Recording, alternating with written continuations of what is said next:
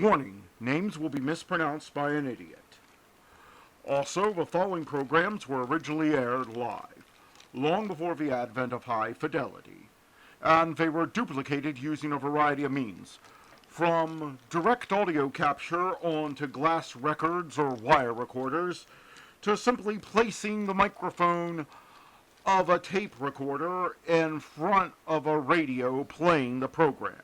I hope, however, that any variance in audio quality will not take away from your pleasure in listening to these, some of the all-time favorite shows. The following program is brought to you in living color on NBC.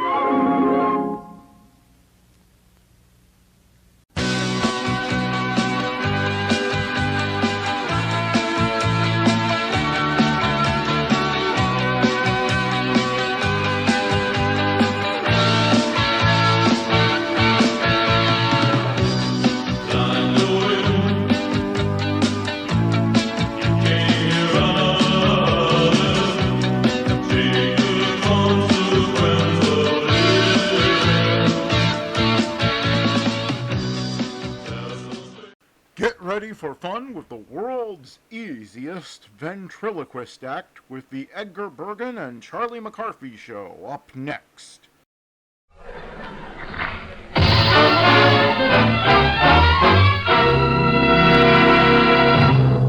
The makers of Chase and Sanborn Coffee, the superb blend you know is fresh, present the Chase and Sanborn Hour. And your host, Don Amici.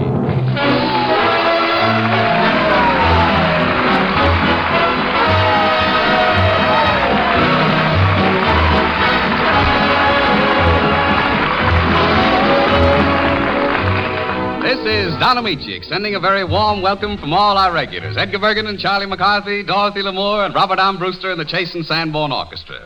Today is Happy Reunion Day, for in addition to our special guests of the evening, vivacious Joan Blondell and garrulous Vera Vague, we have the very definite pleasure of welcoming back that great pal and colleague of ours, Nelson Eddy. Who?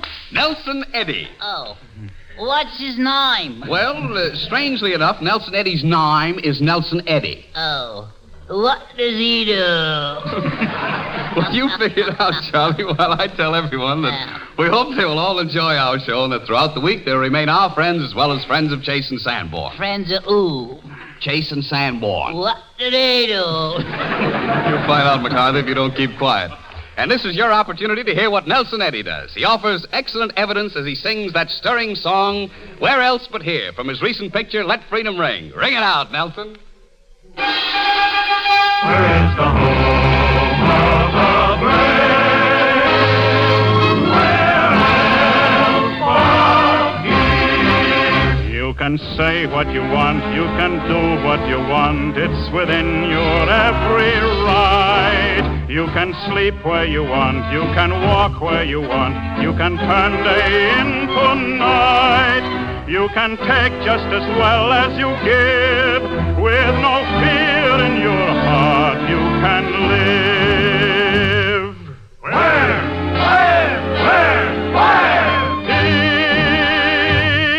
Here. Where else but here? Are you the master of your own little world? Where else but here do hearts beat faster when the flag is unfurled? For your peace and security, you should stand up and cheer. Where can you live, laugh, and love? Where else but here? You can count on friends when you need them. Here you learn the meaning of freedom, whether you're weak or whether you're strong. You can side with a right or wrong. You can walk with your head up high. You're a hero, no, not when you die. For your peace and security, you should stand up and cheer and tell me, say, can you see? Where else but here? can eat what you want. We can eat what we want. You can come and you can go. You can drink what you want. We can drink what we want. You can watch your children grow. You can vote, you can think, you can scheme. You can sing, you can smile, you can dream. Work, Play, love, play. be free.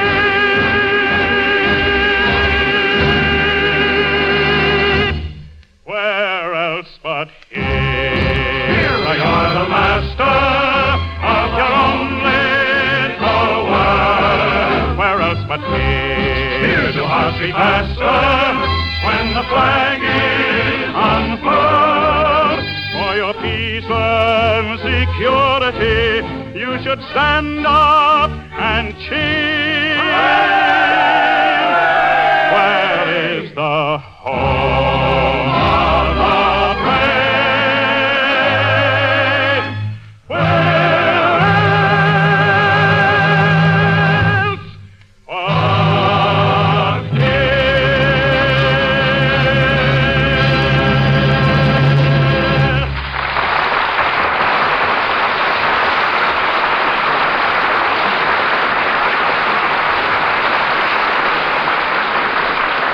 When Nelson Eddy visited Cuba a few months ago, he kept his eyes open for native beauty and his ears open for native music. As a result, Nelson sings us one of his discoveries, a song in the true Cuban spirit. It's called Just Why I Love You. Por eso te quiero.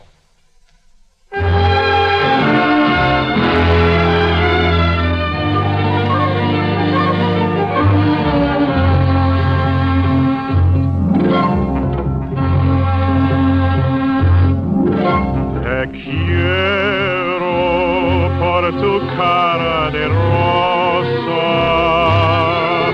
Te quiero por tus ojos divinos. Te quiero porque sé que lloraste en mis días de ausencia, de triste soledad.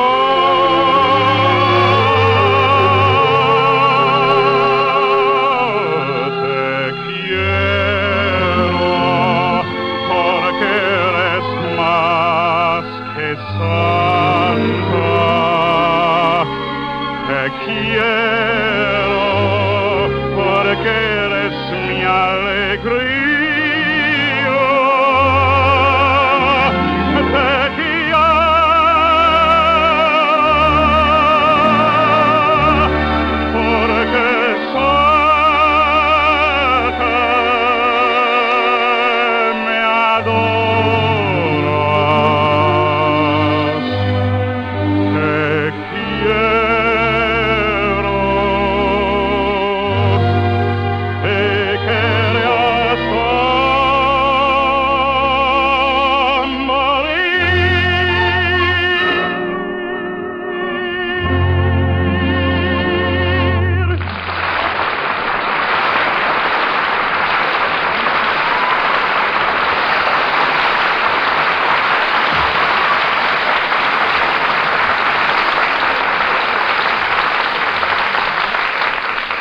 Oh, that was excellent. Now, that really was excellent. Oh, that's very good, Mr. Bergen, what did you say his name was? Eddie. Oh. Nelson Eddy, of course. Oh, yes, of course, of course. Where have you been, stranger? Well, I've been out on the road. Oh, on the road, huh? Selling? Of course not. Road gang? Charlie, no, God. Nelson's been on a concert tour of the country. Oh, I see.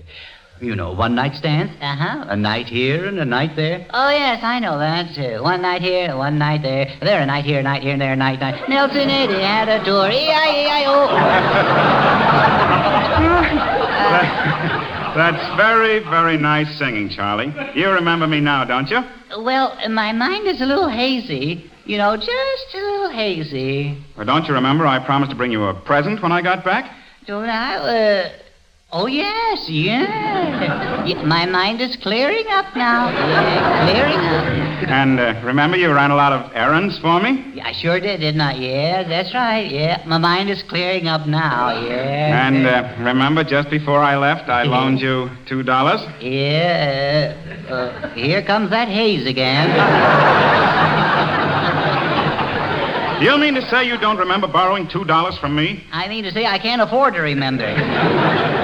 But, Miss Rady, didn't you say something about bringing me back a present, Well, I don't remember. My mind is getting hazy. Oh, I see. I forgot that works two ways, doesn't it?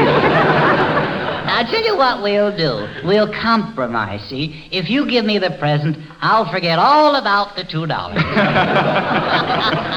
Well, you don't deserve it. Well. But here's your present. Oh, for me? Oh, Miss Edgar, you shouldn't have done that. Do you like it, Charlie? Yeah, do I like it? Why, it's beautiful. Gee, I shall treasure this all my life. What is it? Why, it's an antique. Oh. An English mug with a lid on it. Oh. I thought they always wore derbies. Well, I still say, what is it? It's pewter. Yeah. Well, I thought it, but I didn't want to say it.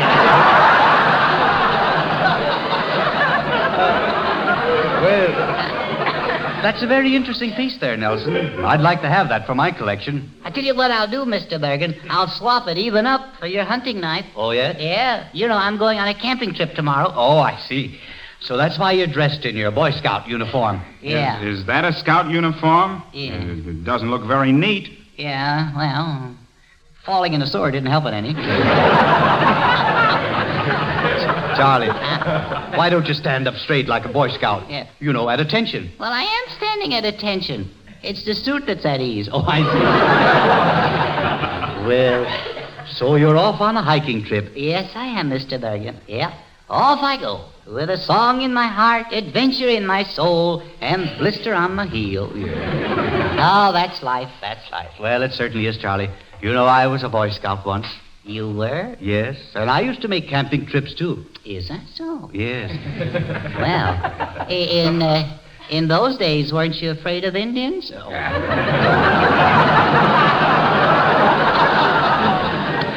From the looks of things, I think they got you, huh?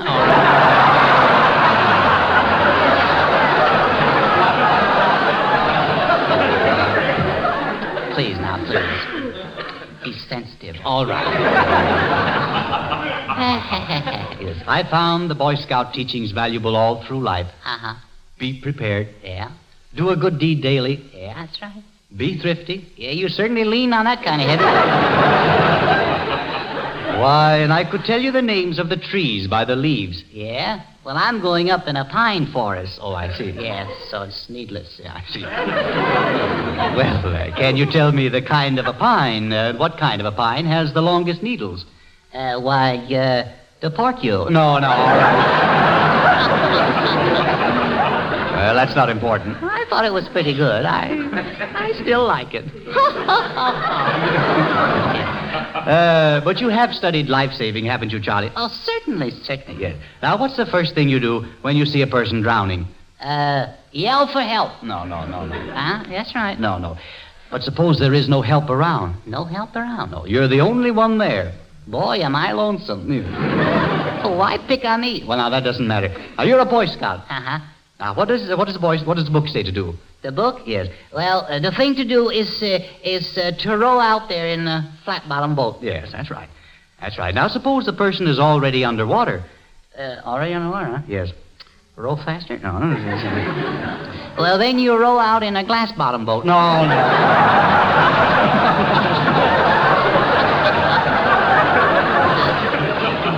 Well, all I can say is a person would be in a fine fix if they were drowning and counted on you for help. You can say that again.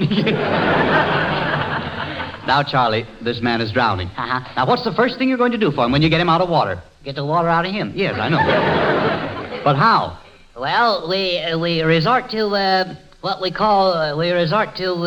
artificial respiration. No. Perspiration. No. Vaccination. No, of course not. Well, by golly, I'm warm. No, you're not. Now, what is it? It's artificial. Yes, that's right. Indignation? No. What are you going to do for this fellow? Oh, it's too late. The guy who got up and walked home. Oh, he did. Well, a fine thing. Yeah. Well, anyhow, Mr. Bergen, there ain't any water where we're going. We're going to climb the mountains. Oh, I see. Up in a mountain. Yeah. Now you're taking the pup tent with you? No, I'm leaving the dog home. Oh, I see. Well, now where are you going to sleep? Sleep? Yes. Oh, we're going to sleep right under the stars. Oh, I see. Yes, sir. Fresh air. Yes. Caught cold already. Well, now, I think that's going to be very fine. Yes, I think I'll like it. You like sleeping in the open, don't you? Yes, it's well ventilated. Yes, you might. The only thing is my nose gets cold, see, so I have to sleep on my stomach. Oh, I see. Sort of southern exposure. Yes, I understand. Yeah. Well, are you all set for your trip, Charlie? Yes, sirree. I got all my equipment and hiking outfit, and my axe, and first aid kit, and fishing pole, extra uniform, 9 blankets, a comforter, and an inner spring mattress, and a fowling piece. My, sounds like a lot of equipment. Yes, it is. How long are you going to be away, Charlie? Oh, just overnight. Oh, I see. All right.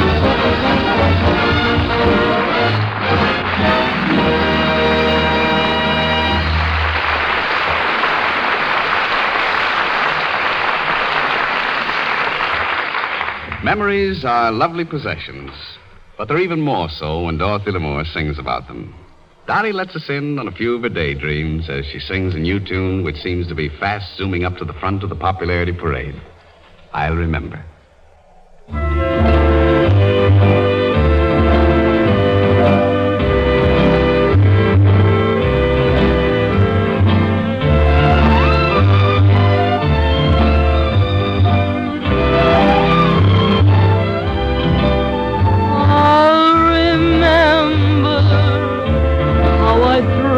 At the sight of you,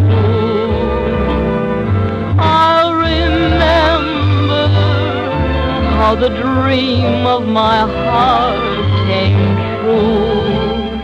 I'll remember how we stood in the moon glow, so young and free, so glad to be alone.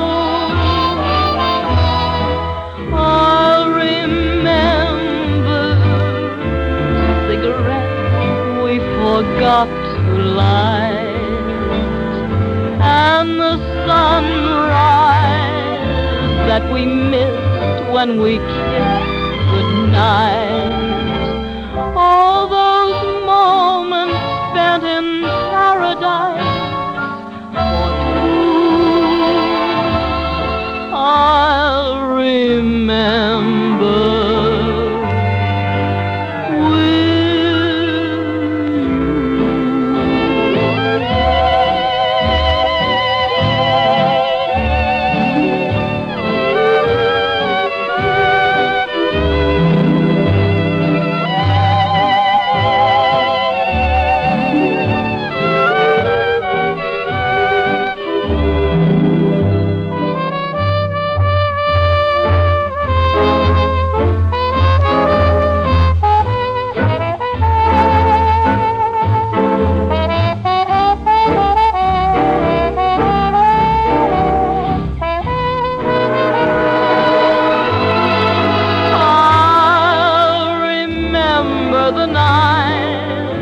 When I thrill at the sight of you, I'll remember delight in my heart when a dream came true. I'll remember the scene as we stood in the moon glow, so young and so free, so glad we could be alone. I'll remember cigarettes we forgot to light, and the sunrise that we missed when we kissed goodnight. All these moments spent in paradise for two.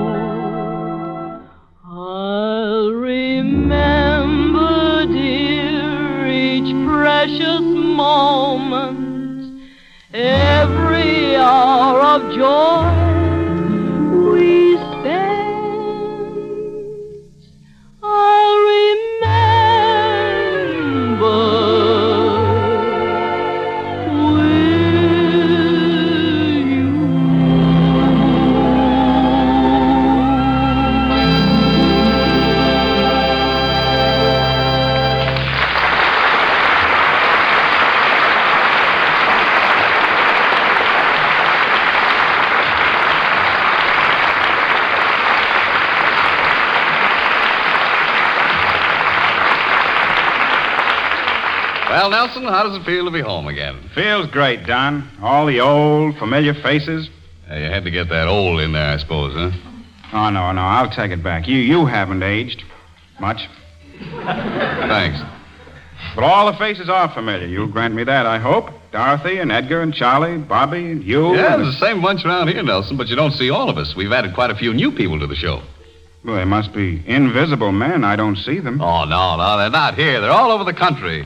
Ted Kimball's in Salt Lake City. Jim Matthews is in San Francisco. Fred Weingarth is in the Southwest. Then there's Bill Spargo. Well, wait a minute, Don. I'm glad to meet all these far-flung gentlemen, but I thought the Chase and Sanborn Hour was a Hollywood show. Well, about 58 minutes of it is Hollywood, Nelson. But the other 2 minutes are devoted to special local news from Chase and Sanborn in each locality. And now is the time when all these members of our show talk to their neighbors, just like this. Welcome back, Nelson Eddy, and thank you, Don. This is Bill Spargrove with news about the Chase and Sanborn dated coffee that comes in the new silver package. Now, some of you will see that new silver package tomorrow morning for the very first time. It's just come to your town. But a few cities have had it long enough to try it out. And wherever it goes on sale, people change to it just as fast as they can. Because it brings you coffee that's the last word in freshness and delicious flavor. It's bound to be fresh. It's roasted right in your own section and rushed to your grocer in our fast trucks. And the date it arrives, freshly roasted, is marked on every silver package. And so you know your coffee is fine and fresh and full of flavor. And that's what you want, freshly roasted coffee. And freshness is important because stale coffee can go bad, just like milk or eggs. And when it does, there's no fun drinking it. But our dating system protects you from all that. You're sure of freshness and fine flavor with Chase and Sanborn dated coffee. Try it in the wonderful new silver package. There's no increase in price. Use it for hot coffee or for iced coffee. Either way, I think you and your family are going to agree that it's just about the finest tasting coffee in the world.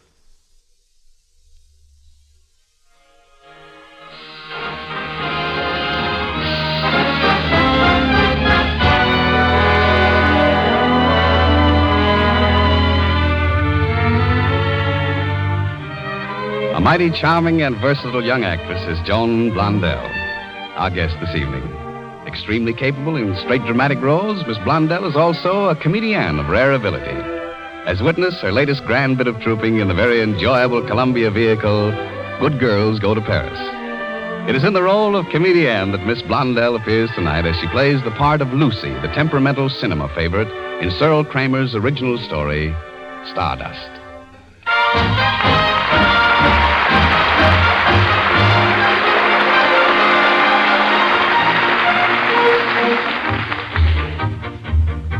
The scene of our play is the Empire Suite of a large hotel in Hollywood, California. The time is 1 o'clock in the afternoon. Lucille Manton, movie star, is awaiting a visit from her agent, Jerry Williams. There's a knock at the door. Come in. Hello, Toots. Don't call me Toots. Just you say, Toots. Did you hear me? I said don't call me Toots. Oh, relax, baby. You're among friends. So what are you doing up at 1 o'clock in the afternoon? You got insomnia? No. I often get up at 1 o'clock in the afternoon. Yeah? Well, what's on your mind? Must be important to have me rush up here to the Royal Suite at an hour like this. Is it too much to ask my agent, the man that takes 10% of everything I earn, to call on me? No, of course not, honey. What's bothering you? That new contract. That's just what I thought. Here it is, baby, right in my pocket, ready to sign. And some contract. $10,000 a week for 2 years straight. No options. Honey, Jack Gainsborough's immortal soul is wrapped up in this piece of paper here. $10,000 a week? For 2 years. Wow, that's pretty good. Yeah, from Jack Gainsborough, it's perfect. He doesn't hand out 10,000 a week contracts like they were cigar coupons. Yesterday afternoon, we were huddled from 2 until 6. Watching the horses. Horses, nothing. We were talking about you.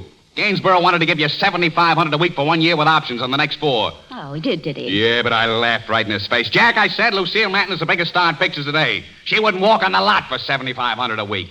Let's see the contract. Yeah, here it is, honey. Put your Henrietta Hancock right there under mine. That'll make it legal. Ah, it is a nice contract, isn't it? They don't make them any nicer, baby. Now sign right here. I'm not signing. Right here. You're not what? I'm not signing the contract. Put it back in your pocket or tear it up. You tear it up? You heard me. Tear it up. What's the matter with you? Nothing. Have you gone crazy? I don't think so. Well, then what? Isn't $10,000 a week enough? Plenty. 2 years straight without options. Very nice. And what's the matter with this contract? There's nothing wrong with the contract. It's me. I'm quitting. I'm through. Finished.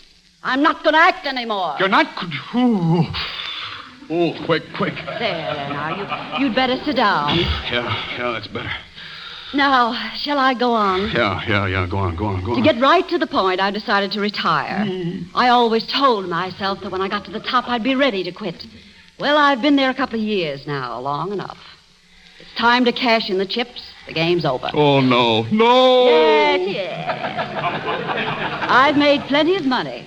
All I need for the rest of my life, so I'm quitting. Yeah, but then what are you going to do? You can't just walk out into empty space. I'm going to get married. Married? Yes, married. You know. Church, organ music, flowers. You must have heard of it. Oh, no, it's not true. I'm going to wake up and find it's a horrible nightmare. Who are you going to marry? Harold. Harold? Yes, Harold Peterson, my leading man. Oh, for a minute I thought you were serious. Oh, I am serious. You mean you're actually going to marry that sawed-off little shrimp? He's not a sawed-off shrimp. Why? I can't believe... You don't have to. But there it is. Harold and I are going to get married, settle down, and raise babies. What was that? What's the matter with you? My heart's gone back on me. Does it upset you that much? Upset me. Do you know what you've done? Nothing terrible. Refused to sign a contract. Look, Lucille, look, you can't do this to me. Can't I? No, we've been pals too long, you and I won't let you. You won't let me. What do you think you are? Well, I'm your friend, your counselor, your guide. My agent, you mean? All you can think of right now is your 10% of $10,000 taking a powder forever. So help me. What kind of a man would I be to think of money at a crisis like this? You figured the moment I signed that contract, you could sit back and take it easy with a $1,000 check coming in each week for the next 2 years. That's what's hurting you. On my honor. Oh.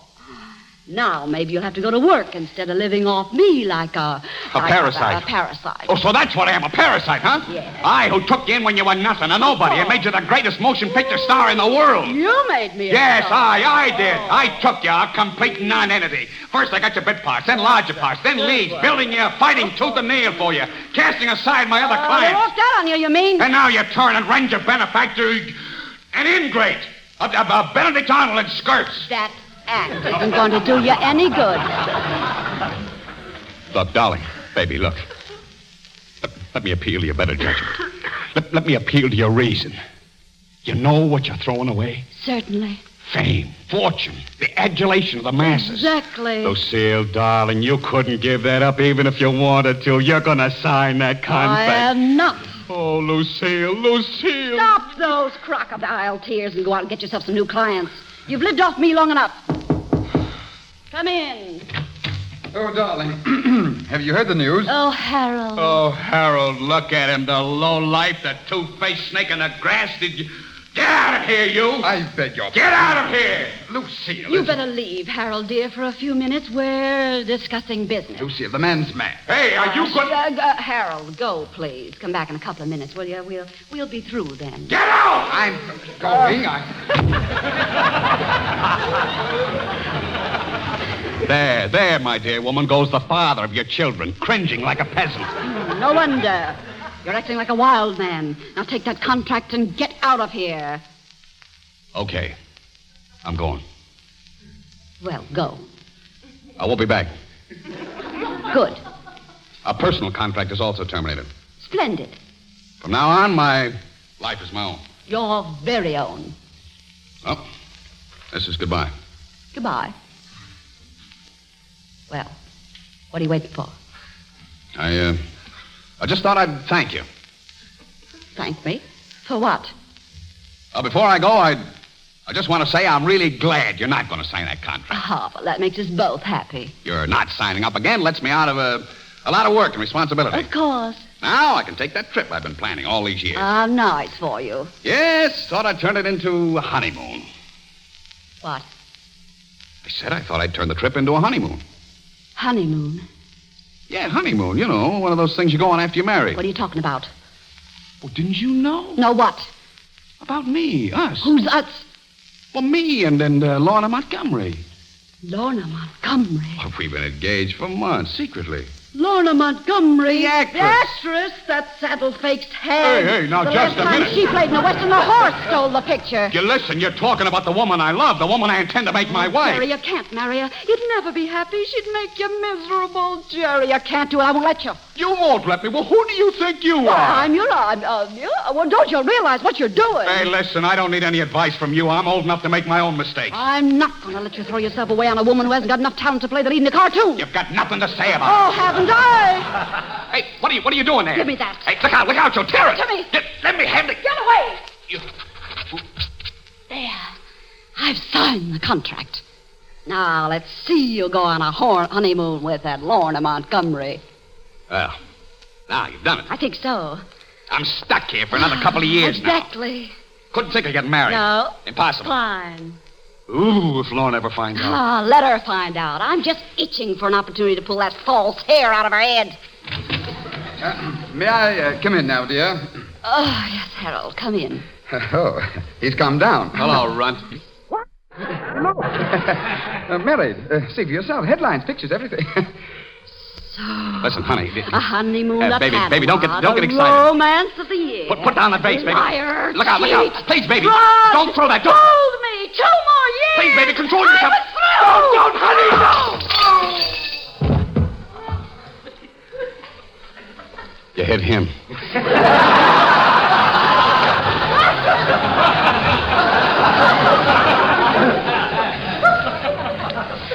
It's your fault. You ducked. He's out cold. Yes. When it comes to, he probably won't marry you. Blow on the head like that, might not even remember you.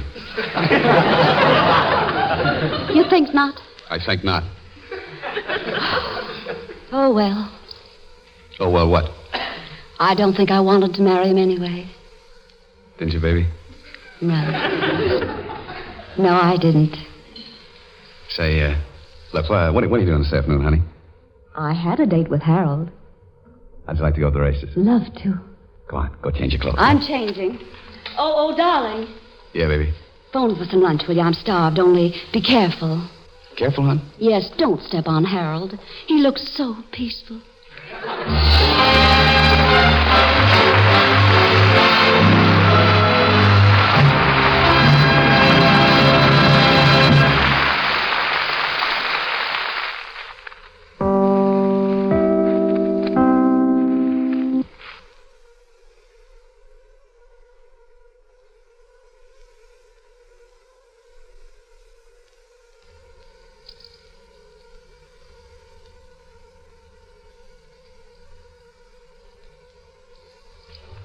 This is Don Amici and the Chase and Sanborn Hour continues. American music has been infinitely enriched by the melodic contributions made to it by the late Victor Herbert. Nelson Eddy sings his very beautiful song, I'm Falling in Love. Nelson?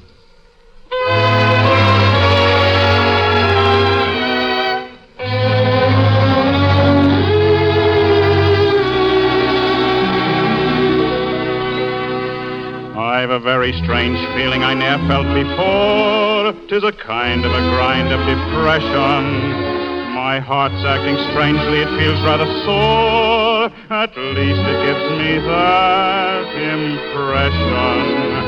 My pulses leap madly without any cause.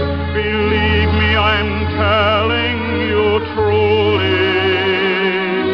I'm gay without cause, then sad without cause. My spirits are truly unruly. For I'm falling in love with someone, girl. I'm falling in love with someone. Head of world.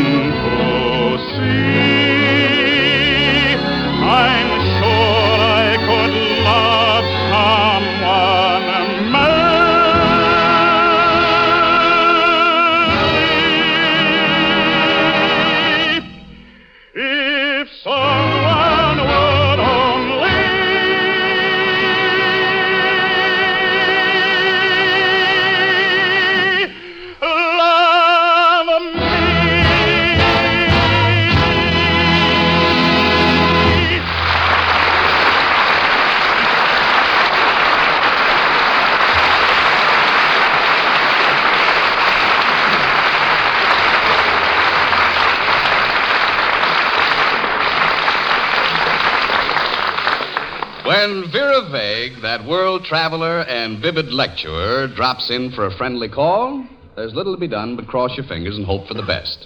And Vera is with us this evening, up in the air and flying high. So greetings and salutations, Vera Vague.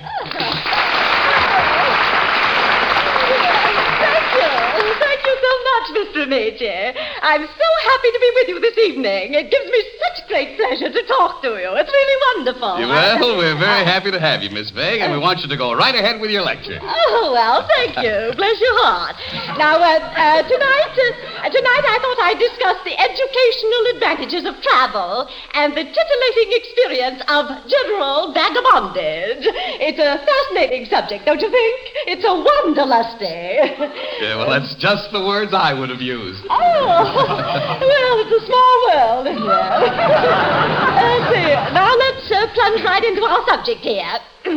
You know, Mr. Amici, I'm quite a traveler myself. I spent a good many months in England, a very interesting and cultural spot. Yeah. Now, as we all know, England is located, well, it's somewhere between Ireland and the British Isles. It's full of inhabitants. That is, quite a number of people live there. Where am I? Well, as I remembered, you were discussing the English. Oh, I was? Oh, yes. Well, I don't see why I shouldn't discuss the English. I feel that England and America have a great deal in common, especially musically. I believe that's due to the alliance of the Anglo-Saxophone peoples. Undoubtedly. Yes. Now, as you know, England is full of interesting edifices, churches, and art galleries. I remember while there, I went to see, we saw some beautiful old, well, it's very foggy in England. You really can't see a thing. You've been over there, haven't you, Mr. Amici? Oh, yes. I have a great many friends in England. In fact, I got a letter from there this morning. Oh, you did? Well, what did it say? Why? What do you want to know for? What do I want to know for? You're the most inquisitive person. I'm inquisitive. No, Miss Vague, this letter was from a young lady in England. She wrote for financial advice. It seems she just lost 2,000 pounds. Oh, my, she was heavy, wasn't she? Oh, yes, I see what you mean. Yes, Miss Vague, you're sure you went to England, aren't you? I mean, you haven't told us anything very concrete as yet. Well, certainly I went to England, young man. I even attended Oxford while I was there. The Oxford men were so interesting. I mean, the Oxford courses were so interesting. In fact, I spent 3 years there learning, pursuing learning. Yes. Where am I? What's trumps?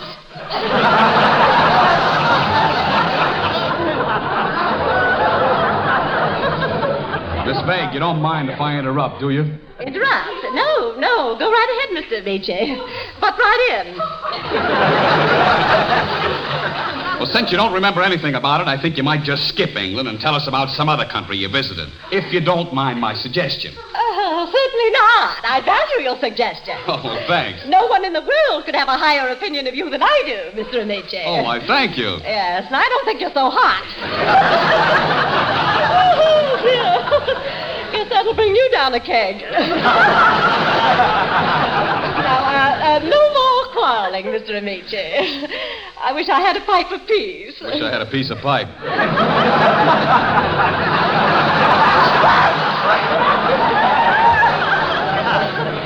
Bless your heart.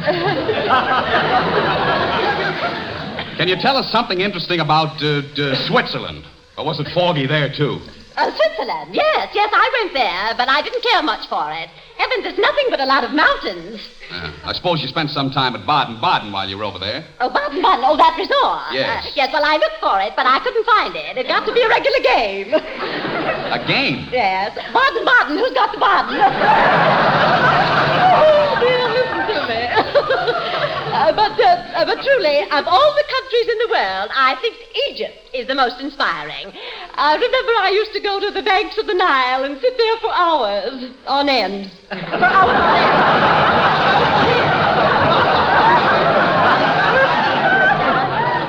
But of all the countries in the world, I think Egypt is the most inspiring. It's so inspiring. Pardon me, Miss Vague, but you're repeating yourself. What's that, young man? I say you're repeating yourself. Well, so are you. Now, you just leave me alone. I know what I'm doing. Now, the Egyptian civilization is very old. It dates way back to,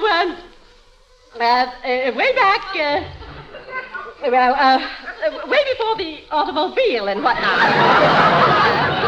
Yeah, especially the whatnots. Yeah. No, now, please, Mr. Amici. Of course, while in Egypt, you went up the Nile, didn't you? Oh, yes, all the way up. And isn't it a lovely view from the top?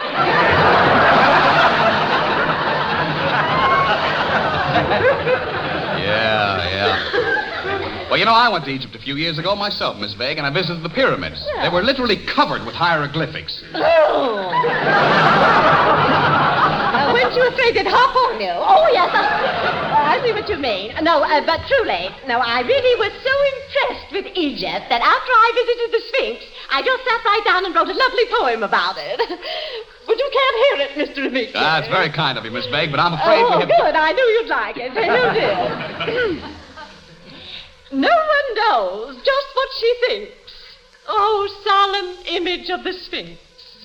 'Tis to Egypt we must give our thanks for that early wonder named the Sphinx.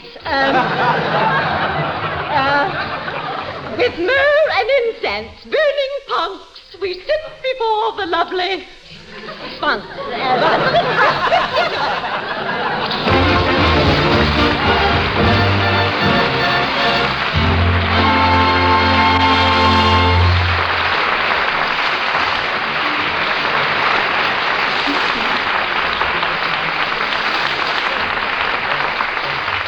Some people prefer the soft, dreamy kind of music, and I'm no exception. But more often you'll find me a fall guy for the vim, verve, and vitality kind. To be more specific, Embraceable You and I Got Rhythm. Robert, let's start verbing.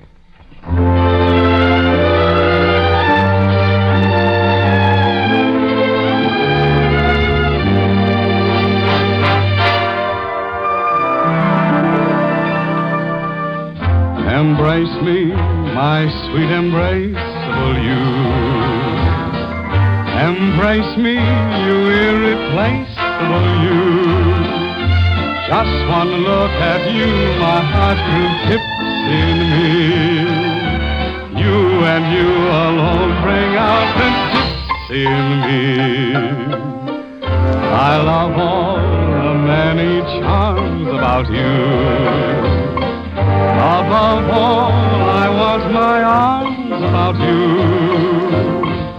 Don't be a naughty baby. Come to Papa, do. My sweet embraceable you.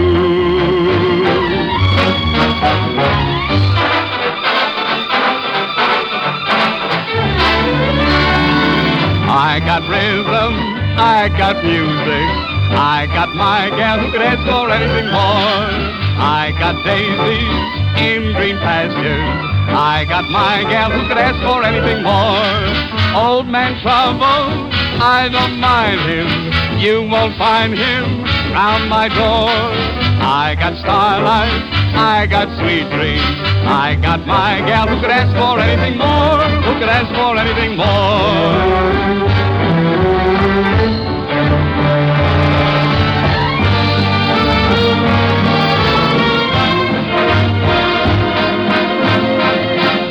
Don't be a naughty baby. Come to Papa, do. My sweet embraceable you.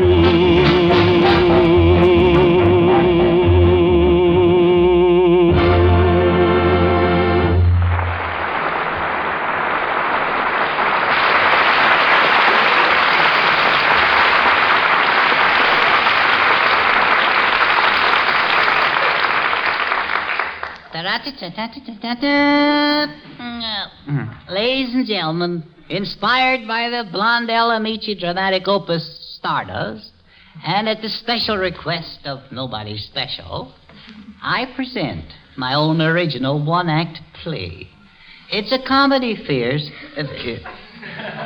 Bergen. Well, I'll watch that. Oh, yeah, I'm sorry. It's a comedy farce. Full of fierce comedy. Bannon, tell him about it. This play employs a cast of thousands and includes Joan Blondell, Dorothy Lamour, Nelson Eddy, Don Amici. 12 white horses, 14 trunks of wardrobe. Yes, 3 people will positively appear. We hope. Since playwright McCarthy sets this scene in a theatrical booking office, he's given his play the working title of Fishing Prohibited or No Casting Today. Curtain.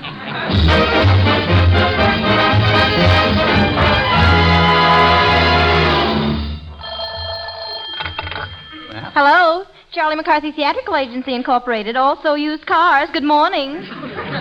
Wrong number. Goodbye. Hi, Dizzy. Hello, boss. Say, there's a lot of people in the waiting room. What are they doing down there? Waiting. Well, that's as it should be. Show them up one at a time. Hey, you, come in. Hey, you. That's fine talk. Courtesy is our middle name. Yeah, but we never use it. I'd like to see 10% McCarthy, the agent. Yes? Are you the gentleman? No, I'm the agent. What do you do? I'm a dancer. Maybe you caught my act at the country club. I have talent. Yeah. I'll go far. Yeah. I hope you do. And the farther, the better. Ain't you got an opening for me? Yes, we have. The first door to the lamp. I saw your act, sister. Didn't you like it? Maybe you caught me at a disadvantage. I sure did. It sure was a disadvantage, all right. The curtain was up. I will admit that the opening was a little slow, but didn't you think the ending was awful good? Well, it was a relief, yeah. Anyhow, dancing really isn't my specialty. Well, that's evident. I'm really a Shakespearean actress. Uh-oh. Yeah. To be or not to be? What a question. What an actress. Now get out of here, will you? Hello, Charlie McCarthy Theatrical Agency Incorporated. Also real estate and insurance. Good morning. Wrong number. Goodbye. Gee, we sure don't get a lot of phone calls around here, don't we? Who's next? I am next. Sir Nelson Booth Fonetti, the great Shakespearean tragedian.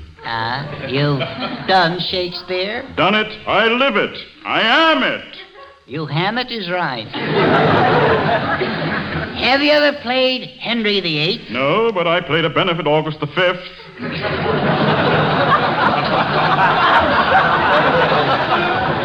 Well, that's near enough. Is there any work for a great artiste today? Well, there's only one position open, and it ain't too good. What does it call for? Well, all you have to do, really, is jump off the top of a 3-story burning building. I thought my friend Joseph York was cast in that part. Yes, and he's still in the cast, but not in the part. What do you mean? He missed the net, as it were.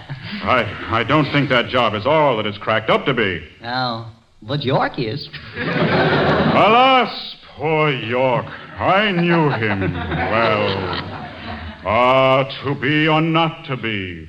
That is the question. To jump or not to jump, that is the question. Gadzooks. Yeah. To think that I am asked to jump off a 3-story burning building. Sir, that is an outrageous insult. But it pays $15. I'll take it. Oh. I'll jump with a spear. Sir, farewell. Scram, ham. Take it on the lamb. Door slam. Thank you.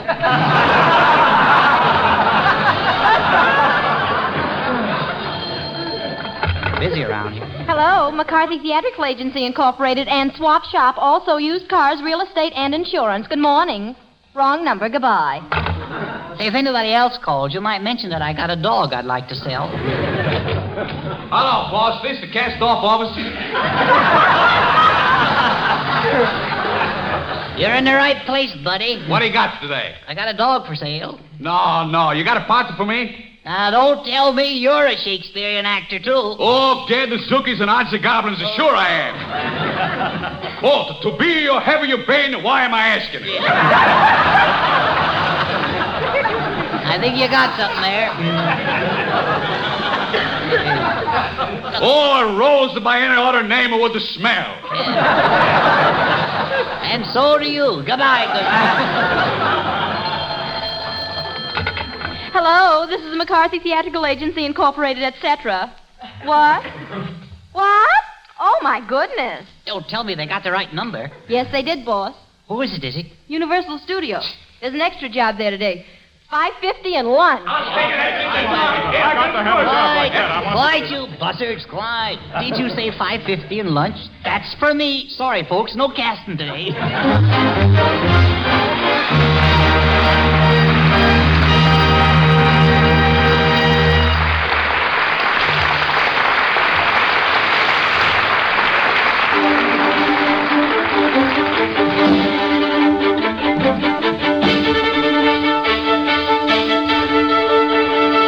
Robert M. Brewster and the Chase and Sanborn Orchestra play their arrangement of Mussorgsky's Hopak.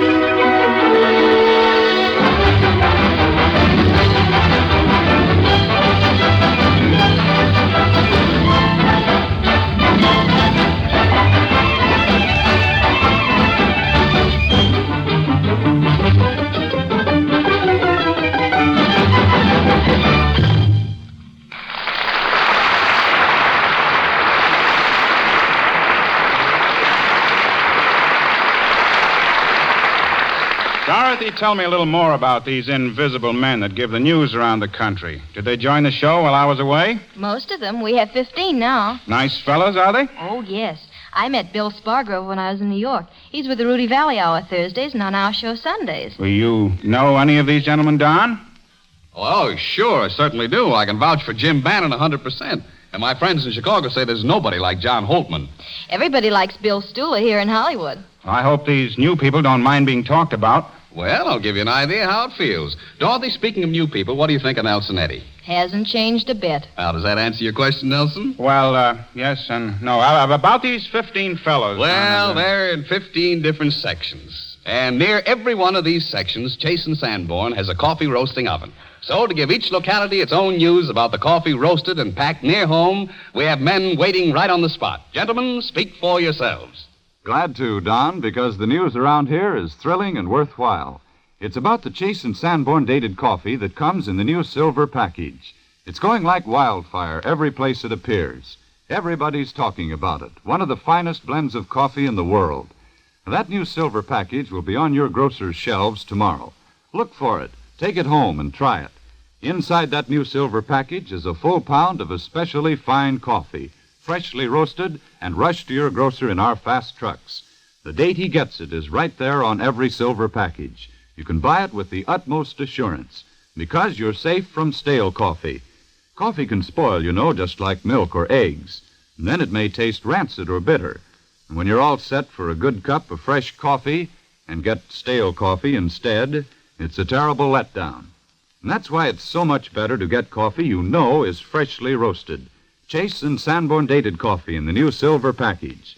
Remember, you don't pay a penny extra for all its extra goodness. So try it tomorrow.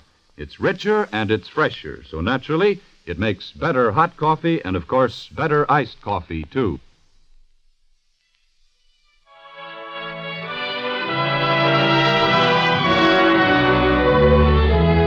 Nelson Eddy sings Is Not His Word Like a Fire from Mendelssohn's impressive oratorio, Elijah.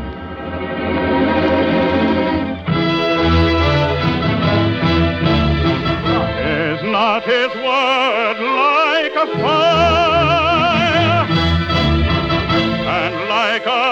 hammer that breaketh a rock, a hammer that breaketh a rock, that breaketh a rock into pieces, like a fire, and like a hammer that breaketh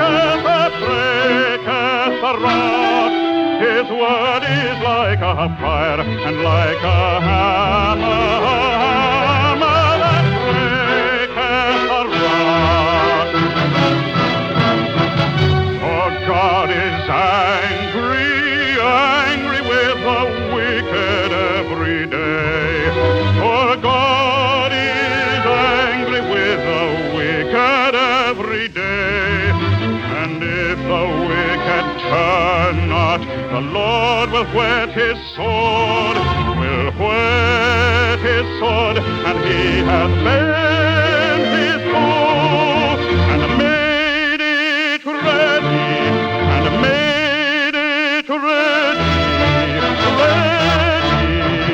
Is not his word like a fire, and like a hammer that breaketh a rock, and like a hammer that breaketh a rock?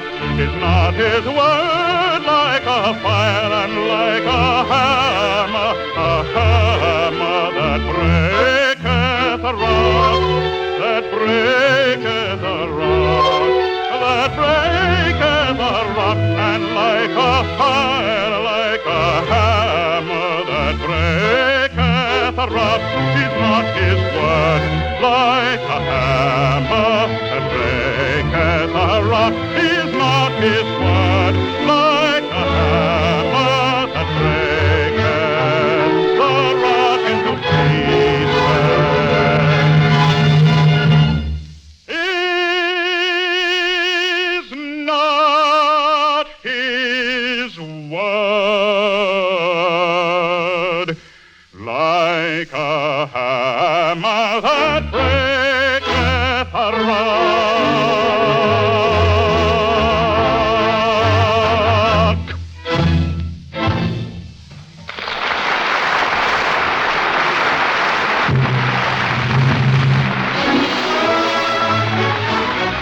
And so we come to the end of another Chase and Sanborn Hour, an hour that's made possible by your purchases of Chase and Sanborn coffee. That's the best way of telling us you enjoy our show. We'll all be back next week. Nelson Eddy, Edgar Bergen and Charlie McCarthy, Dorothy Lamour and Robert Armbruster and the Chase and Sanborn Orchestra. Our special guests will be Joan Bennett and Charles Irwin. Until next Sunday, then, this is yours sincerely, Don Amici, saying au revoir. This is the National Broadcasting Company.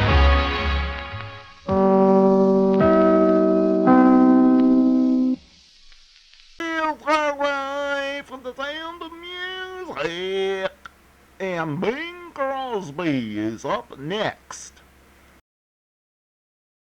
The Crst Music Hall with Bing Crosby, Trudy Irwin, John Scott Trotter and his orchestra, Frank McHugh. And here are Trudy Irwin and Bing Crosby. There's a bright golden haze on the meadow. There's a bright golden haze on the meadow. The corn is as high as an elephant's eye. And it looks like it's climbing clear up to the sky. Oh, what a beautiful morning. Oh, what a beautiful day. I got a beautiful feeling. Everything's going my way. All the cattle are standing like statues. All the cattle are standing like statues. They don't turn their heads as they see me ride by. But a little brown maverick is winking her eye. Oh, what a beautiful morning. Oh, what a beautiful day. I got a beautiful feeling. Everything's going my way. All the sounds of the earth are like music. All the sounds of the earth are like music. The breeze is so busy, it don't miss a tree. And an old weeping willow is laughing at me. Oh, what a beautiful morning. Oh, what a beautiful day. I got a beautiful feeling. Everything's wonderful. Everything's beautiful. Everything's going my way.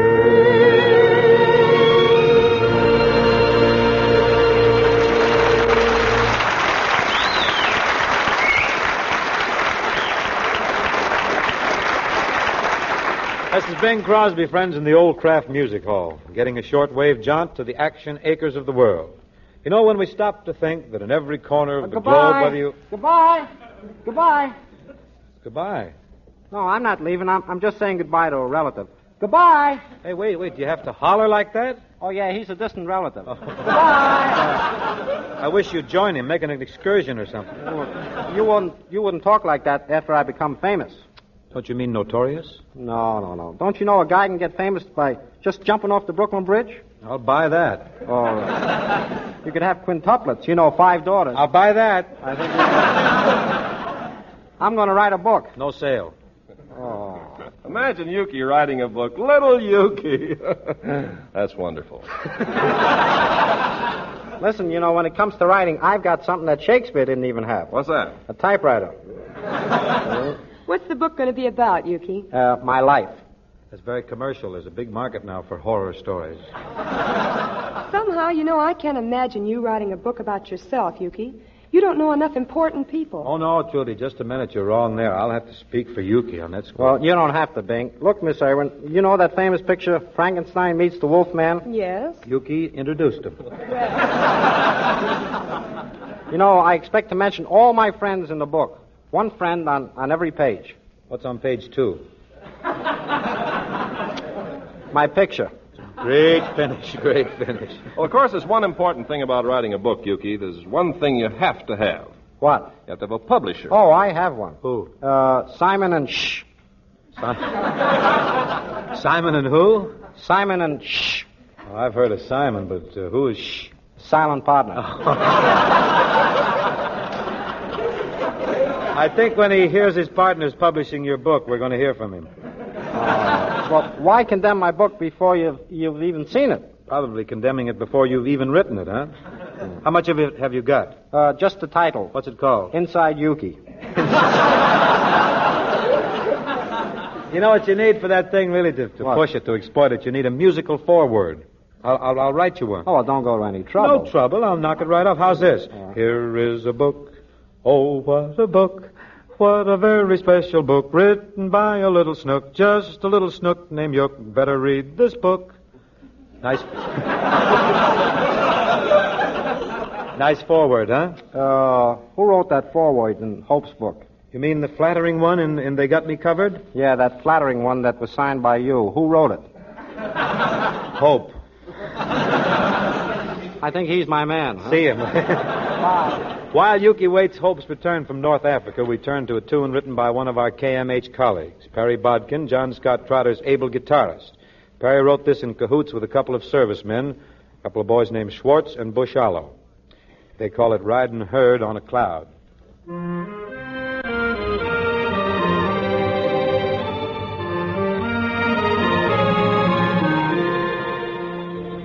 This old world is stampeding. Said a lad, what it's needin' is a cowhand in the sky. So I'm through roping dogies. Let's corral those Axis bogies. Give me a horse that can fly. Now he's riding herd on a cloud tonight. Left his spurs and his saddle on the range with his cattle. and he's now in flight with a crew of hardy hustlers on the lookout for some rustlers who might be sneaking up on Uncle Sam.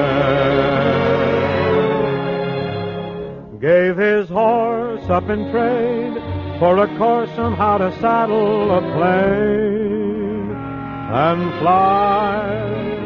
Now he's in for the duration, ki-yi-yipping in formation with the cowboys of the sky.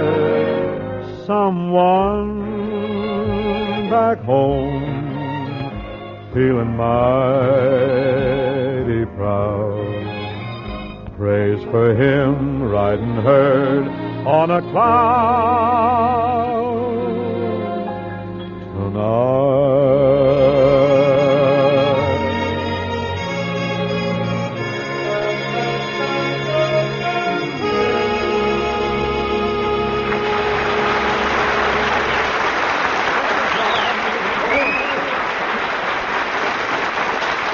Hey, Perry. Perry, that's nice? That's a nice tune, Perry. Thank you. You like it, Ken? Oh, very much. Is that all you have to say? Oh, hardly. We'll come up with something. Well, these days, conscientious homemakers are being especially careful not to waste any food. For food is a vital weapon of war. It's our duty to use all we have, even the smallest leftovers. Salads are one of the best of all ways to use small amounts of leftover vegetables. You'll find almost any vegetables taste good together in a salad with Miracle Whip. Miracle Whip has an utterly different, delightful flavor you get in no other dressing, a flavor that's made it America's big favorite. Miracle Whip combines the qualities of zesty boiled dressing and fine mayonnaise. You just don't know what treats your nutritious salads can be till you taste them with Miracle Whip. Look for it at your food store. Creamy, golden Miracle Whip salad dressing. I love life. I want to live. I love. Whoa, singing songs in a cabaret, and was I having fun? Until one night I didn't sing right, and now I'm on the run. Whoa, lay that pistol down, babe, lay that pistol down. Pistol packing mama, lay that pistol down. Never flirt with a gal named Tess down old Texas way, because if you do, I'm telling you, here's what you'll have to say. Lay that pistol down, babe, lay that pistol down. Pistol packing mama, lay that pistol down. Now listen to the story of a red-haired gal named Peg. Oh, she shot a pistol in the air and hit me in the leg. Lay that pistol down, babe. Lay that pistol down. Pistol packing mama. Lay that pistol down. Ah, darling.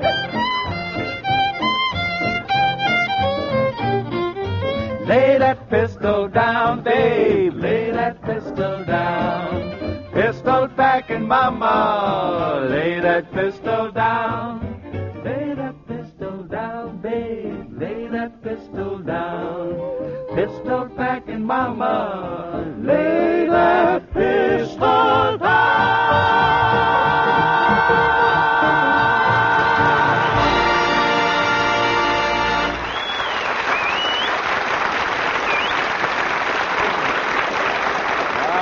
Ready tonight. No new name around the old Kraft Music Hall, and a familiar face in many a cinema. My friend Frank McHugh, like most of Shodham's gentry, can be found in his spare time, traveling from camp to camp, entertaining our armed forces. Tell me, Frank, on those trips, how do you spend most of your time on the train? I read. You read? With all those showgirls to look at, you read? What do the other members of the company do? I read. You care to divulge the nature of your reading matter? The Drover boys. The Drover? Are they still active, the Drover boys? Oh, the dauntless Drovers go on and on. Only last night I finished The Drover Boys in a War Plant, or frozen at Lockheed with blowtorch and overtime. Is that their last book? Oh, no. Their last book is The Drover Boys in a Calcutta Delicatessen, or Watching the Swami Salam the Salami. I love to read about those fearless lads setting forth on another dangerous mission fraught with peril. Who knows what lies ahead as Tom Drover gathers his brothers together and says, "Let us go down to the beach this evening, Dick. They say the Grunion are running at Santa Monica." How jolly, Tom. Wager me 5 on the favorite. The show, of course. Can you bet for it? For the benefit of those who have not read earlier volumes in the Drover Boys series, there were 3 in number. As a baby, Dauntless Dick had fallen on a picket fence, and ever since then had suffered from a split personality. Fun-loving Tom. Oh, fun-loving Tom. Oh, he always kept his ear on the alert and his teeth in a glass of water. One morning, Tom said, "Dick, do you suppose we shall ever hear from Ramona again?"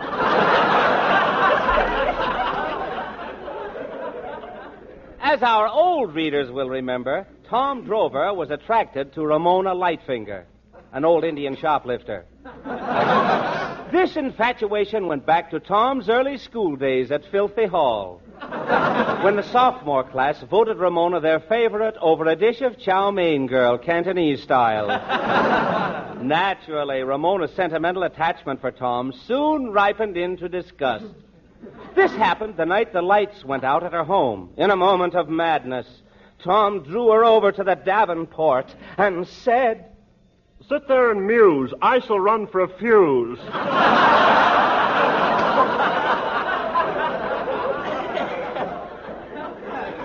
Dick Drover, too, had fallen in love. It happened the day he met Dora Glandhope in the delicatessen shop between a barrel of smoked salmon and a tub of pickled herring. Rushing toward her, the devil may care Dick cried. "Hello."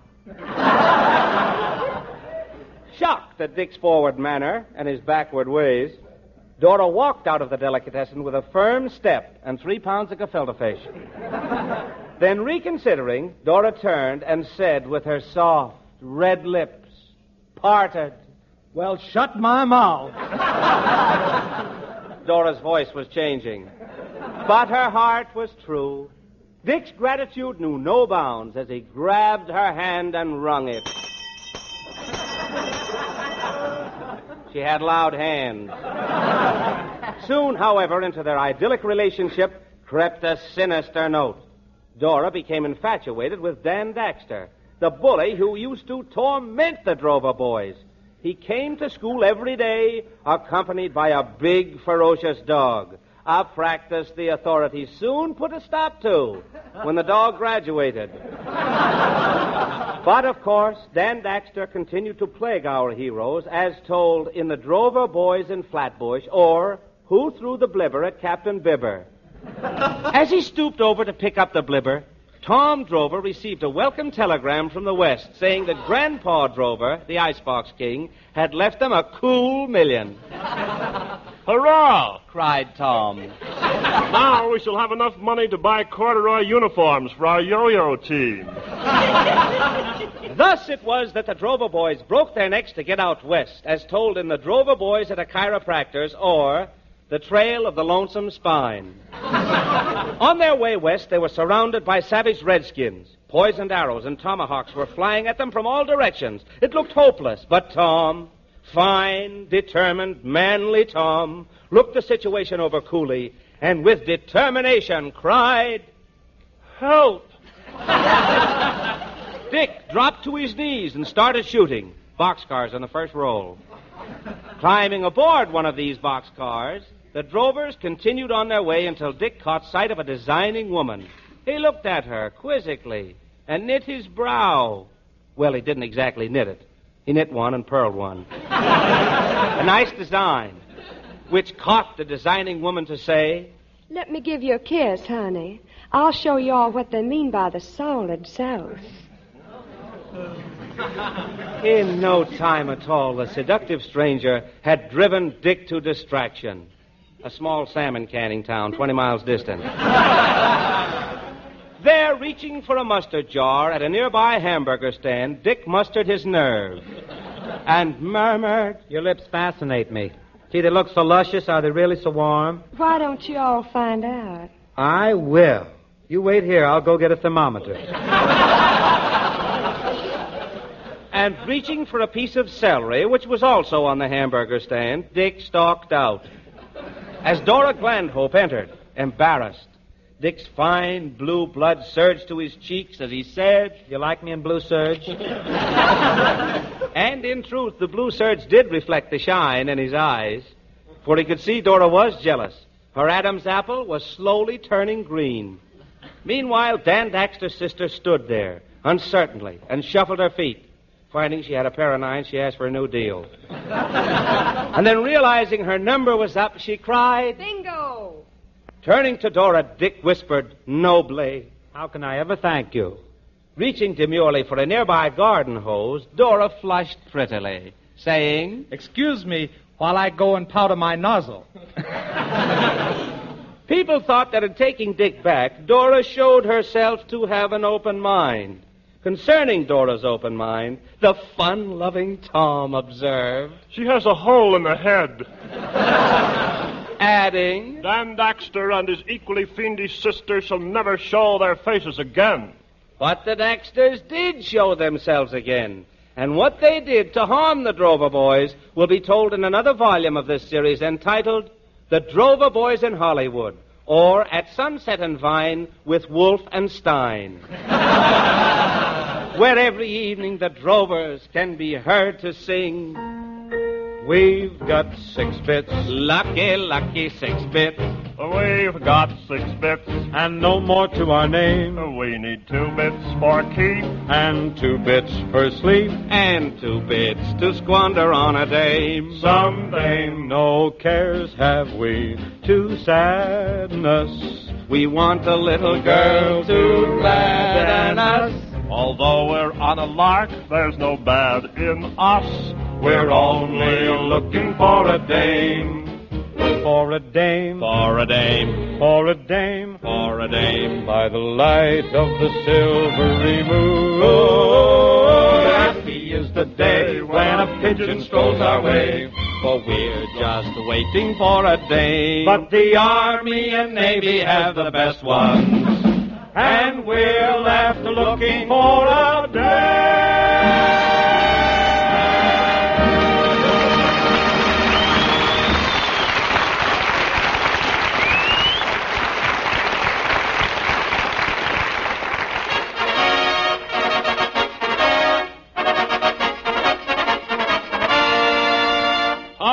March is back. 1913. Beef is 28 cents a pound, and domestic servants are demanding $35 a month.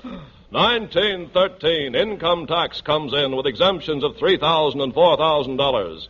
1913, and men reading their Sunday newspapers can be heard muttering, Parcel post system goes into operation. If I ever... Daddy, will you read me the Katzenjammer Kid? If I ever use that parcel post Will again... you, Daddy? Read me Foxy Grandpa, Will you? Oh, go tell your mother she wants you. That's what she told me to tell you she did. Well, go anyway. Well, I'm busy. Gee whiz, Daddy. Ain't you glad you got a little girl? Yes, of course. But this parcel post, if I ever send a package by parcel post, I hope... What's parcel post? What's the difference? It's no good. Why, Daddy? Well, the post office department starts this parcel post service, and the day it starts, I look in the paper and I see a horse is running. His name is Natty Parcel. What did you want Natty Parcel to do, Daddy? Win the race, honey. It was a hunch, see? Natty Parcel, parcel post. Did he win it? Left at the post. Oh, for heaven's sakes, Harry, what are you saying to that child? Well, I was just telling her that I thought... Don't talk, Daddy, don't talk. Sing like you do in the shower. Go ahead, will ya? If I had my way, dear, forever there'd be a garden of roses for you and for me. some things I would do just for you. For you. Just for you. Just for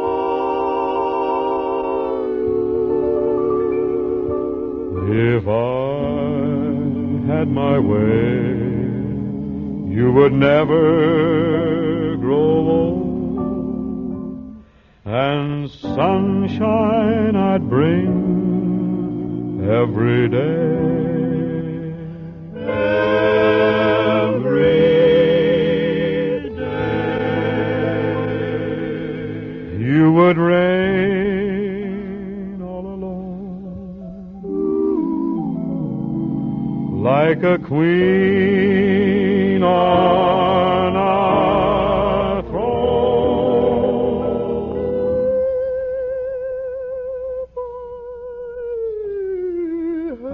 If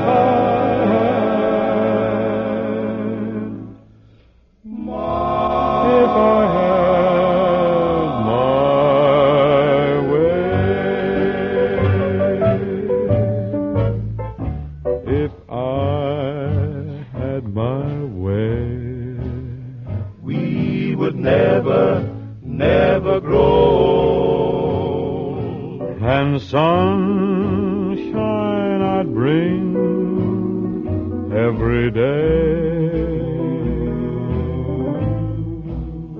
You would reign all alone, like a queen on a throne. If I had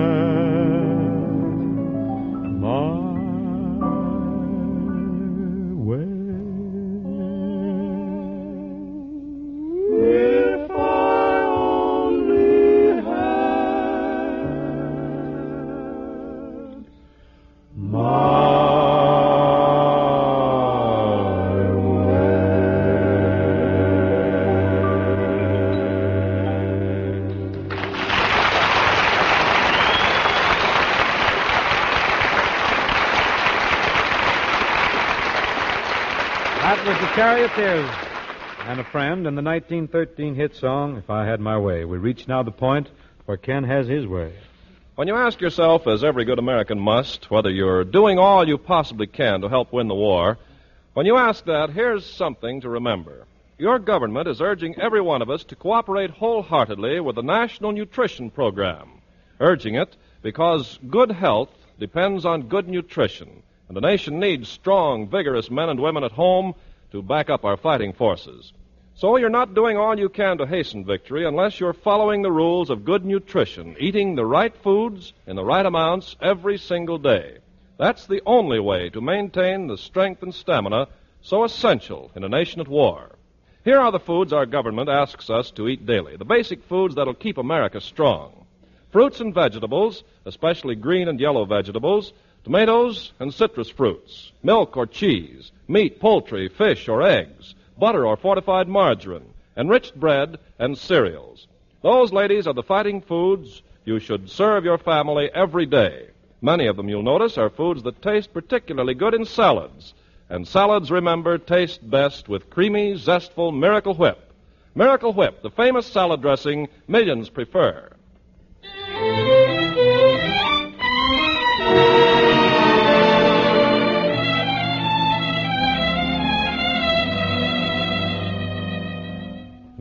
Lived a dream by a blue mountain stream in Nevada. Millions of stars were exclusively ours that night. Your heart was part of my heart in the heart of Nevada. Tulips divine were so willingly mine that night. There on our hilltop with nothing but heaven around us, ourselves in a heavenly moonbeam till sunrise found us. We fell in love, oh so madly in love, in Nevada. We lived a dream by a blue mountain stream that night.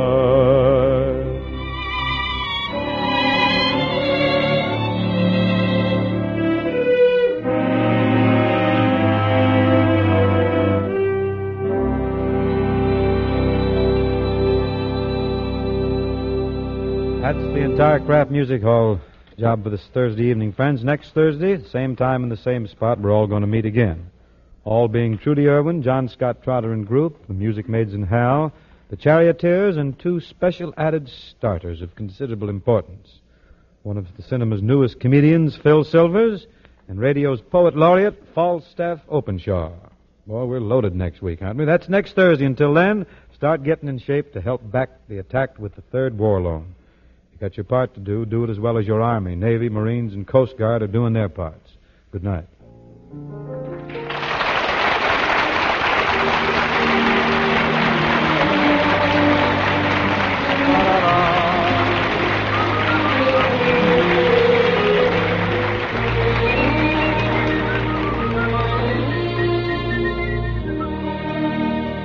Tune in the Kraft Music Hall next Thursday at this same time to hear Bing Crosby, Trudy Irwin, John Scott Trotter and his orchestra, the Music Maids and Hal, the Charioteers, and Bing's special guests for the evening, Phil Silvers and Falstaff Openshaw. The Kraft Music Hall comes to you from Hollywood's Radio City.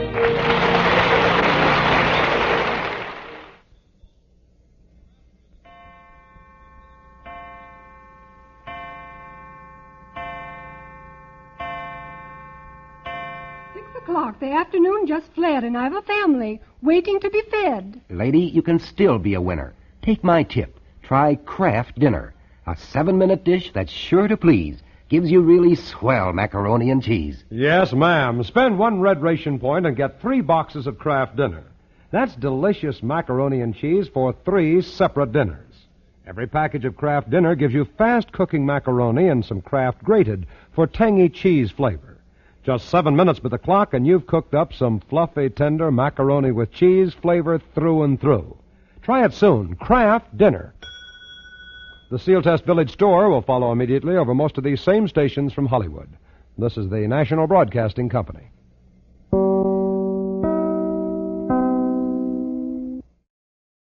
One of old-time radio's longest-running and most popular programs, CBS Mystery Theater, is up next.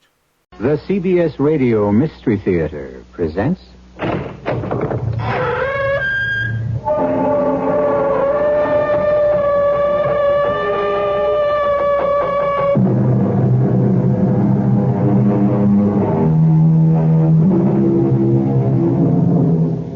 Come in.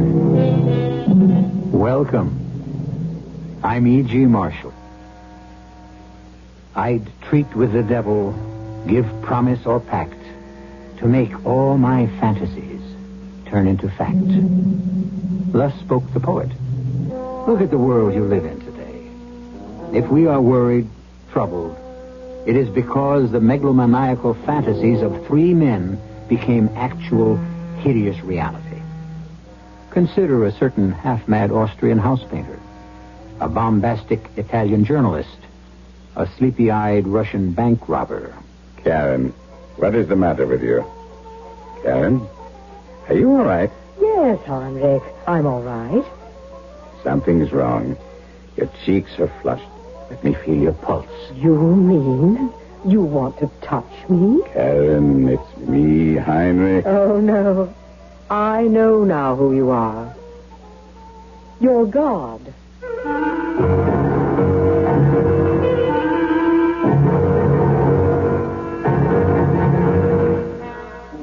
Our mystery drama, Goodbye, Carl Eric, was written especially for the Mystery Theater by Sam Dan and stars Kevin McCarthy. It is sponsored in part by Anheuser-Busch Incorporated, Brewers of Budweiser, and Sign-Off, the sinus medicines. I'll be back shortly with Act One. A Lone Ranger and Tonto are camped in the woods just outside of town when suddenly the great horse Silver rears and... Kimasabi. Yes, Tonto. Silver senses trouble. Come on. Quickly, the masked rider of the plains and his faithful Indian companion head into the thick underbrush. Smell smoke, Kimasabi. Over there, Tonto. Hurry. Suddenly, they come upon a clearing, and there, just inches from the hanging branches of a giant tree, a smoldering campfire. Quick, Tonto. Grab that empty bucket. As Tonto hurries to a nearby stream, the Lone Ranger stirs the fire until the embers cool. Then Tonto returns and drowns the fire twice. Good work, Tonto. But what about men who start fire? Well, Tonto, they have a choice. Either they'll put an end to careless fires, or they'll put an end to the forest. Let's go. Hello, Silver! Away! A public service on behalf of the Forest Service, State Foresters, and the Ad Council.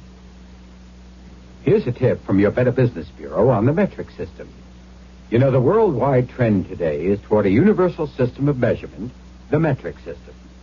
The names of this new system may sound strange to you at first, but fortunately, there are only a few words that have to be learned for everyday use, and these are the millimeter, centimeter, meter, and kilometer for describing length and distance, the milliliter and liter for capacity or volume, the gram, kilogram, and ton for weight, the kilometer per hour for highway speed, and the degrees Celsius or centigrade for temperature. You're already using some of these terms more than you may realize.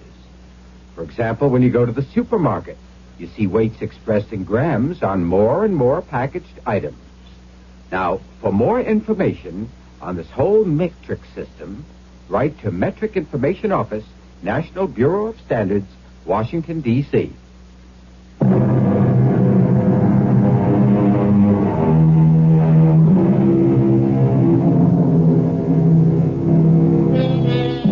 When we wish to learn about history, we turn to the writings of historians. 500, 1,000 years from now, how will people look back at the arch villains of our times? Who knows? We're about to meet a historian, a diary keeper named Heinrich Stammler. When he first started his diary many years ago in the city of Hamburg, Heinrich Stammler, doctor of medicine, was very thin, very blonde, very German, and still rather young. January 2nd, 1927, Grandfather presented me with this beautiful leather-bound book and directed me to fill its empty pages with the day-by-day story of my life. My promise to keep a journal would not have survived had it not been for Frau Muller. And who is Frau Muller, you ask? In the 2 years that I've been resident in the hospital, Frau Muller has been a wispy, white-haired wraith of a woman, constantly on her knees in the corridor, scrubbing brush clenched in both fists, as she performed her ceaseless ritual to some goddess of cleanliness. We never spoke. We never even exchanged casual greetings. Indeed, I never even knew her name was Frau Muller until yesterday. Yes? Come in. I said come in. Yes? Oh, you're the cleaning woman. Yes. Is it that time of day already? Yes, it is. All right. I'm through here. You can tidy up. Herr Doctor. Yes. Well? My name is Muller. Irma Muller. Well, Happy New Year to you, Frau Muller. And now I shall get out of the way. Herr Doctor, you... What is it? Well, speak up. You must help me. What do you want? What do I want? I realize I have no right to want anything, to ask anything. I know I'm forgetting my place, forgetting who I am. Well, don't be forgetting what you want to ask me. They say that you are a kind man. I'm a poor woman. I have no friends, no money. I have no family. You are my only hope. For what? But I have a son. His name is Carl Eric. Yes? I know I impose upon your kindness. No. Stay with Carl Eric. You must help him. What's wrong with him? He's unable to speak. He doesn't speak. Because he cannot? Or because he will not? He stopped speaking suddenly when his father died. And whatever you do to him, whatever you say to him, he will not utter a single word. Sometimes he makes sounds in his throat, but he doesn't speak. All right. Bring him here to the hospital and we'll have a look. Now, Frau Muller, you must excuse me. But Carl Eric, he cannot come to the hospital. Why not? But he refuses. He can't afford to take that attitude. He won't go anywhere. I can't get him to set foot out of the house. Then, Frau Muller, there's nothing I can do.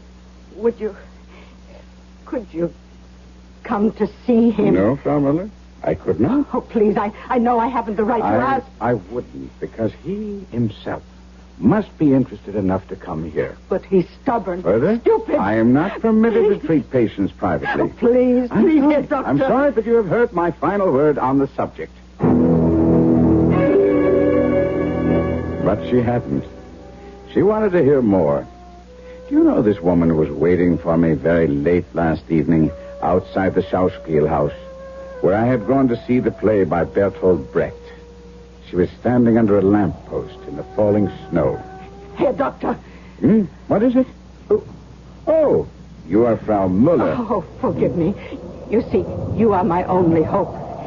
My last hope. Frau Muller, I am willing to help you, but you will have to bring your son to the clinic. But he won't come. Well, in that case, there's nothing I can do. Don't you understand? No, she doesn't understand. She waits for me everywhere. Outside the hospital, outside the restaurant, the theater, nightclub, my apartment. This frail, obsequious woman, begging, pleading, imploring. Oh, please, dear doctor. I'm old, tired. Pity me. I can only live a little while longer. And then, what will become of my little Carl Eric? What's to become of him? There's no escape. Her voice follows me. Her face haunts me. There's no getting rid of her. This clinging, unshakable leech of a woman. And people are starting to notice.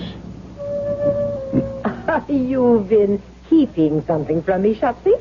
Taxi! Who is she? Taxi! A former flame? Please, Karen. And now that she's grown old, you refuse to recognize her. Will you stop this ridiculous chatter? Why is it ridiculous? 15 years ago, you were still a very young student. She might have been a very handsome woman. Taxi! Of course. She was your very first mistress. Now, Karen, I've had enough of this. Oh, isn't there still a tender spot? There's a cab. Taxi! For the old sweetheart who initiated you into the beautiful mysteries of love. Here we are. Oh, give her something for old time's sake. You don't know what this is all about. Well, if you won't give her something, I will. Here, Mother, a 5-mark note. Now, look here, Frau Muller. Enough is enough. If you don't stop following me, I'll report it to the director of the hospital.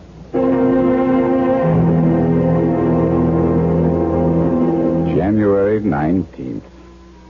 Last night, I went to see Carl Eric. Yes, like the rains that erode the rocks, Frau Muller finally wore me down. She lives in a miserable flat not far from the docks. The smells, the dirt, the vermin. All this was predictable. But the surprise was Carl Eric. After the way she talked about her little boy, I'd anticipated a skinny brat of 7 or 8.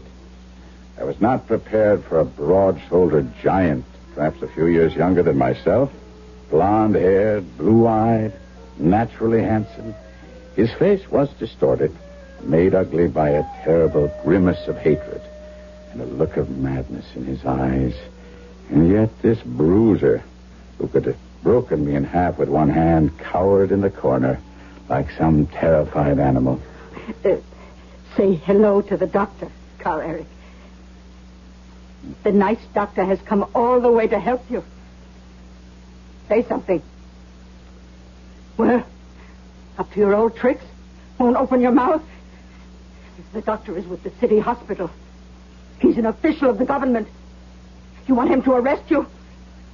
Animal, open your mouth. You can speak. You're being stubborn, stupid. Speak. Speak. Talk. Say something. Stop it. Stop it, Frau Muller. Don't strike him. He's a murderer. He wants to kill me, worry me to death. Wait. Please, now. Sit down, Frau Muller. I said sit down. Yes. Yes, Herr Doctor. Carl Eric. Very happy to know you. My name is Dr. Heinrich Stammler. Now, as you can appreciate, your mother is quite worried, Carl. Surely you agree that what you're doing now it simply has no future. Tell him you're from the government. If he doesn't speak, if he doesn't go out and find a job, you'll arrest him. I'll tell him no such thing. I'll tell him the truth. Carl Eric, I want to help you. Help make you happy. Surely you cannot be happy here, shut away from everything and everybody. Now then, the first thing I would like you to do is to have you open your mouth so I can take a look. Open your mouth. Please, Frau Muller. Open your mouth. Look at him sit there. Frau Muller, you must not interfere. Are you telling me how to handle my own son? There's only one language he understands. A smack across his ugly face. Stop it. I cannot help you if you persist in striking him. Carl Eric, I'll come again another night when you feel like talking. Oh, no, you're going. How can you leave? There's nothing I can do tonight. You won't come back. I know you won't come back. Wait. What is he doing? Answer the doctor. He's talking to you. What is he doing at that table? Oh, the table. I should throw it out. No. What's on it? Looks like a helmet. Bayonet, a soldier's belt. All sorts of military equipment. The way he picks up each article. Oh, he's not a little boy. He can't play with soldiers' toys anymore. No. He's not playing, Frau Muller. It's as if he's experiencing a religious... 10 years ago, when he was 12 years old, in 1917, we learned that his father fell in France. Since that day, he has been dumb. He refuses to speak. And he has made himself a little shrine. Now I understand. Now I know how to talk to him. Oh, Doctor, don't go near the table. Don't touch anything on that table. Carl Eric. Put away that bayonet. I only mean to... Put down the bayonet. Carl Eric. No.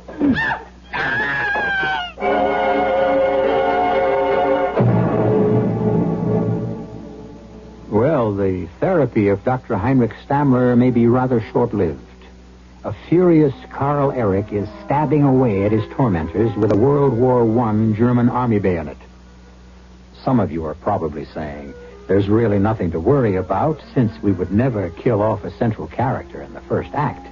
Well, there's a great deal to that philosophy, but remember, like everyone else, we hate to be taken for granted. We may just surprise you in a very few moments.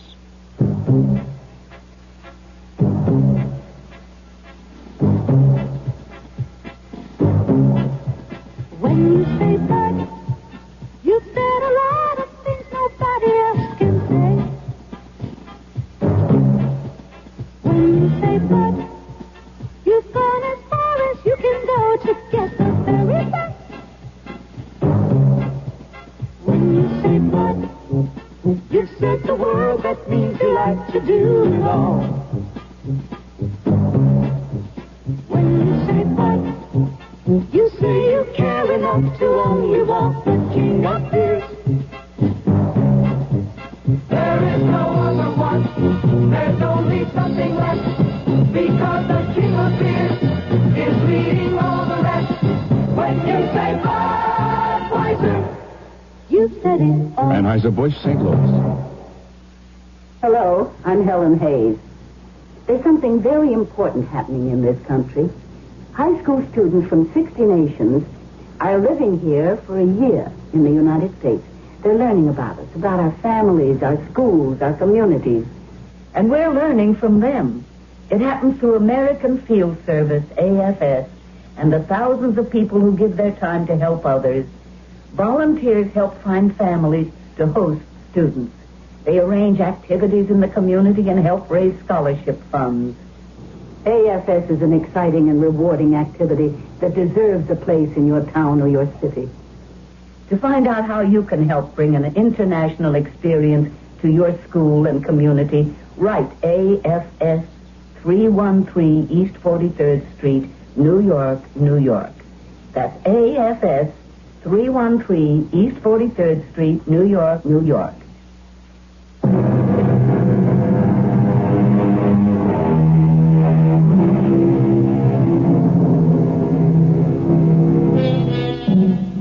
This is a day in the life of Dr. Heinrich Stammler, as recorded in his diary almost 50 years ago.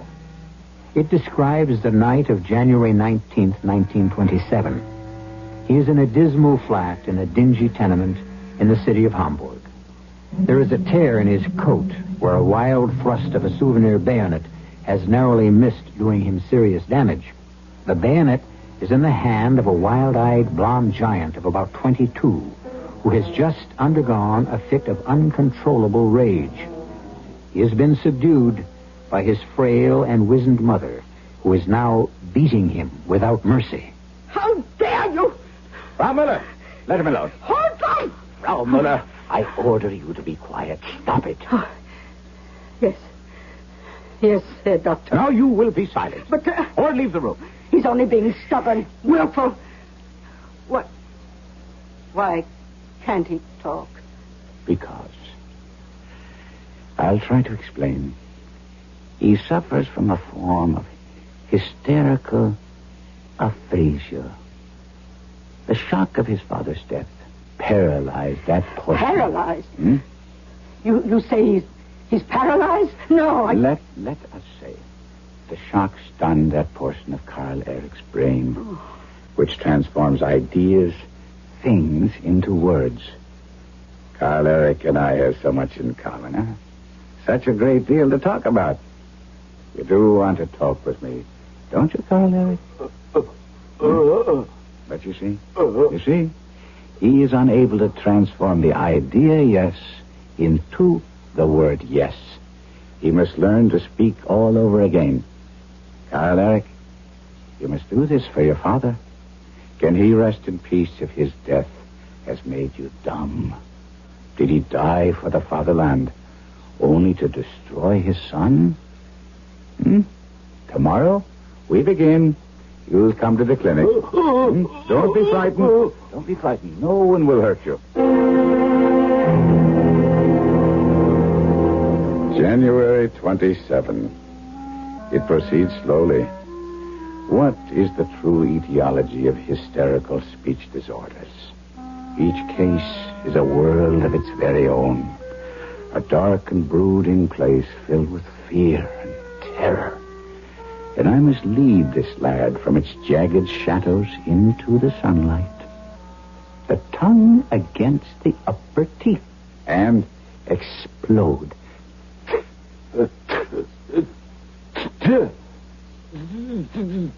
Now? All of them? Stay.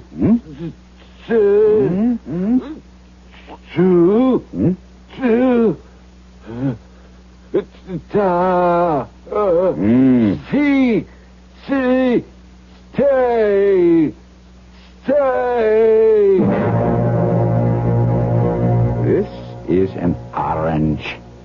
Try to say it. It has a color, a shape, a flavor. Look. Feel. Taste. Huh? Collect all these things into your mind and say orange.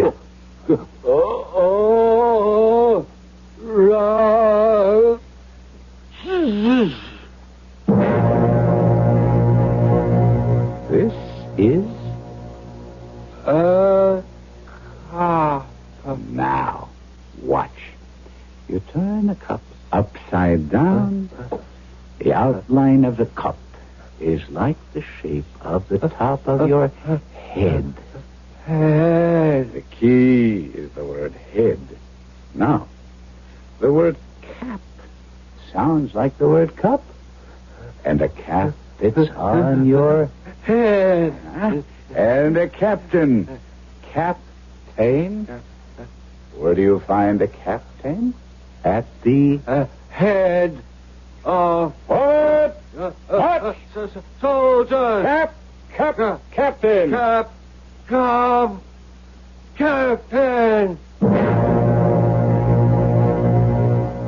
pair can be two. A pair can be Fruit. two pair is two. Cut. May 18th. The boy is so quick, so bright, he almost frightens me. He eats knowledge the way a starving man devours food. Slowly, but slowly, the words are coming back. And many words are words he never knew. Karen said something about it. I took Carl Eric out to dinner with us. Later on, Karen asked me, How does it feel to be God? why ask me? Because you have just created a living creature in your own image. I have. Carl Eric. Oh, he studies you so closely. He talks almost the way you do. Oh, it's all in your imagination. The boy is being grateful. No one was ever really kind to him before. He's showing gratitude to a big brother. This isn't gratitude to his brother. This is worship to his God. Promise me something, Heinrich. Anything. I'm serious. You must never fail him in any way. You are his God. Then I must fail him in the end. All gods have feet of clay. If he finds your feet are of clay, it will destroy him. June 11th. Today I told him he would have to take his first test. And the look that I thought had vanished forever, suddenly reappeared. The look of a terrified animal. No. I'm afraid. You must do this. I can't. You must go out into the world finally. No, I know. I know what'll happen. I know. I'll be standing in line. I'll be waiting for my turn. Fraulein Baker will say next, and I'll be next. I'll just stand there, and she'll say, well, speak up. What'll it be? And I'll just stand there. A lump. A stone. No, you won't. I will. I'll forget the word for bread. You'll remember. I won't. It's happened before. I can't go out there. I would like for us to have a loaf of bread for our dinner. No. Do me a favor. I can't. Please go around the corner to the bake shop. No. If you forget the word for bread. See, even you're saying I'll forget it. If you forget, just stand there and think. They'll laugh at me. If anyone laughs, turn to them, look at them, say to them slowly, distinctly, calmly, why are you laughing? What's so funny about a human being in distress? Now go. Please, Dr. Heinrich. Please. His please was a cry that almost broke my heart, but the time comes when the cord must be cut. I followed him downstairs, up the street, around the corner. I saw him enter the bake shop. His face had the look of agony, of a man being led to the scaffold. I stood just outside the door. I peered into the shop. One by one, the customers in front of him were served. And then... All right. Who's next? I guess it's you, young man. Well, what do you want? Are you deaf? What do you want? You've been standing there 5 minutes waiting your turn. Couldn't you decide? So, say something. Speak up, stupid. Look at the comical faces he makes. He ought to be in the theater. Why are you laughing? What's so funny about a person in distress? Well? Oh, Lord. Forgive me. I want a loaf of bread. Do you hear me? I want a loaf of bread. Bread with a crisp crust.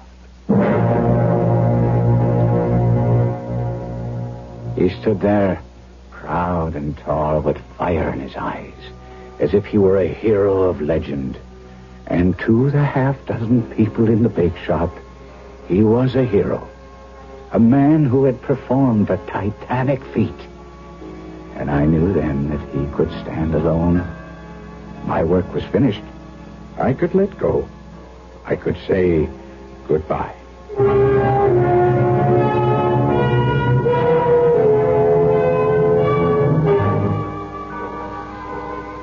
Goodbye, Carl Eric. Dr. Heinrich,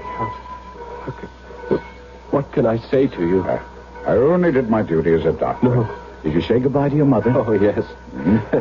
She made a scene. Munich is so far away. But it is time for me to leave. I know the job doesn't pay much, but it's a start. I work hard, I promise. And meet a nice girl. What's this? You're blushing. I've already met her. You've been holding out on me. Who is she? You laugh at me. I'll only laugh at you if you deserve it. What's her name? Lisa Reinmuth. Lisa? Am I what? Crazy? No, do you mean Lisa Reinmuth, the film star? Ah, I see. What do you see? A foolish clod? No. That's why she's there. On the screen, so idealistic young men can fall in love with her. I know it's hopeless. Hopeless? Is anything hopeless for a true German? Look at what you've done already. Look at what you've won. Why not Lisa Reinmuth? Yes. Set your sights high. Yes, you make me feel that anything is attainable.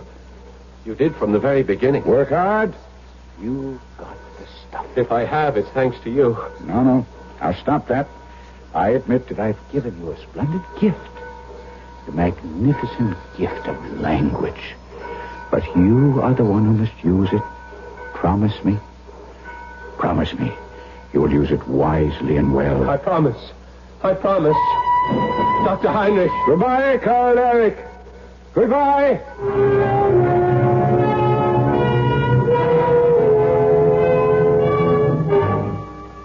February 23rd, 1929. Carl Eric's regular weekly letter arrived again this morning. I think my boy is feeling his oats. Dear Dr. Heinrich, I lost my job, but I have found my future. We were sitting around at the loading dock during lunch hour, and the talk turned to what talk often does, women. And the foreman, a man I really don't like, was sounding off about a certain person. You take these movie actresses. How do you think they get their jobs in this corrupt society? It's not how good they look on the screen. It's how good they perform with the producer. Would you say all actresses are like that? I would say they have to be. Even Lisa Reinmuth? Lisa Reinmuth is the mistress of... Shut up! Why, you punk!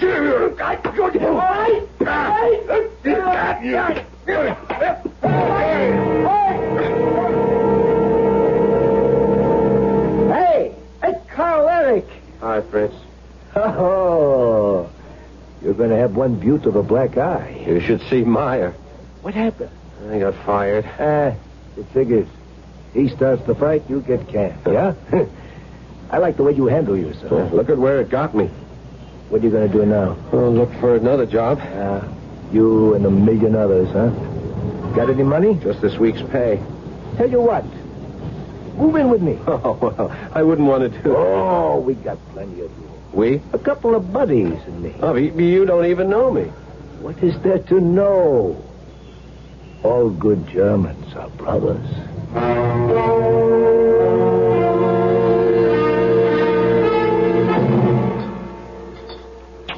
Here, have some more. Oh, I feel guilty. Oh, look. One day I'll be out of work, yeah? or Otto or Hans, and you will have a job. So go ahead, eat. Where are Hans and Otto tonight? They left early. They had to set the place up. What place? Why, the meeting place. I don't have to be there till later, but I better hurry. Well, what kind of meeting is it? Say, why don't you come along? I mean, in the ordinary way, you couldn't hope to get in. We're really going to have a mob. But I'll get you the best seat in the house. You sound like a man of influence. I'm getting there. I'm chairman of the meeting. And I'm the one who's going to introduce him. Introduce who? The Schöner Adolf. That's who? Adolf? Adolf Hitler. The savior of Germany. And tonight, you're going to shake his hand.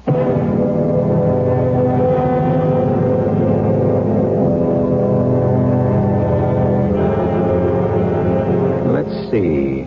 That was part of a letter written by Karl Erich Müller to Dr. Heinrich Stammler from Munich in the year 1929. 1929. Things were touch and go that year. The world hung in a precarious balance, waiting to be tipped one way or another. And some of the people who helped to tip it, finally, will be heard from when I return in just a few moments with Act 3. I want that sinus medicine. Headache tablet? No, the sinus medicine that relieves headache and congestion, internal sinus pressure, and postnasal drip. You mean sign-off? Exactly. Compare sign-off tablets with anything you've ever taken for sinus. No sinus tablet you can buy relieves more symptoms. Sign-off gives you a full dose of pure aspirin plus a powerful sinus strainer. Sign-off works fast to help sinus pain while you drain. Sineoff. Sign-off, the sinus medicines in the bright red box. Take when needed, only as directed. Frank L. Gaffio, Executive Director of CARE, calls for help for African drought victims. Millions of men, women, and children are still barely clinging to life in the drought-stricken countries of Africa. With your help, CARE is feeding millions of pounds of nutritious food, medicine, and other essential supplies. This vital aid, extended now, can make the difference between life and death for desperate people. Your contribution to CARE will save their lives. Please send your dollars to CARE, African Drought Famine Fund, Department 2, New York 10016. O great Spirit, whose voice in the winds I hear, and whose breath give life to all the world, hear me.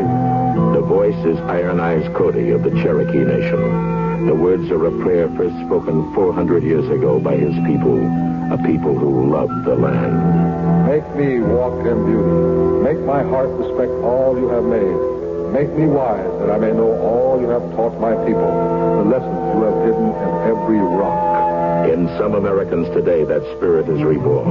Throughout the land, areas of thoughtless litter and pollution are being restored to their natural beauty. And yet we still have so far to go. So everyone must get involved. To contact the Keep America Beautiful team nearest you, write Keep America Beautiful, 99 Park Avenue, New York, New York. People start pollution. People can stop it. A public service message of this station and the Advertising Council.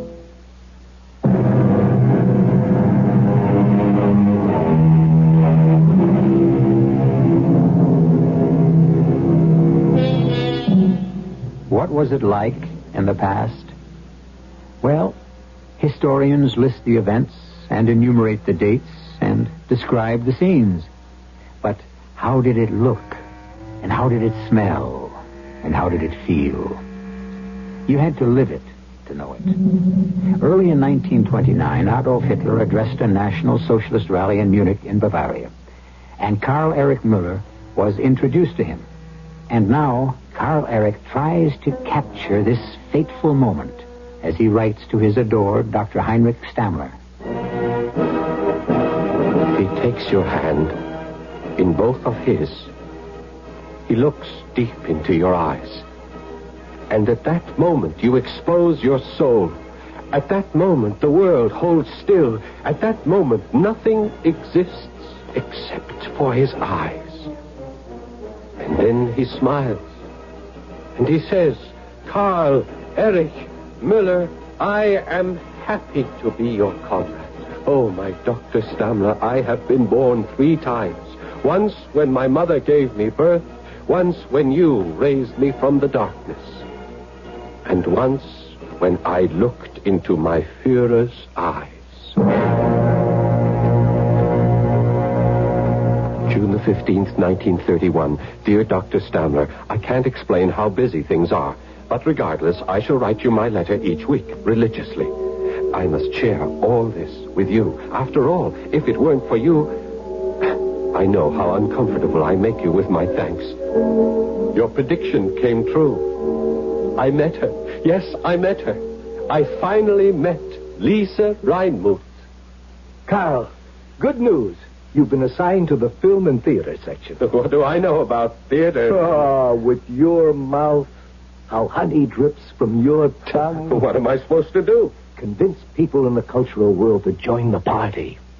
It'll keep you busy day and night, but everyone knows you're a bear for work. When you're talking about work, I have to find a job. Carl, you've got a job. Oh, I mean a job that pays. You're on the payroll now. The party can give you a good salary. Take money from the party? The party raises money to pay people like you and me, so that we may devote all our time to our work.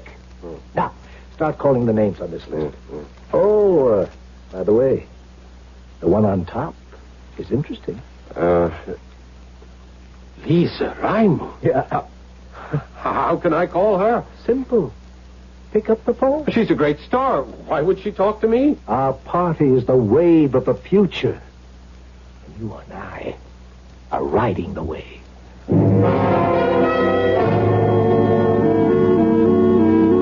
Oh, but I'm a completely unpolitical person. Life is politics, Fraulein Reinmuth. You have such a masculine smile. Our country has a rendezvous with fate. Fate? Yes, I believe in fate. It's fate that brings a man and a woman together. Every year, the National Socialist Party grows stronger, more numerous. Join us now. Stand with us now. Now, when we need you. I need you, too. You, Carl Eric.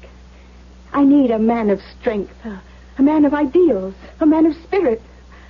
Oh, how hard it is for me to meet a man. What are you saying? Millions of men would throw themselves at your feet. What real woman wants a man who would kneel to her? Carl Eric. Yes? How I have waited for you. Longed for you. January 3rd, 1932. Sometimes I wonder if I even bothered to keep this diary. Oh, well. I suppose it's become a habit. Not that it wasn't an interesting day and evening. But how could they fire you, Shutsy? They need doctors. They didn't fire me.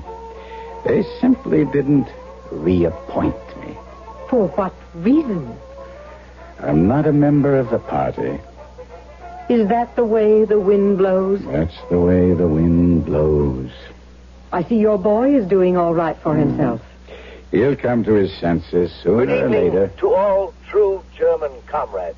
This is Fritz Stalker with the program National Socialist Headlines. Suppose we turn him off. Huh? Tonight, our guest is a German hero who is also my closest, dearest friend, Carl Eric Mueller. Do we listen? Oh, why not? He's still my Carl Eric. Carl Eric Mueller, together with his beautiful fiancée, and we all know who she is, the lovely Lisa Reinmuth, and also an honored guest, a woman who is a credit to true German motherhood, Frau Irma Mueller. Let us hear from Lisa Reinmuth first. I could only give myself to a true Aryan, to a man of the purest German blood. Our children will be supermen. The best advice. And now, the hero himself, Carl Eric Mueller. Thank you, friends. My heart is full. The dreams of my lifetime are coming true. What can a man want? An honored old age for his blessed parents, a true German woman to bear his children, honor and glory for his beloved fatherland. None of this would have happened for me had it not been for one man, one great man. He knows who he is, and he knows I can never forget him. All right, that's enough. Where will you go, Heinrich? Oh, there are other jobs, other hospitals. But the Nazis are gaining power every day. It might be better The to... Nazis. Just scum. that has been roiled up from the bottom of the stream by the political storms. This is a civilized country. But I've heard the people scream Heil for Hitler. Hitler? How can any intelligent German take Hitler seriously? Why, the man's an Austrian. March 23rd, 1933. I saw Carl Eric today. For the first time in 4 years. For the first time since I put him on the train to Munich. And what a day to see him on. March 23rd. The day the Reichstag will vote full dictatorial powers to Hitler. Oh, well. There are bands playing the streets and uniforms and cheering crowds everywhere. I'm walking down the avenue, and there's this tall, blonde giant of an SA officer with the most heavenly-looking redhead clinging to his arm, and then suddenly I'm seized in a powerful grip. Doctor! Dr. Heinrich! Why? Carl Eric! You're Carl Eric! Lisa, this is Dr. Heinrich! Oh, Doctor! Carl Eric never stopped talking about you. Well, what are you doing? Where are you going? Wait, here's cleverness. Let's go in for a drink. But Carl Eric, I have to what? Go somewhere, do something? Forget it. Take his arm, Lisa, and in we go. We shall sit here. Waiter! We shall order champagne, the very best. This is a celebration. Waiter, quickly, champagne. Now, talk to me, Dr. Heinrich, please. Talk to me. What can I tell you? Everything. What is everything? Well, I haven't heard a word from you in over 2 years. There at the hospital, nobody knows what happened. What did happen? Your clothes, look at you. Did you ever wear a rumpled jacket? I never saw you in a wrinkled shirt. Well, what? That's how it goes. Oh, no. That's how it went. You once saved me. How thankful I am that I can save you. From what? You know, Fritz Stauber is my best friend. I heard. Fritz Stauber was with Hitler in the 1923 putsch. Stauber introduced me to Hitler. I read. But don't you know what this means for you? No. You're ill. But we will nurse you back. Lisa and I, won't we, darling? Of course. You will become the most powerful man of medicine in all of Germany. I don't think so. Please listen to me, Dr. Heinrich. Ever since the day we met, I prayed, if only I could thank you someday. If only I could perform a service for you. It's so good to see you again. Before I leave. Where are you going? To America. America? Decadent America? How can you leave Germany now? No, never. Why? Because I committed a crime. For a moment you had me scared. A crime. What kind of a crime? Whatever it is, forget it, it's fixed. As of this moment, it is fixed. One word from me, and that crime is wiped from the books. Not this crime. Any crime. I don't care what it is. You are talking to me, to Carl Erich Müller. Well, what kind of terrible crime could you have committed? I was born a Jew. You were... Oh, Carl Eric! Carl Eric, what's the matter? Why do you make such faces? What are you saying? Speak! Don't make those faces. I'm frightened. Oh, Doctor, do something. I'm afraid I can do nothing. Oh, say something to Carl Eric. You are his God. Yeah, I know. And he has just seen my feet of clay. Oh, say something to him.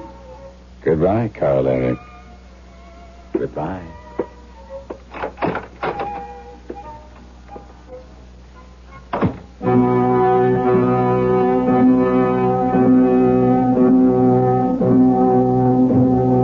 From the diary of Dr. Heinrich Stammler. I left him sitting there, staring into space.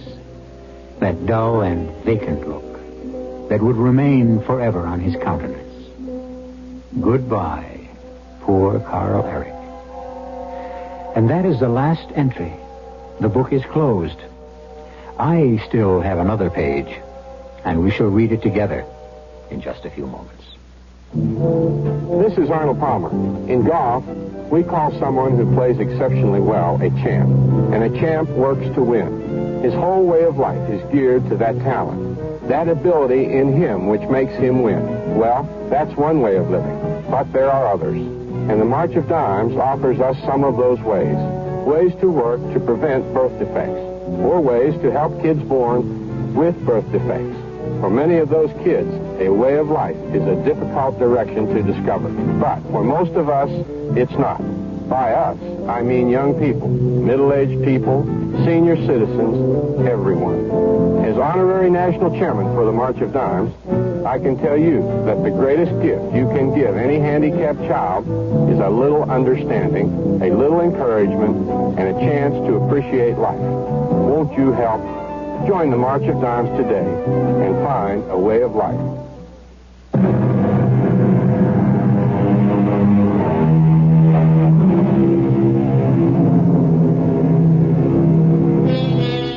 The twilight of the gods, all of the gods of power and conquest, were finally blasted from their feet of clay a decade after our story ended. Unfortunately, they have been recreated, rededicated. And once again, so many of us worship the gods of fire and destruction. Who will expose and destroy those gods in our time? Our cast included Kevin McCarthy, Paul Hecht, Bryna Rayburn, Joan Shea, and Sam Gray. The entire production was under the direction of Hyman Brown. And now, a preview of our next tale. What is it? I don't know. A funny dead smell. Oh, we must get this house open and let some air in. And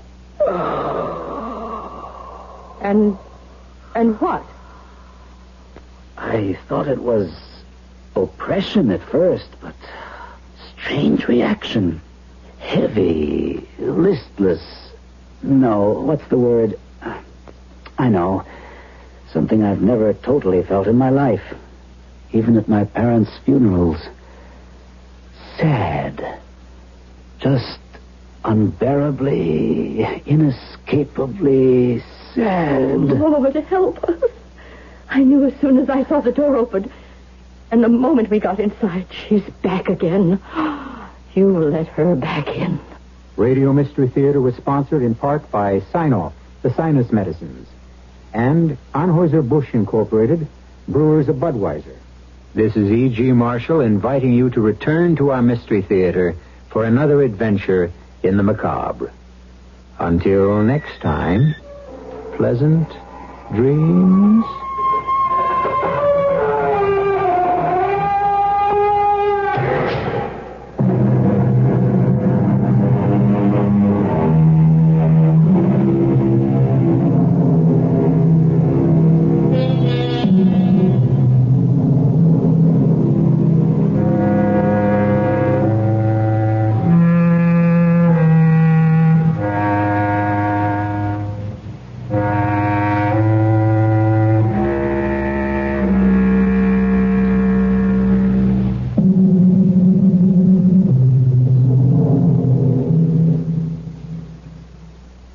Classic British comedy in the form of Steptoe and Son is up next on nightly old-time radio shows.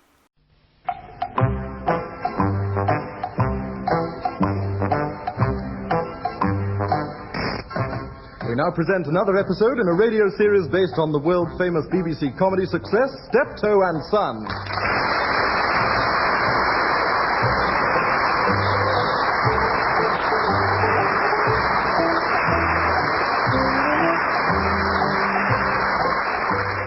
With Wilfred Bramble as Albert and Harry H. Corbett as Harold.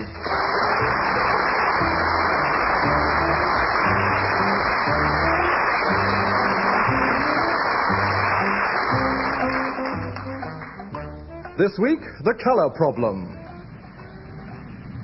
Oh. Dad!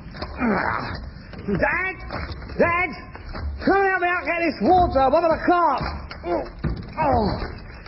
Dad! I can't do it all on my own. Will you come out and help me? Oh, God, the door's gone. I think it's Regency. That would have been a good mirror, that would. Must be full of worm. That could be worth 200 or 300. Oh, blimey, he must be dead. To hell with it. Well, I'm not good firewood anyway. I don't get any help round this place. I've got to do it all by myself. I bet he's got his feet up watching the television again. A lazy little git.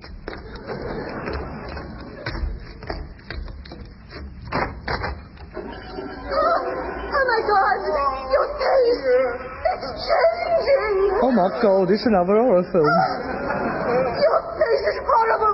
Horrible! I don't know which is more gruesome, the one on the screen or the one looking at it. Yeah, and I'll have him and all. I've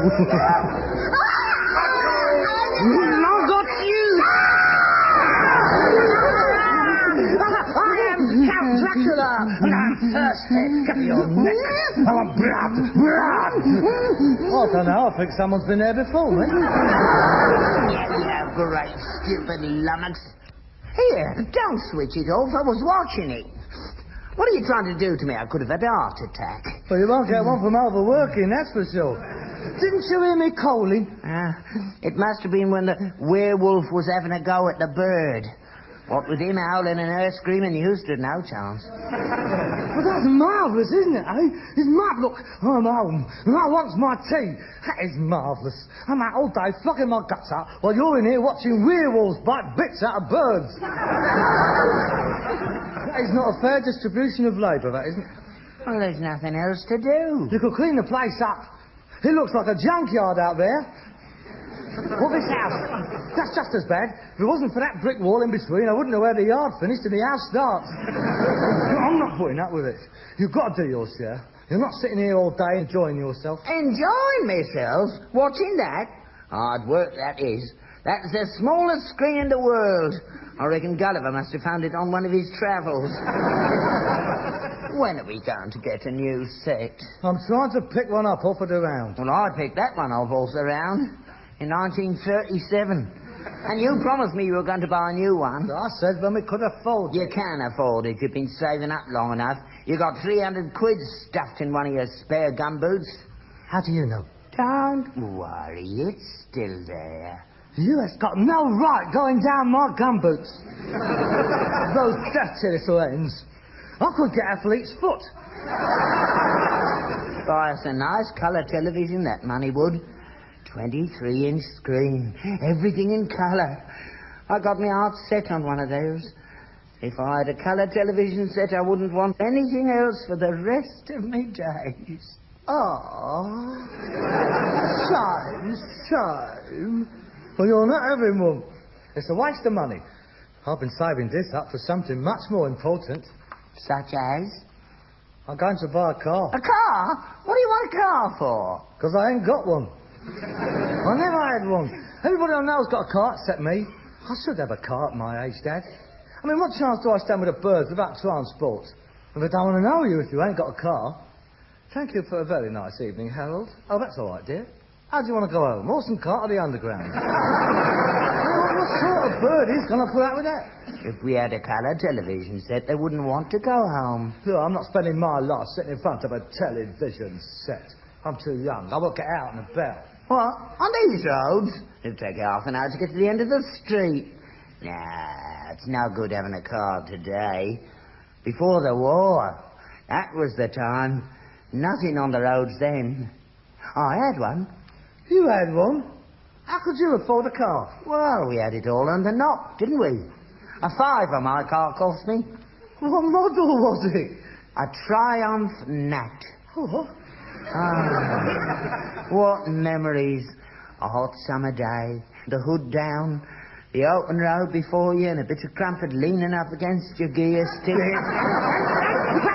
That's what I want. I used to be changing gear all day long. I got through more gearboxes than you've had hot dinners. Those were the days.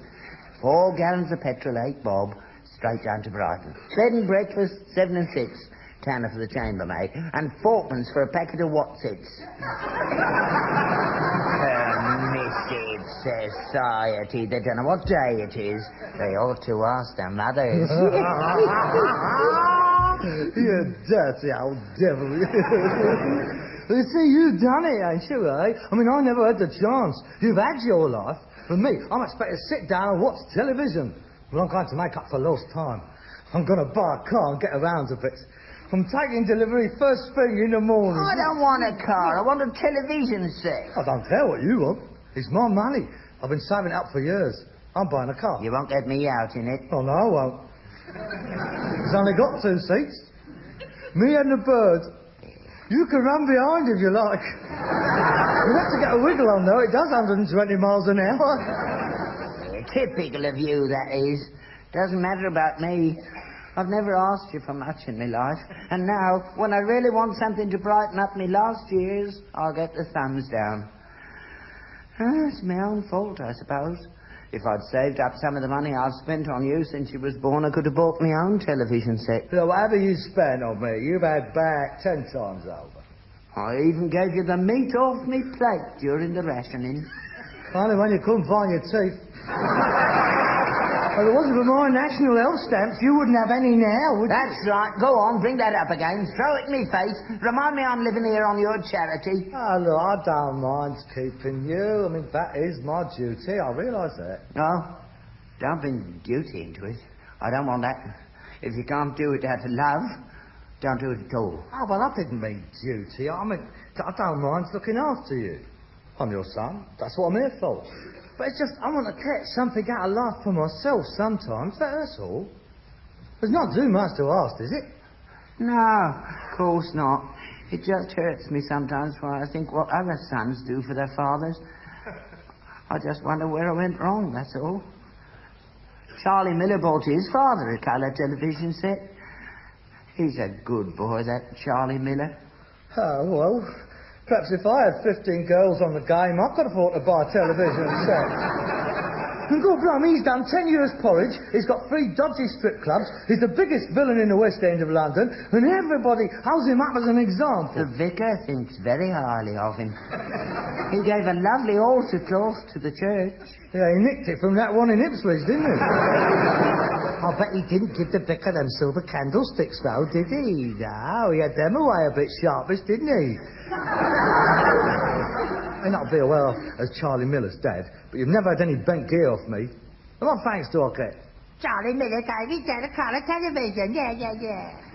Is that what you want? Do you want me to go bent? Of course I don't. Where's your values gone then? I mean, I could have joined Charlie Miller's gang when I was 9. He used to give me a clap on the ear roll just for talking to him. Quite right, too. He was a bad influence. What are you saying on about him? Because if a rotten, stinking piece of scum like him can look after his old dad, it don't say much for you, does it? I see. So that's what you think of me, is it? Well, it isn't any worse than the value you put on me. I'm not even worth a new television set. There doesn't seem to be any point in carrying on, really, does there? None at all. Now that we have got down to the nitty-gritty, now that we have finally ripped aside this hypocritical facade of family love, we expose it for the ghastly charade that it all is. Obviously, one of us should leave. Yeah, me. I'm not stopping here watching that silly thing. Right, then, clear off. Right. I'll go and get my things packed. Good. That won't take long. One mangle and a pole. Where are you going? Mind your own business. I got friends. I don't need you. I never have. Yeah, you go out to Charlie Miller's, Dad. Oh, I will. Yeah, you'll enjoy yourself there, watching his colour television. They've probably got one in the bog as well. You're all next. Well, all I've got to say to you is this. If you go down to Brighton in that rotten car of yours, and if you're doing 120, I hope the brakes fail. Thank you. Charming to the last. Peter, however much our paths may diverge in the coming years, be assured I shall always treasure this moment. And up yours, too. Thank you. Oh, well, I won't bolt up. He'll be back from Charlie Miller's in 5 minutes after late night lineup. But why do I always have to feel so guilty? Roll on tomorrow morning.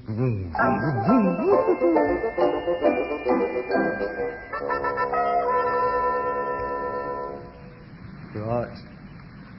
You can open your eyes now, Muriel.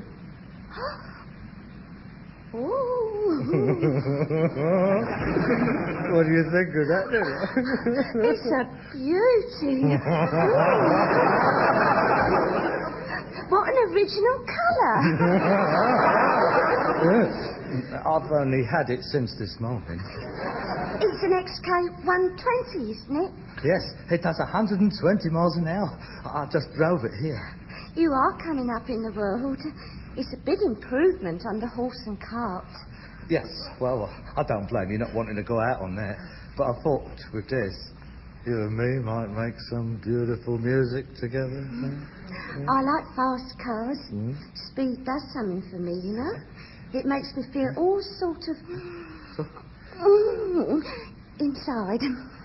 Does it? How about a quick trip now, then?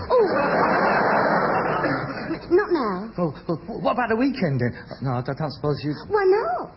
I'll pick you up Saturday morning. Look at that, Brighton. All right, then. 10 o'clock at your place. Bring an overnight bag, eh? I look forward to it. Johnny. Harold? Oh, yes. See you Saturday. Bye. Bye. I've got her! I've got her! Muriel Duddy! After 2 years of me tongue hanging out. And it's all down to you, my darling. Oh, if she performs as well as you do, it'll be money well spent. I can do it. Oh, the colour television, the silly old twit. Hey, Dad! Dad! Come on here! Oh, yes, I forgot. Yes, he's still round Charlie Miller's. With his beady little eyes watching play school, I suppose.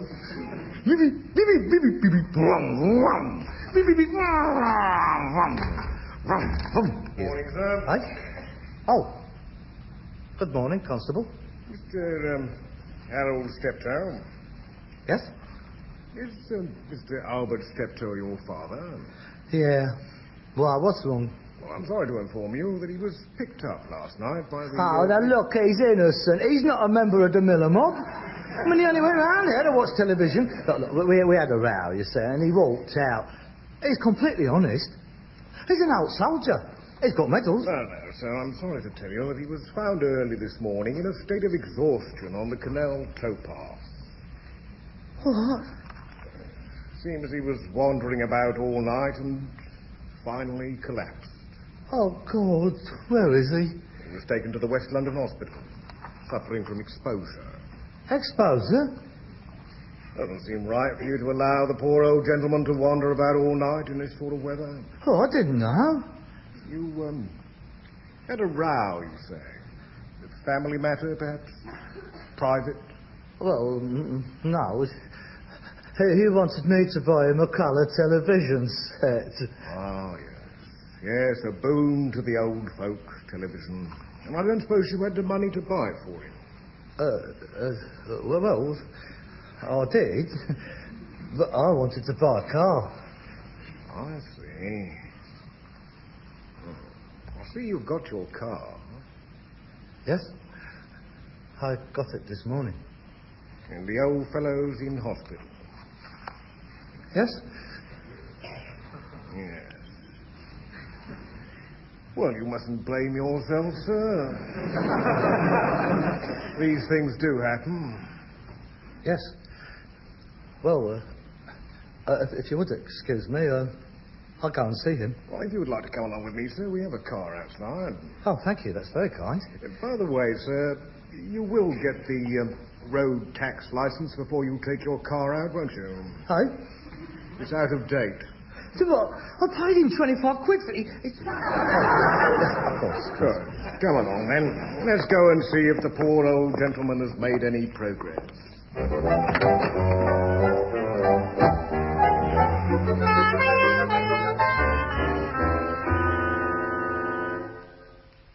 The X-ray should be round in the morning, nurse. Yes, Doctor. Excuse me. Yes? Are you the doctor? Yes. Are you the son? Yes. How is he, Doctor? How is who? My father. Oh, yes, of course. That'll be all for now, nurse. There's nothing more we can do at the moment. Let me know immediately if there's any deterioration. Yes, certainly, Doctor.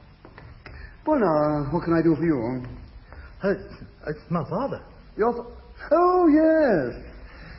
Tell me, how did he come to be wandering the streets like that?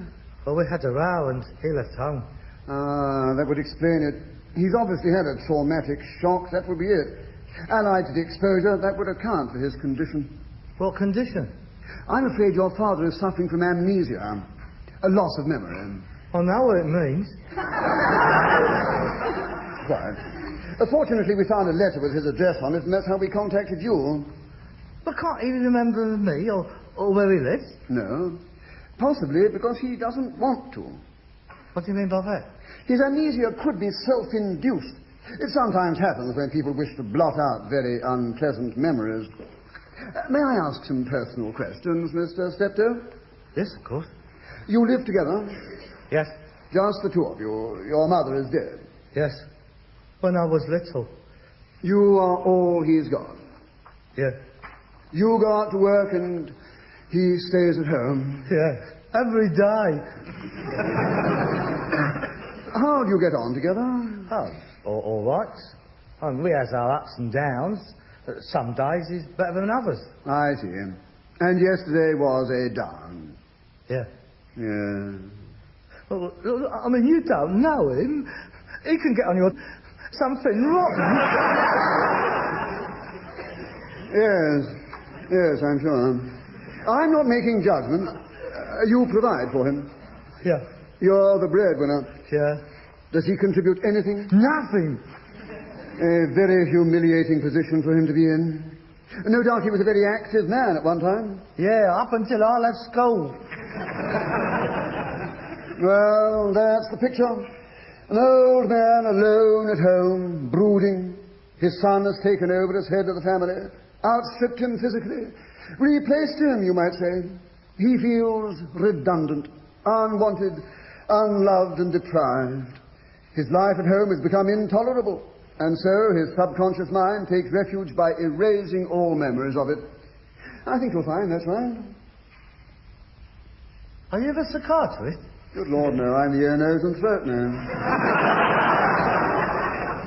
But I know as much about it as they do. Look, tell me, Doctor, is he going to get better? In my opinion, his recovery and future well-being is entirely up to you. Yes, I thought it would be. Can't he remember anything at all? Apparently not. The only thing he keeps repeating is colour television and Charlie Miller. Does that mean anything? Yes. I'm afraid it does. Can I see him now? Yes, of course. Try not to upset him. Yeah. He's in there. Thank you.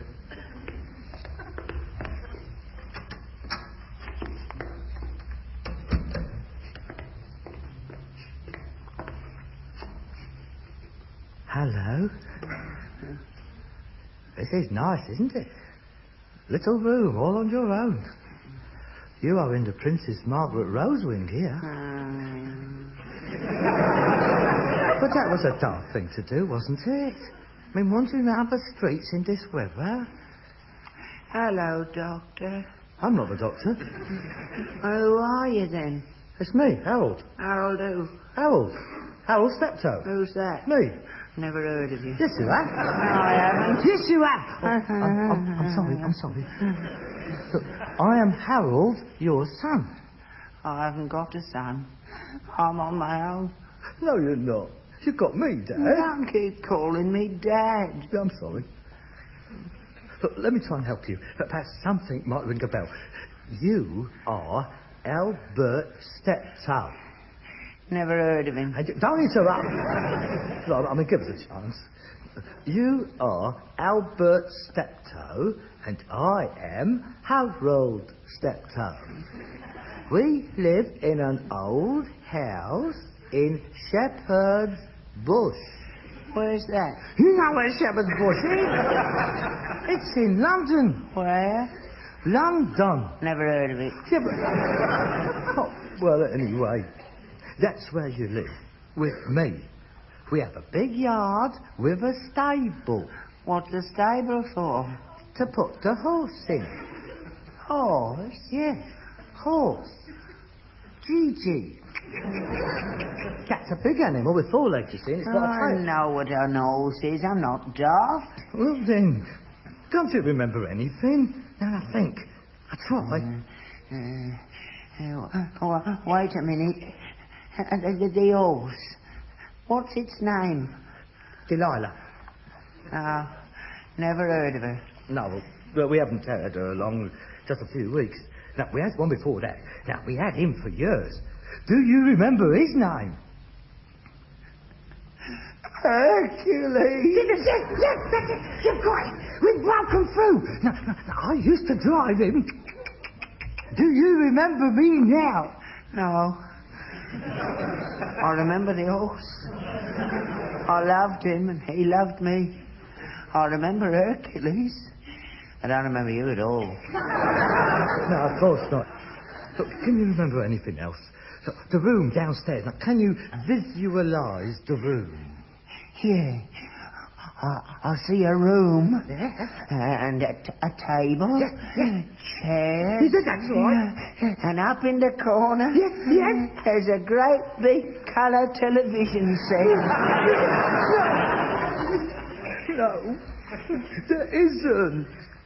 Isn't there? Oh, I could have sworn there was. Oh, no. Listen to me, Dad. When you're well again, I'm going to look after you. Look. I don't know who you are, but it's nice of you to visit an old man. Lots of people can't be bothered with you when you're old. You're a good boy, whoever you are. Now, if you don't mind, I'm tired. I'd like to rest. Yes, of course. Go on, you get some sleep. I'll come and see you again.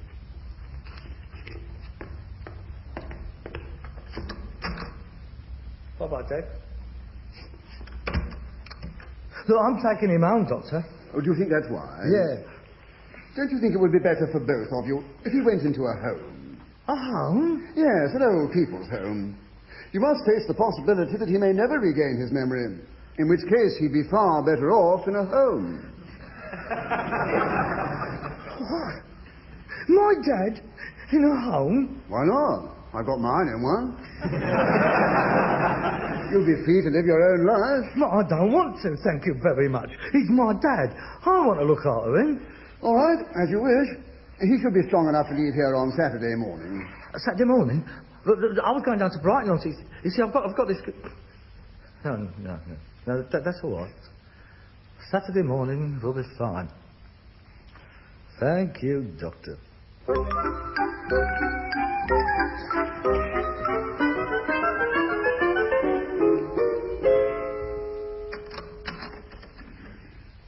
Here we are. Home at last. Oh, blimey, what a dump. I don't live here, surely. I think I'll go back to the old... No, come back. No, it's quite nice, really. I'm sure you'll be happy. Now, you always sit down here. Do I? Bend your little leg. There. That's it. Now take your little hat off. And now, I've got a nice surprise for you. Where? Over there, in the corner. It's a television set. It's a colour television set. Yes, it's a coming home present. Oh, that's smashing, ain't it? Here, It's only a 21-inch screen. They're making 23 inches. Why didn't you get a 23-inch screen? I couldn't afford a 23-inch screen. You could have if you hadn't bought that car. Yeah, no, but I lost quite a bit on that when I sold it back to the... When I sold... What car? How do you know I bought a car? You don't even know who I am. It's the television set. It's brought it all back. I remember now. Oh, Harold, my little boy. What a lovely present. You've done it again, haven't you? You've had me over again. You never lost your memory at all, did you? I did. It's gone again. Where am I? Who are you? Shut up! What a lousy, diabolical trick to pull. How could you stoop so low? You knew I always wanted a car. Yeah, you don't want a car. Look, I'll switch it on. That's much better. This is the life. The old fire going, nice comfortable chair, colour television set. What more could you ask? I mean, what else would you be doing now? At this precise moment, Muriel Duddy. Instead of which, she has gone to Brighton with another bloke. Oh, look! The weather forecast in colour. Ah, how very exciting. I never knew he had a red nose and a green face. Come and look at it. No, thank you. Unless he predicts an earthquake in Brighton, I don't want to know. Good night.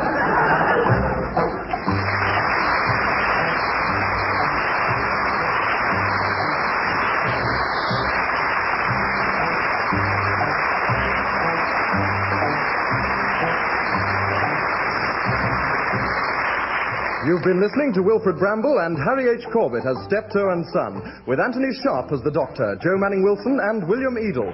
Written and adapted for radio by Ray Galton and Alan Simpson, and produced by Bobby J.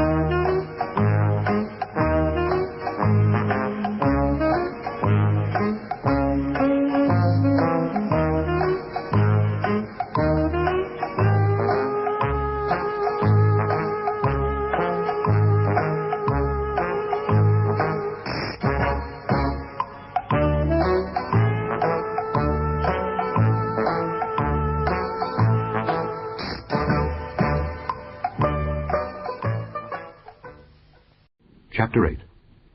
And the Lord spake unto Moses, saying, Speak unto Aaron, and say unto him, When thou lightest the lamps, the 7 lamps shall give light over against the candlestick. And Aaron did so. He lighted the lamps thereof over against the candlestick, as the Lord commanded Moses. And this work of the candlestick was of beaten gold. Unto the shaft thereof, unto the flowers thereof, was beaten work.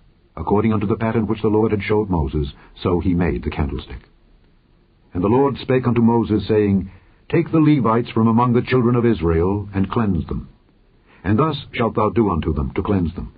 Sprinkle water of purifying upon them, and let them shave all their flesh, and let them wash their clothes, and so make themselves clean. Then let them take a young bullock with his meat offering, even fine flour mingled with oil, and another young bullock shalt thou take for a sin offering. And thou shalt bring the Levites before the tabernacle of the congregation. And thou shalt gather the whole assembly of the children of Israel together. And thou shalt bring the Levites before the Lord, and the children of Israel shall put their hands upon the Levites. And Aaron shall offer the Levites before the Lord for an offering of the children of Israel, that they may execute the service of the Lord. And the Levites shall lay their hands upon the heads of the bullocks. And thou shalt offer the one for a sin offering, and the other for a burnt offering unto the Lord, to make an atonement for the Levites. And thou shalt set the Levites before Aaron and before his sons, and offer them for an offering unto the Lord. Thus shalt thou separate the Levites from among the children of Israel, and the Levites shall be mine.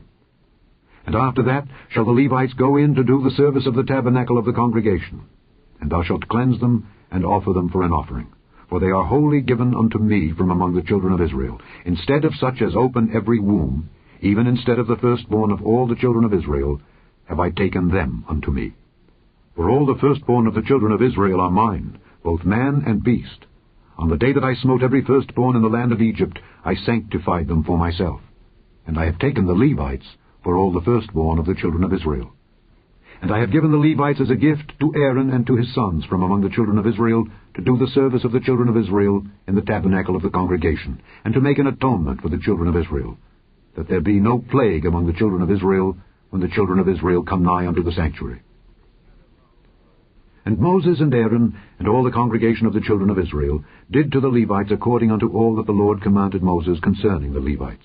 So did the children of Israel unto them. And the Levites were purified, and they washed their clothes. And Aaron offered them as an offering before the Lord, and Aaron made an atonement for them to cleanse them.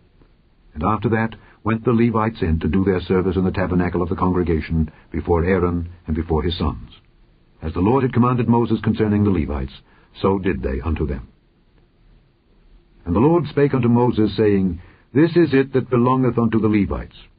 From 25 years old and upward they shall go in to wait upon the service of the tabernacle of the congregation.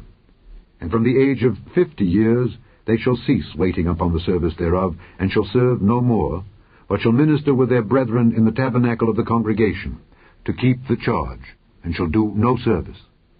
Thus shalt thou do unto the Levites, touching their charge. Yippee-ki-yay!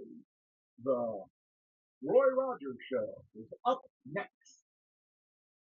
The King of the Cowboys, Roy Rogers, brought to you by Quaker Oats, the giant of the cereals. The giant of the cereals is Quaker Oats. The giant of the cereals is Quaker Oats. Delicious, nutritious, makes you feel and understand. The giant of the cereals is Quaker Oats.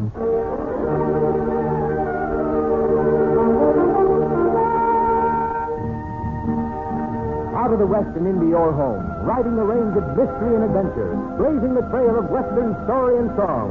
Foy Willing and the Riders of the Purple Sage, that teller of tall tales, Gabby Hayes, the Queen of the West, Dale Evans, and in person, the King of the Cowboys himself, Roy Rogers.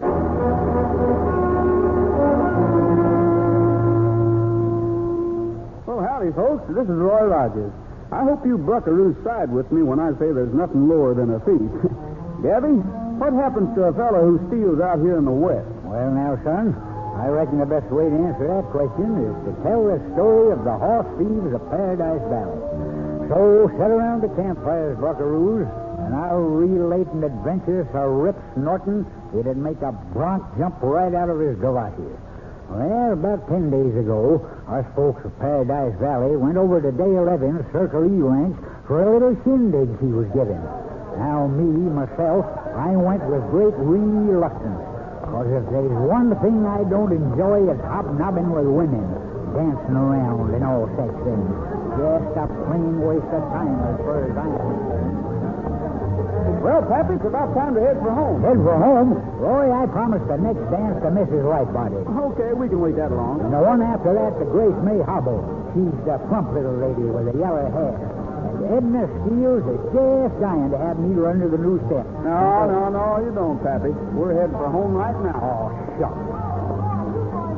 Already, are you? Just coming over to say goodnight, Dave. He ain't got no vitality, the young whippersnapper. I could stay longer, but something's been disturbing our horses lately.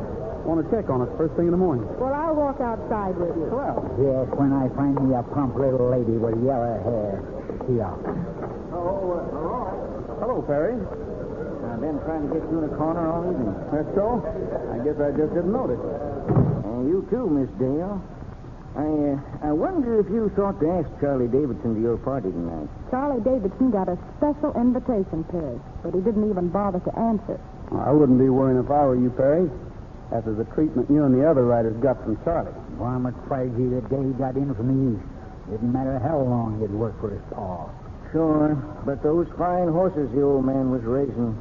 And now, in 6 months, just since Charlie took over, they're mostly gone. Nobody knows where. Roy, do you suppose those riders he brought in could be stealing them? It's possible, I suppose. Charlie was raised in the East by his grandma. He doesn't know anything about running a ranch. Roy, maybe I shouldn't say this, but Charlie Davidson has been trying all over to borrow money. He's even offering to put up his land as security. I guess there isn't enough stock left to sell a mortgage. Yeah, his riders must be stealing from him. Well, to tell you the truth, I'm not going to lose any sleep over Charlie Davidson. He's shown plain enough he doesn't want anything to do with us folks. So, let him go on his way. Ain't a bit like his pa. Do you suppose he ain't the real Charlie Davidson? Do you suppose he's somebody else instead? Excuse me, Perry. Steve, is that you? Yeah. Howdy, everybody. Oh, Steve, the party's almost over. I told you on the other... One of those night hawking, Dale. 10 of your horses are straight off. The Palomino. What? Not the Palomino. Yes, ma'am. They got out through a break in the fence. Something's been disturbing in the last couple of nights, so I was checking. Come on, Dale. Gabby and I'll ride out with you and Steve. Help you round them up. If I can do anything... You enjoy the shindig, Perry. This won't take long. I hope it won't, Roy. What do you mean? Well, that break in the fence leads out onto the Davidson ranch. Now, I'm not saying anything against Davidson, but I think if we're going to get those Palominos back, we'll have to do it quick, and maybe with guns. There's funny things happening on the Davidson ranch lately.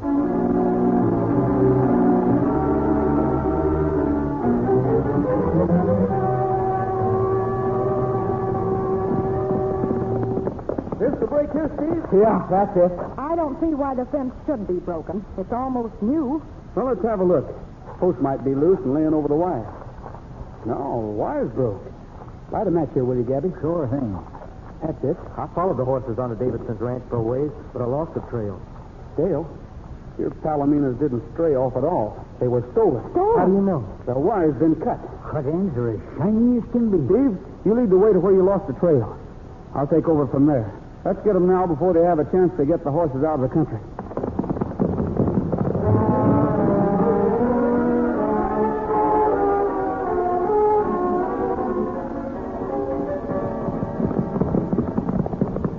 Right about here's where I lost the trail, Roy. Too bad the moon don't come up till so late. Hard to see what we're doing. I'll help you look, son. I got regular magnifying X-ray eyes. The moon isn't due to rise for a couple of hours yet. And, well, that may be too late for it. Whoever stole the horses will try to get them out of the valley before tomorrow, won't they, Roy? They sure will. A man traveling through the valley with a string of 10 valuable Palominos is bound to attract attention. Roy, somebody's out there. Everybody head for Dale's fence. We can't fight him back in the dark. Come on, Sticky, let's go, boy.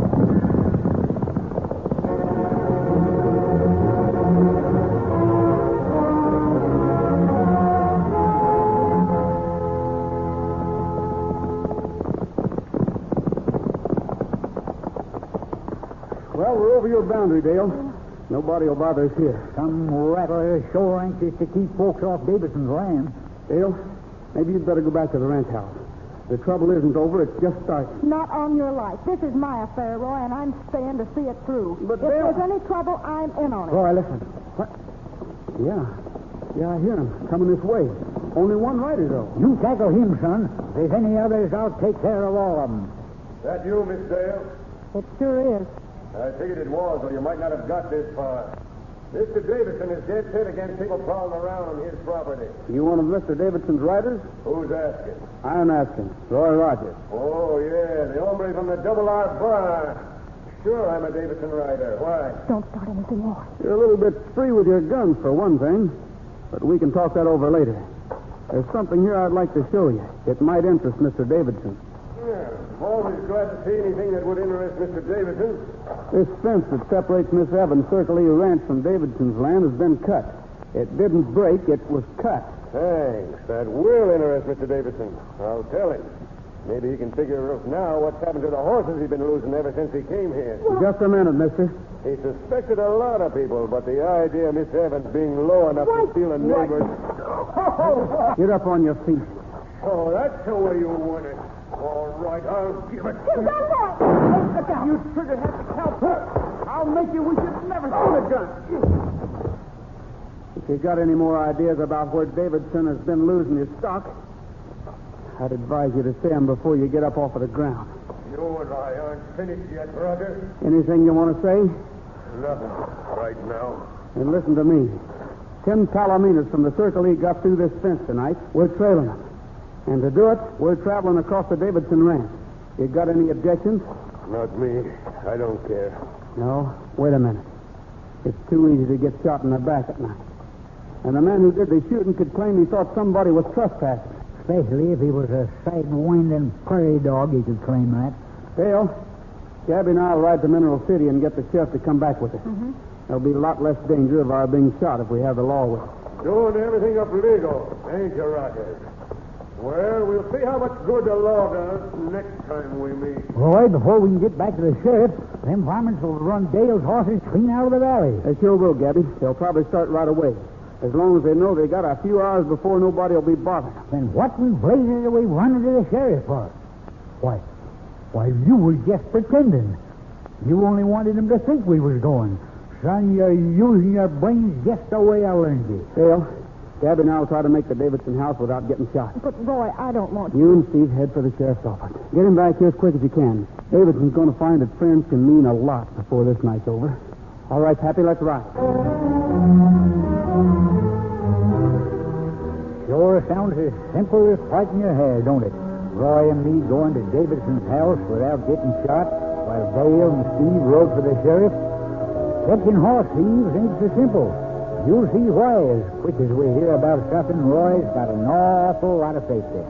The giant of the cereal is Quaker Oats. The giant of the cereal is Quaker Oats.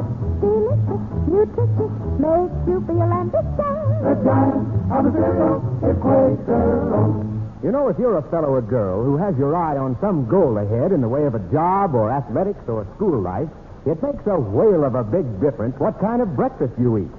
Your best bet is a good Quaker Oats breakfast, because Quaker Oats help grow the stars of the future.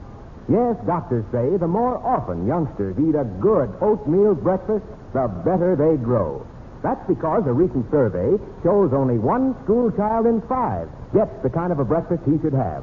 There's more growth, more endurance for you ambitious youngsters in nourishing oatmeal than any other whole grain cereal. There's more energy, more stamina for hard-working grown-ups in nourishing oatmeal than any other whole grain cereal. Yet for all these benefits, Quaker Oats still costs less than a penny a serving. Order delicious Quaker Oats from your grocer tomorrow.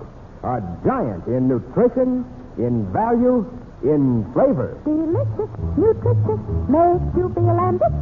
The giant of the cereal is Quaker Oats.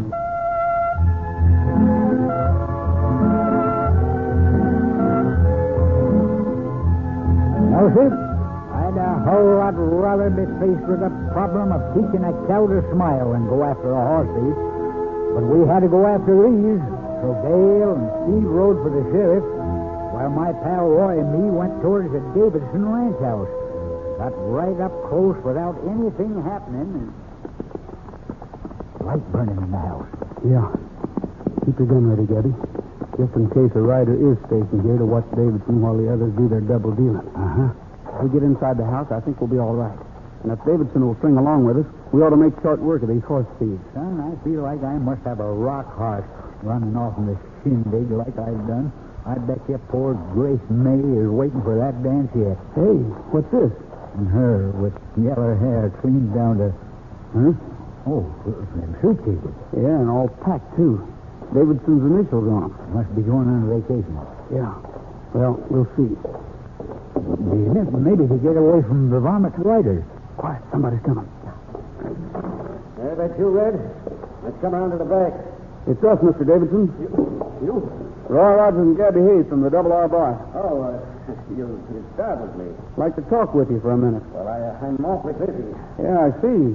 Going away on a trip? No, well, yes, just a short trip. To see your Uncle Bill? Yes, that's it. How did you know? Fine fellow, your Uncle Bill. Davidson, I'll get right down to the point. We believe your riders are crooked. Crooked? My riders? Why? Until now, it's been strictly your own business. But now it's ours. Tim Palominas disappeared from the Circle E Ranch tonight, and I think your riders stole him. Impossible. It's impossible. It's not impossible. We set a trap for 'em, and we'll nab 'em within the next 2 hours. But we want you to go along and show us where horses could be hidden on your ranch. Well, Rogers, what you say is true. My riders are crooked. All but one, France McKee. I trust him. I'll send him with you. I can't go myself. Too busy. He knows the ranch better than I do anyhow. You wait outside. I'll call him. You're too busy to protect your own ranch? Only take a minute to call McKee. He'll be right there. Son, he said he was going to visit his Uncle Bill. I didn't know there was a Bill in the Davidson family. There isn't. We did the wrong thing in coming here, Gabby. Davidson knows his riders are crooked. More likely he's in cahoots with them and is trying to make a getaway right now. That may be the reason for these bags and the reason he's been trying to borrow money. Well, what do you know? We better watch this rider he's sending along, too. He'll probably give him orders to keep us away from the stolen horses instead of helping us. Well, how about going out on our own? We can't. They know we're here. They'd shoot us in the back before we'd taken 2 steps.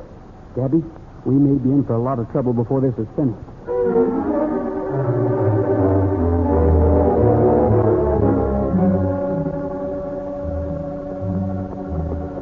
You sure hit it right when you said the Davison rider would keep us from finding the horses, son. Yeah. And I saw a fellow right in on our left. Another came in on the right. And McKee is following about 15 feet behind. We're right in the pocket. Sure are. Gabby, next time McKee rides up alongside us, I'm going to trick him. Make a run for that hill just ahead. You can't, son. McKee as much as said he'd use his guns if we tried. I'll get Trigger to rear up and cut a few monkey shines when McKee gets here. With the excitement, I'll make a run for it.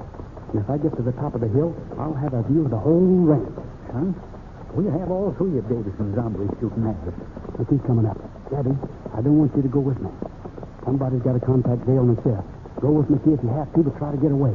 I'll meet you at the breaking the fence later. Well, I reckon you fellas have seen about all there is to see. Look out, McKee! Stay away from the trigger. Take the bit in his teeth and go, that's him. All right, Trigger, let's go. Hey, Rogers, boys, get him off. Get Rogers, men. Don't let him get to the top of that hill.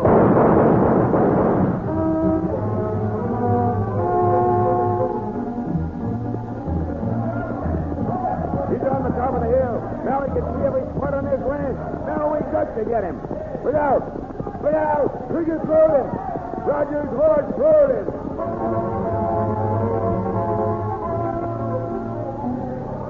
He's not here. He disappeared. When he got here at the top of the hill, his horse threw him. The horse kept on running, and Rogers disappeared. Hey, where's his partner? We lost his partner, too. Come on. Hightail it for the ranch house. We'll get Davidson. He's got to organize a search. They both got to be found.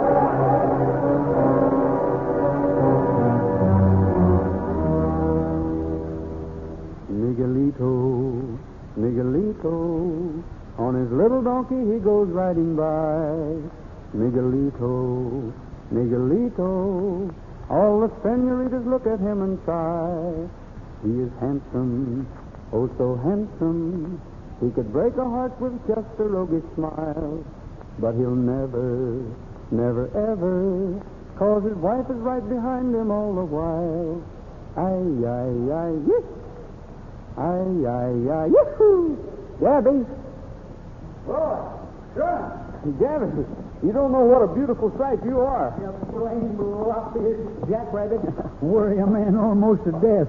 What do you mean disappearing this way? Now, easy, Pappy. It told me to wait at the break in the fence.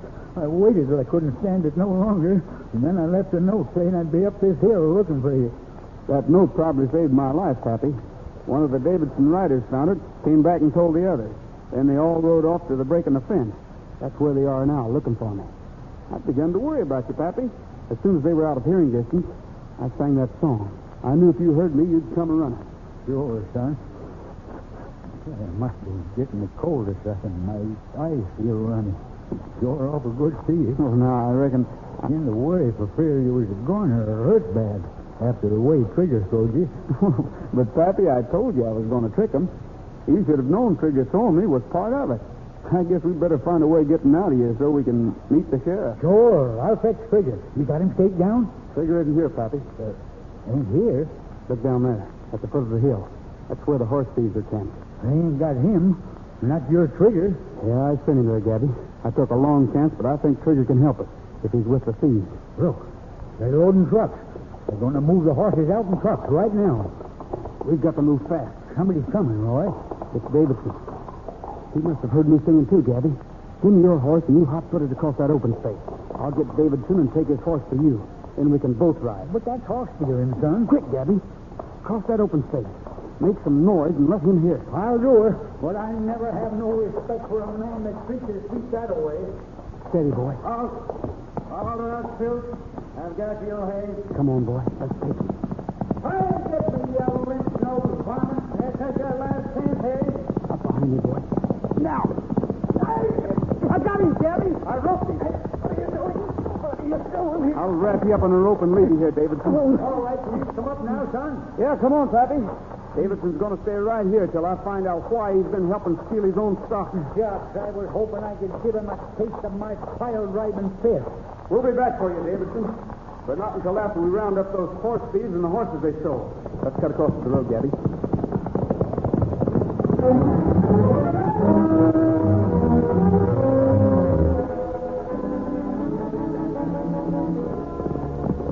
Trucks will have to come along here, Gabby. They can't go anywhere else. We'll throw up a blockade. Let's take our horses and snake those logs over here. Those rocks, too. We'll build a pile big enough that the trucks will have to stop. What if the sheriff doesn't get here in time, son? There's 6, 8 men in that gang of thieves. We'll have to hold them till the sheriff does get here. Let's build the blockade fast. There isn't much time.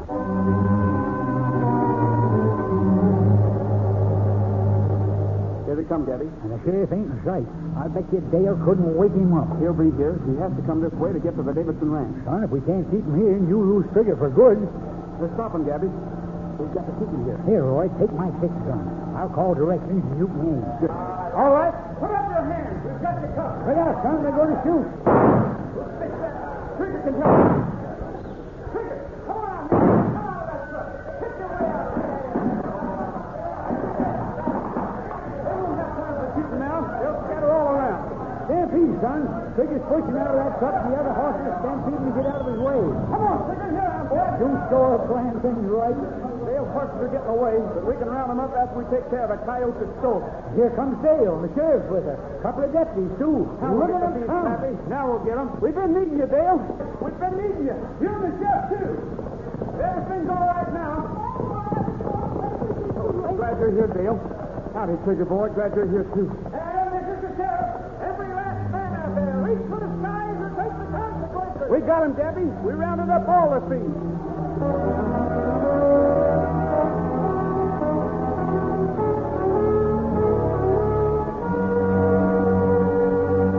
Say, folks, did you know this about Roy Rogers? He gets more fan mail than any other star in Hollywood. That sure proves he's a great star, a rootin', tootin' he-man with plenty of know-how and savvy to handle problems and get ahead. Now, here's a tip to you fellas and girls coming up the ladder of life. Here it is in Roy Rogers' own words. Roy says, "My folks brought me up on Quaker Oats." Yes, sir, that's straight from Roy Rogers to you. So you fellas and girls, let good, nourishing breakfast of Quaker Oats help you become the stars of the future. Because doctors say the more often youngsters eat a good oatmeal breakfast, the better they grow. So you put a bee in Mom's bonnet to cook up a quick, nourishing breakfast of delicious Quaker Oats tomorrow morning. Remember to buy Quaker Oats, a giant in nutrition, value, and flavor. Delicious, nutritious, makes you feel ambitious. The giant of the cereal is Quaker Oats.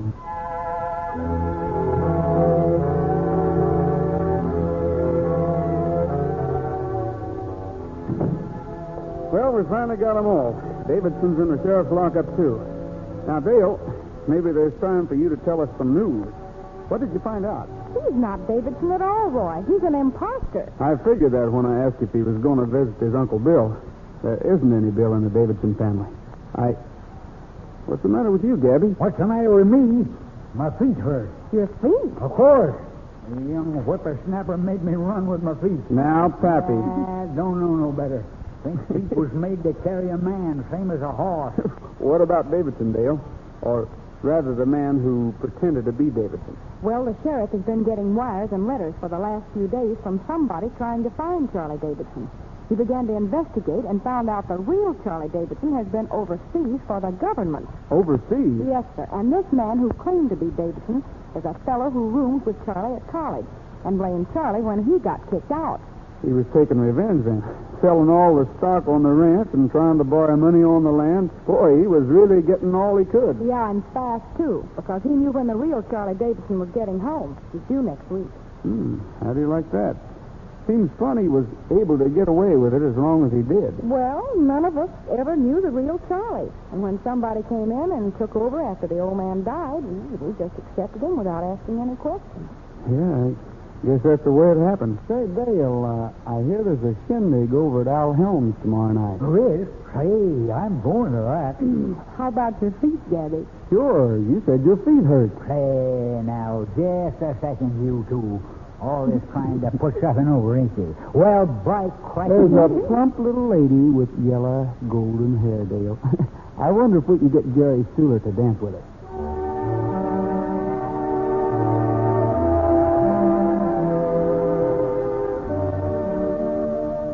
Shucks, buckaroos. My pal Roy's all right. Even he does get rambunctious once in a while. Ain't anybody in the whole world except him could have got them horse thieves slick as he did. Well, now we're going to have some real Western singing. Roy, Foy, Willin, and the riders of the Purple Sage, just everybody's going to join in and let go with... Whoa! Pecosville was quite a cowboy down in Texas, and the Western Superman, to say the least. He was the roughest, toughest critter, never known to be a quitter, 'cause he never had no fear of man or beast. So yippee-yi-yi, yippee-yi-o, for the toughest critter west of the Alamo. Once there was a drought that spread all over Texas, so to sunny California he did go. And though the gag is kind of corny, he brought rain from California. That's the way we got the Gulf of Mexico. So yippee-yi-yi, yippee-yi-o, for the toughest critter west of the Alamo.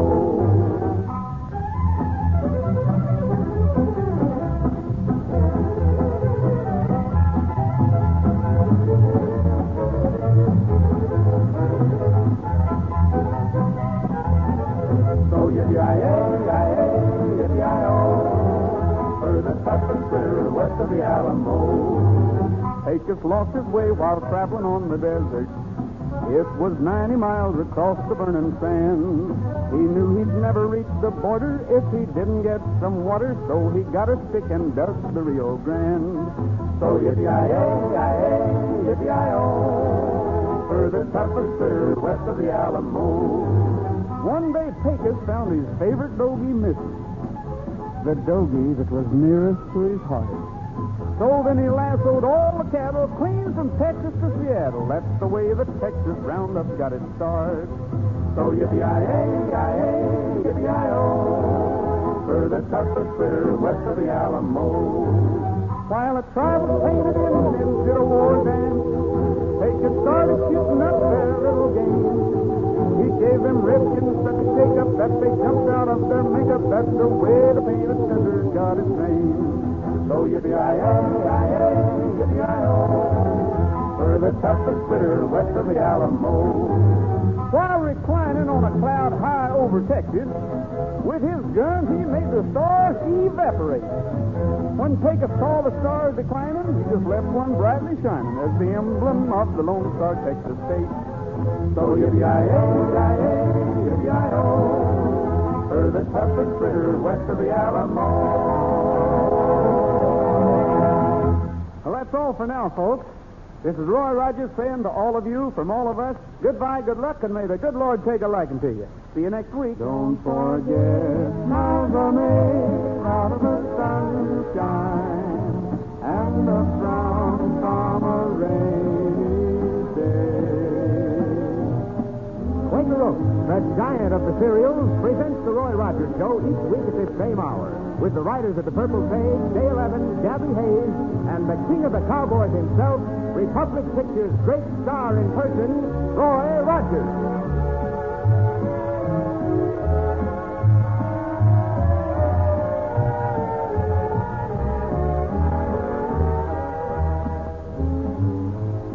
Mother, cooking gets you down on this day of rest. Then listen to Aunt Jemima. Ladies, serve your family an easy, fixing, happy eating Aunt Jemima pancake supper tonight. Just add milk or water to my Aunt Jemima pancake ready mix and pop 'em on the griddle. Everybody loves an Aunt Jemima pancake supper.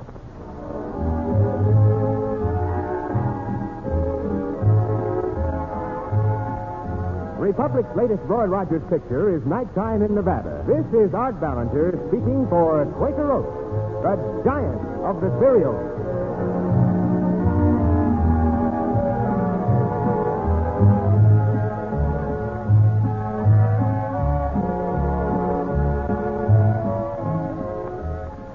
Up next on classic radio shows tonight, it's the British sitcom, The Navy Lark.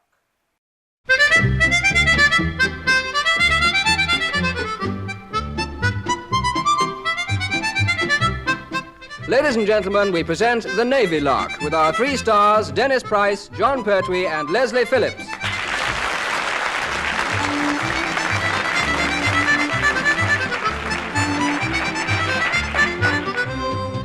There's an old adage that you should be content with your lot. However, if you're the Admiralty and your lot is a right mob on an island off Portsmouth, the last thing you'll be is content. Anxious, terrified, panic-stricken, possibly, but content, no. In fact, your only hope is to keep them occupied 25 hours a day with extra duties when things get desperate.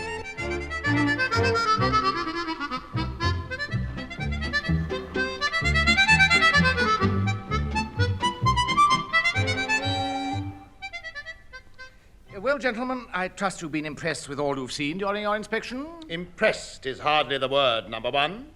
Fascinated, perhaps. Yes, Commander Povey and I have had a feeling we've almost caught someone odd, doing something strange, somewhere peculiar all day. I'm sure you must be mistaken, gentlemen. The only mistake Commander Shaw and I made was not starting 2 minutes earlier all round. Yes, if I'd let you take that short cut round the back of the galley, you might have spotted Mr. Phillips. Would you care to pass the sherry round? But I just did, sir, and nobody wanted any more, sir. And, yes. More sherry, sir? No, thank you. Water biscuit, sir? Don't overdo it, Mr. Phillips. Now, I understand, sirs, you have already seen the CO, Lieutenant Commander Staunton. We have, but I doubt if he knows it. Why is that, sir? Whilst we tried to discuss naval matters, he chunted on about fishing with live bait from the stern of a cruiser in the East Indies. I'm sure you must have misunderstood, sir. Oh, no, sir, I believe he's very good at it. He once caught an East Indian, I believe. More sherry, sir? No. Number one, may I draw your attention to the fact that naval estimates have had to be increased again. And it is my opinion that the sole cause of these additional expenditures is the gross inefficiency of this unit. Up at the Admiralty, we reckon you lot cost us more than the rest of the Navy put together. Oh, I think that's a bit of an exaggeration, sir. Why, yes. Not much, but, Yes, a bit. Definitely a bit, yes. For once, Mr. Phillips, I agree with you. You do, sir? Oh, this must be my lucky day. I wouldn't bank on that. Personally, I've never been able to fathom what possible use this detachment could be over here anyway. Oh, I don't know. If the Isle of Wight ever demands home rule, we could move in a bit sharpish. There are times, Mr. Phillips, when you're quite brilliant. Oh, thank you, sir. But that wasn't one of them. The fact is, number one, their lordships have decided they'd rather like to see something for their money. Naturally, sir, but I don't quite see how... Well, they do.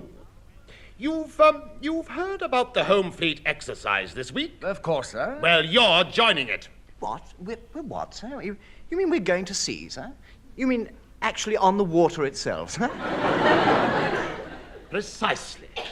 It is one of the hazards of being in the Navy, Mr. Phillips. Oh. It is not all beer and skittles. No, sir, it's not all sherry and water biscuits either.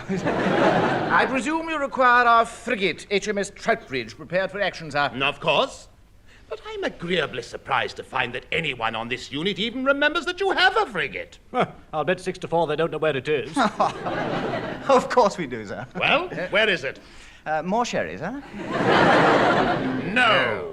All right, I'll issue instructions for the Troutbridge to be provisioned at once, sir. Well, that shouldn't cause much of a problem. Your store's indents are always so ridiculously excessive, you're bound to have everything.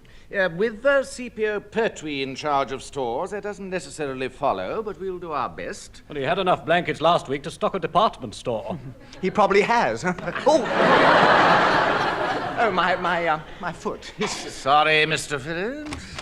I say, number one, I've just realized what those two Pompey idiots were jabbering about.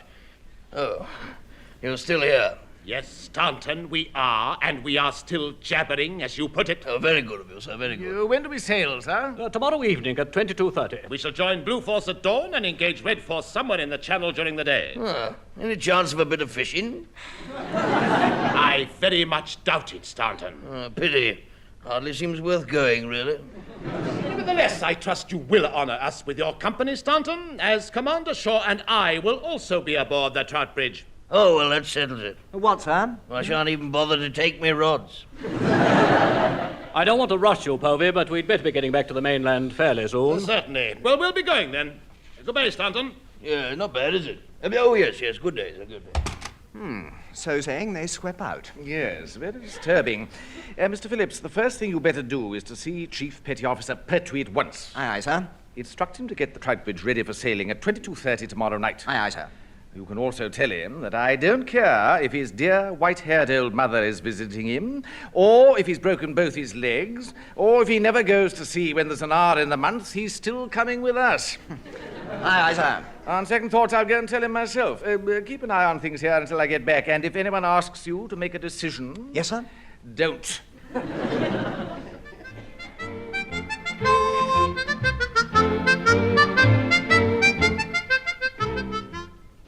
Johnson?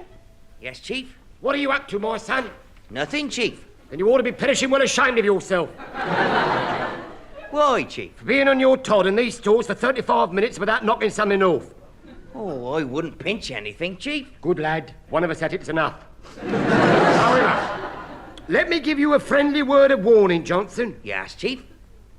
If I do ever catch you half-itching something out of here when my back's turned, not only will I whip it back, but I'll have your kit as well, including your drinking mug. Ah, you couldn't do that, Chief. Why not? You've already got me drinking mug. I have? And what the blazes are you drinking out of? Me fountain pen top. Oh, blimey. Trouble is, sometimes me tea trickles out of them little air holes in the sides and up me sleeves. Hard luck. Yeah. You should have intended for a slop bucket and had done with it. Yes, Chief. Still, let's look on the bright side, Johnson. We know where we are now, don't we? Yeah. Do we, Chief? Yes. One wrong move out of you and I'll bung you on a charge for losing your drinking mug. Thanks very much. Not at all. I'm having a good day. Blimey, you been fiddling again? Fiddling? Fiddling? Nothing of the sort, my lad. I've been making certain arrangements. Well, if you ask me, that's the same thing. I didn't, and come to think of it, where's your drinking mug? Sorry. Granted, but watch it. Now then, look, you may have noticed a certain amount of activity going on in that field behind the jetty this morning. Oh, yes, it's going to be a fairground for a week. It is, Johnson, it is, and thanks to Chief Petty Officer Pertwee, a very bright and lavish spectacle it's going to be and all. Oh, what you done, Chief? Well, I've come to a little arrangement with the fairground proprietor, and he's agreed to take all his electricity from Pertwee's private power plant. Hey? In exchange, for a percentage of the takings, I'm running a power cable to him from the generators on the frigate. And once I get them going, that fairground's going to look like a blast furnace from the inside. Why didn't he want to use his own generators then? He did. Leastways he did until the sudden and mysterious appearance of a certain notice board smack bang outside his caravan. Go on, what did the board say? WD property, keep off. But what happens if number one sees the cable from the frigate? He'll do his carefully calculated nut. However, he's not likely to. The last time anyone went near that frigate was to blow the siren on Mafeking night. Well, I hope for your sake you're right, Chief. And I hope for your sake you're right and all. Because you're the mug who's got to lay the cable and switch on. Yes, I thought I was. Good, then you're not disappointed, are you? Now, off you go, my laughing lad. You'll find all the gear down by the frigate. Aye, Chief. Chief, number one's on the prowl. Number one always is, mate. I know, but he's coming in here. Take cover! Ah, there's a surprise. How nice. Surprise, eh? Yes, Chief, you're actually here. As a rule, if I wish to see you, I have to rely on bumping into you whilst you are engaged on one of your, outside activities. Oh. Perfidious, nefarious, and downright villainous as they probably are. Thank you, sir. However, I have a little news for you, Chief, which, although I have no confidence that it will succeed in stopping your activities, it may at least restrict them a bit. We're under sailing orders, Chief. Hey? Come again, sir? We're joining the Home Fleet, Chief. Blimey, what in? In the frigate, Chief, if you have no objection to their lordships borrowing it for a few days. That depends on how much they'll... HMS Troutbridge, sir? Ooh, you can't do that, sir. Why not? Well, I've got to lay the cable to the fairground. Belt up! You have to do what, Johnson? Look for his drinking mug, sir. Haven't you, Johnson? Yes, Chief. Inspection in 10 minutes. Good luck. You were saying, sir? Oh, yes. You will provision ship immediately, Chief. I said, look, but with respect, sir, I wouldn't advise putting to sea. You wouldn't, Chief? No, sir. Ah, now that's a pity, because I believe that's really why their lordships bought the thing. Yes. Will we be away long, sir? That rather depends on the Chief, Johnson. Me, sir? You, sir. Your little arrangement with a tug's captain to pull us off a jetty last time cost us 6 months at Falmouth and a refit. Well, accidents will happen, sir. Yes, quite, Chief, quite. But we might have stood a better chance if your Uncle Ebenezer Pertwee had had more experience as a tug captain than towing coal through the Manchester Ship Canal. There weren't any naval tugs available, sir. I thought he was going to do us a favour. Possibly. And until he caught the hook of his anchor in our scuppers and opened up the ship's side like a tin opener, I was most grateful. Well, Nunkey was most upset too, sir. His tug sank and he only got 50 quid compensation. Let us be honest, Chief. If anyone had thrown so much as a matchstick onto that waterlogged hulk, it would have gone down like a stone anyway. Yes, but it couldn't half pull coal, sir. It could also rip up a frigate, so let's forget it, Chief. When do we sail then, sir? Well, that's a bit of information I propose keeping to myself, Johnson. That way we might even go. Righto, sir. I'll provision the ship at once, sir. Very kind of you, Chief. And try to remember that we'd like a little food and armament aboard, as well as the housey boards. Aye, sir. Thank you, Chief. Carry on. Aye, sir. Oh, and in the event of a westerly wind at sailing time, don't bother to whistle up one of your aunts in a rowing boat with a bit of clothesline. We'll manage. Very good, sir. Get out of it, you mickey taker. You won't be wanting me to lay that electric cable for the fair now then, Chief, will you? Can I have my drinking mug? Yes, I will, and no, you can't. But you can't use the frigate's generators when we're under sailing orders. Well, my bet is we aren't under them, Johnson. I reckon number one knows I'm up to something and has invented these sailing orders to bung a spanner in the works. Do you really think so, Chief? I hope so, mate. Otherwise, when we cast off, that fairground is due for a power cut. And what's more, the trout bridge is going to blow a large economy-sized fuse. Now, come on, we got work to do.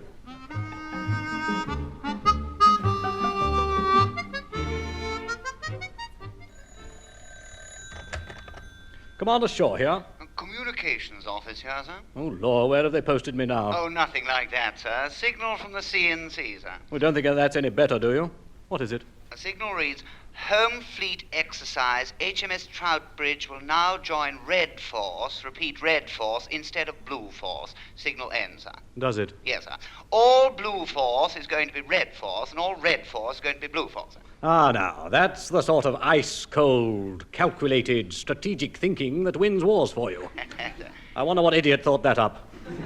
I think it was the CNC, sir. Oh, simply brilliant. I'll inform the Troutbridge when I get there. Aye, sir. By the way, what's your name? Tactical Communication Operator, Second Class Prout, sir. Congratulations. In my day, you'd have been a signalman. This is the atomic age, sir. Oh, well, of course, that explains everything.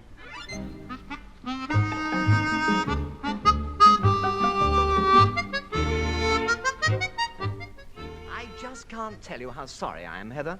Oh, it doesn't matter. Oh, good. I say, you're quite sure it doesn't, aren't you? Quite.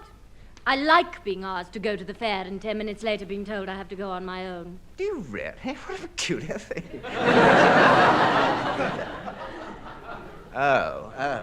I say, you are annoyed, aren't you, Heather? Whatever makes you think that? I can tell, you know. I'm not slow. Well, you could have fooled me. Could I? That's jolly nice of you. May I ask why you're not taking me to the fair after all? It's top secret, really, but duty calls me. Well, let's hope it's not calling you the same things that I am. Now, this is no laughing matter. I'm not sure if you're supposed to know, but, well, we are going to see. You're going to see what? I knew it. Sea. S-E-A. Water. All that wet muck out there.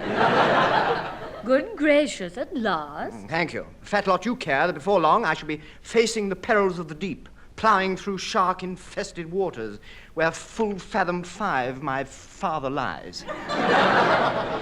Well, where on earth are you going? About 4 miles off Worthing. Oh. I'll put a light in the window. Oh, thank you very much. Ah, Mr. Phillips, are you engaged? No, sir, we're not even going steady. Well, no, sir, no. Good. Well, as it's now almost tea time, you might go down to the stores and inform C.P.O. Pertwee that we sail at 22:30 this evening. Aye, sir. I'll go at once, sir. Very civil of you, Mr. Phillips. I was rather hoping you would. That's all right, sir. I'm only too pleased to be of any assistance. It ain't, sir. Naughty. Well, that's got him going.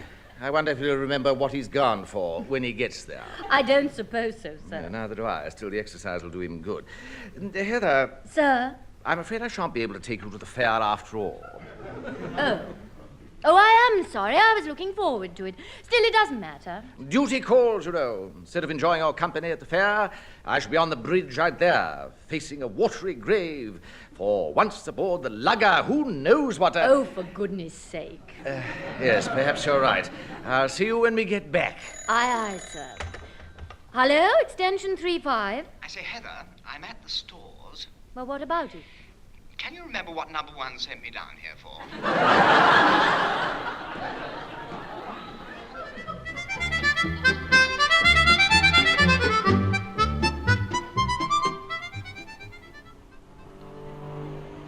Chief? No, you can't. I'm busy. But, Chief, it's gone 2200. Can I cut the power cable to the fairground? Yeah, I suppose you'll have to in a minute. Otherwise, we'll pull half of it into the sea after us. That's right, Chief. Oh, I could spit. That electric light bill could have kept me laughing for a month. Does seem a shame. I've never seen such a bright fair. Yes, I overdid it a bit earlier on. You mean you opened up the generator a bit too much? Just a bit, yeah. Yeah, the roundabouts were spinning at about 40 knots and light bulbs. The light bulbs were going off like machine guns. With a certain understandable pride, Johnson. Yeah. I think I can say... Yeah. That I've made the Aurora Borealis look like a dud torch. Have you told the fairground owner what time you're cutting off the power, Chief? No, Johnson, I haven't. It wasn't in the Navy's interest. Oh, well, he's going to know when all the lights go out, isn't he? That's the whole point. By then it'll be too dark for him to find me. By the time he gets his own generators going, we'll be further out than he can swim. Well, I hope for your sake you're right, Chief. I hope so for yours and all. I told him my name was Johnson.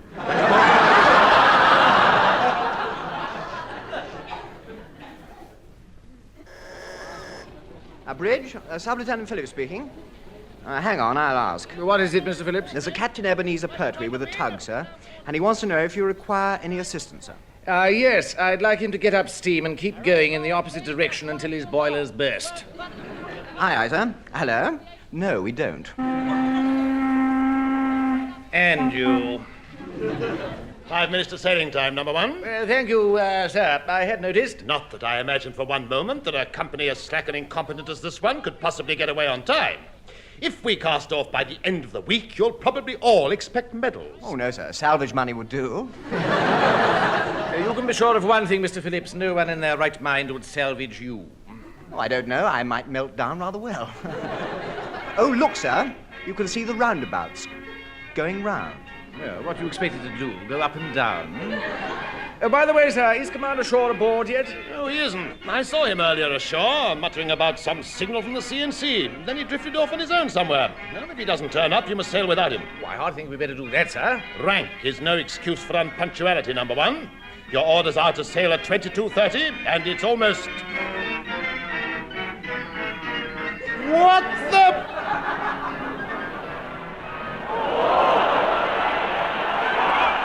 Good gracious, all the lights have gone out in the fairgrounds, sir. Very observant of you, Mr. Phillips. What you want me to do about it? Nip over and lend them a shilling? No, sir, I wouldn't put you to all that trouble, sir. I say, our lights seem to have got a bit brighter now. Yes, they do, don't they? Well, that's very odd. I wonder if... No, they can't be. Just an optical illusion, that's all. Bridge, number one here. Chief, pretty opposite Pertwee, sir. It's 22:30, sir. And we're not moving. We are about to, Chief. You're in a terrible hurry to put to sea all of a sudden, aren't you? Not half. I mean, no. No, sir. No. Ooh, no hurry at all, sir. Any time within the next minute will do, sir. I see, yes. I think I'm beginning to see the light. The light, sir? The light, Chief. Oh, blimey, rumbled. I may want to see you later, Chief. A small matter concerning a subscription to the unit comfort funds. The funds. Carry on. Now then, let's get this bus out of the garage. Stand by, all hands.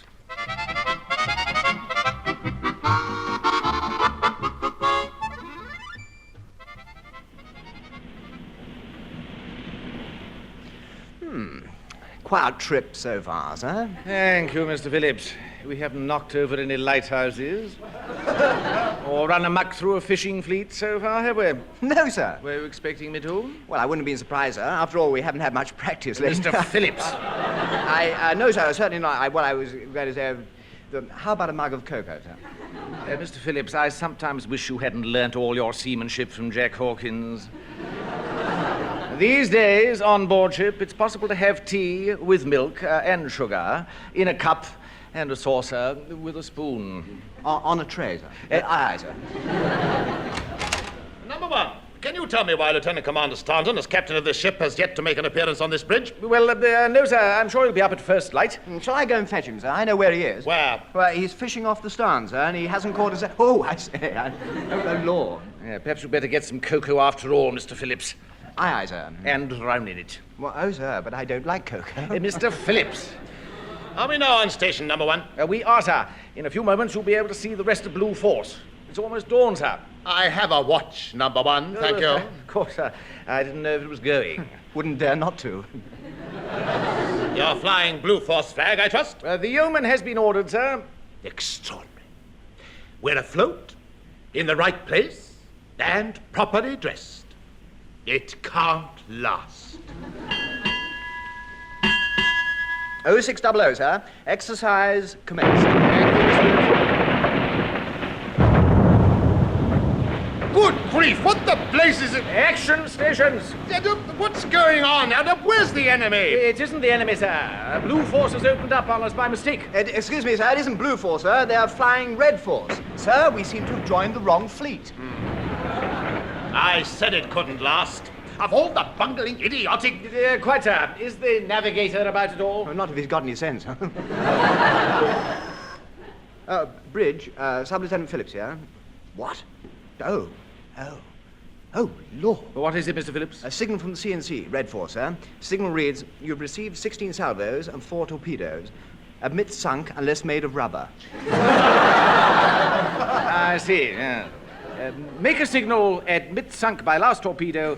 All others near misses are condolences. Aye, sir. And so ends our part in the exercise, I suppose. Well, I'm afraid so, sir. It's a bit short, but it was exciting while it lasted, wasn't it?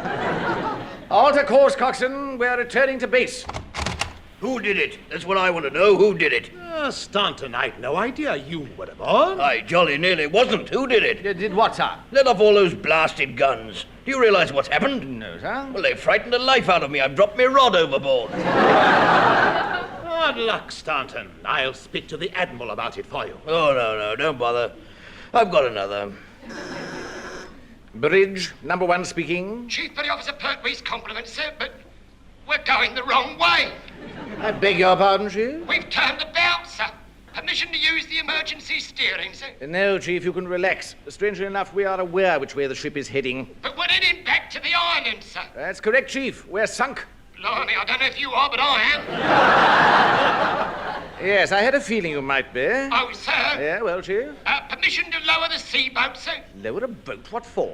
Me. No, Chief. But I can't go back to the island for the bit, sir. I have news for you, Chief. Not only can you, you are. Now, stop this nonsense at once. If you have some sort of domestic difficulty on the island, you must make light of it. Make light of it? Stone me. 400 gypsies armed to the teeth, and now he makes jokes.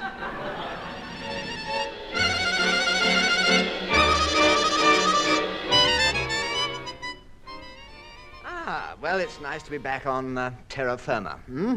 More sherry, anyone? For the umpteenth time, no thank and scrubbed round the water biscuits too, Mr. Phillips. Oh, aye, sir. Sir? No, Chief, you can't have compassionate leave. But it's imperative, sir. My dear white-haired old mother, sir. Has broken both her legs in 3 places through you going to sea when there was an hour in the month, I suppose. Oh, have I used that one before, sir?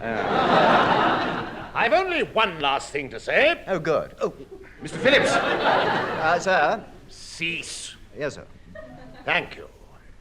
I have just received a signal from the CNC of the exercise. Really, sir? Good news, I trust. No, it thumping well wasn't.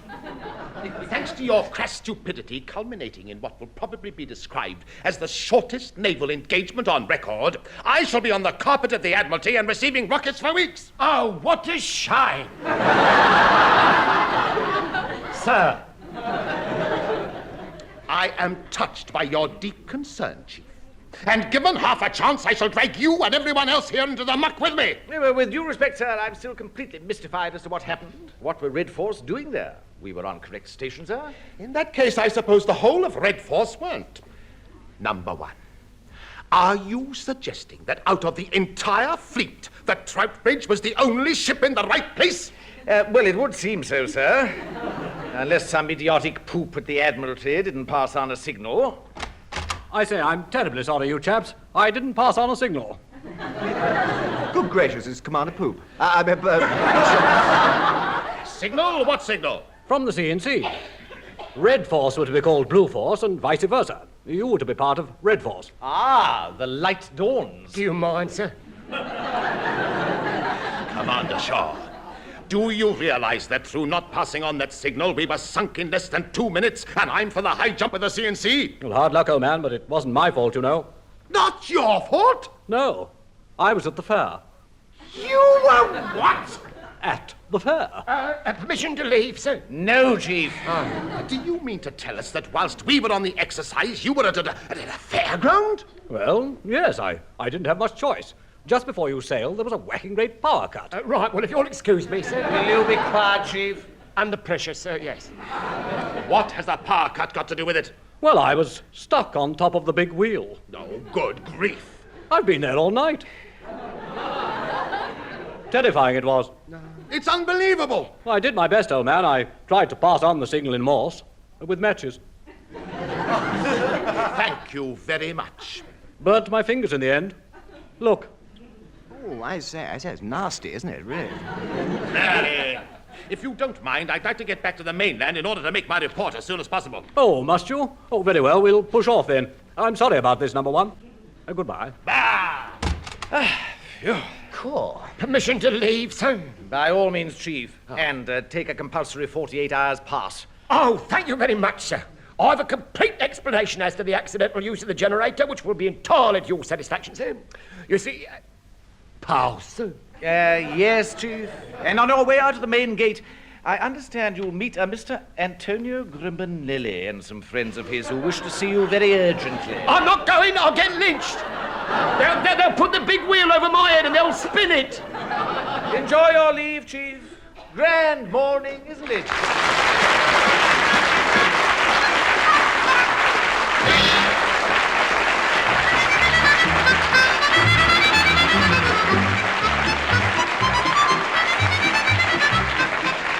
That was Dennis Price, John Pertwee, and Leslie Phillips working their passage in The Navy Lark, written by Laurie Wyman. Dennis Price was the number one, John Pertwee was the chief petty officer, Leslie Phillips was the sub-lieutenant, Commander Povey was played by Richard Caldecott, and Heather was Heather Chasen. Commander Shaw was Michael Bates, Able Seaman Johnson was Ronnie Barker, and communication operator Prout Tenuel Evans. The recorded production was by Alastair Scott Johnston.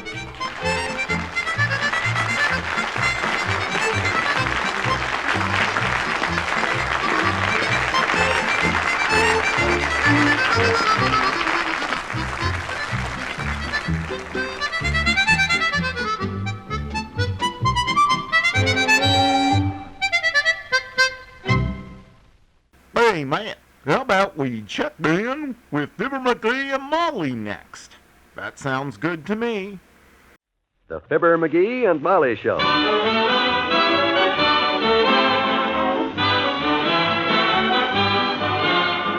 Every weekday at this time, NBC brings you Fibber, McGee, and Molly transcribed.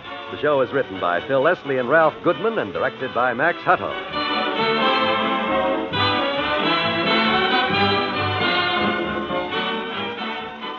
We'll join Fibber and Molly in just a moment. You may smile when you see your youngster making believe in his outer spacesuit. Maybe there isn't much danger of a flying saucer invasion from Mars. But there is a possibility of an attack by a foreign nation. With today's superplanes, a surprise attack could be made on almost any American city. No one can even imagine the cost of destruction and the weakening of our entire national defense system. In spite of scientific progress, there is no magic way to defend ourselves against a sudden attack. Our Air Force Command is always alert to protect us, but it needs a ground observer corps working 24 hours a day throughout the year. A civilian corps of intelligent citizens trained to know one supersonic plane from another. Right now, this ground observer corps needs more than 300,000 volunteers, especially on the East Coast, the West Coast, and the northern states. You can be proud to sign up for the Silver Wings of the Ground Observer Corps. Write or phone your nearest Civil Defense Center or write to the Ground Observer Corps, Air Force, Washington, D.C.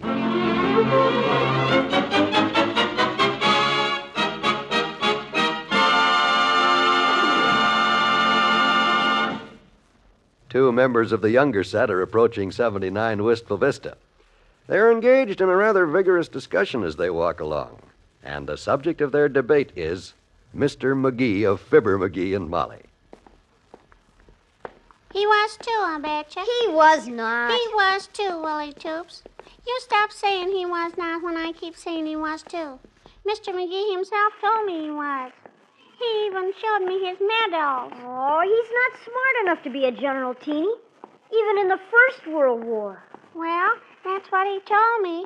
President Wilson made him a general for a while so we could win the war. Oh, there's only one kind of general they could have made him that would have helped us win the war. What kind?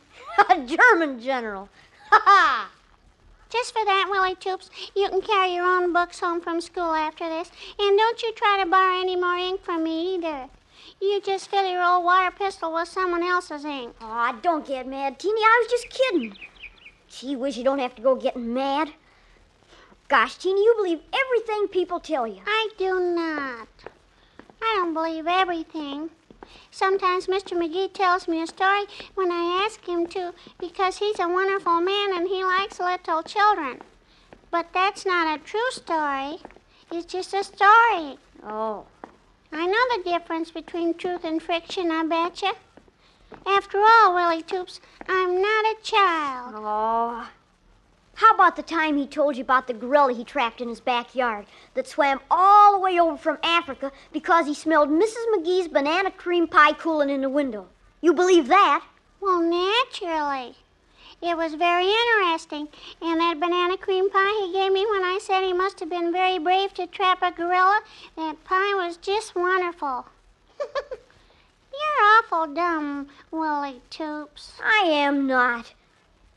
Hey, do you think he'll let us borrow his stuff for the nature study hike? The canteen and stuff? Mr. McGee will let me borrow anything I want to because he is my very best friend and he loves little children, especially me. I'm going to ask him if he's got a knapsack, too, because a knapsack... I would suggest that you let me do the talking, Willie. He's my friend, not yours. Well, he likes me, too, though. I'll do the talking. Women do these things better than men anyhow. My mama says it's our womanly ignition, I betcha. And Mr. McGee,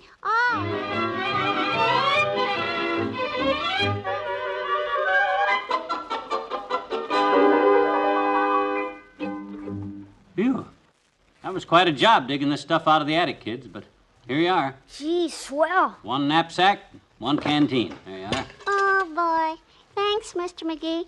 You're awful nice to little children. Ah, that's okay, Teeny. Glad to let you have it.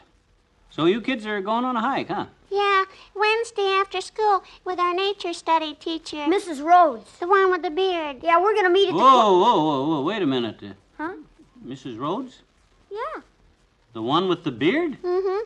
A little black pointed one. Oh, he thought that... Yeah. Mrs. Rhodes isn't a lady, Mr. McGee. He's a man. Yeah, we call him Mrs. because when us kids throw erasers, he throws them back. But he never hits anybody.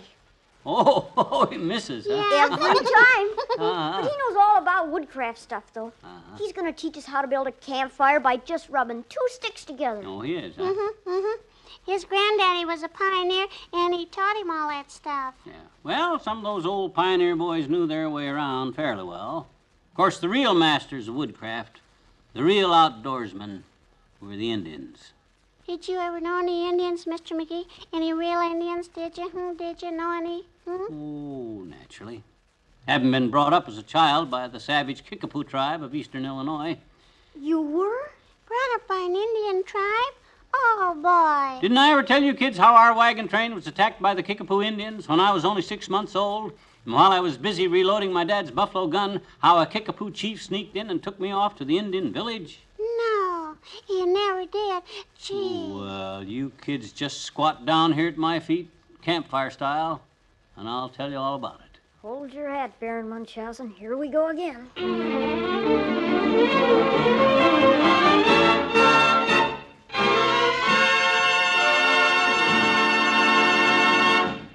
Back to Wistful Vista in a minute. Hello there. This is Susan Hayward. I recently learned that cancer takes the lives of more children between the ages of 3 and 15 than any other disease. Now, any parent, anyone for that matter, will understand how this shocking fact struck me and how it made me want to help conquer this terrible disease. But alone, I can't do much. With you and with every other American, we can do a lot. We can help the American Cancer Society continue its effective programs of cancer research, education, and service to the cancer patient. All 3 of these programs are necessary if man's cruelest enemy is to be controlled. I ask you, for the sake of the children and for us, to give, and to give generously to your American Cancer Society. Mail in your contribution now to Cancer, care of your local post office. That's Cancer, care of your local post office. Please, do your part to help conquer cancer.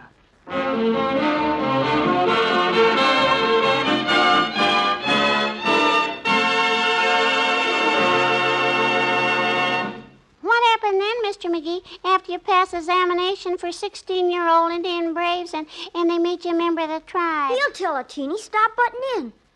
Go on, Mr. McGee. Well, sir, Dad was sure proud of me. Dad? The old chief that adopted him, stupid. You know, the one that snatched him from the wagon train? Oh, yeah, I forgot. Go on, Mr. McGee, tell us some more. Yeah. Well, after the dancing was over and all the shouts of, "For he's a jolly good fellow," died down, the old chief raised his hand for silence and he said, "Onga monga minga how, amonga hila gitcha gumi ole." What does that mean? Gentlemen, be seated. Oh? Then he turned to me, his adopted son, and he says to me, "Moana, huh." What does that mean? That means you have done well learning the ways of us Indians, my son.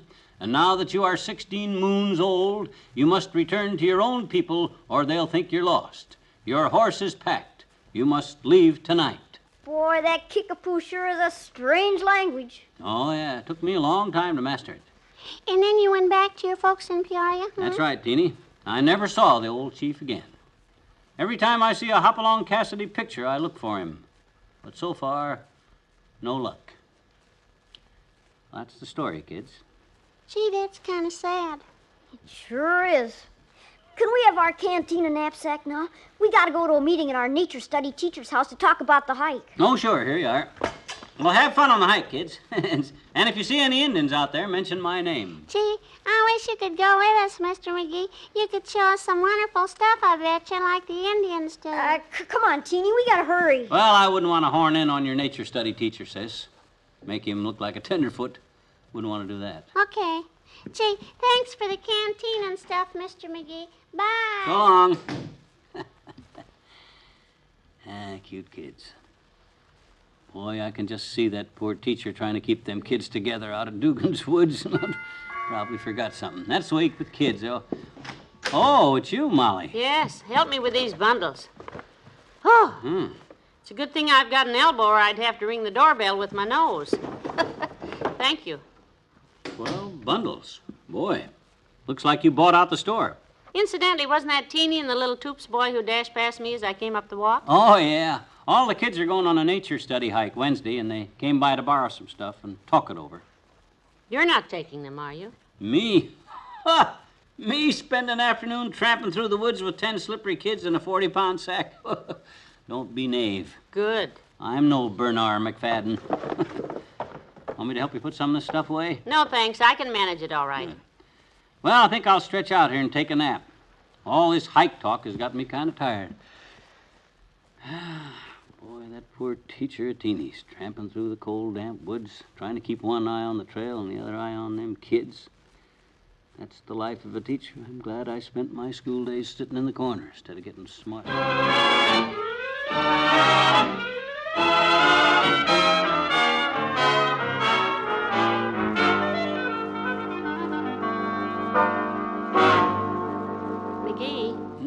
McGee, wake up.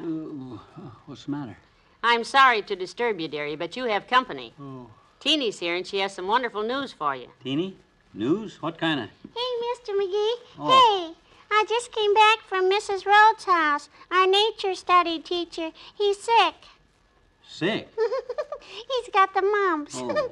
One of the kids gave it to him. Oh, boy, isn't that wonderful? Wonderful. Yeah, because now you can take our class on the hike Wednesday. Oh, boy. Now, wait a minute. Yeah, we told all the kids, and Mrs. Rhodes is so glad. Yeah, but...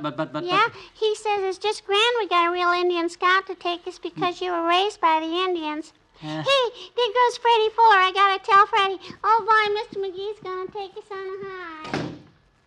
Oh, my gosh. Ugh.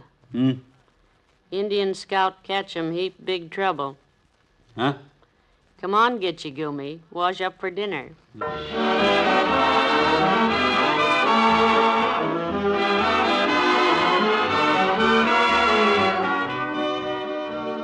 Fibber and Molly will be right back. This is Bill Goodwin, ladies and gentlemen. I'm with Bob Hope and his morning radio show, and I'm wondering whether you've been listening to it. It's getting funnier and funnier. For instance, almost every day now, Bob has a question period with the audience. Just in case you haven't heard it, let's listen in on one now. Yes, my good man, right there. How old are you, Robert? Thank you.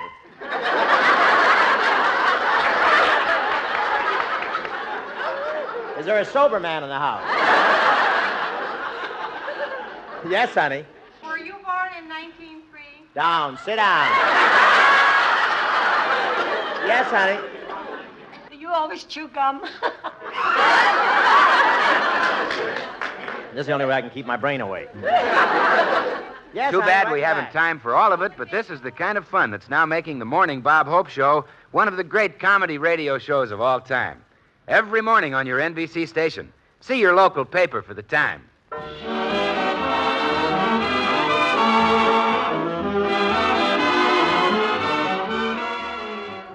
For the doggone the luck. What's the matter now? This book.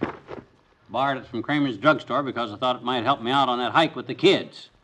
Life among the Indians. Yeah. Well, that should be just what you're looking for. What tribe of Indians is it? The Cleveland Indians. Oh. Yeah. Good night. Good night, all.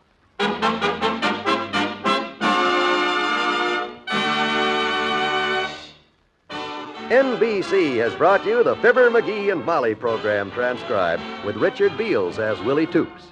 This is John Wald inviting you to be with us again tomorrow night to see the squirming of Mr. Magee of Fibber, Magee and Molly.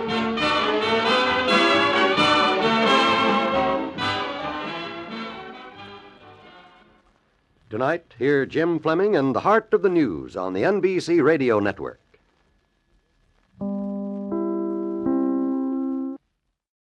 It's elementary that Sherlock Holmes is up next on nightly old-time radio shows.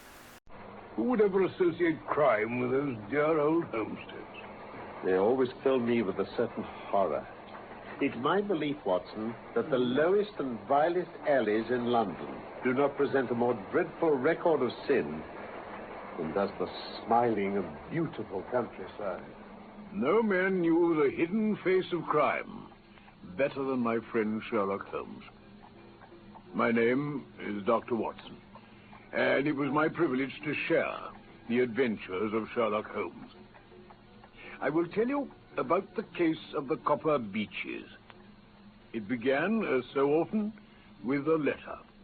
It made Holmes want to laugh at first, but soon he was to take it seriously. And you will see why in just a moment. Well, it looks as though I've touched bottom at last. This note I had this morning marks my 0 point, I fancy. Here, read it. Thank you. Dear Mr. Holmes, I'm very anxious to consult you as to whether I should or should not accept a situation which has been offered to me as governor. I shall call at 10:30 tomorrow if I do not inconvenience you. Yours faithfully, Violet Hunter. And you know the young lady? Not I. Well, the note was written yesterday, and it's 10:30 now. Yes, and I have no doubt that is her ring. Yes, well, let us hope so. But our doubts will very soon be resolved, for here, unless I'm much mistaken, is the person in question. Oh. You will excuse my troubling you, I hope, Mr. Holmes. I shall be happy to do anything I can to serve you, Miss Hunter. Pray take a seat. Thank you. Oh, this is my friend and colleague, Dr. Watson. How do you do? How do you do, Dr. Watson? Well, Mr. Holmes, I think I should explain that I have had a very strange experience. And as I have no parents or relatives of any sort from whom I could ask advice, I thought that perhaps you would be kind enough to tell me what I should do. A strange experience? I have been a governess for 5 years, but my employer recently took an appointment abroad, and I found myself without a situation. I advertised and I answered advertisements, but I had no success. Then the little money I'd saved began to run short. I was at my wit's end what to do. There is a well-known agency for governesses in the West End called Westways, and I used to call there about once a week. The manager, Miss Stoper, sits in her own little office, and the ladies who are seeking employment wait in an anteroom. They're shown in one by one, and Miss Stoper consults her ledgers and sees whether she has anything to suit them. Well, when I called last week, I was shown into the office as usual, but I found that Miss Stoper was not alone. Ah, this one will do. I could not ask for anything better, Miss Stoper. Capital, capital. Sit down, Miss Hunter, please. This is Mr. Rucastle. Thank you. You are looking for a situation, miss? Yes, sir. As governess? Yes, sir. And what salary, do you ask? In my last place, with Colonel Spence Munro, I had £4 a month. Oh, come. Sweating, rank sweating. How could anyone offer so pitiful a sum to a lady with such attractions and accomplishments? My accomplishments, sir, may be less than you imagine. A little French, a little German, music, and drawing. Now, this is all quite beside the question. The point is, have you the bearing and deportment of a lady? There it is, in a nutshell. If you have not, you are not fitted for the rearing of a child who may someday play a considerable part in the history of the country. But if you have, well, then how could any gentleman ask you to condescend to accept anything under 3 figures? Your salary with me, madam, would commence at £100 a year. Oh. It is also my custom to advance to my young ladies half their salary beforehand, so that they may meet any little expenses of their journey and their wardrobe. May I ask where you live, sir? Hampshire. Charming rural place. The Copper Beeches, 5 miles on the far side of Winchester. It's the dearest old country house. And my duties, sir? One child, one dear little romper, just 6 years old. My sole duties, then, are to take charge of a single child. No. Not the soul, my dear young lady. Your duty would be, as I'm sure your good sense would suggest, to obey any little commands, provided always that they were such as a lady might with propriety obey, and which I or my wife might give. Your wife? I should be happy to make myself useful, of course. Quite so. We are faddy people, you know. Faddy, but kind-hearted. In dress now, for example, if you were asked to wear any dress which we might give you, you would not object to our little whim, huh? Why, no, sir. Or to sit here, or sit there. That would not be offensive to you. No. Or to cut your long hair quite short before you came to us. My hair? Oh, no, sir. Oh, not my hair. Oh, I'm afraid that is quite impossible. Well, I'm afraid it's quite essential. It is a little fancy of my wife's. And ladies' fancies, you know, madam, ladies' fancies must be consulted. And so you wouldn't cut your hair? No, sir. I really could not. Very well. In that case, Miss Stope, I had best inspect a few more of your young ladies. Very well, Mr. Rucastle. Miss Hunter, do you desire your name to be kept upon our books? Oh, if you please. Well, really, it seems rather useless since you refuse the most excellent offers in this fashion. You can hardly expect us to exert ourselves to find another opening for you. Good day, Miss Hunter. Next. Come along now. Well, Mr. Holmes, when I got back to my lodgings and found little enough in the cupboard and 2 or 3 bills on the table, I began to ask myself whether I had not done a foolish thing. After all, if these people had strange fads, they were at least ready to pay for their eccentricity. Very few governesses in England are getting 100 a year. Besides, what use was my hair to me? By the day after next, I had almost overcome my pride so far as to go back to the agency, when I received this letter from the gentleman himself. Miss Stoper has kindly given me your address, and I write from the Copper Beeches to ask you whether you have reconsidered your decision. And my wife has been much attracted by my description of you, and is very anxious that you should come.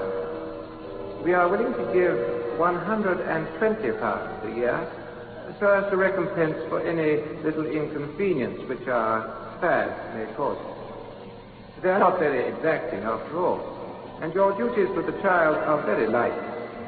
As regards your hair, it is no doubt a fitting, but I am afraid that I must remain firm upon this point. Now do try and come, and I shall meet you with the dog cart at Winchester. That is the letter I have just received, Mr. Holmes, and my mind is made up that I will accept.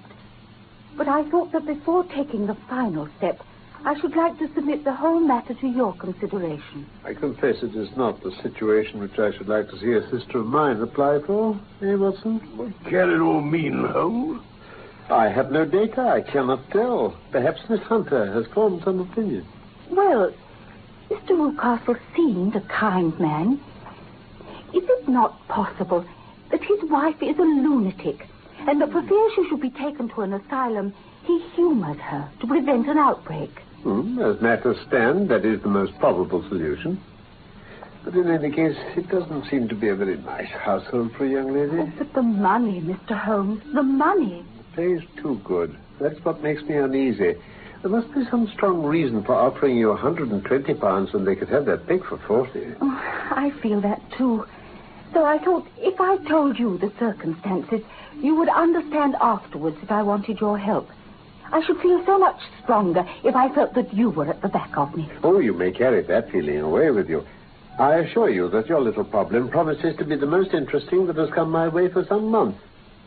Now, if you should find yourself in doubt or in danger... Danger? What danger do you foresee, Holmes? It would cease to be a danger if we could define it. Well, now that I have spoken to you, I shall write to Mr. Rucastle.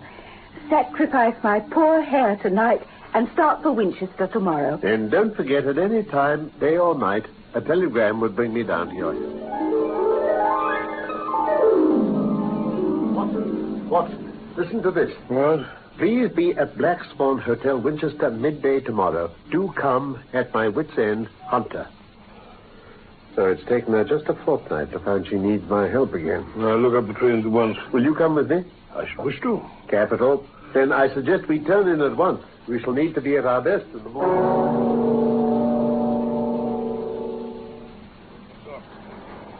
How much further to go?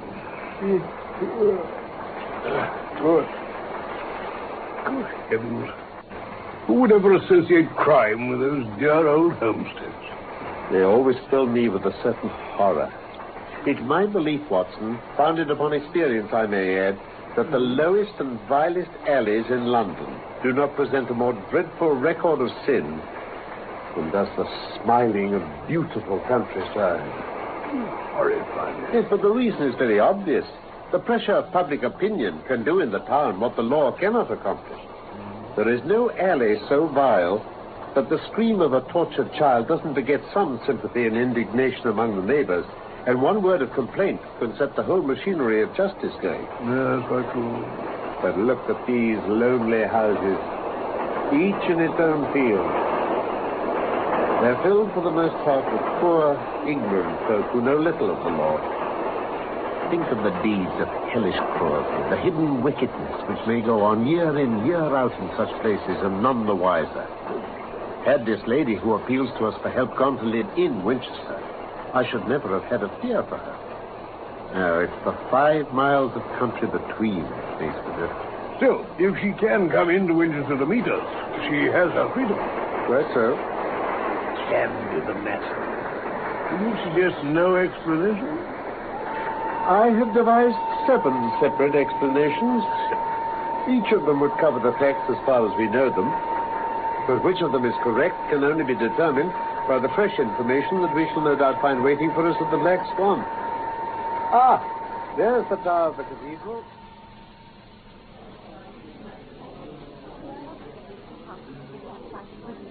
I got his leave to come into town this morning, though he little knew for what purpose. Pray let us have everything in its due order, Miss Hunter. Well, in the first place, I must say that I have met on the whole no actual ill treatment from Mr. and Mrs. Rucastle. But I'm not easy in my mind about them. I can't understand them. What can you not understand? The reason for their conduct. But you shall have it just as it occurred. When I came down, Mr. Rucastle met me here and drove me in his dog cart to Copper Beeches. Yes? I was introduced that evening to his wife and child. I gather that Mr. and Mrs. Rucastle had been married about 7 years. He was a widower, and his only child by his first wife was a daughter, who is now in Philadelphia.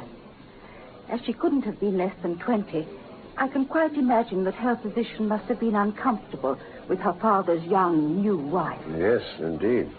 As for Mrs. Rucastle, I now know that there was no truth in our conjecture in your rooms at Baker Street.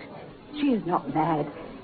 I found her to be a mere nonentity, as colorless in mind as she is in features.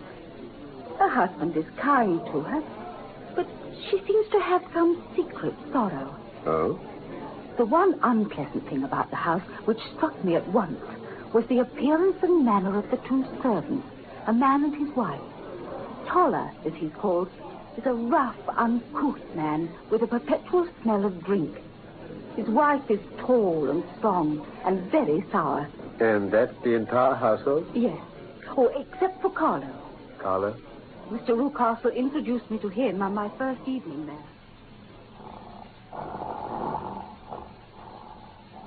Don't be frightened.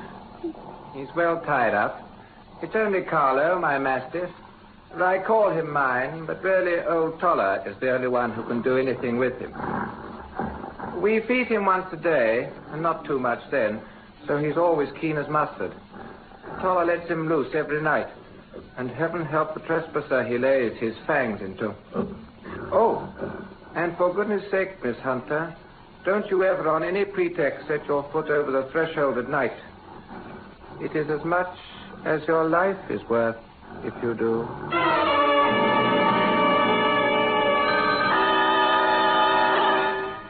Very direct warning, and no idle one, I fancy. But pray, Miss Hunter, continue your narrative. For 2 days after my arrival, my life was very quiet. On the 3rd, Mrs. Newcastle came down just after breakfast and whispered in her husband's ear. Ah, yes, to be sure. Miss Hunter, my wife reminds me to say how much we are obliged to you for falling in with our whims so far as to cut your hair. And the effect is charming, my dear. Oh, it is nice of you to say so. I assure you it has not detracted the tiniest iota from your appearance. And now we shall see how a change of dress will become you. If you will kindly go up to your room, you will find one laid out ready on your bed. It belongs to my dear daughter Alice, who's now in Philadelphia. It should fit you very well. Charming. Simply charming. Might have been made to measure, eh, dear? A perfect fit. I was surprised to see how well it suited me. Perfect. And now, Miss Hunter, be good enough to take the chair over there, the one with its back to the center window. Ah, splendid. Now then, my dear, let us stay and talk with Miss Hunter for a little while, shall we? And they stayed there talking for about an hour, Mr. Holmes. Mr. Newcastle told some extremely funny stories. So funny that I laughed till I was tired. The odd thing was, though, that Mrs. Newcastle never so much as smiled at them. Then her husband suddenly remarked that I might change my dress and go about my daily duty. Well, 2 days later, the same thing happened. When he had had me laughing helplessly at his stories for a while, my employer handed me a novel, moved my chair slightly to one side, and asked me to read to him. I read for about 10 minutes, and then suddenly, in the middle of a sentence, he ordered me to stop and go and change my dress. Well, I hope, Mr. Holmes, you don't find my story too protracted. I'm glad of the full details, whether they seem to you to be relevant or not. Well, I shall try not to miss anything of importance. You can imagine how curious I became as to the meaning of this extraordinary performance. For one thing, I noticed that they were always very careful to turn my face away from the window. Ah. I became consumed with a desire to see what was going on behind my back. Then a happy thought seized me. My hand mirror had been broken, and I concealed a small piece of the glass in my handkerchief. Good. On the next occasion, in the midst of the laughter, I put my handkerchief up to my eyes and was able, with a little management, to see all that there was behind me. And what was that? There was a man standing outside in the Southampton Road. He was small, and he had a beard. There were several others, but this one appeared to be looking earnestly in my direction. However, when I lowered my handkerchief, I found Mrs. Newcastle's eyes also fixed on me. She said nothing, but I'm convinced that she knew I had a mirror in my hand. She rose at once. Jethro, my dear, there's an impertinent fellow out on the road who's staring up at Miss Hunter. Really?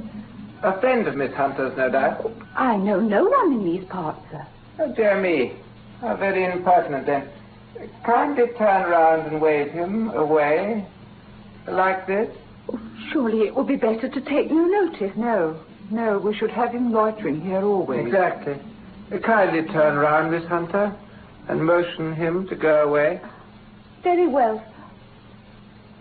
Is that all you have to tell us, Miss Hunter? Almost all, Mr. Holmes. I had noticed that one wing of the Copper Beeches appeared to be quite uninhabited. Oh?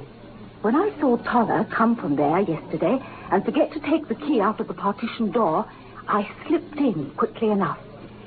I found a little passage with 3 doors in a line. 2 of them were open. The center one was closed and sealed with an iron bar and padlock. My nerves failed me suddenly. I turned and ran straight into the arms of Mr. Newcastle. So it was you, then? Oh, I'm so frightened. And what has frightened you, my dear young lady? It's so dreadfully still in there.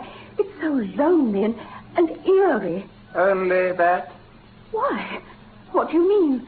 Why do you imagine I locked the door to this wing? Why, I'm sure I don't know, sir.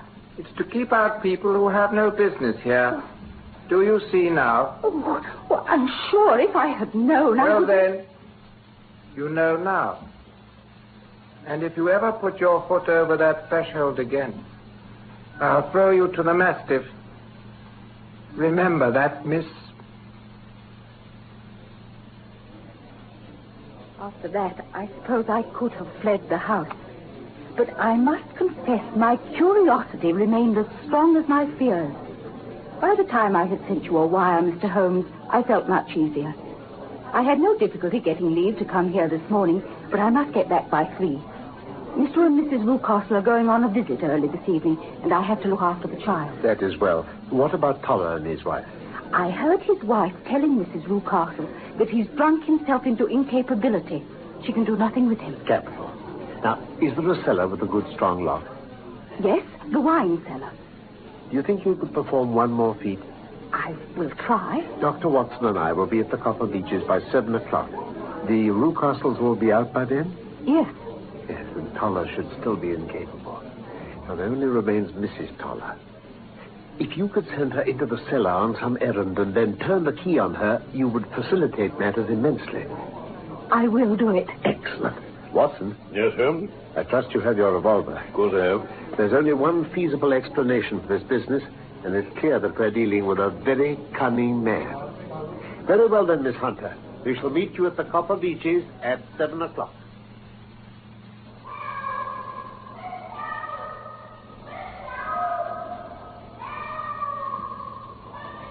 Have you managed it? Yes. That's Mrs. Toller pumping to be let out. Toller is snoring on the kitchen rug. Here are his keys. Well done. Now, lead the way, and we shall soon see the end of this black business.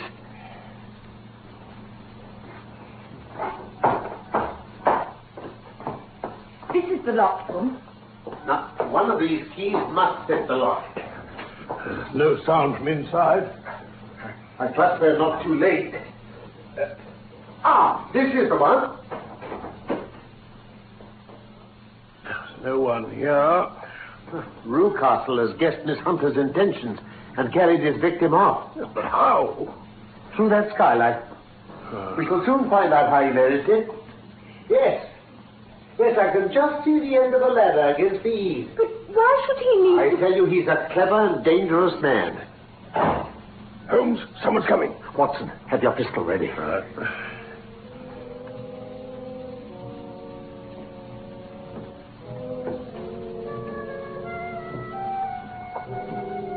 So, I've caught you, have I? Villain, where's your daughter? It is for me to ask you that, you thieves. Spies and thieves. Thieves? But you're in my power. I'll serve you. He's gone for the dog. I have my revolver. We'd better get downstairs and close the door.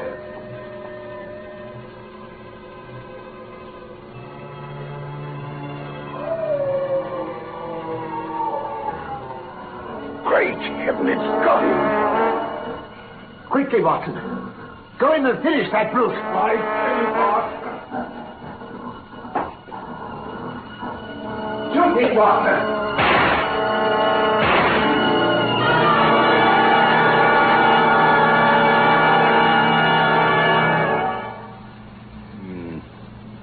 Well, Rucastle will live at any rate. Then let us hear what Mrs. Toller has to tell us. It's clear to me that she knows more about this matter than anyone else. I've done so before now, if I'd have got out of that cellar. Oh, miss, it's a pity that I didn't know what you was planning. I'd have told you were wasting your time. But how could I know? Pray, Mrs. Toller, let us hear it. There are several points on which I must confess I'm still in the dark. Well, she was never happy at home, wasn't Miss Alice, after he married again. You refer to Rucastle's daughter? Yes, sir. She wasn't happy. But things never got real bad for her till she took up with Mr. Fowler.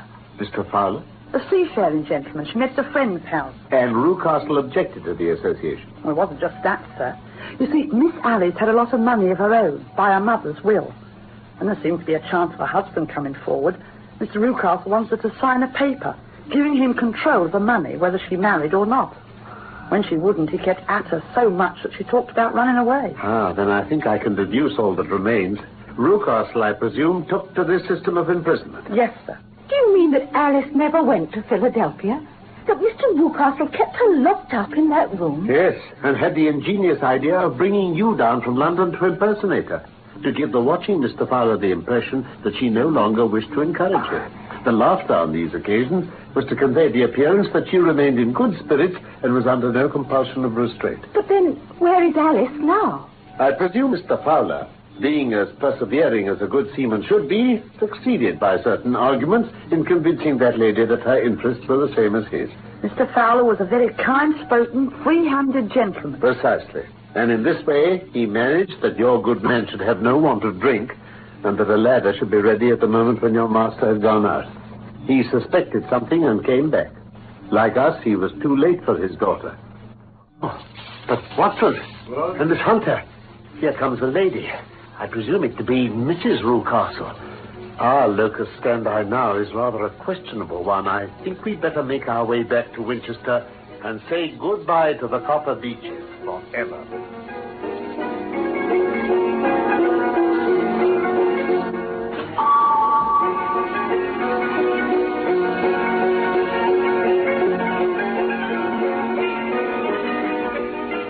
The Case of the Copper Beeches was one of the stories of Sherlock Holmes by Sir Arthur Conan Doyle. My name is Norman Shelley. My friend Carlton Hobbs played Sherlock Holmes, and I was Dr. Watson. The script for this BBC production from London was by Michael Harvey. I look forward to the pleasure of your company again, soon, for more of the adventures of Sherlock Holmes.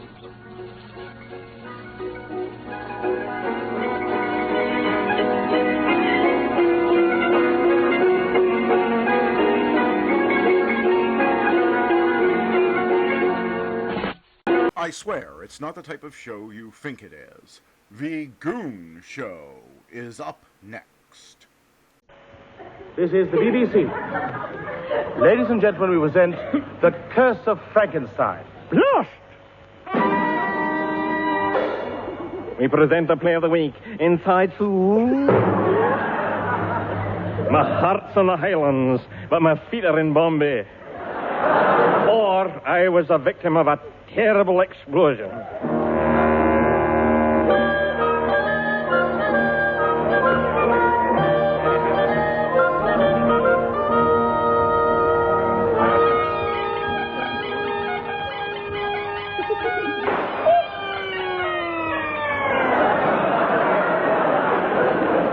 Yes, it was 1883, and the lad Red Harry Burke lay deeing on his bed, shot in the chanters.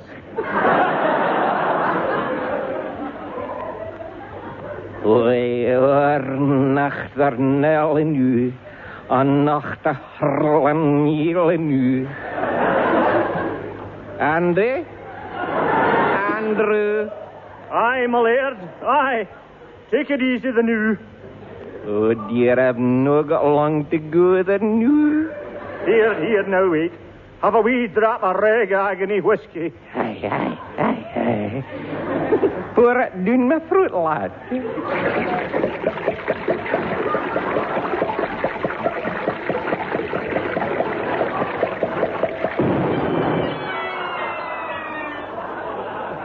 Oh, that's better.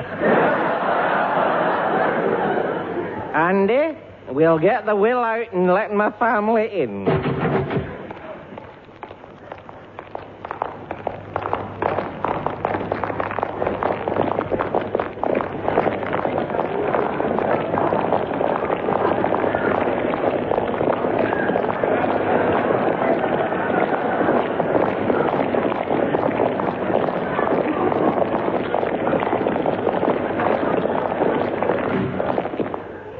Well, I've had a good life.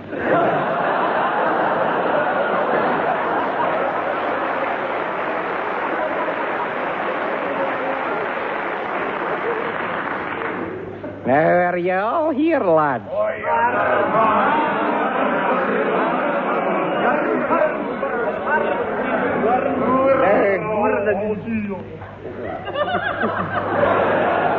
Now, my lads, as y'all know, I'm leaving the castle and 1 million pounds.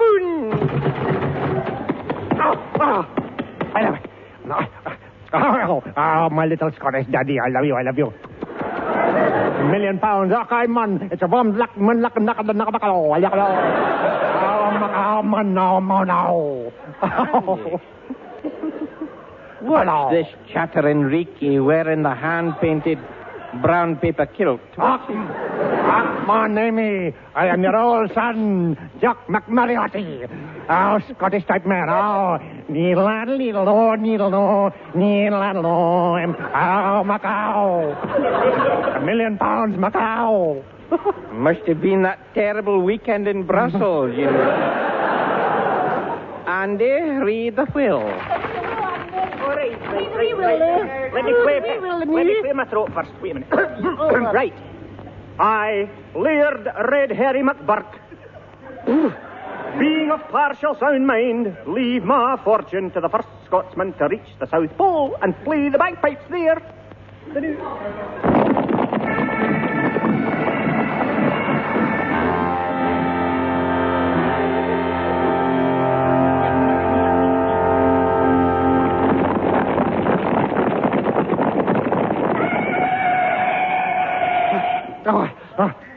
Great pipe. Great pipe.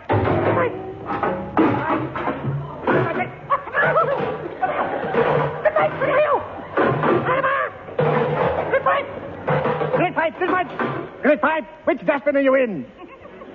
The one with the TV aerial on top. Listen, the £1 million goes to the first man to play the bagpipes at the South Pole. Curses. Neither of us can play the confounded instrument. Ah, but we can learn. No man has ever learned to play the instruments. I don't wish to know that, but think of what we could do with all the money. Yes, for a start, I could have you painlessly destroyed. And again. That's your pair of hours complete for the day. There's nothing like a pair of hours for power. To continue. Greenslade, would you read my part, dear boy? I'm rather tired and sad now. Right. There's only one man living who has that much fat on him. I said that. Yep. You said, I know the man. It's Neddy Seagoon. Neddy Seagoon. I wonder what he's doing now. I've been wondering when I was going to line in the show. That's what I've been wondering. It's me, folks, Neddy!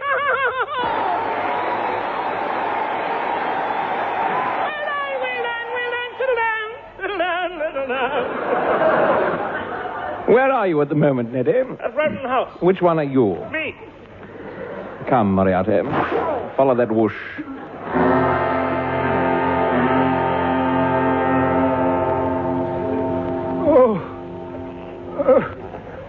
I've been in Rotten House for 89 years now. How long have you been in residence in Rotten House? I was born here, Sir Beerbum. I've never done a day's work in my life. Here's my OBE to prove it.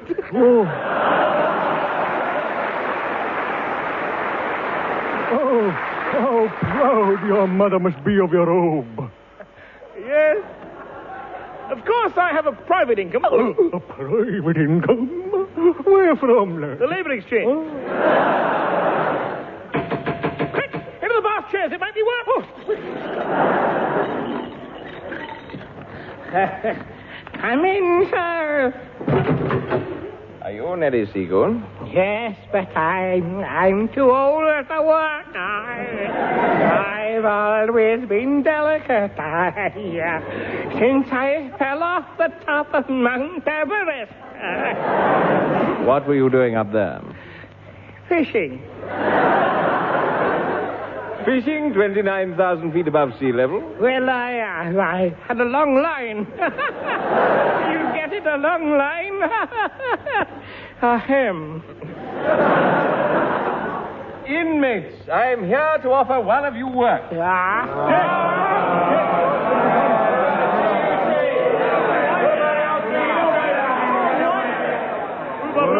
Let me explain. We are offering £1,000 for a man to play the bagpipe.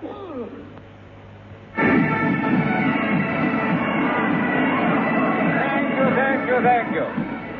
Now, who can we interview first? A long voice. Oh! Friend of you, Jock McGildery.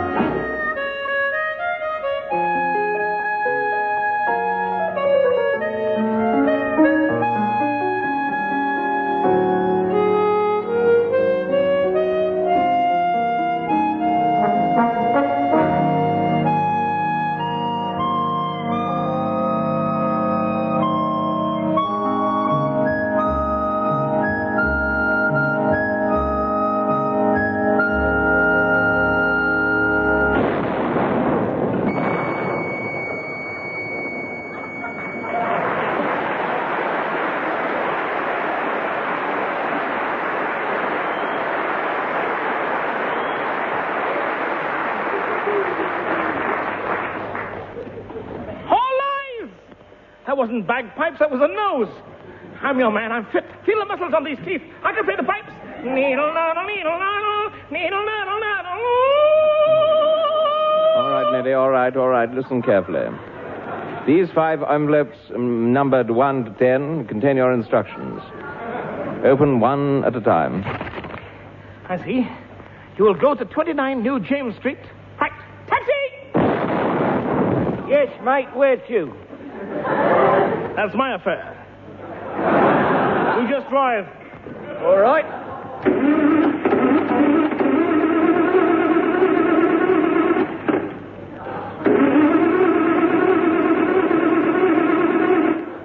That'll be 4 and 3, mate.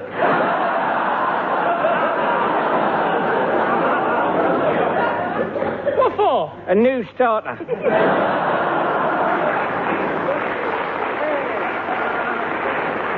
So you want to start it, eh? Right on your mark, get set, go!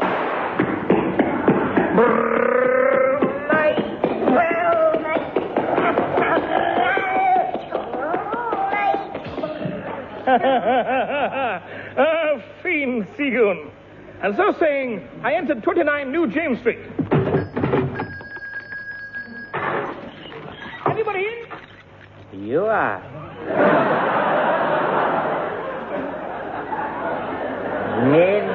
Men, it's a man chained to a bed. Good morning. Morning. Good morning. Morning. Good morning. Thank you. Oh, very, very pleasant. Just a moment while I open envelope number 2. Oh, yes. It says, I was by a South Pole expedition. What size, sir? Well, I take a 6 and a 7/8 stomach. Double X, min. Double X coming up, buddy. There you are, buddy, modern buddy. Try this blizzard on for size. Just a minute. This blizzard's got a hole in the trousers. The wind's getting in. You haven't done the zip-up, sir. Oh, that's better.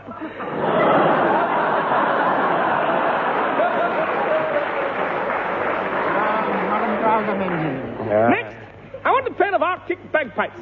Yes, sir. We have the very thing. The pistol. Oh, the pistol. They are filled with antifreeze. I knew her well. Envelope number 3 says... You will form your expedition up on the Falkland Islands, 3,000 miles south of the Antarctic. Right. Goodbye. Up. He's fallen underwater.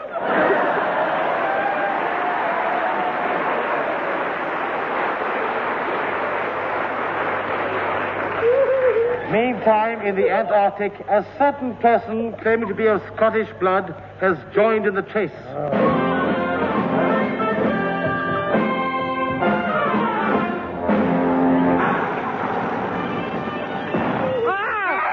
Me bagpipes are on fire. Oh! Fire! Fire! Fire engine! You get that fire engine. Ahead it goes! Stand aside!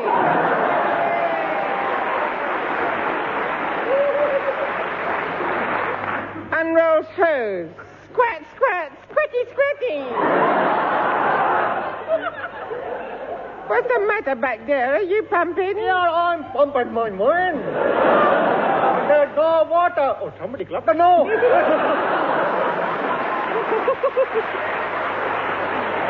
Oh, I didn't really need it, folks. No, I've been pumping, but there's no water. There never is any water in the Sahara Desert. Oh, did you say the Sahara Desert? Oh, I said the Sahara Desert. I thought it was too hot for the Antarctic. Captain Idiot? Yes, sir. You fool, you. We're 32,000 miles off course already. Nobody's perfect. You naughty, nitty, gentleman, you. Your compass must have been faulty. Faulty? I can't understand it. It was a perfect good Christmas cracker I got it out of. Was there a guarantee with it? Oh, yes. It said, question, when is a door not a door? Answer, when it's a jar. Well, you know, a guarantee like that cannot easily be dismissed. True. However, I shall try. Guarantee dismissed.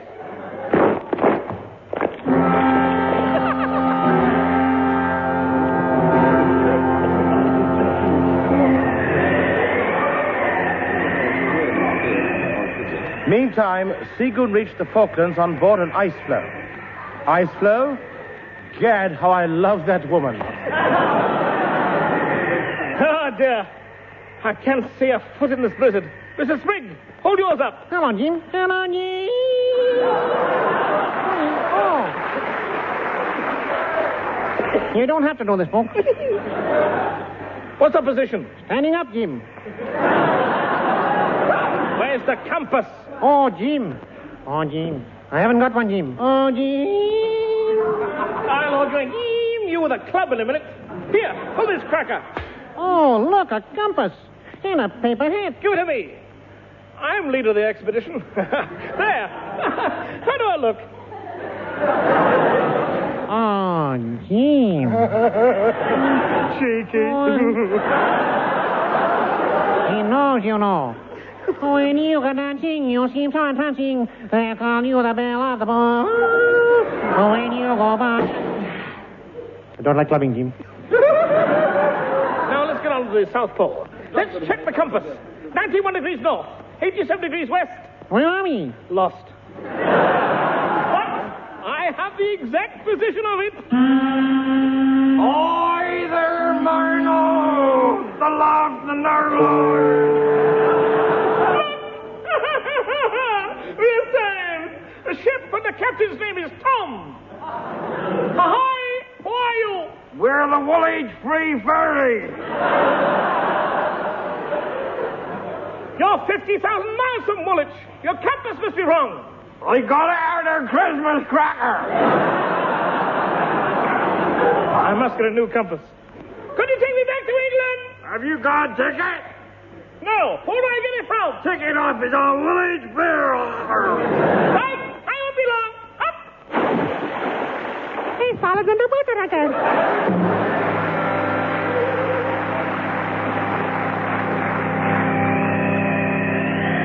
7 years later. Well, I tell you, if he ain't back another 10 minutes, I'm not waiting no longer. My dinner's getting cold. Ah, here he come now. Get on, my darling. Darling Fred. Did you get your ticket, my darling? No, it was half-day early closing. Hey! Yes, well, you'll pay for this. How much? £3 down and 3 shillings up. All folks, official announcement. Slowly, oh so slowly, Neddy's ice floe floated near the South Pole. As we neared the South Pole, we ran into Bloodlock at his party.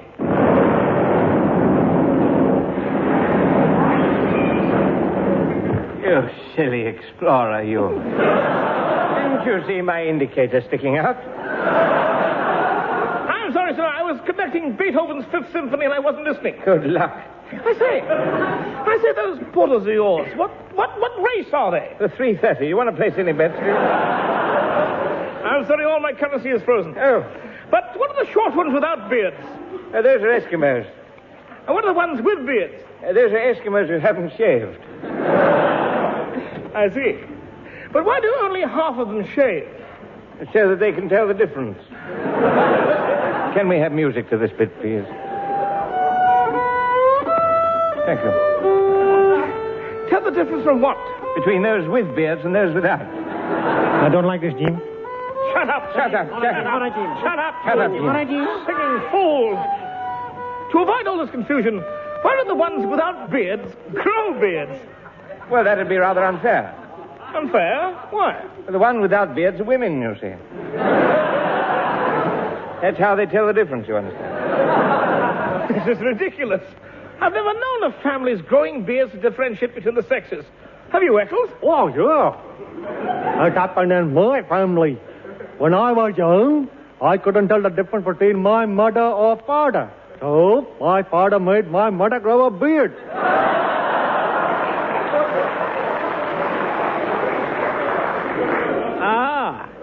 And you were able to tell the difference? Nope. Why not? My father had a beard, too. I don't like coming in.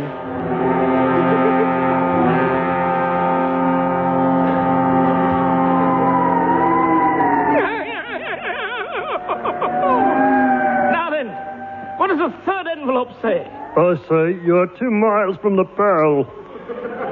Did you hear that, Bloodlock? Yes, I did. A man doing the impression of an envelope. Major, look, a polar bear is approaching. My goodness, yes, and he must be very old. It's gone white with age. No, he's wearing a wig. Oh, that's what it is. He's coming this way. Don't worry. I've got a gun. Shoot, Seagoon, shoot. Okay, I'll shot Seagoon. What now? You fool, Eccles. You fool. Oh. Okay, I was only pretending to shoot. I wasn't really shooting. I was going, bang, bang, bang, bang, bang. Down goes the polar bear. Down goes the polar bear. Bang, bang, bang. Bang! Click. Click? I must have run out of bullets. No. Thank you. Oh, I don't like this. Sorry, Jim. You idiots. While you've been playing naughty games, the bears escaped in a taxi. We'll camp here for the night. Tomorrow, the South Pole!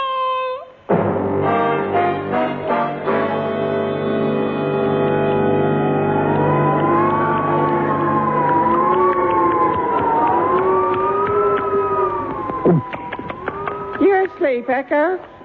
What? You're asleep, Echo? Yeah. You're a man of the world, aren't you, Echo?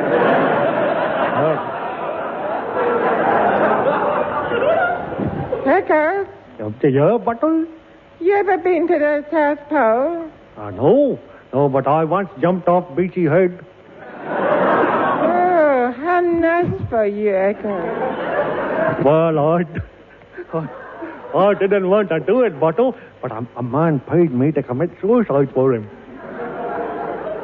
Did he die then? No, that was the trouble. When I got back up top, he was still alive. What did he do? He asked for his money back.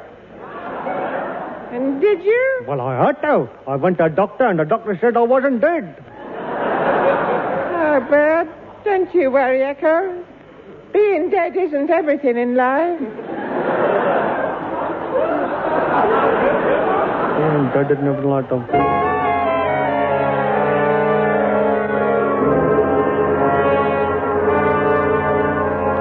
What's that mud and tap music?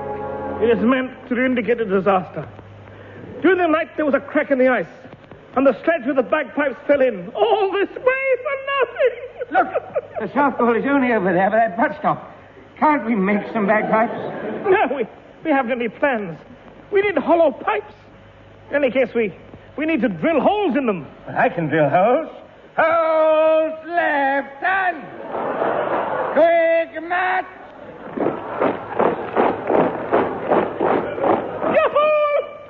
You've let the holes march away. All is lost. No, don't worry, Ned. Me and Bottle got a set of bagpipes. Yes, we put hot water in them and used them as that water bottle. You did?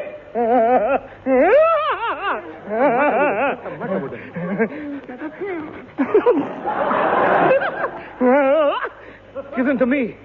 I must have that £1,000. No, I must have it. Me, Eccles. I saw you first. Give it me, I knew you when you went here. Eccles, please. Daddy, wait a minute. What the matter? What do you want my bagpipe for? What's the matter with them? My Be careful of them, Eccles. I know their tricks. What do they do? One of them holds up a hoop and the other jumps through it. Oh, you... Padlock. That's right. Let's be sensible.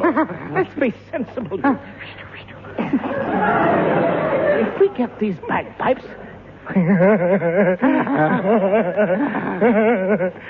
we can share the fish to money. Agreed. Share the money.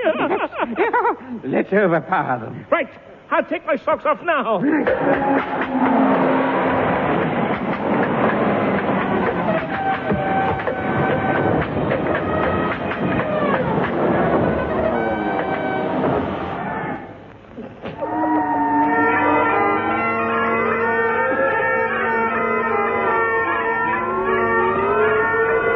Yes, Moriarty.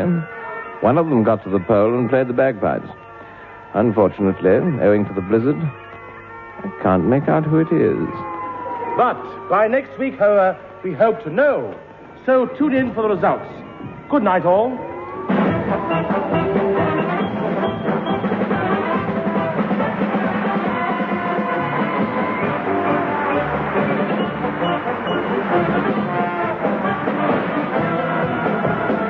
That was The Goon Show, a BBC recorded program featuring Peter Sellers, Harry Seacombe and Spike Bergen, with George Chisholm, the Ray Editor Quartet, Max Geldray, and the orchestra conducted by Wally Stott.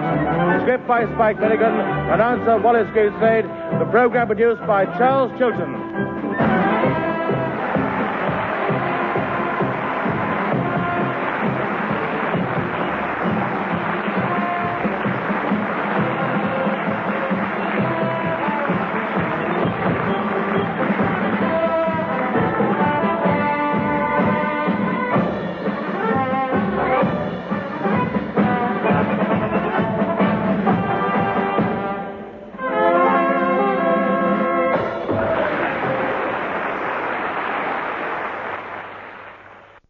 Our next guest will give you the laughs, just don't ask him to lend you money.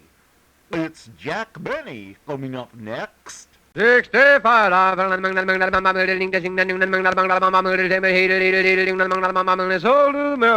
The Jack Benny Program, transcribed, presented by Lucky Strike. Be happy, go lucky, be happy, go lucky strike, be happy, go lucky strike today.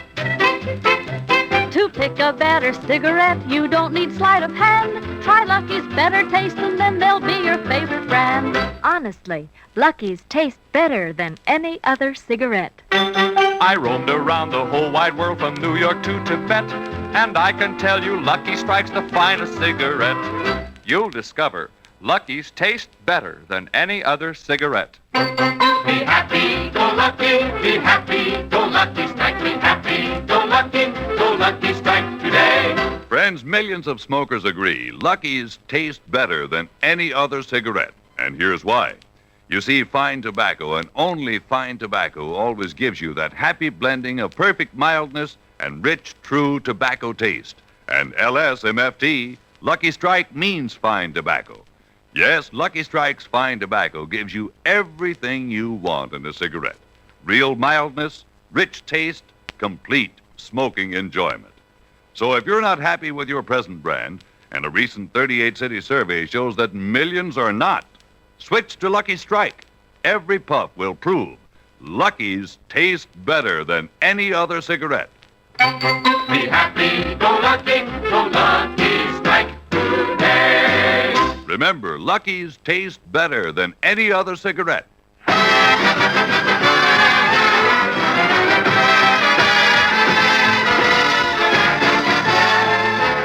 The Lucky Strike program starring Jack Benny with Mary Livingston, Phil Harris, Rochester, Dennis Day, and yours truly, Don Wilson.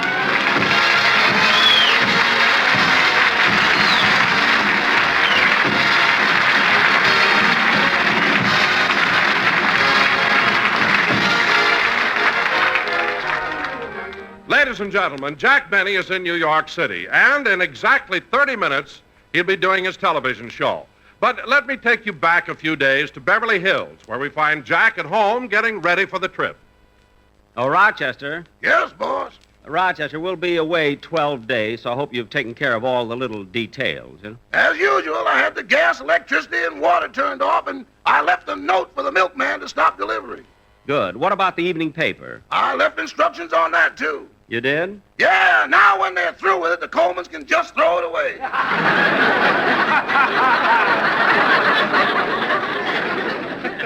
Good. Boss, maybe you ought to stop borrowing the Colemans' paper. I got a feeling they're trying to discourage the practice. What makes you say that? The last two issues came wrapped around their garbage.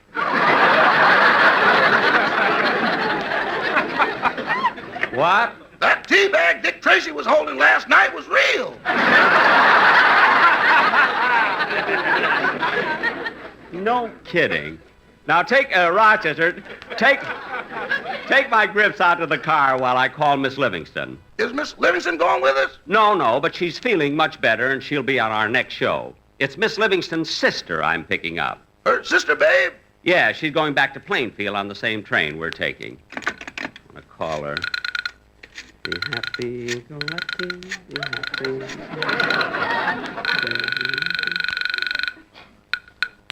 Hello? Hello, Mary? No, this is Miss Livingston's maid. Oh, Pauline. Oh, this is Jack Benny. I didn't recognize your voice. Well, it has been a long time. That's right. Not since New Year's Eve. Oh, you've taken me out since then. Oh, yes, that drive-in movie. What a picture, huh? Yeah. That was the first time I ever saw a picture at that drive-in. You were never there before? I didn't say that.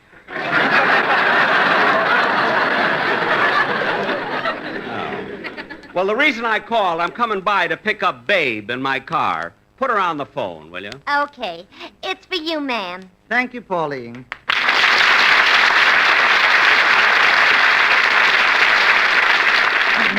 Hello? Hello? Look, mister, get off the party line till I'm finished. Jack! Come on, get off. Jack, it's me, Babe. Oh, I'm sorry. Well, Babe, I just called... Babe, I just called to tell you I'll pick you up in 15 minutes. Couldn't you make it a half hour? I'm all ready, but I have to put on my lipstick. Well, why should that take a half hour? Well, it's a special lipstick, and it takes longer to put on. Oh. But it's worth it. I've been using it for 12 years, and it doesn't smear. Oh, is it kiss-proof? Who knows? You read that beautifully. Well, try and hurry. Rochester's getting the car out now. Okay, Jack. I'll rush it. Goodbye. Goodbye. Rochester, we'll pick up Miss Livingston's sister in about 15 minutes. Are we going to pick up Mr. Harris, too? No, he's going with this piano player, Charlie Bagby. I hope they're not late.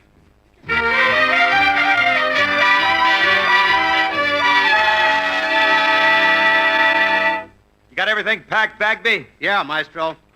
Well, in less than an hour, Bagby, we'll be on that super cheap going to New York. We've been on so many trains. Which one is the super cheap? Well, you ought to remember the super cheap. That's the one you fell off. No. That was a cheap. You better wait for laughs, kid. No, Bagby, the cheap is the one they threw you off. Or was it the El Capitan? No, the El Capitan is the one they wouldn't let me on. Oh, yeah. Say, Phil, how much money are you taking along for expenses? I don't know. How come you don't know? I don't know how much money I'm going to take. Alice hasn't given it to me yet. Oh. Look, Bagby, you know something? You ought to get married, too. Me? Yeah, you ought to settle down and give up your bad habits like gambling, staying out half the night and drinking. What are you trying to do, ruin my character?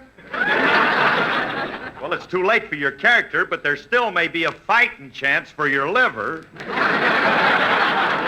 I guess so. You know, Phil, it's too bad Remley couldn't make the trip with us. Yeah, I thought he'd be over that virus by now. Well, it's his own fault. He shivered and shook for 3 days. Why didn't he call a doctor? Oh, he didn't know it was virus. He thought it was the usual thing. Well, let's see. I wonder if I got everything. Are you taking any books along to read on the train? Books? No, I'm off books. Why? Well, I just finished the one I started last January, and I was kind of disappointed in it. What's the matter? Was it dull? No, it was exciting enough, but it was unbelievable. Imagine a giant living in a beanstalk. Hey, that's the book you borrowed from me. When are you going to give it back? You get it back. You get it back. I want to look at them pictures again. Now, come on, Bagby. Let's get going, huh?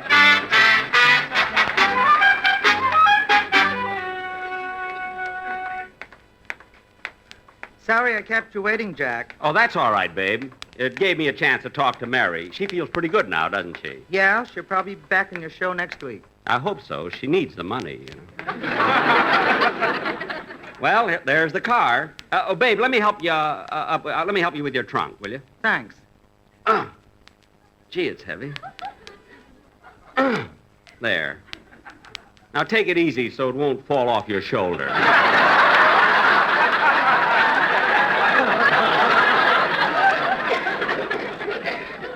Easy. Now steer me to the car. Certainly. Now watch it. Don't laugh, the trunk will fall off. A little to the left, a little to the right. Now just dump it in the back seat there. There we are. Now let's get in the car. Start the motor, Rochester. Yes, sir.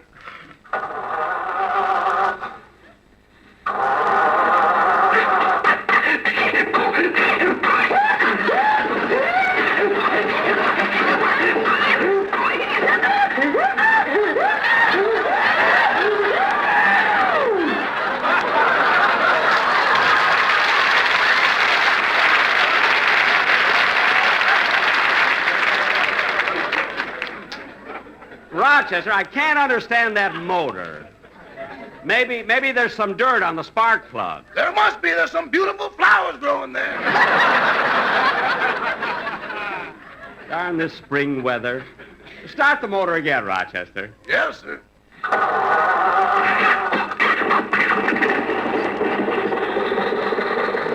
Well, there we are. Now we're on our way. Jack, do we have to stop and pick up anyone else? No, Phil is coming with Bagby, and Dennis is driving down with his mother.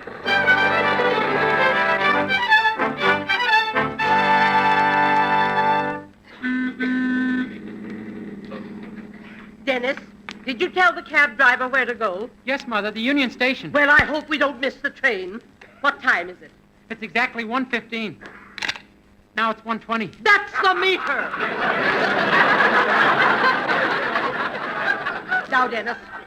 Now, Dennis, remember what I told you. I want you to take good care of yourself while you're in New York. Watch out for pickpockets. Oh, don't worry, Mother. I pin my money to my underwear.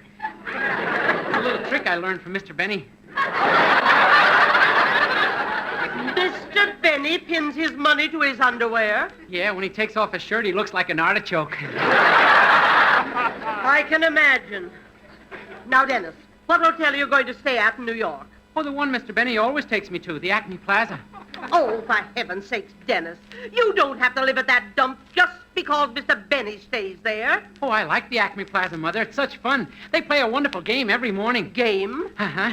All the guests gather in the lobby and draw straws to see who's first in the bathroom.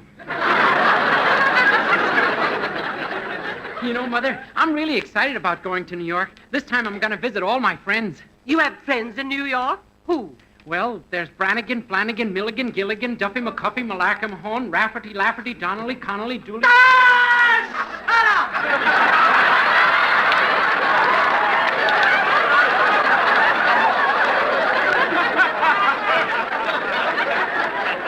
Now, Dennis. Dennis, it's all right to... Driver, turn around and watch where you're going. Oh, please, lady, I only turn around because I recognize your son. He's my favorite singer. Oh, isn't that sweet? Dennis, sing for the nice man. Yes, Mother. Oh, driver, you come back here and listen. I'll take the wheel. Okay.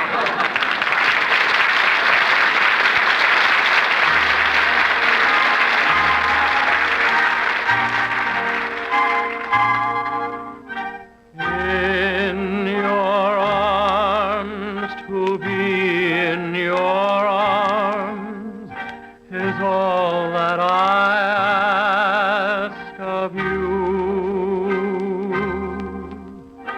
When you're gone, how gray is the dawn, and cold is the moon above. Tonight it's on fire, and my courage is strong, but I'm weak with desire to be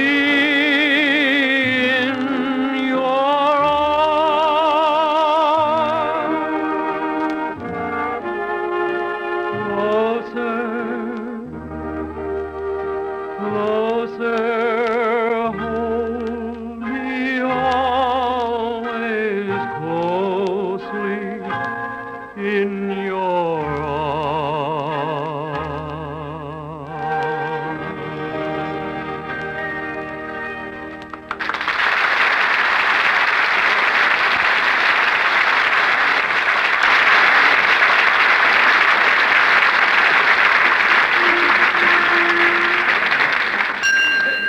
Okay, Rochester, the light changed. You can go now.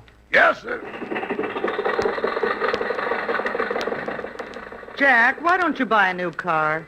I'll tell you why, babe, because they don't make cars today like they used to.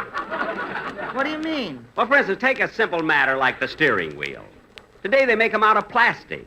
But the steering wheel on this car is made out of seasoned mahogany with solid steel spokes. Really? Yeah, here, take a look. Put that back on. For goodness sakes, Rochester, just tend to your driving. Yes, sir.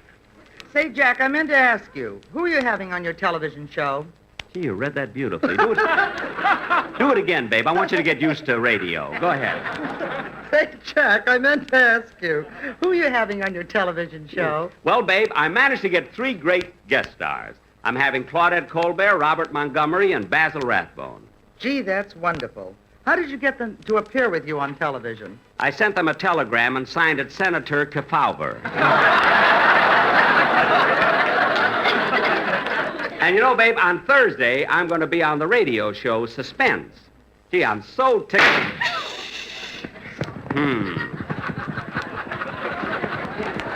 A blowout. Rochester, aren't you going to fix it? If we stop with those silly things, we'd never get anywhere. Rochester, you better stop the car. Jack, I'm afraid we'll be late. Look what time it is, 2:45. That's the meter.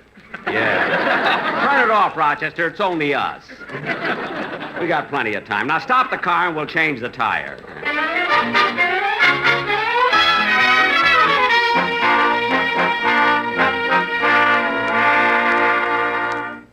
Well, we finally got to the station, babe. Let's go in. Train now leaving on track 5 for Anaheim, Azusa, and Cucamonga.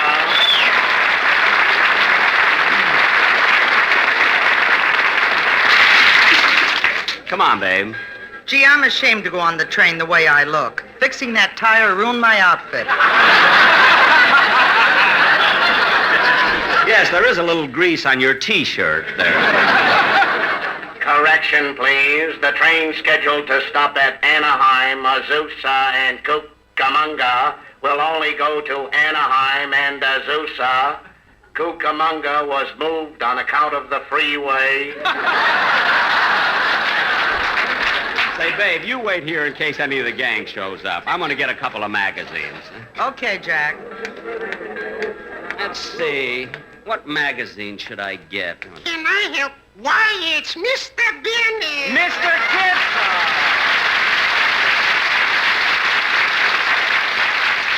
Mr. Kitzel, I didn't know you worked here. I don't. This is my brother's magazine stand. I'm just helping him out. The poor fellow got such trouble. What kind of troubles? Tomorrow, his wife's relatives are coming from the east to visit him, and today he gets sick with the intentional flu.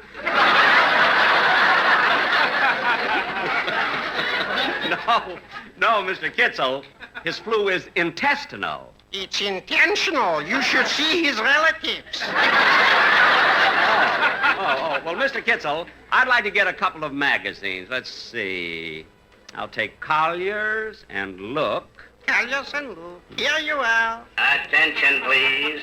Trains now leaving on track 7 and 11 for Las Vegas and all points the hard way.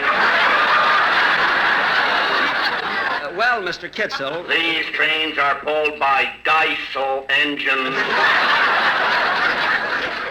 Mr. Kitzel... Roll 'em.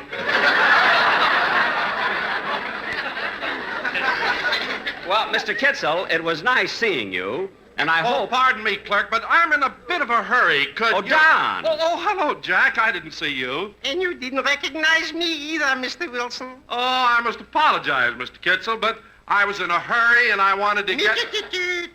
Me, you don't have to tell what you want. Automatically, I'm reaching to get you some lucky strikes. Well... I've heard you say it so many times that luckies are so round, so firm, so fully packed. And they're so easy and they're free.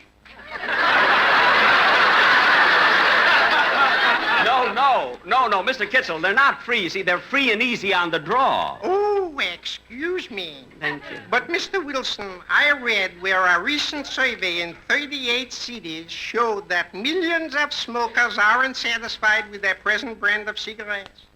Imagine all those people going around unhappy when all they got to do is change to Lucky Strike. This, to me, is sad. Oh, it really is. So, here's your Lucky Strike. Thank you. Take them and be happy, go lucky, be happy, go lucky, strike, be happy, go lucky, and thank you for the sale. Pooly poo poo poo poo poo.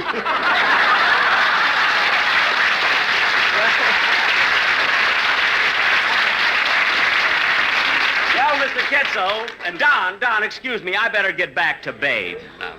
Attention, please. Train now leaving on track 8 for Barstow, Albuquerque, Kansas City, Chicago, and Cucamonga. They really moved it.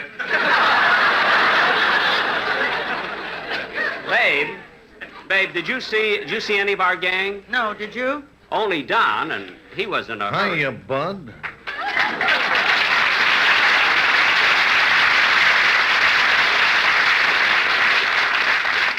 Long time no see. Huh? Oh, hello. Come on, babe. Who was that? Oh, that's that tout. He must have been here for the Santa Anita races. Oh, look, here comes Dennis and his mother. Hello, Mrs. Day. Hello. Now, Mr. Benny, once my boy gets on that train, he's your responsibility. I know. And when you get to New York, I want you to take better care of Dennis than you did the last time. Don't be taking him to that place called Minsky's. Minsky's? Why, Jack, you didn't take Dennis to a burlesque show. Babe, Minsky's happens to be the name of a delicatessen. Isn't that right, Dennis? Yes, sir.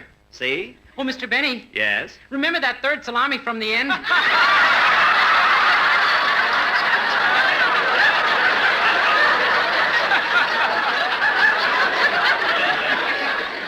What?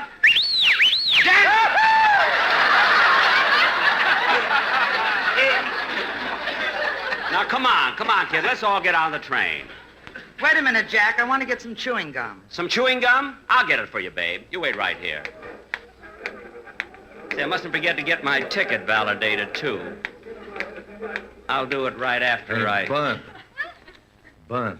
Huh? Come here a minute. Who, me? Yeah. Look, fella. Where are you going? I'm going to buy some chewing gum. What kind?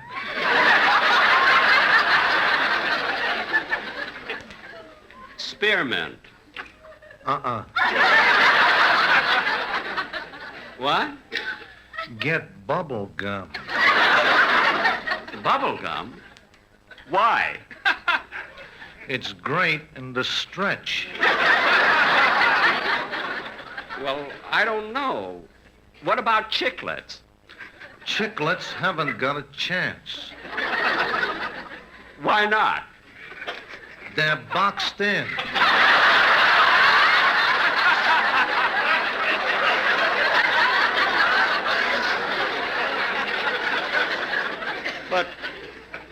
But I like chiclets.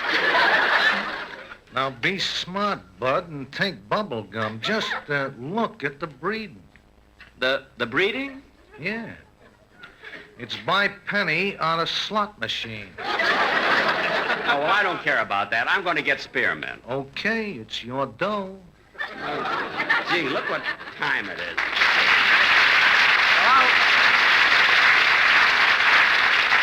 I won't have time. I'll get some gum on the train. Hey, Jackson! Huh? Oh, hello, Phil. I'm glad you got here in time. What's that you're carrying under your arm? Bagby? So soon? Oh, he's sober. I owe him this for carrying me last night. Oh, well, you better get him on the train. Hey, Jackson, by the way, you forgot to get Bagby's ticket. I did? Yeah. Well, here's mine. I'll get myself another one. I'll see you on the train.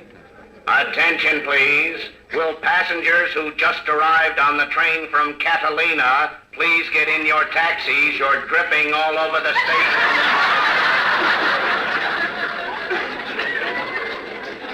Now, let's see. Now, here's the ticket window.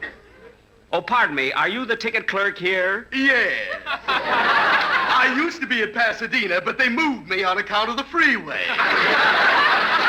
That's very funny. Thank you. Attention, please. He stole that joke from me. Now, look, clerk. Now, let's not have any trouble here. I want a ticket to New York. Return trip? No, one way. Good. Now, cut that out. I'm coming back by plane. So just do what Excuse me, sir, but may I go ahead of you? I'm in a hurry. Well, yes, I guess so. Well, you see, I'm just going on my vacation for 3 weeks, and I don't want to waste a minute of it. Clerk, will you give me a ticket? Yes, sir. Where to? Oh, I don't care. Any place is all right with me. Well, the next train out is going to Nashville, Tennessee. No, not there. I don't want to go back to that state again. Why not? What happened there? Well, I'll tell you. I was dancing with my darling to the Tennessee Waltz when an old friend I happened to see. And you introduced him to your loved one? Yes. And while they were waltzing, my friend stole my sweetheart from me. Well, why don't you try to forget? Forget? I remember the night in the Tennessee Waltz. Now I know just how much I have lost. Look, mister. You keep out of it.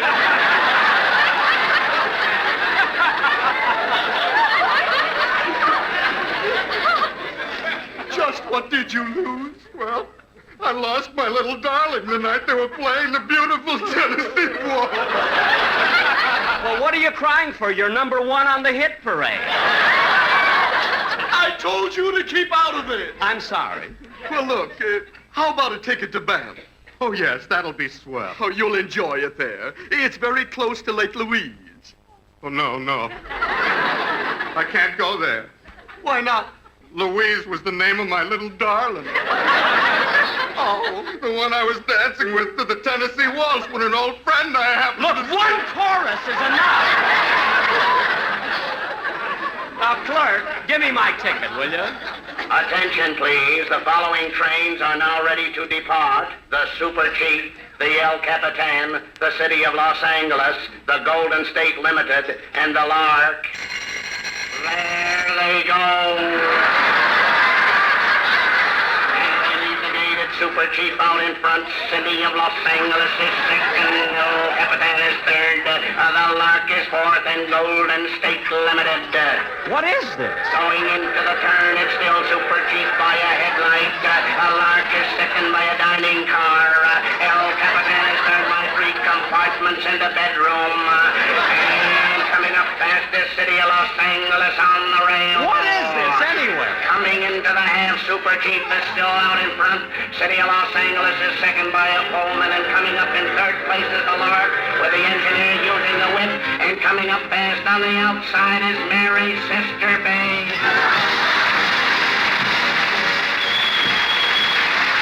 Jack, we'll be back in just a moment. Now let's have a bit of April 1st fun. April Fool and lots of fun, but neighbors, we're not joking. When we say Lucky's better taste gives extra joy in smoking. No kidding. Lucky's taste better than any other cigarette. Most cigarettes look quite alike, but that does not fool me, 'cause I know fine tobacco counts in LSMFT. That's why Lucky's taste better than any other cigarette. Be happy, go lucky, be happy, go lucky, strike, be happy, go lucky, strike today. Friends, Lucky's taste better than any other cigarette. Yes, every puff of every Lucky always gives you that perfect blending of real mildness and rich, true tobacco taste. For fine tobacco, and only fine tobacco, makes a cigarette completely enjoyable. And you know, LSMFT, Lucky Strike means fine tobacco. So to get everything you want in a cigarette, switch to Lucky Strike. You'll enjoy the perfect mildness and rich taste that Lucky Strike and only Lucky Strike can give you. Yes, be happy, go lucky. Make your next carton Lucky Strike. You'll agree, Lucky's taste better than any other cigarette. Be happy, go lucky, strike today. Remember, Lucky's taste better than any other cigarette. Rochester, I've got to get out on stage to do my television show in 30 seconds. Now hurry up and finish making me up. Boss, I'm just putting a little more Maybelline on you. Why? Those baby blue eyes don't look good with gray lashes. Oh, yes. Good night, folks. Be sure to hear Dennis Day in A Day in the Life of Dennis Day. The Jack Benny Show is heard by our armed forces overseas through the facilities of the Armed Forces Radio Service. Transcribed, this is CBS, the Columbia Broadcasting System. The Aldrich Family, featuring the adventures of Henry Aldrich, is coming up next on nightly old-time radio shows.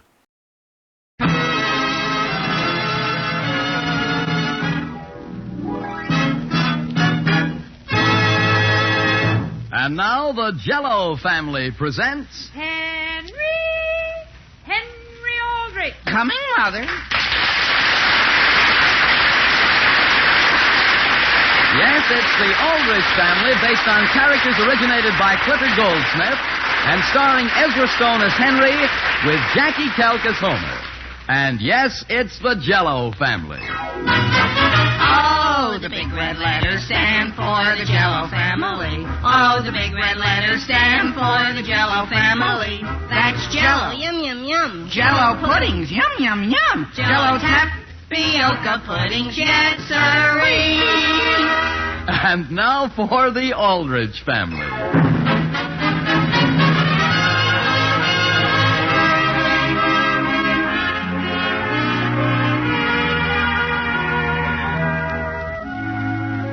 When you take a typical American family, plus some friends and neighbors, and then add one teenage boy, you needn't bother to stir things up.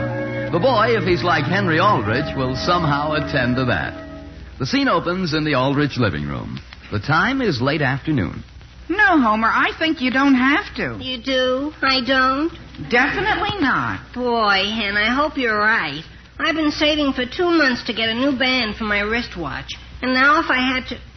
Suppose she expects me to. She couldn't. How do you know? I'll bet Agnes doesn't even know it's the anniversary of your first date with her. Do you really think so, Hen? Sure. Who remembers things like that? My father never does. I'm surprised you even thought of it. Boy, I'll never forget it. Well, okay, Homer. You have a special reason for remembering your anniversary, but Agnes doesn't, does she? Gee, maybe you're right, Hen. And boy, is that a load off my mind. Sure. Now I can concentrate on my wristwatch. Sure. Do you think I ought to get a brown leather band, Hen, or a black one? I thought I heard voices in here. Hi, Mother. Hi, Mrs. Aldrich. Hello, boys, and congratulations, Homer. Thank you, Mrs. Aldrich. What for? Isn't Saturday an anniversary of some kind? Oh. Your very first date with Agnes, isn't it? Hen. Gee whiz, Mother, how did you know? So I was out shopping this morning, and I ran into Agnes. Oh. So my heartiest congratulations to the both of you, Homer, and many happy returns. Thank you, Mrs. Aldrich. Thank you, Mother. You're welcome, boys. If you want some fruit, it's in the icebox. Who could eat fruit now? See, Henry? So what? So my mother knows. What does that prove? It proves Agnes knows. All right, supposing Agnes does know. What does that prove? It proves there goes my watch band. Not necessarily. Alice, do you know where...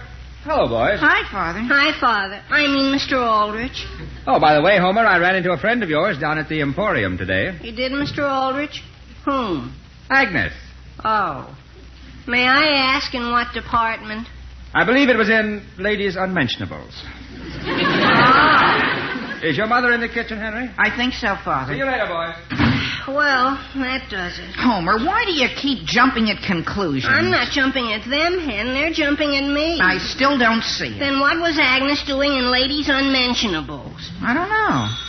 Maybe she was just looking around. Sure, and I know why. Why? To see what she could exchange what I'm going to give her for. Hello? Hello, Henry. Is Homer there? Yeah, he is, Agnes. Agnes? Oh. Let me talk to him. Okay. Here, Homer. Hello, Agnes. Hello, Homer, honey. Oh, boy.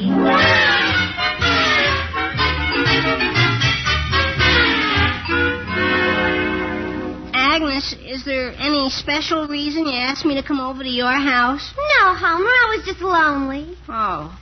Isn't it wonderful, Homer? Another wonderful, thrilling year. Sure. And, Homer, I just want you to know that I don't expect a thing as an anniversary present. You don't? Of course not.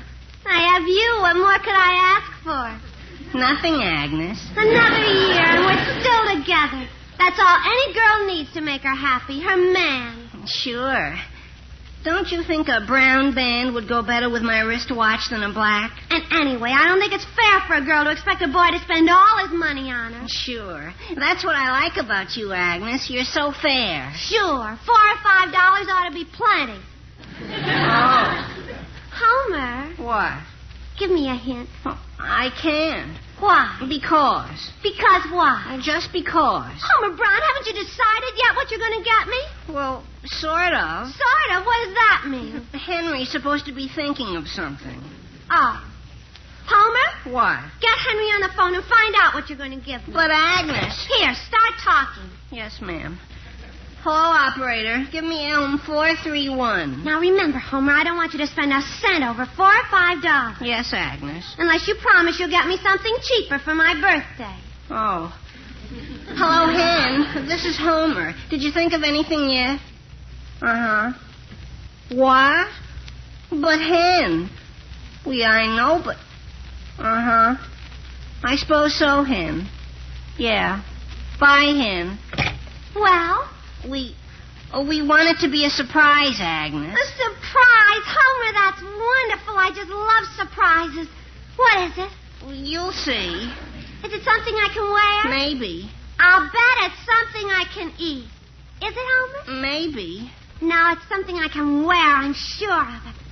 Is it? Maybe. Homer, give me a hint. I can't. Why? Henry said you'd try to force it out of me so he wouldn't even tell me.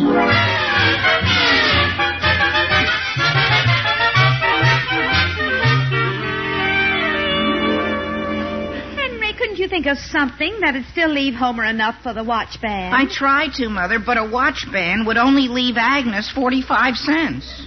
You can't get much for that. No, I imagine not. Besides, I think the dozen roses will be very appropriate. Poor Homer. Yeah, he sure wanted that watch band. Well, maybe this will teach him to change girls at least once a year. Boy, if I only had a little more money, I'd buy him that watch band myself. I'll tell you what I'll do, Henry. Since it's Homer's anniversary, I'll match whatever you put up. How much do you have in your dime bag? A dime. Well, that gives us 20 cents. I'll match what both of you put up. There, 40 cents. How much more do we need? About 60. 60, eh? The milk bottles. Henry, there are 5 empty ones on the back porch. That's another quarter, only 35 cents more. Maybe if we looked under the sofa pillows. Sure. Henry, my pillow. A dime! I found a dime! Look in the corner there, Henry. There's something shiny. Another...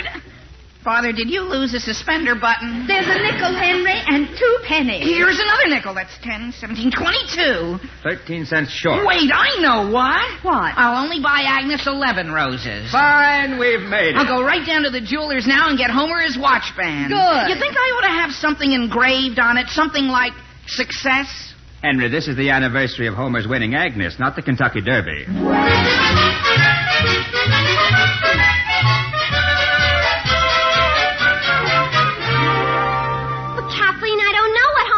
Henry wouldn't tell him. Henry? Mm-hmm. He had some silly idea I might try to force it out of Homer, so he's going to pick out the gift. Oh, no wonder. No wonder what? So that's what Henry was doing down there. There? Where? Where's there? I saw Henry in a jewelry store. A jewelry store? Oh, boy. What was he buying? Maybe I shouldn't have brought it up. Listen, Kathleen, what did Homer ever do for you? I'm not saying another word. All right. How about if I make some guesses and you just shake your head yes or no?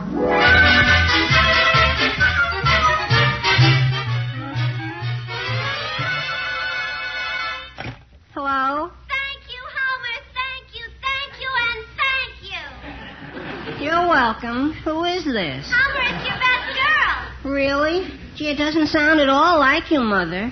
It's me, Agnes. Oh. Hello, Agnes. Boy, Homer, the minute I heard I had to call you and thank you. Heard what, Agnes? What you're getting me for our anniversary present. You know? Uh-huh. Gee whiz, everybody knows what I'm getting you but me.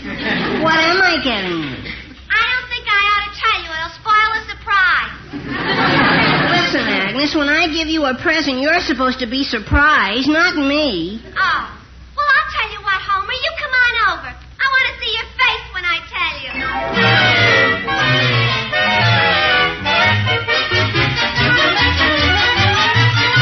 Henry. Upstairs, Homer, in my room. I've got to talk to you, Henry, right now. What's the matter? What's the matter? You have the nerve to ask me that? What happened? What happened? Homer, we'll never get anywhere if you just keep repeating what I say. What you say? Do you deny you were down at the jeweler's this afternoon? Huh? Well, don't. Kathleen saw you. Oh, is that all? Aha! So you admit it. You've ruined me, Henry. I have. How? Did you ever buy a ring for Kathleen on your anniversary? A ring? Homer, don't be silly. Then why did you buy one for me for Agnes on our anniversary? A ring? I bought a ring. Kathleen saw you. Kathleen saw me buy a ring? Well, not exactly buy it, but she saw you looking at them. Rings? I didn't buy... Oh, sure, I remember now. Aha! Sure, while I was waiting my turn, I just looked around. Maybe I did glance at some rings. Glance? Then you didn't buy... But Kathleen told Agnes she saw... See, Homer, you got all excited over nothing. No, I didn't, Hen. But, Homer, I didn't buy a ring. Yes, but Agnes thinks Henry. Yeah? I'm engaged.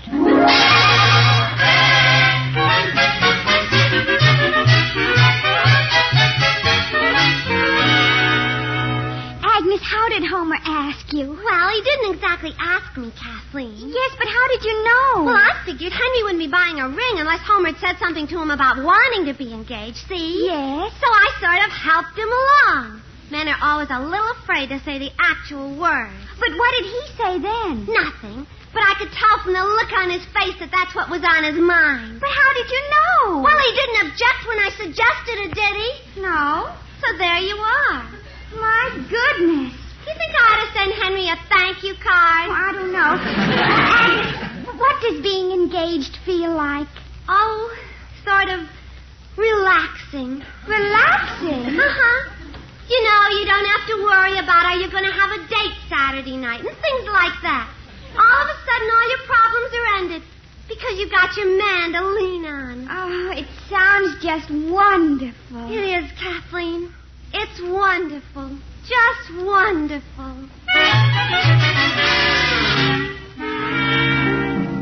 It's terrible, Henry. Just terrible. Why not look at it this way, Homer? Engagements have their advantages, too. Yeah, name one. Well, there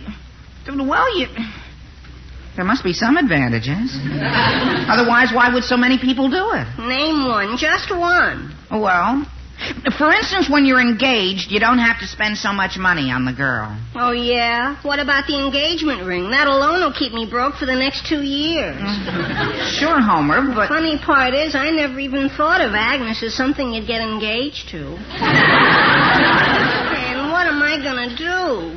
You can always leave town. Sure, that's what I'll do. Leave town right now. Right now? Where'll you go? I don't know. What's the difference? So long, Henry. Homer. Don't try to stop me. It's the only way. Homer, please. Tell my folks I said you could have my new bike. All you have to do is tighten my new bike. I hardly even rode it. Homer, if I didn't want to be engaged to a girl that badly, I'd just call her up and tell her so. Sure. Why didn't I think of that? I'll tell her straight out. Operator, give me Elm 891, please.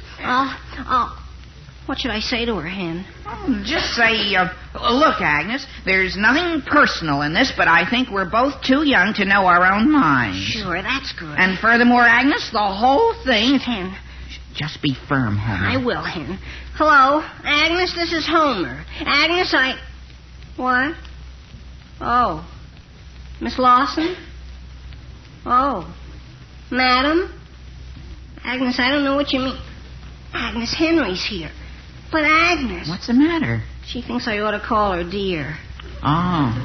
Yes, dear. Yes, dear. Uh-huh, dear. Yes, dear.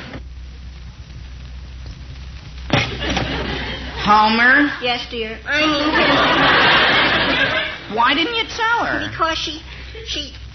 Henry. Why? What's a fella supposed to get his fiancée for her shower? What? A shower. Agnes said Kathleen insisted on giving her one. Gee, I don't know, Homer. I think you're supposed to give her tablecloths and old pillowcases and things like that. Yeah, I suppose so. Homer, why didn't you tell her about being too young to know your own mind? Because she sounded so positive about the whole thing. Boy, I got the feeling maybe it was illegal or something to call it off. Gee whiz, maybe it is. You know what, Homer? Maybe you just ought to stick it out. Forever, if necessary. She's bound to get tired of you sooner or later. Isn't an engagement sort of like a contract? I guess so. What can they do to you if you don't go through with your end of it? I don't know. Did you write her any letters she could use against you? Letters? I don't think... Oh, boy. You mean you did? No, she did. Oh. Right after the first time she kissed me. It was sort of a thank you letter. Well, you better get home and burn it. I did, as soon as I got it. But what if she kept a carbon copy? Oh, boy. Henry, I don't think my father's going to My father? Boy, wait till he finds out. Henry, why did you have to glance at rings in the first place? I didn't know Kathleen was going to be snooping around. Kathleen, that's the trouble with girls. They talk too much. Next thing you know, it'll be all over school. Henry. What? Mr. Bradley will throw me out of school. See, I told you there were advantages to being engaged.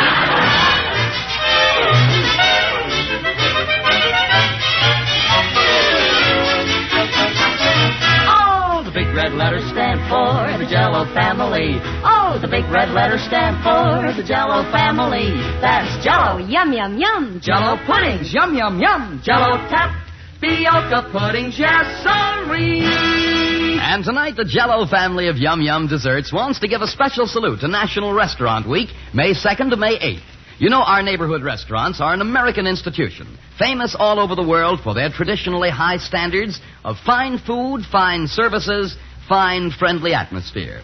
So take the family often to your favorite restaurant. It means a treat for everybody. And another treat you can be sure of finding at any good restaurant is America's favorite gelatin dessert. Yes, Jell-O. Jell-O in those 6 delicious flavors: strawberry, raspberry, cherry, orange, lemon, and lime. So next time you're at your favorite restaurant, have your favorite treat for dessert. Ask for Jell-O. Jell-O.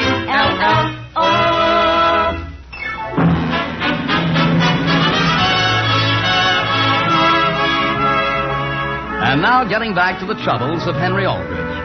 Henry's visit to a jewelry store has been misinterpreted by both Homer and Agnes. She thinks she's getting, and he thinks he's giving her an engagement ring. The scene opens in the Aldrich living room. It is the next day. Alice. What is it, dear? Listen to this letter that came in the mail today.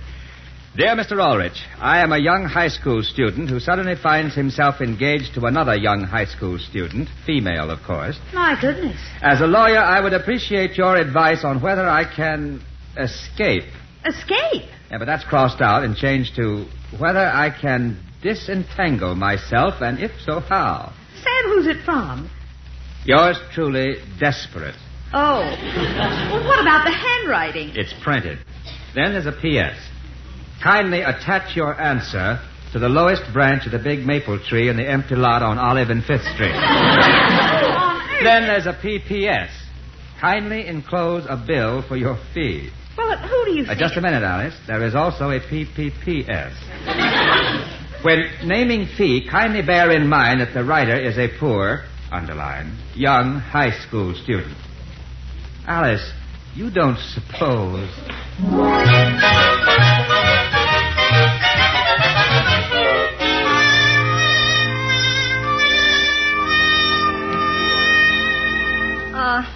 I've been giving it a lot of thought, Agnes, dear. So have I, dear. You have, dear? Yes, dear. Well, what do you think, dear? I agree with you completely, dear. You do, dear? Of course, dear. Sure. Everybody agrees that long engagements aren't good. That's absolutely true, dear. They're terrible. And so I think we ought to reconsider the whole thing. Don't you, dear?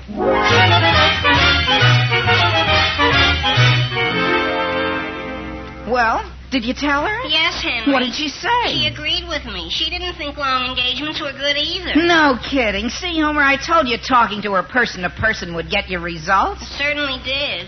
Henry, are you busy June 1st? No, why? I thought you might like to be my best man.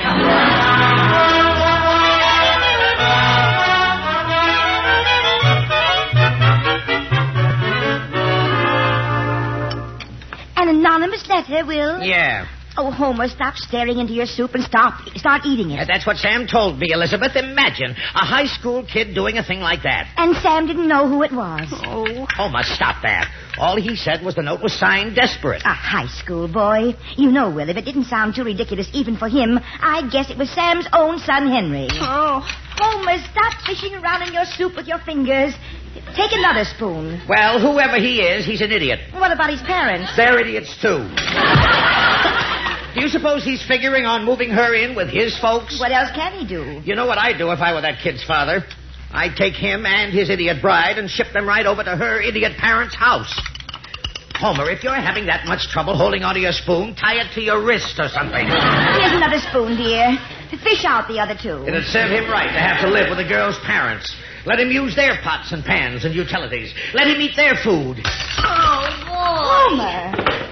Homer, come back here and clean up this mess. Homer! I wonder what's got into that boy. Pots and pans, Henry, utilities. Take it easy, I'm Homer. too young, Hen. I'm just a kid. Homer, you're getting hysterical again. Take another drink of water. Thanks. Henry, what am I going to do? I don't want to live with the Lawsons. Easy, Homer, easy, boy. There was a letter from my father on the tree today. There was? What'd he say? He said if Desperate wanted advice to drop in person. We can't do that, Henry. Then he'd know. Look, I've got it all figured out. We can tell him we're friends of Desperate, and he asked us to represent him. Sure. That's what we can do. Come on, Henry. Hello, Father. Hello, boy. Hi, Mr. Aldrich. Father, do you recall a communication you had from a party who prefers to remain nameless? Oh, yes.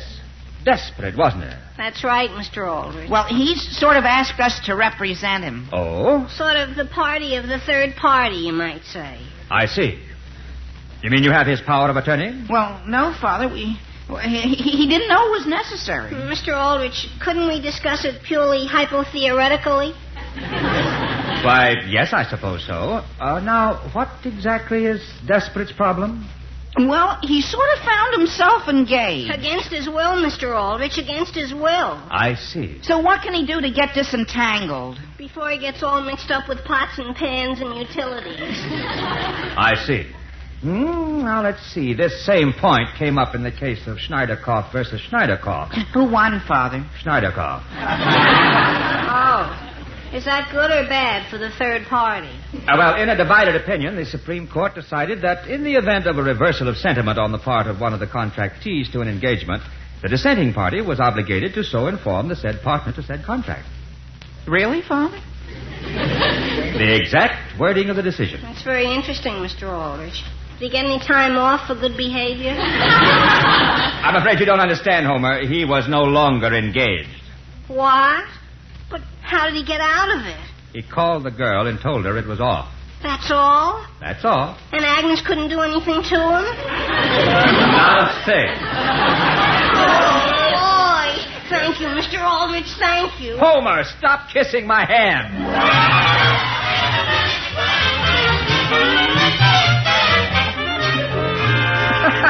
You should have been here, Alice. It was a riot. I can imagine. What did Homer say after you... Well, in the first place, he looked 30 years younger.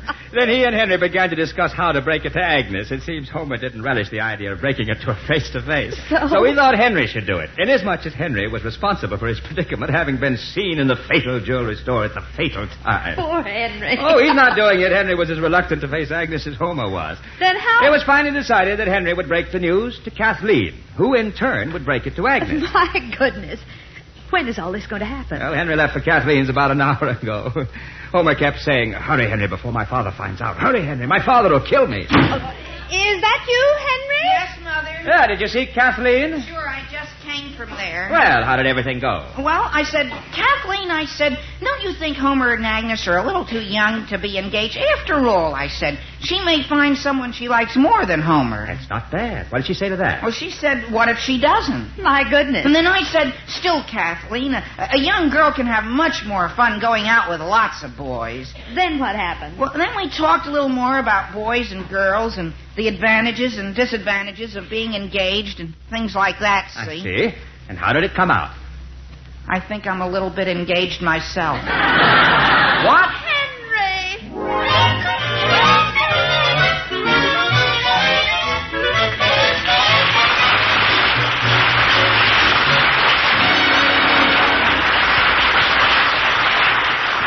Hi, Homer. Congratulations. And I've got a business proposition for you if you're still engaged. Who said I was, Willie? Who said I was? Gee, is it a secret? Okay, I won't say a word. Now listen, Willie. Not a word. Only if you're going to wear striped pants and a top hat at your wedding, I can rent you my father's at a discount.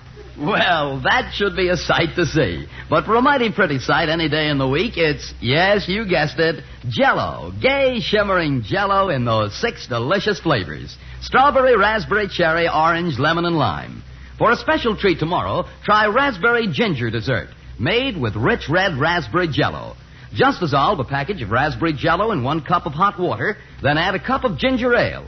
Turn into individual molds and chill until firm. It's swell. Tempting fruit-like raspberry Jell-O with tangy ginger ale.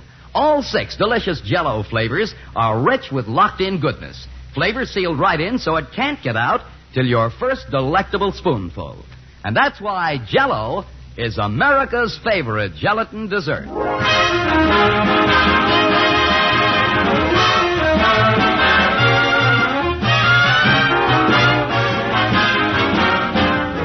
And now here's Mrs. Norman Vincent Peale, wife of the renowned minister, with some important news. Good evening, Henry Aldrich, or I should say Ezra Stone. I'm happy to be here tonight in behalf of National Family Week to present to the Aldrich family our annual radio citation for high quality in content and excellence of production.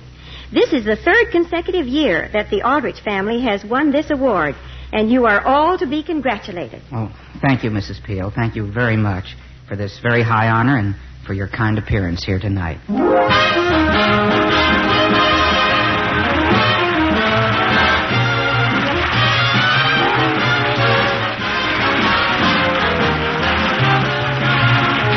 The Aldrich Family, starring Ezra Stone as Henry with Jackie Kelk as Homer, is written by Frank Tarloff with music by Jack Miller. Mr. and Mrs. Aldrich are House Jameson and Catherine Roth.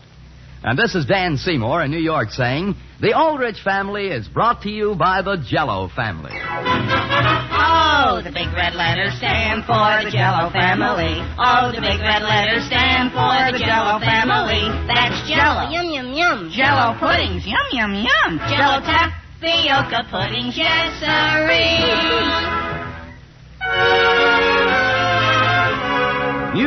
New as an orchid in the Arctic. Amazing, the only one of its kind. That's Minute Rice. Minute Rice for magically quick meals. You've never tasted such delicious rice. Rice that comes out light, white, and fluffy every time. And without washing, rinsing, draining, steaming. Just drop Minute Rice in water and bring to a boil. It's quicker to fix than potatoes. Wonderful with stews, cream chicken, or seafood. And so quick. Remember the name Minute. Minute Rice in the red, white, and blue box.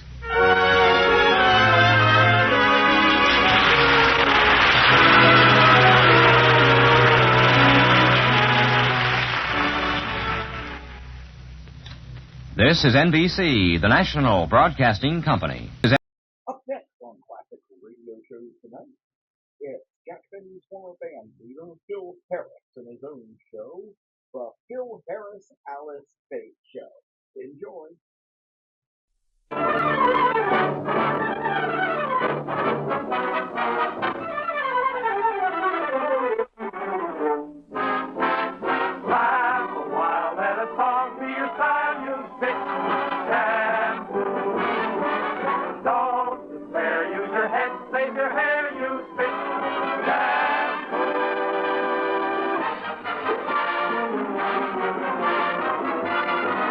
The F.W. Fitch Company, makers of Fitch Shampoo, presents the Fitch Bandwagon with Elliott Lewis, Walter Tetley, Janine Roos, Ann Whitfield, Robert North, Walter Sharp and his music, and starring Alice Faye and Phil Harris.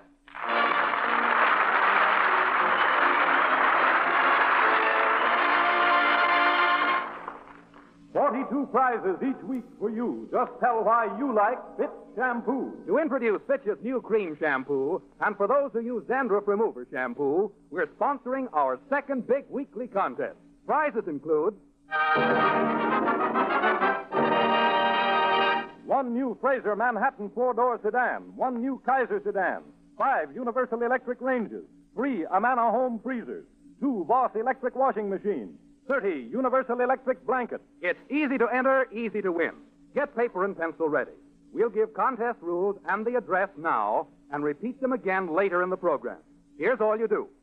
In 25 additional words or less, complete one of these statements. I like Fitch's cream shampoo because, or I like Fitch's dandruff remover shampoo because. That's all. Attach entry to carton top from Fitch's dandruff remover shampoo, or round seal under jar lid of Fitch's cream shampoo, or facsimile. Mail with your name and address to Fitch Shampoo, Box 1723, Chicago, Illinois. There's plenty to write about. Fitch's cream shampoo leaves hair far softer, shinier. That's because it's made with both lanolin and olive oil. Lanolin to soften, olive oil to bring out those sparkling highlights. 42 prizes each week for you. Just tell why you like Fitch shampoo.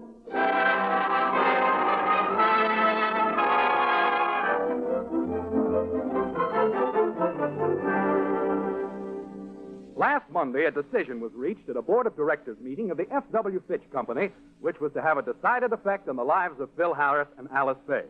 Therefore, let's go back to Monday in that board of directors meeting in Des Moines, Iowa, where Mr. F.W. Fitch is speaking. And so, gentlemen, it has been decided that Phil Harris has been doing a splendid job on our radio show. And as a reward, we're making him a stockholder in our company. Is everyone agreed? Check, F.W. I agree, F.W. You have my vote, F.W. What do you say, J.R.? What's that? What were we talking about? Why don't you pay attention? What are you writing, anyway? Well, I can win a Kaiser Fraser car if I finish this sentence. I like Fitch cream shampoo because. How many times must I tell you you can't enter our own contest? Oh. How do you feel about making Harris a stockholder? Well, frankly, S.W., I do not think that Phil Harris belongs in our company. He is not our type of person. In fact, I don't know why we hired him for our program in the first place. They hired him for 3 good reasons. He's a comedian, he's a musician, and it was the only way we could get Alice Faye. But, F.W., remember that this is a closed corporation, and we stockholders are all gentlemen. Do we want a man as crude as this Harris to be a stockholder and have a voice in our affairs? Oh, relax, J.R. How much damage can he do with one lousy share? S.W., your language. Well, perhaps we ought to keep this stock in trust. He might even sell it to an outsider. Quiet, J.R., you've been outvoted. We are sending Mr. Harris 1 share of stock worth $14.62. I'll advise him of that immediately. Miss Martin, take a telegram. He goes to Phil Harris in Chino, California.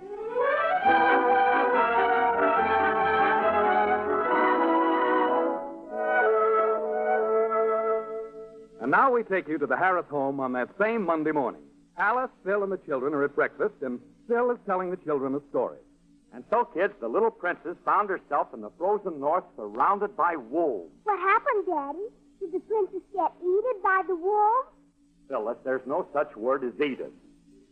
Besides, you don't have to worry. The princess wasn't ate up by the wolves. Now, let's try it with 8 up, huh? Then what happened to the princess, Daddy? Well, when the wolves got close, she jumped on her dog sled, cracked the whip, and yelled, "Tally-ho!" The dogs didn't move. They just turned and sneered in her face. Daddy, the word is mush. All right, they sneered in her mush.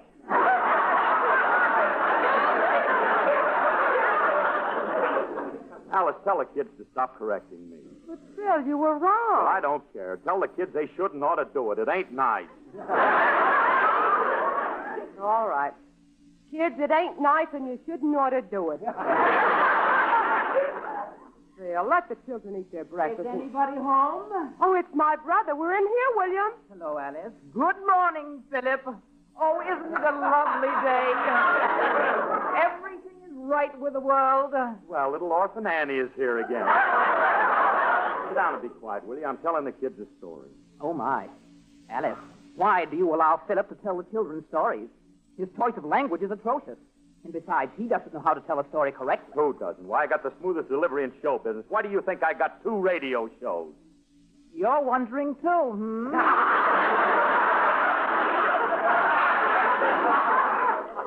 Alice, tell this guy why I got 2 radio shows. Well, it's obvious, William. Phil has 2 shows because he has... Phil, what was it you told me you had on Mr. Benny and Mr. Fitz? Will you... Now, cut out the kid. And I'm on the Benny show because he needs me.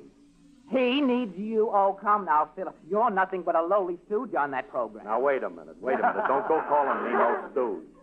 And especially in front of my children. They think I'm the funniest one on the Benny show, don't you, kids? You certainly do, Daddy. Especially when you pick up the phone and say, "Hello, boss, this is Rochester."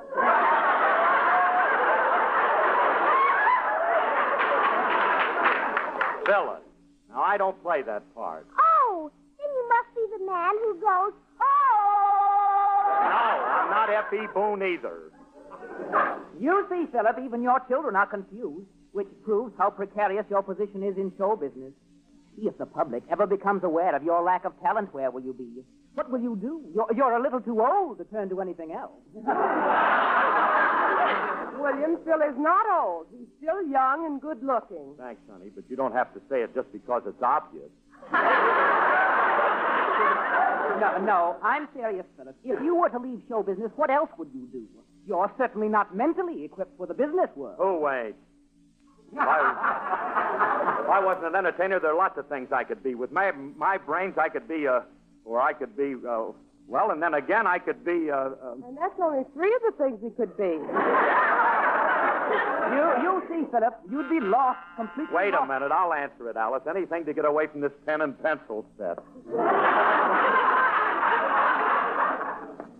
Thinks I'm a stooge. Thinks I haven't got enough brains to make a lot of money. If that long shot comes in today, I'll show him. I have a telegram for Phil Harris. I'm Harris. Here, kid, thanks. Wonder who could be sending me a telegram. Let me see. We are happy to inform you that we are making you a stockholder in the Fitch Company. Oh, me a stockholder in a big company? Wait a minute. The stock will be sent within a fortnight, signed F.W. Fitch. Hey, yeah, and I'm getting it in a fortnight. Ain't that terrific? Wait a minute. How long is a fortnight? P.S. It's 2 weeks, you dope. Oh, will you listen to that? Gee whiz. I thought it was 9 days. Oh, look. Oh, gee, this stock really puts me and Alice in the money, and what I can do with that money, oh, I'll really spread it around. Because I'm a fellow with a heart of gold and the ways of a gentleman. I've been told the kind of a guy that wouldn't even harm a flea. But if me and a certain character met that guy that invented the cigarette, I'd murder that son of a gun in the first degree. Now, not because I don't smoke myself, and I don't reckon they'll harm your health. I've smoked all my life and ain't dead yet. But nicotine slaves are all the same at a petting party or a poker game. Everything but stop while they smoke that cigarette. Smoke, smoke, smoke that cigarette. Puff, puff, puff, and if you smoke yourself to death, tell St. Peter at the Golden Gate that you hate to make him wait, but you just got to have another cigarette. Smoke, smoke, smoke. Puff, puff, puff. Now, the other night, I had a date with the cutest little girl in 48 states, a high-bred uptown fancy little dame. She said she loved me, and it seemed to me that things were about like they ought to be, so hand in hand, we strolled down Lover's Lane. She was oh so far from the cake of ice, and our smooching party was going nice, so help me, Hannah, I think I'd been there yet. I'd have been there yet. But I give her a kiss and a little squeeze, and she said, Philip, excuse me, please, but I've just got to have another cigarette. Another cigarette. Smoke, smoke, smoke that cigarette. Puff, puff, puff, and if you smoke yourself to death, tell St. Peter's the Golden Gate that you hate to make him wait, but you just got to have another cigarette. Smoke, smoke, smoke. St. Peter, I'm sorry that I'm keeping you holding that gate open, but I just got to have another drag off of this cigarette. Thank you, Peter. Thank you.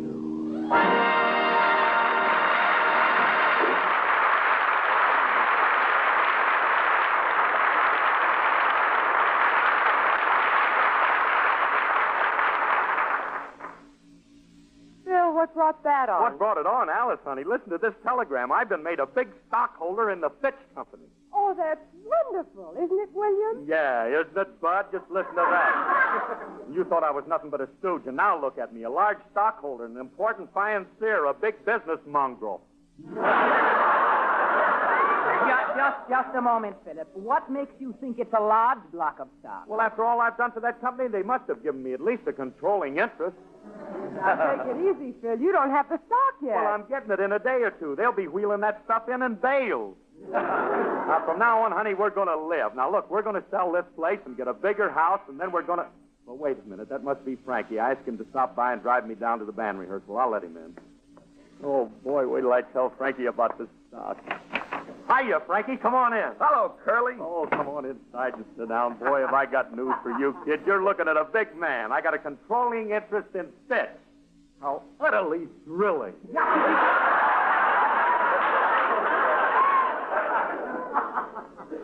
What's a Fitch?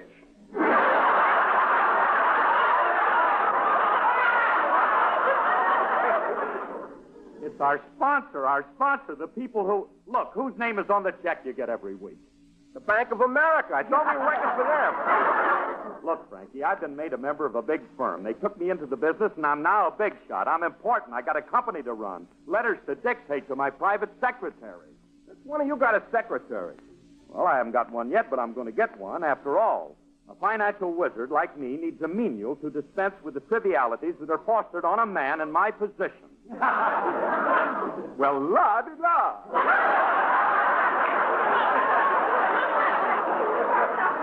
Now, look, will you listen a minute? A man as important as I am now needs a secretary. And by the way, you know any girl who'd like the job? Don't bother me. What do I know from secretary? Well, I know it's going to be a good job for somebody. I'm pretty well fixed now, and I'm going to be willing to pay about $200 a week. And you see, Frankie, get off of my lap.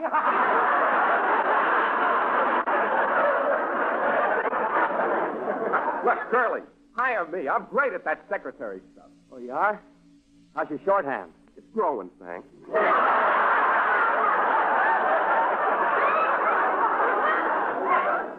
Start dictating, hey. I'll show you how good I am. Okay, now, the first thing I want you to do is to send a letter to Jack Benny and tell him that I can no longer be just a stooge on his program. Well, wait a minute, Curly. I'll type it.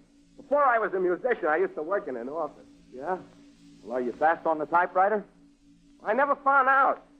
I'd sit down to type, but every time I came to the end of a line, a bell would ring, and I'd go out to lunch.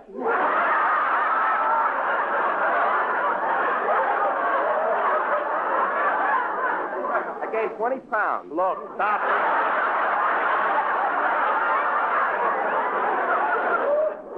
You're hearing bells all the time. Now, look, sit down and take this letter. Okay. Now, look. Dear Mr. Benny, due to an important position that I have just attained in the financial world, I can no longer accept stooge roles on your program. And from now on, I shall have to be one of the luminaries. Got it.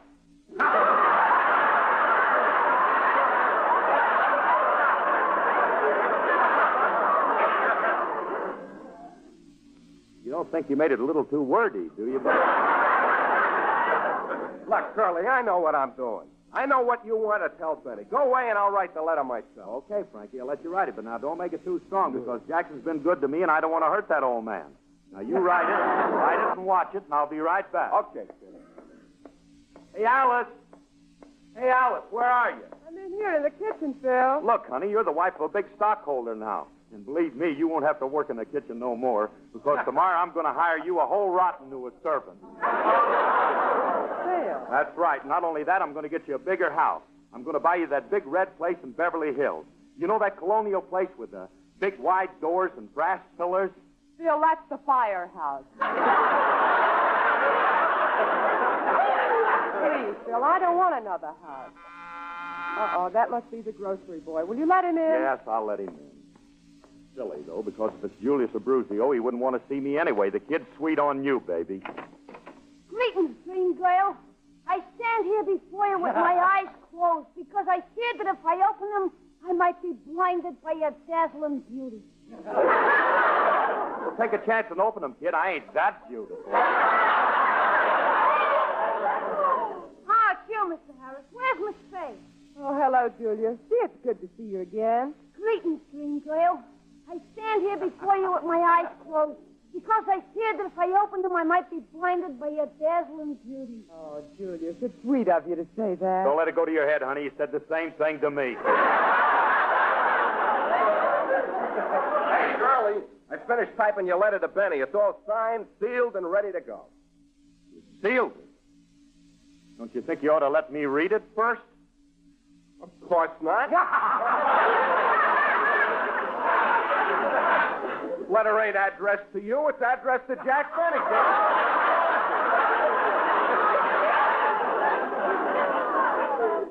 You want to do something, Curly, you can take it out and mail it. Hey, if that letter's for Mr. Benny, I'll take it. I gotta deliver a bag of guns up to his house this afternoon. I'll give it to him personally. Oh, thanks, kid. Here's the letter. That's all right, Mr. Emily. Well, I gotta go now. Farewell, soulmate. Farewell, Julian. Frankie, he's talking to me. Yeah. Phil, what are you writing to Jack Benny about? Oh, nothing, honey. I just made a few demands now that I'm a big man. A few little things I think he ought to do. Hey, forget about it. Look, Frankie, come on, let's get down to rehearsal. Hey, Alice, when I get downtown, I'm going to buy you fur coats, new cars, and jewelry. Now, take it easy, Phil. You don't have to stock yet. But it's coming, honey. And now, look, I want you to go out and buy some stuff for the new house. I want you to get Persian rugs, oil paintings, and, oh, we're going to live in class. Oh, naturally. And we mustn't forget to buy some solid gold plate. You're going to use solid gold plate? Yeah, what do you think? We eat like pigs?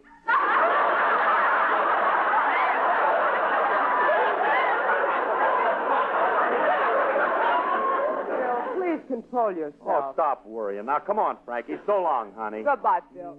Bye. Oh, that man of mine. Heaven knows what he'll bring home. My father was the same way. I remember the time he made a few extra dollars and bought a car for Mom. He burst into the house and said, "Get your veil and get your duster. Get the info goggles when the wind's a guster. Keep your Hubbard gown firmly belted down when you're out in your Stanley steamer. In a gale, we never fluster, 'cause we're told we get that old familiar luster. If you're dressed in style, everyone will smile when you're out in your Stanley steamer. Honk, honk, honk, honk, honk. The dog used to have his charm, but he's looking at us with alarm. For it looks like he's back to the farm. But if you fail with your combustion, then your speed is gonna need a new adjuster. And you must be just the one we trust, or we won't step inside. No, we won't take the ride that you plan in your Stanley steamer. That you plan in your Stanley steamer.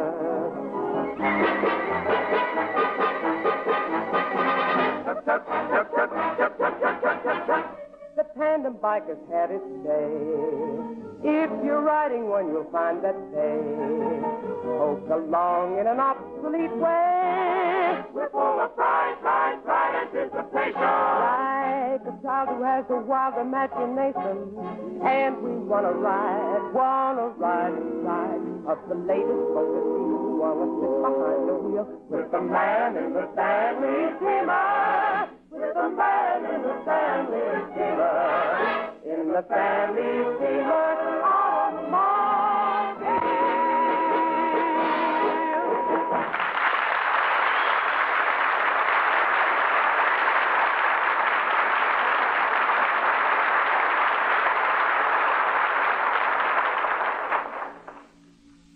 Oh, I hope Phil doesn't go hog wild downtown and buy every...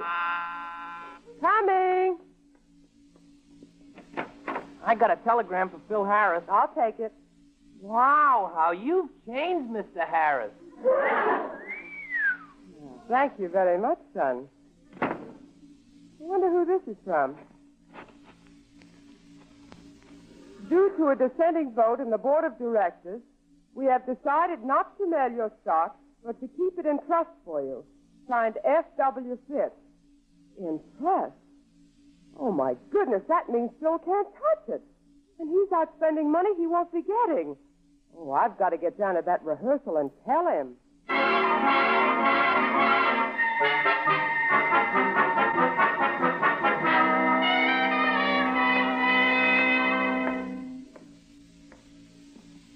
Come on, hurry up, Phil. We're late for rehearsal already. Yeah, I know. Now, let's see. What have I ordered so far? Have you got it all marked down, Frankie? Oh, sure. You ordered 6 assorted fur coats for Alice. Check. 8 truckloads of sand for the kid's sandbox. And 12 pairs of yellow shoes for yourself. That's right, good. Now, look, and another thing. I'm buying Alice a new home, so remind me to run an ad putting our house up for sale. Hey, Curly, ain't you overdoing this? Don't tell me what to do, Stack. You just put it down. Hey, look, here's a rehearsal hall. Now, I can't wait to tell them guys what I'm going to do for them. Wait till you hear this. I'm going to give them all a raise because they deserve it. They're a fine bunch of gentlemen, so open that door, Frankie.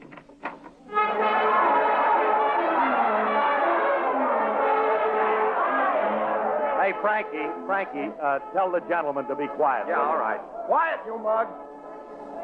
Pipe down. Break it up! That's better. The podium is yours, Maestro. Thank you. Gentlemen, as your podium, I got a few words to say. Hey, Artie, will you pay attention when I'm talking to you? What are you doing? I'm writing. I entered a contract. All I gotta do is tell why I like spit standard remover shampoo and 25 words. You don't know 25 words. Well, when you get back and pay attention, I'm gonna... Phil, I want to talk to you. It's very important. Oh, hello, honey. Well, what are you doing here? Yeah, what's up, Alice? Phil, you just got another telegram from the Fish Company. They're not sending you the stock. They're holding it in trust for you. Ain't that wonderful? They trust me. No, you don't understand, Phil. That means you won't be able to touch the stock. They're holding it for you. Oh. You mean I ain't going to be able to get my hands on the money right away?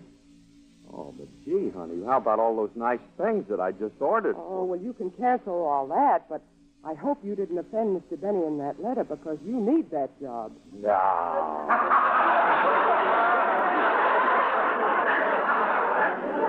I didn't say anything to offend Jackson. You can ask Frankie. He typed the letter. All I said was that, that I just wanted to be one of the show's luminaries. That ain't what you said, Curly. What do you mean? I couldn't spell luminary, so I told him you quit.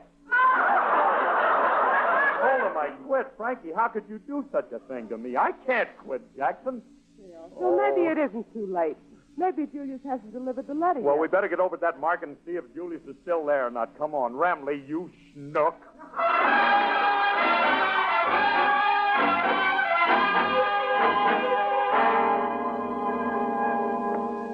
Oh, hurry up, Alice. I'm afraid we're late anyway. I don't see Julius anywhere. Oh, he must be somewhere. Oh, there he is, over there. You better let me talk to him, Phil. You only upset him. Julius. Miss Faye! Oh, thank goodness you're here. I rushed over to see you. At last you have come to me, fair one. Let us slide away together. Date her later, will you? Let us fly. That's right. Where's that letter to Benny? Now, where's the letter? Take your mitt off of me. The letter's been delivered. Oh, no. No. Oh, Alice, I'm a ruined man. Oh, let's get home. I got to try and call Jackson. You're a schnuckto.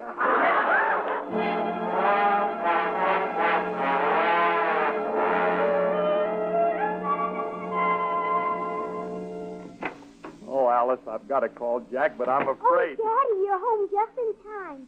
Mr. Benny is on the phone. He is? Well, what does he want, Phyllis? He wants to talk to Miss Encino. Oh, all right, honey. Get him on the phone. Well, I got one chance. I got to try and fluff my way out of this. Hiya, Jackson. How's the sweetest little guy in the whole world? Old television prospect. Hiya, Jackson. Huh? Oh, you got my letter, huh? But, yeah, I know, but, yeah. Yeah, all I said was I quit. Yeah, that's what I said. Yeah, I quit, but I didn't mean it, Jackson. Please. Hey, Jackson, can I have my job back? I didn't mean it, Jack. Of course, Mr. Benny. Yes, master. Thank you, most exalted one. Goodbye. Boy, it took brains to get out of that one. Well, honey, I had to take a cut in salary, but I got my job back. Well, thank goodness. But tell me, Phil, why did you keep telling Jack the letter said you quit? I had to. Frankie's typing was so bad he couldn't read a word of it.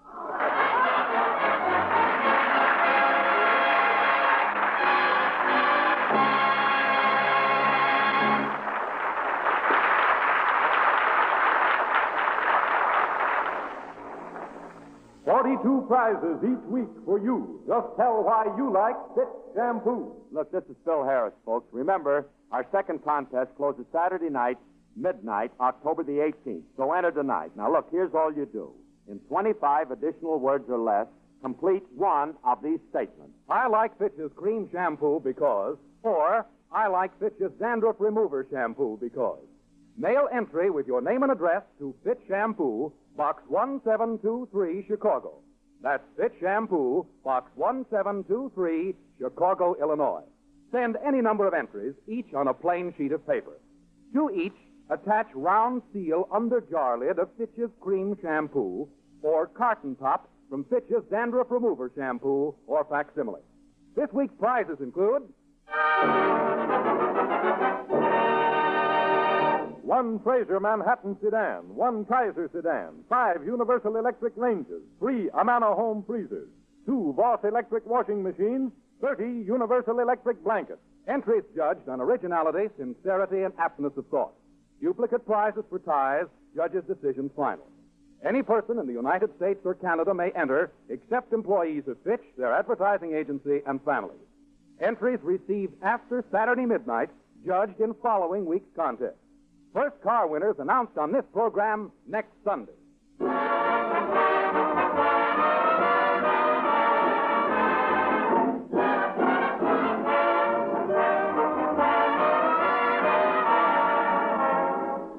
Tune in next week when the F.W. Fitch Company again brings you the Fitch Bandwagon with Alice Faye and Phil Harris. This program was written by Ray Singer and Dick Chevrolet and directed by Paul Phillips. Included in today's cast were Francis X. Bushman, Gil Stratton, Ollie O'Toole, and Bob Jellison. Alice Faye appears with the courtesy of 20th Century Fox. Good night, everybody. Look, this is Phil Harris again. Remember, folks, there are 3 big contests left. Now, you can enter each week for those big weekly prizes. Don't be a Remley. Do it tonight. Laugh a while, let a song be your style, you Fitch shampoo. Don't despair, use your head, save your hair, you Fitch shampoo.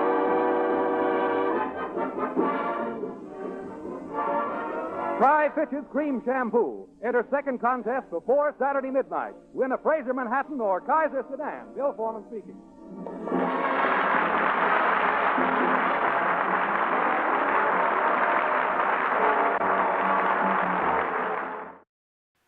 And now, Red Skelton in the not-so-silent spot, because that would be pointless on radio, on Classic Radio Shows Tonight.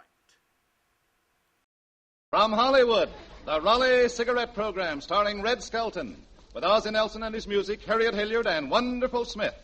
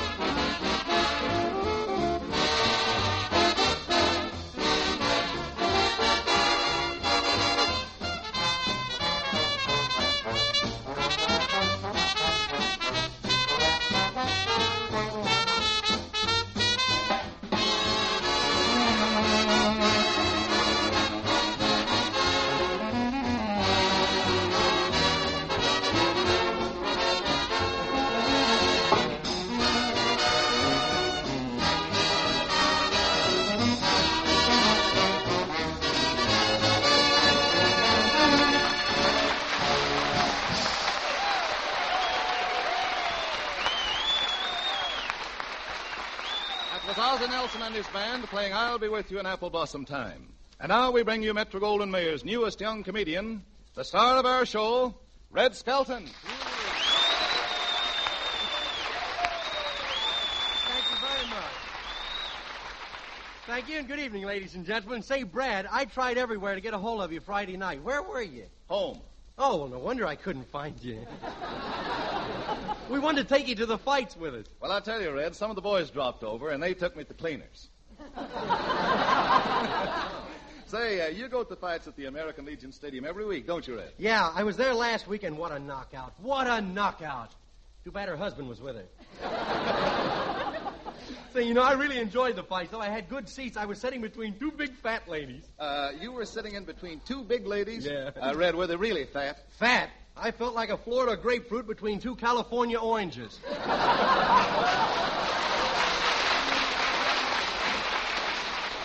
was fighting Friday night, Red? Well, it was Tiger Johnson against Battleship Duggan. Yeah, I know him well. How'd it turn out? Well, in the fourth round, Battleship had to be convoyed to a neutral corner.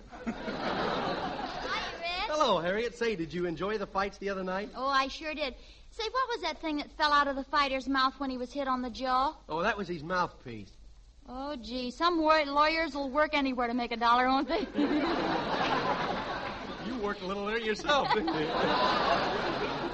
You used to be a fighter, didn't you, Red? Yeah, I'll never forget my first fight. What happened? Well, I ran out on the canvas, and the next thing I knew, I was part of it. I never saw so many fists in my life. Who were you fighting? I don't know. I think it was Lum and Abner. You know, I got hit on the eye so much that I had to carry a bird dog to point out a neutral corner for me. Well, did you finally find a neutral corner? Yeah, but Lupe Velez wouldn't let me stay there. Say, Red, when you fought, did you stand back and box like Jim Corbett, or did you get in there and slug like Dempsey? No, I ran like lightning.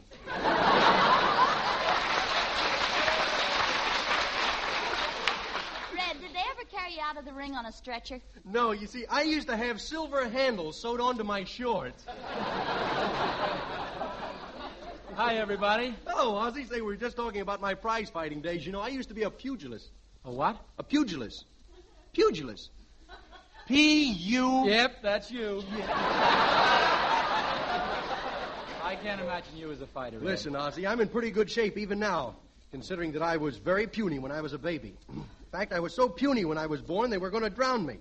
Well, why didn't they? They were ashamed to be seen carrying me down to the river. You know, Red, I think I'd make a good fighter myself. I have a very strong physique, you know. Here, feel my right arm. Say, your shoulder paddings are losing a little weight. Now feel my left arm. And listen here now. Get a load of this chest. Well, what do you think? I'm sorry, but I can't give you more than 6 cents a pound.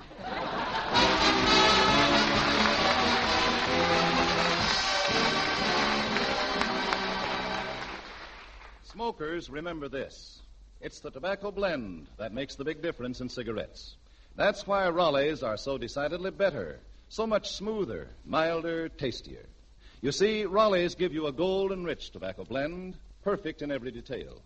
For Raleigh's exclusive blend, only the lighter, more golden tobaccos are used. Tobaccos any expert will tell you are choicer, more expensive. And to give you a completely satisfying taste flavor, Raleighs have 31 different types of domestic and imported tobaccos, masterfully blended by the world's most skilled tobacco blenders. Yes, painstaking care in every step makes Raleigh's exclusive blend America's finest. And don't forget, Raleighs give you valuable golden coupons, redeemable for over 70 magnificent premiums. Friends, it pays to smoke Raleighs, the pack with the coupon on the back. Raleigh cigarettes. Say, Harriet, isn't that the wedding march they're playing? Yes, Red, it's the same old wedding march. Two young people very much in love have just become man and wife. The bridegroom, portrayed by Ozzie, turns to the bride, and he says something like this.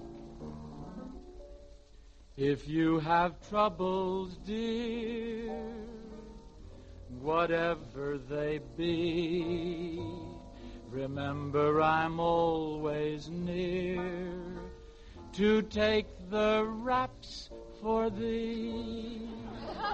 Time passes swiftly by, and we find the same two people after they've been married for 20 years. And please, please remember, we're only kidding. I guess I'll have to dream the rest. You looked so athletic the day we were wed.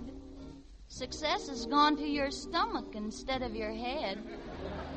Whatever happened to your chest? It must have slipped below your vest. You really put me to the test. You looked so romantic before you were stout. Your hair had such beautiful waves before the tide went out. Now I count 6 or 7 hairs at best. I guess I'll have to dream the rest. Well, I guess you're right, says he. I'm not quite the guy I used to be. But though I hate to seem shy on chivalry, you know you've held out a thing or two on me. Don't let this make you too depressed. But you just never mentioned that you couldn't cook. You got all your recipes out of a book.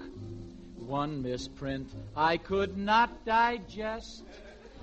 And all that night I dreamed the rest. And next we find the same two people. This time they've been married for 50 years. And as our scene opens, they're returning from a party. You'd better get right to bed and get some rest. You know, you can't go to any more parties if you're going to play so hard. At your age, playing post office and running around the yard. Well, that blonde said she liked my kisses best. Well, I guess I'll have to dream the rest. Mercy me, what a conceited man. My goodness sakes alive. Have you recently looked at your pan? What? They turn it down in an aluminum drive. Well, though they say these times are not the best.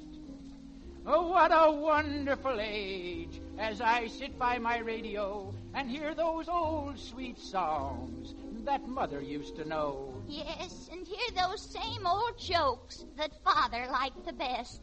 Well, I guess I'll have to dream the rest.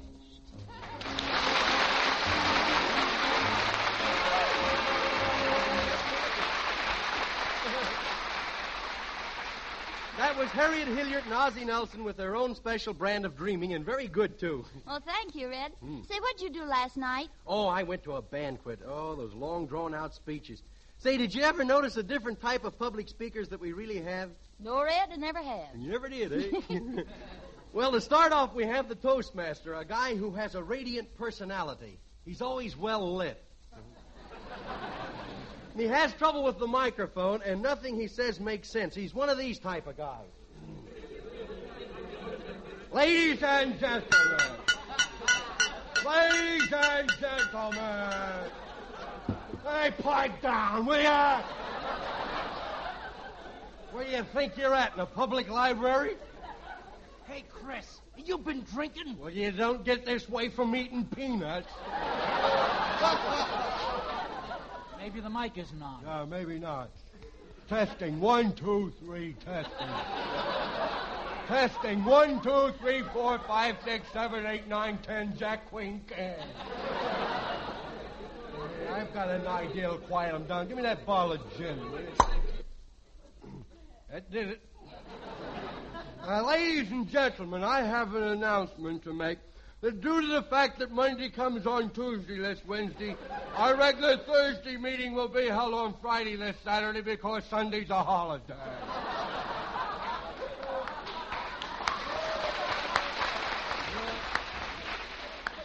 What's the matter? Where's the floor for?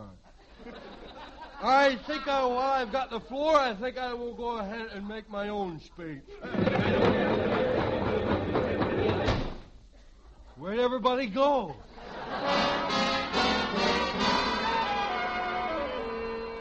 Did you ever see a little kid making a speech at school? One of those little mean guys, you know, and his mother has to prompt all the time. Look, I'll be the little boy, Harriet, and you be my mother. Okay, huh? Red. I'll be the mean guy.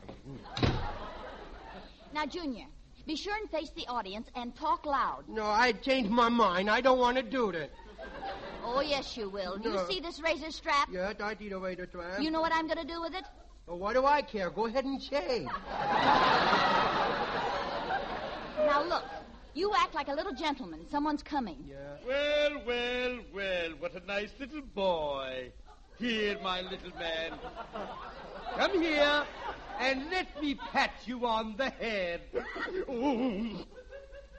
He's got all his teeth, hasn't he?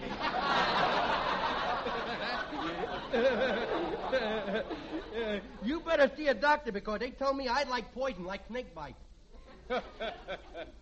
Isn't he a cute little fellow? What kind of a speech are you going to make, Junior? Now, wait a minute. Let's not get nosy, Bob. Listen, young man, do you know who I am? No. Well, take a good look at my face. Well? What is it, true or false? Come on, Mom, let's cram out of here. Junior, wait. Where are you going? I'm going over to the amusement park and throw a skunk into the tunnel of love. Come on. Junior! You come back here. No. Now, don't worry, mister. He'll go on. Oh, no, I won't, Nita. I want to go over and see how Pop made out at the racetrack. Come on, let's get out of here. Junior, here, put your shirt tail in. I'll comb your head. Yeah. I'll introduce him. They won't like me. Oh, Junior, these people will love you. Why, they're just your type. You mean they got no forehead? Junior! And now, ladies and gentlemen, little Junior Skelton. No, I Go don't. ahead. No, I don't want to. Come, little fellow. No, I ain't scared. I don't want to.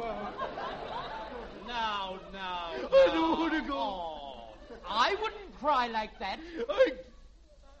Well, you cry your way, Bub. This is my way.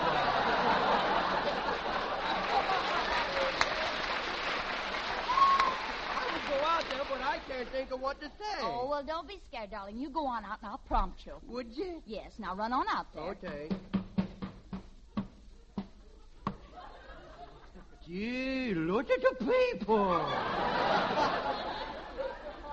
Ladies and gentlemen, As I stand here... looking into your faces... Oh, yeah. Ladies and gentlemen, as I stand here looking into your faces, I see that there are a lot of faces that really need looking into. No. Junior, recite your poem. Which one? Algae. Oh, no, that would lay an egg with its mom. Go on, recite your poem anyway. All right, I'll do it. Algae. Algae saw a bear. The bear saw algae. The bear was bulgy. The bulge was algae.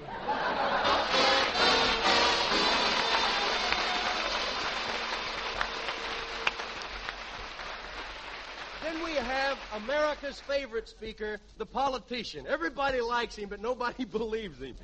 One of these and guys. now, ladies and gentlemen, Senator Skelton from the state of Collapse. Thank you, fellow voters. Thank you. I am more than delighted to be here in your beautiful city of Hollywood, where visitors are greeted with open arms. Hit the road, you bum! Hollywood, the city that welcomes strangers. Get out of town! Tourist. I'm here to tell you that I'm going to help you with your troubles in Washington. Yes, I may stay here a couple of months, but I doubt it. Hey, Senator, Yeah. how you going to balance the budget? Quiet, little man, or I'll revoke your breathing license. Now, listen to me. I'm John Public. And if you don't tell us how you're going to balance the budget, we're going to come up and get you. Now, wait a minute, John. Come on, fellas, let's get this phony. Now, get away from him, you know. Out of here. And so, dear John, good night.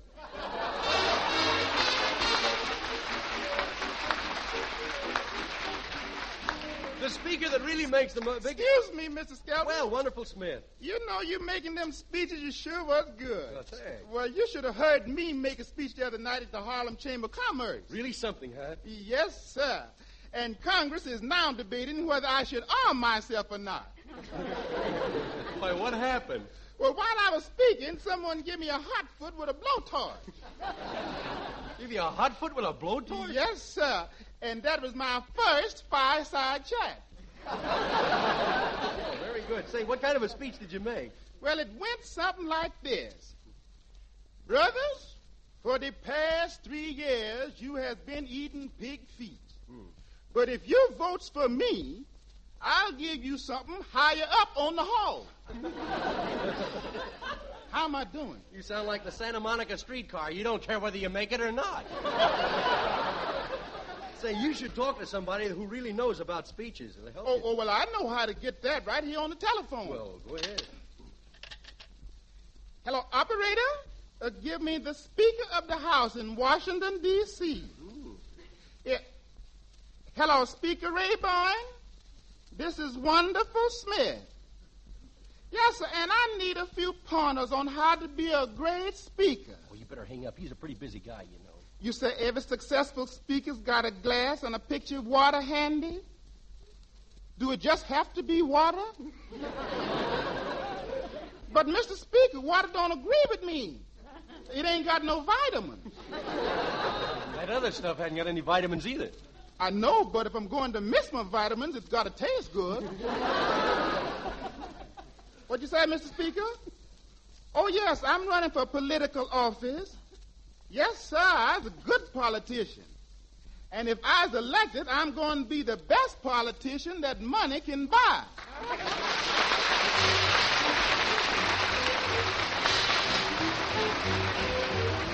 Pardon me, boy, he's at the Chattanooga choo-choo on track 29. Boy, you can give me a shine. I can afford to board a Chattanooga choo-choo, 'cause I got my fare. At least I had it here somewhere. You leave the Pennsylvania station about 3:45. Read a magazine and then you're in Baltimore. Dinner in the diner, nothing could be finer than to have your ham and eggs in Carolina. When you hear the whistle blow and take to the bar, then you know that Tennessee is not very far. Shovel all the coal in, gotta keep it rolling. Choo-choo Chattanooga, there you are.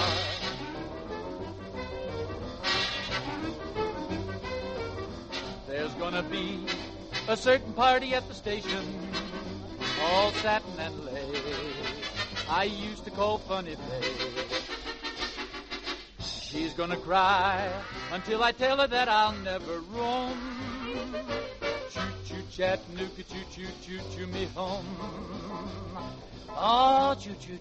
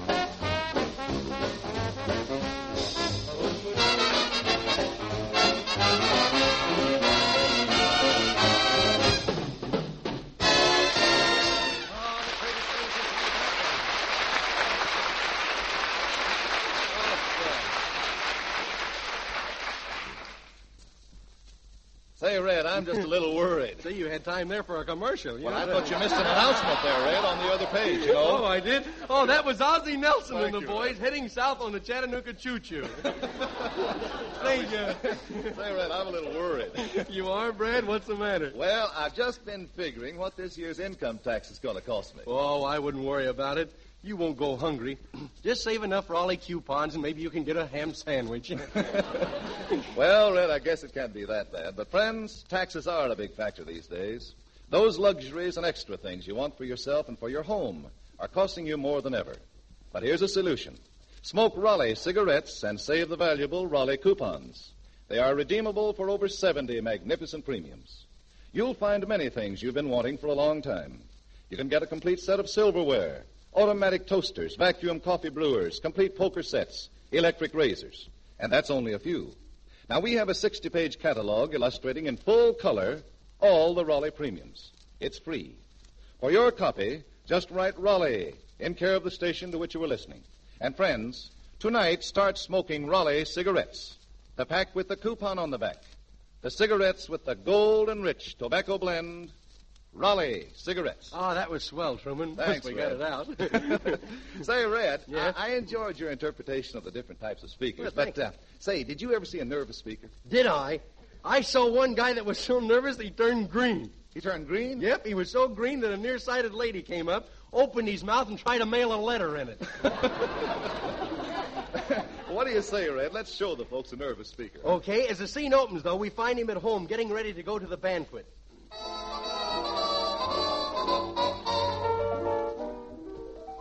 up, dear. You only have an hour to get to the banquet. Yeah, I know. Say, have I got any clean shirts? No, they haven't come back from Santa Anita. Hey, where are my socks? They're on their way back from the laundry. What are they doing, hitchhiking? Well, you'd have plenty of socks if you took off the old ones before you put on the clean ones. Gee, I guess I better run over my speech, hadn't I? Gentlemen and ladies. Oh, say ladies and gentlemen, you dope. Ladies are before gentlemen. On what bus? Are you about ready to go? Yeah, as soon as I fasten this tight collar. There it went again. Oh, here, let me help you. My, I think your Adam's apple's getting bigger every day. Yeah. What an Adam's apple? How'd it get so big? Irrigation.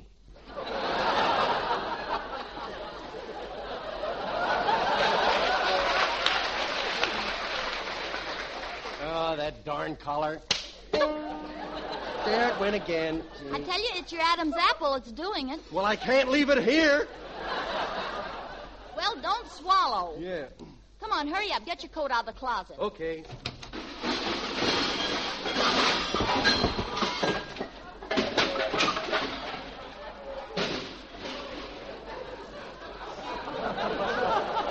That closet must have been left over from the Fibber, Magee, and Molly program.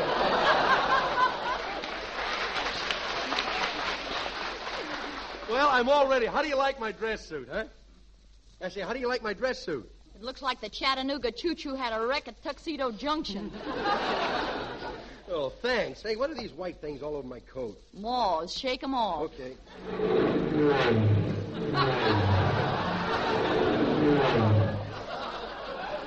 Now I know what they mean by keep 'em flying. Well, come on, let's go. Where's the car? It's stacked up outside. I thought you had it parked in the backyard. I did, but the gophers kept dragging it down a hole. They thought it was a relative. Well, here's the car. Get in. I'll get in the back seat. Okay, as long as I can hear you, so I'll know what to do.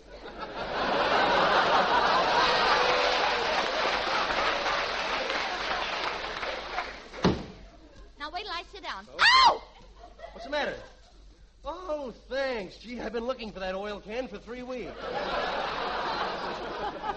Well, let's go.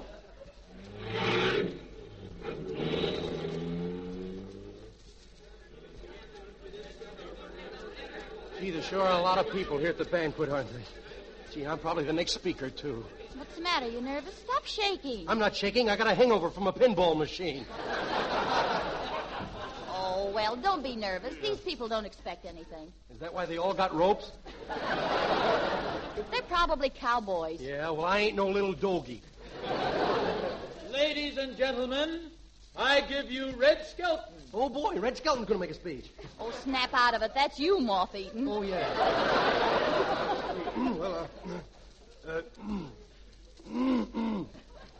Ladies and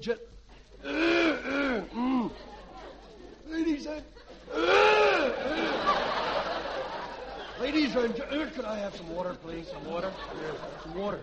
Do you want it in a glass or a cup? No, just wrap it up in a napkin. Go on with your speech. Here, have another drink of water. If I drink any more water, they'll have to build a dam behind me.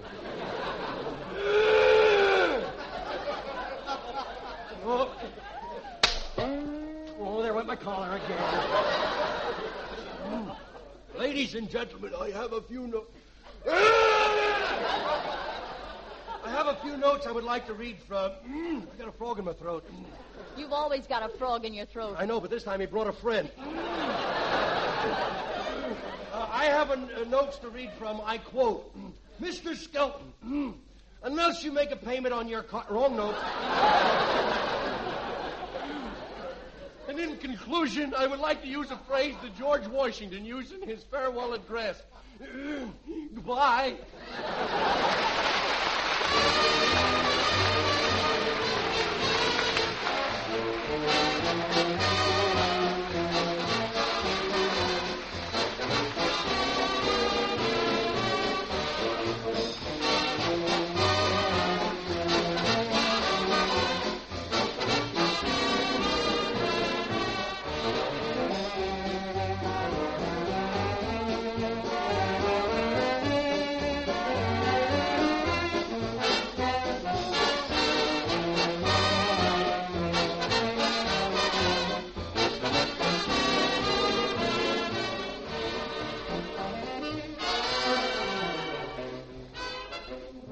Say, Red, you know, there's one very excellent speaker you've overlooked tonight. Well, who could that be, Brad? Why, the gentleman who speaks for our companion sponsor. Listen. Gentlemen, if you want pipe smoking satisfaction at its very best, smoke Sir Walter Raleigh. It's the quality pipe tobacco of America. In fact, if you paid $100 a pound for a special mixture, you couldn't get a finer quality. Sir Walter Raleigh has a rich, mellow taste and flavor, a pleasing, fragrant aroma, and it burns just exactly right. Extra cool, even, and slow. It's little wonder Sir Walter Raleigh is a big favorite in the Army, in the Navy, in the Marine Corps, on American college campuses. Yes, everywhere you find men who know and appreciate quality smoking. You'll like Sir Walter Raleigh, too. Give it a trial tonight.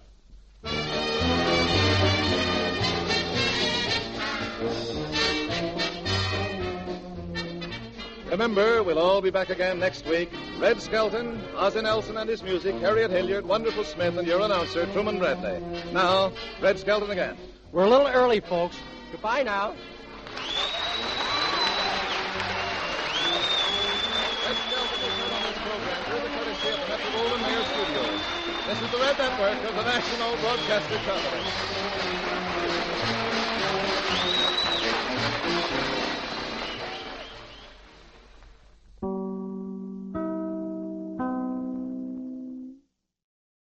The fan-favorite character from Fibber, Magee, and Molly, the Great Gildersleeve, is up next. The Kraft Foods Company presents Willard Waterman as the Great Gildersleeve.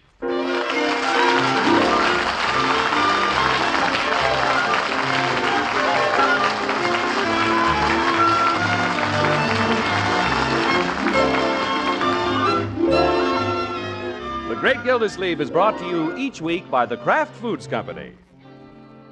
Here's great news. Tonight, Parquet Margarine is announcing a sensational new $83,500 prize contest. 1,170 separate prizes, including 20 brand new 1951 Ford Victorias. Fun to enter. Anyone may win. Full details in a few minutes. Have paper and pencil ready.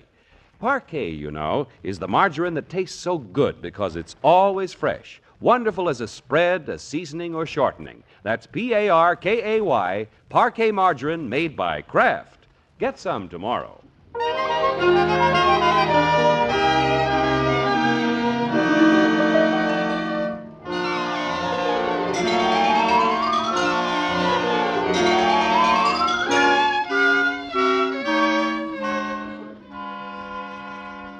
Well, the temperature got down to 0 in Summerfield last night.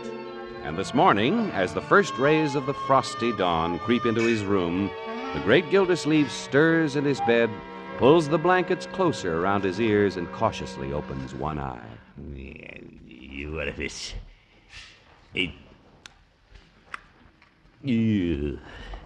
what time is it? 6:45. I can sleep for another 15 minutes.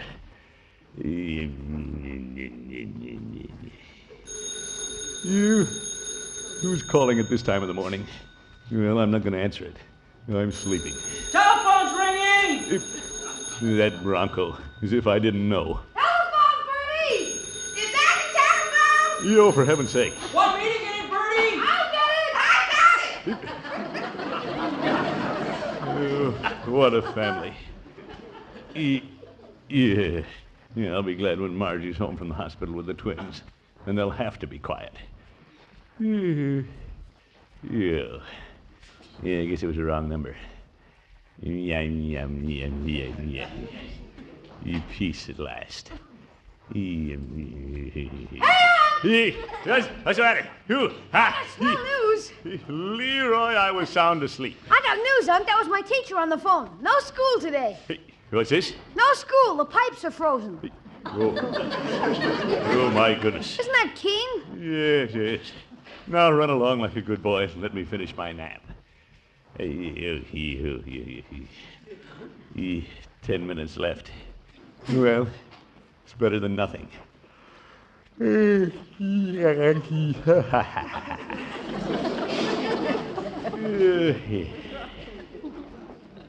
Unc, Huh? What? can I go to the office with you today? Yes, I suppose. Oh, boy. Now run along. Okay. I'm sleepy. You go ahead and sleep. Thank you. I won't let anybody disturb you. You're a good boy. Hey, Bertie, I'm going to the office with Unc. Yofer! Leroy! What's that? What do you want, Unc? You answered the phone. That's your alarm clock. I got it. Time to get up.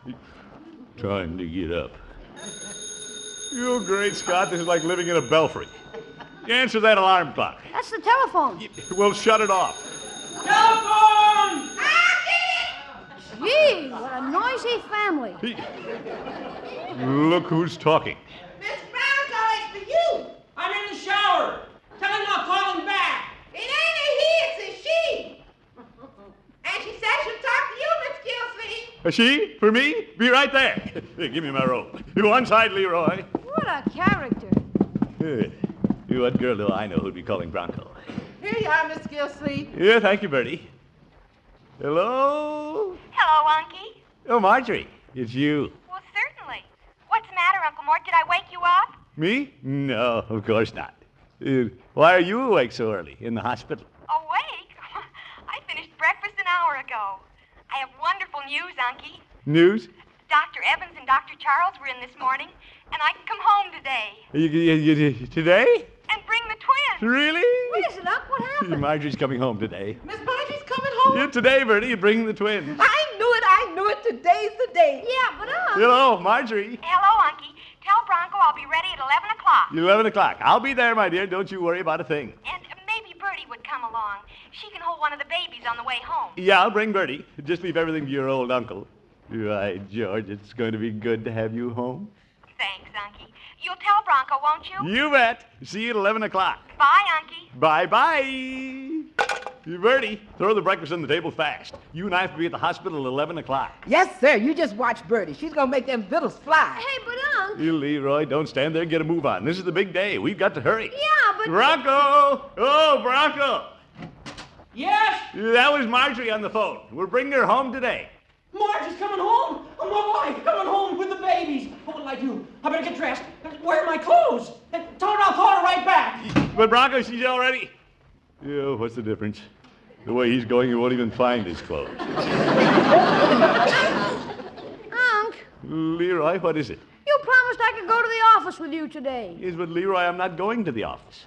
I have to go to the hospital and bring Marjorie and the babies home. Why can't she come home on the bus? But... You don't realize, my boy, how important this is. Your sister and those babies are a precious cargo. We haven't been able to do much up to now, but by George, this is where we take over. But why does she have to come home today?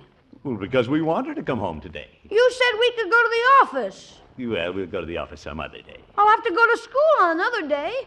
Those pipes will thaw out by tomorrow. Yofer. Leroy, stop thinking about yourself and start thinking about somebody else. Think about Marjorie. Yeah, this is no time to be selfish. We all have to pitch in and help.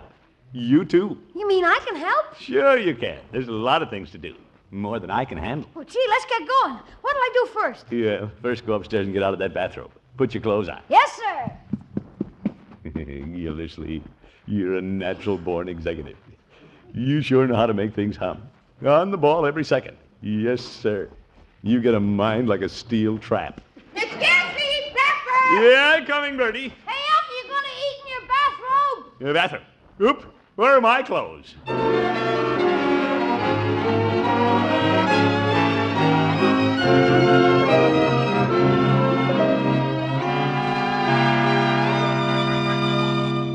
Let's see now, Bertie. We only have a couple of hours. A lot of things to do before we bring Marjorie home. Well, I got Miss Marjorie's clothes all packed in a suitcase, the one she's going to wear home. Yeah, good, Bertie, good. And I can just see myself sitting in that car holding one of them babies. I'm going to be nervous like an old mother hen. Well, you won't have to worry, Bertie. Not with me driving. Oh, you drive Miss Marjorie home? You, absolutely, Bertie. I've been waiting a long time, looking forward to the day I'd pull into the driveway with Marjorie and her babies. Yes, sir. I'm finished with breakfast, Unc. Where do I start? What can I do? Well, somebody's got to set those two little beds up for the baby. Yeah, Keen. Where's the screwdriver and the pliers? I'll set up the beds. No, you better let me do that, Leroy. Huh? Yeah, that's kind of a tricky job. Oh, Unc. No, my boy, we wouldn't want the beds to fall down. Roll the little tykes out on the floor. I know how to put beds together. Mine falls apart all the time. There's a lot of other things to do, Leroy. Oh, certainly, plenty of things. You let me take care of the beds. We're going to need 2 hot water bottles, one for each of the twins. I'll get the hot water bottles. Now, wait a minute, Leroy. There's only one of them hot water bottles around here. I can't find the other one. I know where it is. Down in the basement with my tent. With your tent? Yeah, I was using it for a canteen. Oh, my goodness. Yeah, we can't use that one. We'll have to go over to Judge Hooker's and borrow his. Okay, I'll go over to Judge Hooker's. No, Leroy, we haven't much time. I'll take care of the hot water bottles. But you said I could do something. Well, you can. There's lots of things to do. We need some things from the drugstore, cotton and baby lotion. Well, give me some money. I can go down to Mr. Peavy's. Oh, Leroy, why do you insist on doing all the difficult things? You probably forget half the things you went for. I'll write them down. There's no need for you to go. I'll stop in at Peavy's on my way back from Judge Hooker's. Holy cow, Unc, you're doing everything. You're not letting anybody else have any fun. Now, Leroy, that's the wrong attitude. It isn't a question of having fun. We're all doing this for Marjorie and the babies. We simply want the most capable person to do the job, that's all. Okay. At least I get to ride in the car with you when you bring Marge home. Yeah, but there won't be room for you. You mean I can't even ride with you? Leroy, this isn't a picnic. But you get to go. I'm only going because I have to. It's my duty. Yeah, all I want is to see Marjorie and the babies brought safely home. It doesn't matter to me who goes. You can say that you're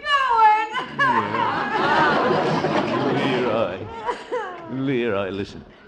Think how much fun it'll be to stay here and welcome Marjorie and the babies when they come in the door. Yeah. Oh, there you are, Mr. Gildersleeve. Well, I just talked to Marge. Everything's all set. You all set? Yes, sir. Mr. Bullard is letting me use his Cadillac, and I'm picking Marge up at the hospital at 11 o'clock. You use your Cadillac? You're picking her up? That's right. We'll make a little bed in the back seat for Marge and one of the babies, and Bertie can sit with me in the front seat and hold the other one. Good arrangement, don't you think? Well, the fact is, Bronco, I sort of planned on going myself. Oh, I'm awfully sorry, Mr. Gildersleeve, but I'm afraid there won't be room for you. You won't be room, huh? I hope you don't mind, Mr. Gildersleeve. No. Think how much fun it'll be to stay here and welcome Marge and the babies when they come in the door. Leroy!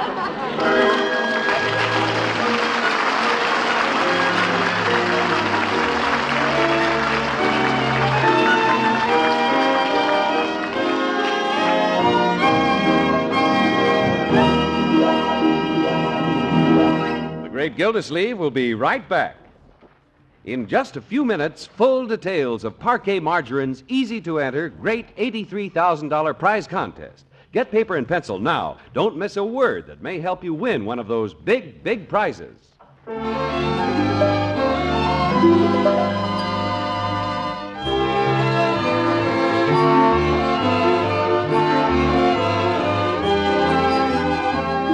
Well, the Great Gildersleeve had it all planned that he would drive to the hospital this morning to pick up Marjorie and the new twins.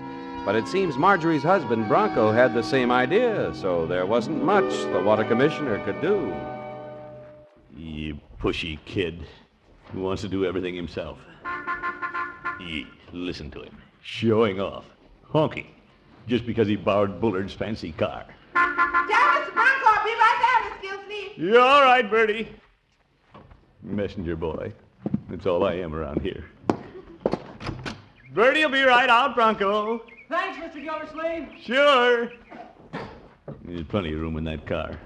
I could have sat in there someplace. Darn kid is just trying to hog the whole thing for himself, that's all. Sure wish you could go along, Mr. Gildersleeve. Oh, no, I don't mind. I had a lot of things to do anyway. He knows darn well I wouldn't go. The only reason he said that. Sometimes I think that boy is a little crooked. If you planned on going, Mr. Gildersleeve, I'll stay here. Oh, no, I wouldn't think of it, Bronco. You go ahead. He's smooth. Well, here we go, Mr. Gildersleeve. We're going to get the babies. Well, have a good trip. Yes, sir, we're going to get the babies. We'll be waiting for you. See you later, Mr. Gildersleeve. Ta-ta!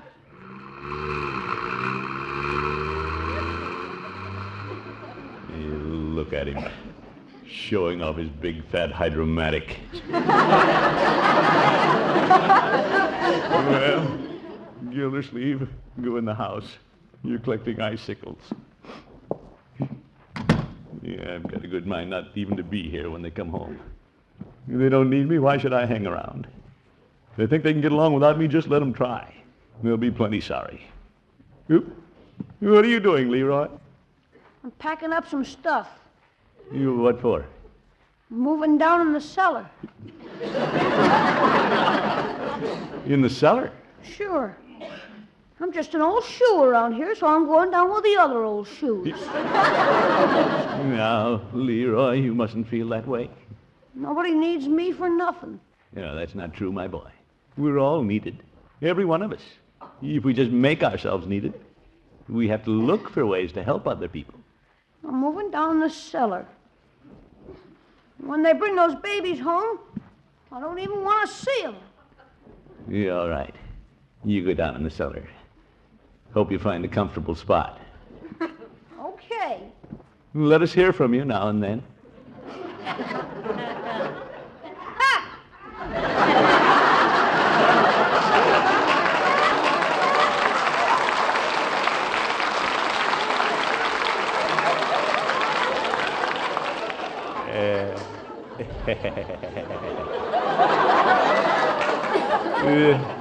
Boy's nose is out of joint.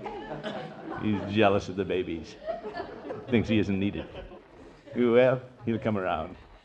Right, George, I feel better myself, though. Why should I get steamed up just because Bronco wanted to drive Marjorie home from the hospital? There's lots more important things to do than that. Say, yeah, I'll bet Bronco went off and forgot all about the really important things. The hot water bottle from the judge. The list of things from the drugstore. That's just like a kid. Get going, Gildersleeve. I'd like to know what they do without you around here.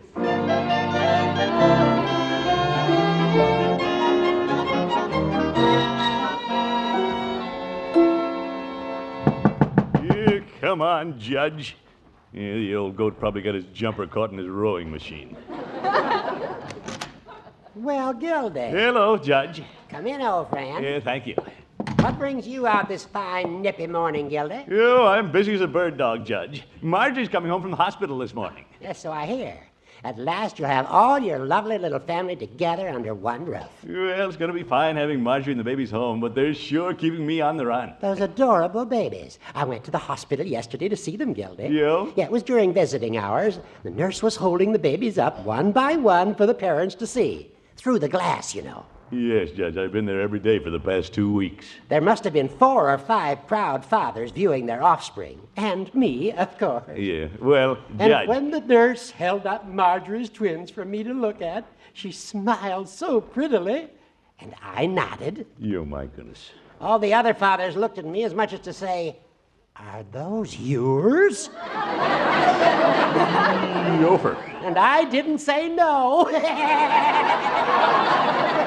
Judge! I simply couldn't resist, Gildy. What a glorious feeling it must be for Bronco to be the father of 2 such fine children. Yeah, we agree on that, Judge. But Bronco's still just a boy, an irresponsible kid. He forgot all the important things.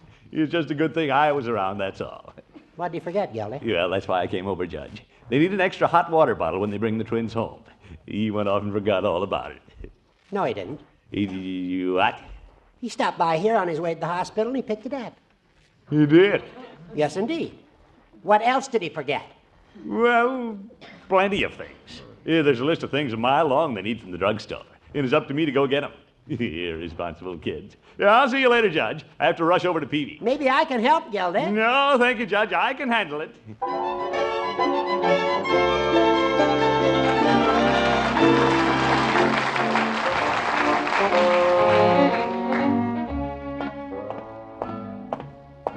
Darn Bronco wants to do everything. Couldn't even let somebody else get the hot water bottle. Well, by George, I'll get the stuff from Peavy's. I'll show him he isn't the only one in the family that means anything. Hello, Peavy. Hello, Mr. Gildersleeve. What can I do for you this morning? Oh, I need a lot of things, Peavy. Marjorie's bringing the twins home this morning. I'll bet there's a lot of excitement around your house. Yeah, Bronco was running around in circles. Yeah, I had to stay home from the office to keep things under control. You don't say. Yes, sir. You get your pencil sharpened up, Peavy. I've got a big order. Very well. 2 boxes of cotton, 3 packages of safety pins. Mr. Gildersleeve. Yeah, write these down, Peavy. Cotton, safety pin. 2 bottles of baby lotion, 1 for the boy and 1 for the girl. Mr. Gildersleeve. Talcum powder, a lilac fragrance. Are you sure you want to buy all these things? Yeah, of course I do, Peavy. Somebody has to do it. Well, all I can say is you're going to have an awful lot of cotton and safety pins around your house. What's this? Bronco was in this morning and bought the same things you're buying. Peavy, he didn't. Yes, he did. You know, Mr. Gildersleeve, Bronco is a very capable young man. Yes. Anything else I can do for you today? No, nothing, Peavy. Yeah, I guess I'll go home.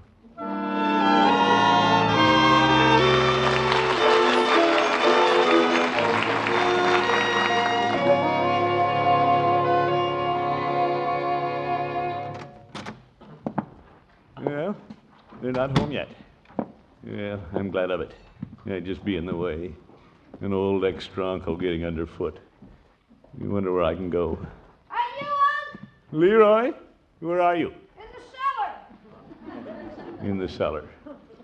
Gildersleeve, that's where you belong. Down with the rest of the junk. What you doing, Unc? Yeah, I'm coming down. Move over, my boy. What's the matter, Unc? Yeah, I feel pretty low, Leroy. You and I are just excess baggage around this house, I guess. Pull up a box and sit down, Unc. Yeah, you were right, Leroy. Nobody needs us. It's okay. We got each other. You try to do your best, work and help. And then when they bring the babies home, you've forgotten. Yeah. We just don't matter anymore. Yeah. Let's run away. Well, why run away? Nobody'd miss us. Somebody pulled in the driveway.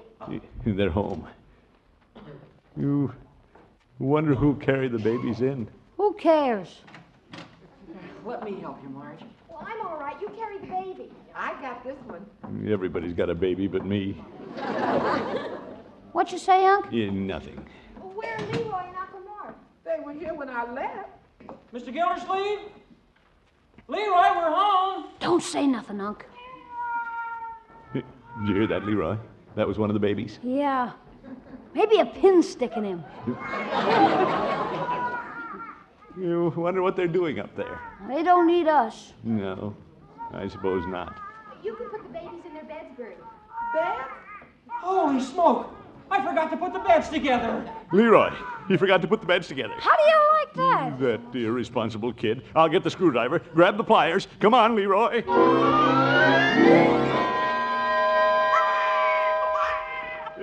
Hello, kiddies. Move over, Bronco. Let me at that bed. Yeah, let us at it. I can't seem to get them together. We got screwdrivers. You hold that end up, Leroy. I got it. The little rascal stopped crying. He's watching his uncle. That's me. Well, the other one's watching me. Yeah, aren't you? Little bright eyes. On the bed. Oh, yes. You put the other end on, Leroy. Hurry up. Yeah, I'll get the mattresses in. Man, I've never seen anybody work so fast. You hell, this is an emergency, Bertie. And you know me when there's an emergency. And me, too. Yes, sir. I'll make up the beds. Hand me the blankets, Bronco. Blankets? Blankets. Well, here they are, Marjorie. By George, I have to do everything around here. Well, thank you, Unky. That's a good thing you and Leroy were around, Mr. Gildersleeve. I might never have gotten those beds together. Well, you can't be expected to do everything, my boy. Uncle Mort, where were you and Leroy when we came in? Yeah, where were you, Mr. Gildersleeve? Oh, we were around. The beds are ready, Bertie. We can put them in. The little darlings are asleep. I'll put them in bed, Bertie. Yeah, let me put them in, Bertie. Let me do it. I'll put them in. Come on, honey. Now you go Oh, there. look at them, Bronco. You go over there. Yeah. 2 of them. Maybe we better let them sleep. Yeah. Come on, Marge. Yeah, we'll be along in a minute, children. Haven't had a chance to look at the little tykes. So those are babies. Yes. Your niece and nephew. Yeah, how nicely they went into their little beds. Yeah. They didn't put up much of a fight, did they? Yeah, they're good babies. Wonder what they're dreaming about. Yeah, they haven't been in this world long enough to dream, but they will. Unc, what are those beads around their necks? Well, those beads have letters on them, Leroy. The hospital put those on. They spell out the baby's name. What are their names? I don't know. Let's look. Beads just say boy and girl. Gee, they gotta have better names than that. Yeah, they will, my boy. Marjorie and Bronco haven't been able to decide, I guess. Good, somebody will think of some fine names for them. You wait and see.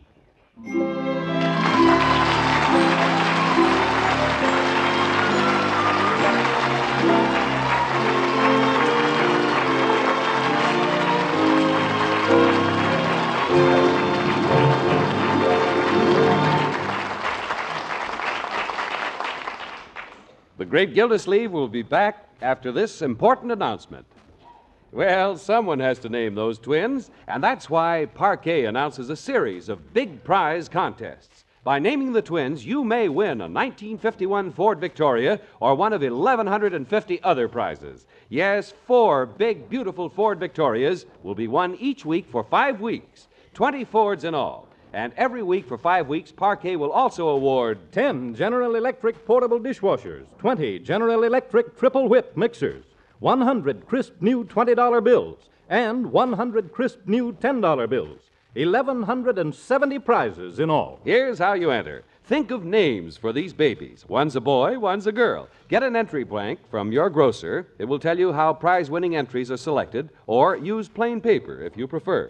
Send your names for the twins, plus your own name and address, to Parquet Margarine, Box 6799, Chicago 77, Illinois. With each entry, enclose the red end flap from a package of Parquet Margarine. And here's something special. If you'd like to try for a $500 cash bonus in addition to the first prize, include 2 Parquet red end flaps. One end flap entitles your entry to full consideration for a Ford Victoria. 2 red end flaps entitle you to $500 extra if your entry should win one of the weekly first prizes. Remember the address, Parquet Margarine, Box 6799, Chicago 77, Illinois. First week's contest ends at midnight, March 17th. So hurry! Name the twins. Get your first entry off tomorrow.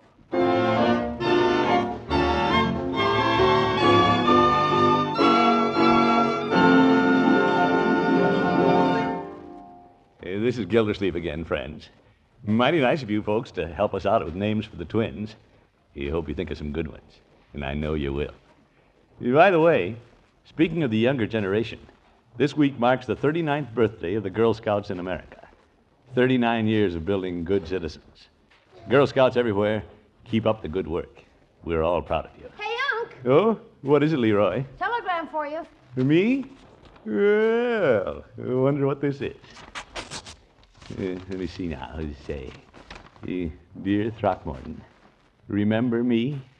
Remember the girl who sang to you one rainy afternoon? Remember the girl who sang the song, The Girl in the Woods? Yeah, I'll be back in Summerfield next week, and maybe you'll hear it again. Affectionately, Katie Lee. Katie Lee. Yeah, she's coming back next week. See you then. Good night, folks.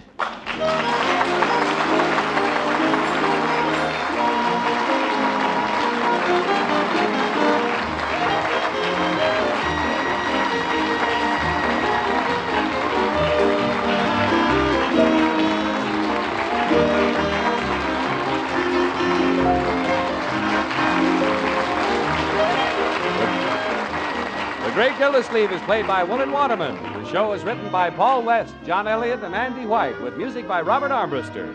Included in the cast are Walter Tetley, Lillian Randolph, Dick Crenna, Mary Lee Robb, Earl Ross, and Dick LeGrand. This is John Heaston saying goodnight for the Kraft Foods Company, makers of those famous Kraft quality food products. Be sure to listen in next Wednesday and every Wednesday for the further adventures of the Great Gildersleeve.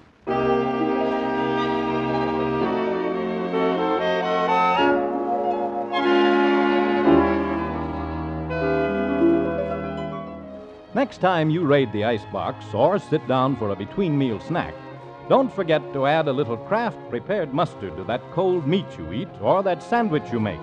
For when you add a little mustard, you add a lot of tang. There are two kinds of Kraft mustard: salad mustard with that delicately spiced mild flavor, and Kraft mustard with snappy horseradish added. Have both kinds on hand. Then for extra zest in meat or cheese, just add a little mustard and you'll add a lot of tang. Buy Kraft's prepared mustard. Hear the Falcon every Sunday over this station. Check your newspaper for time of broadcast and listen next Sunday as the Falcon solves the case of the unsilent butler.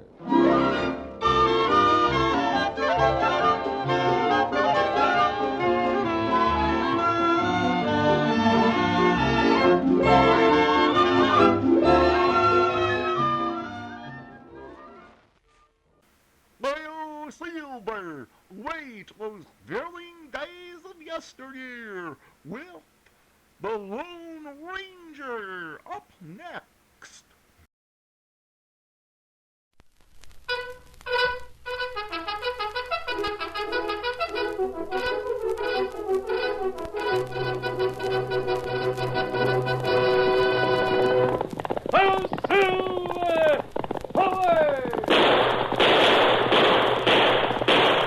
Fiery horse with the speed of light, a cloud of dust, and a hearty hi-yo Silver, the Lone Ranger.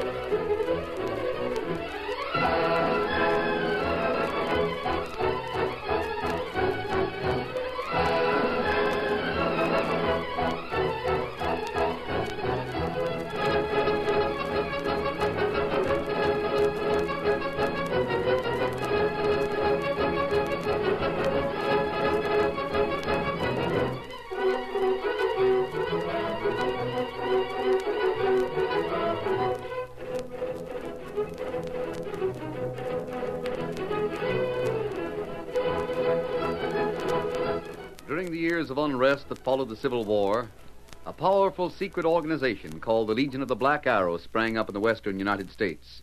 Its members were to be found everywhere, defying the law or using the law for their own purposes, working toward the ultimate goal of revolt and the foundation of a despotic empire. It was the masked rider of the plains who led the fight against this band of outlaws and traitors, and for once his great strength and courage, his daring and resourcefulness were taxed to the utmost in the cause of democracy. Return with us now to those thrilling days when the West was young. From out of the past come the thundering hoofbeats of a great horse, Silver. The Lone Ranger rides again. Come on, Silver! Run the trail of the Black Arrow! Hail, Silver!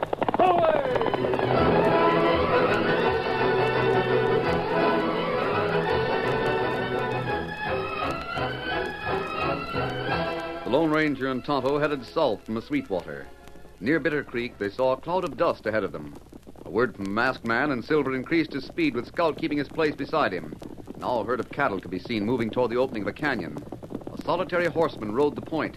But just as the opening was reached, the leaders of the herd swung aside and headed for the rider. Then suddenly they broke into a run. Tonto, it's a stampede. That's a girl in front of the herd. Come on, Silver. We've got to hurry. Get him up, Scout. Swiftly, the Lone Ranger and Tonto cut in front of the herd. The girl ranged alongside. Desperation sounded in her voice as she urged her mount on. Come on, Blackie, run! They're gaining on us! Swing to the right! Keep away from me! Don't fight your horse. Let him swing to the right. It's your only chance. Blackie, run! Come on, Silver. Keep away from me! To the right. The herd's swinging toward the creek. They're what? You'll make it now. Lean forward. Let your horse have his head. Run, Blackie! Come on, Silver. Get him up, Scout.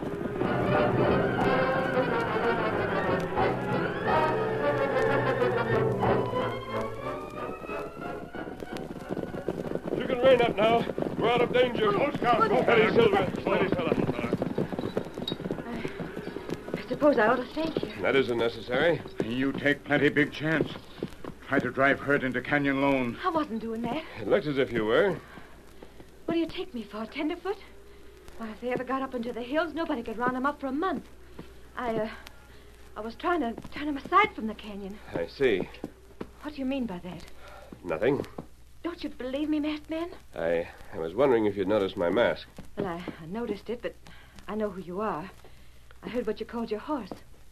Don't you believe me? You're right, of course. It'd be almost impossible to round up the herd if they ever got into the hills. There ought to be a fence across the opening of that canyon. There is. There was, anyway. Somebody broke it down. Rustlers? Well, how should I know? You saved my life, and I'm grateful. Guess that's all I got to say to you. Goodbye. Just a moment. Get up, Blackie. Kimasabi. It not look like her try to stop herd. It didn't look that way to me either, Tonto. I'd say it was just the opposite. Why her do that? I don't know. I think we better stay close to Bitter Creek until we find out. And we'll make camp, then you scout around town.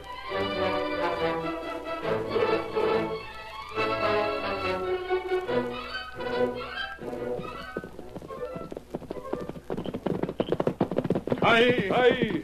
Steady, Scout. Steady. What did you learn in town, Tonto? Cattle belong to a young rancher called Ted Donovan. Donovan, huh? Circle D. Yes, I noticed the Circle D brand. Him sell ranch and cattle plenty soon. Go into freighting business. The freighting business? Ah. Me here talking cafe. Him talk with big man. Father girl we see. Well, Ted, is your mind still made up? Yep. And I got another good reason for quitting as a rancher. What's that? My main herd stampeded this afternoon. They didn't pull up till they got to Willow Grove.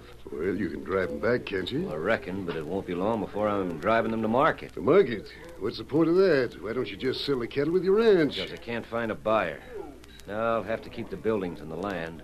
But once I get my money for the herd, I'll buy wagons and oxen, hire men, and start asking for freighting contracts. You'll get them, of course. Sure I will. It's a mighty dangerous trail from here to Cheyenne. We gotta have supplies around this part of the country. You know what happened to your brother? Angus, why do you suppose I'm going into this thing?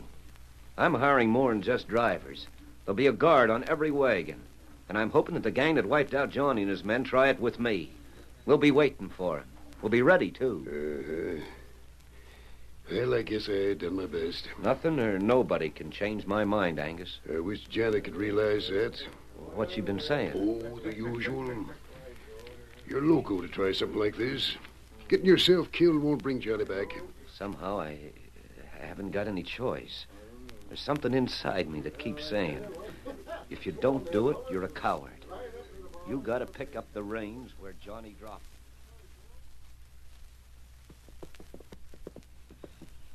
Matt, what Tonto here? But Tonto, how do you know that this man called Angus is the father of the girl we saw out on the range? Me ask barkeep about girl first. I see. This young rancher can't go into the freighting business if he doesn't sell his cattle. That's right. So the girl was trying to drive them up into the hills. That's right. That answers one question. This freight train being wiped out, when did that happen? 1 week ago. Well, we were up on the Sweetwater. Ah. How far away from Bitter Creek? Maybe 100 miles to east. Any landmarks? Barkeep say outlaw raiding Midnight Pass. And that's where we're heading, Tonto. Midnight Pass.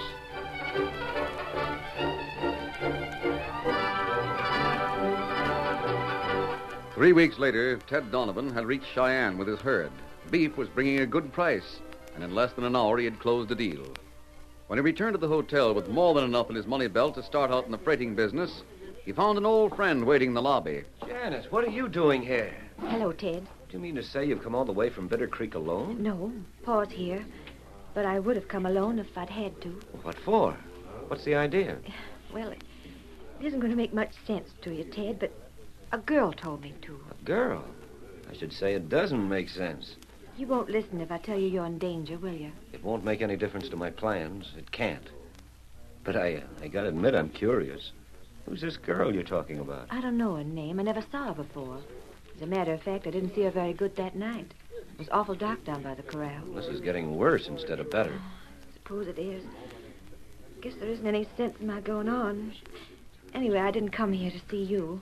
There's another man somewhere around Cheyenne that'll listen to me, even if you won't. No, honey. That's no way to talk. You know I love you, and I'll listen to you all day long. But I'm going after the crooks that killed Johnny. Ted, didn't you ever realize you being Johnny's twin and looking so much like him that even I found it hard to tell you apart? Didn't you ever realize that those crooks might... What's the matter? There was a man over there with a scar on his face. He was looking at you. Where? He's gone now. He went up the stairs. Oh, Ted, I'm afraid. I'm afraid to say anything for fear of what you'll do. I'm afraid if I don't, I won't find the masked man in time. Oh, I'm afraid.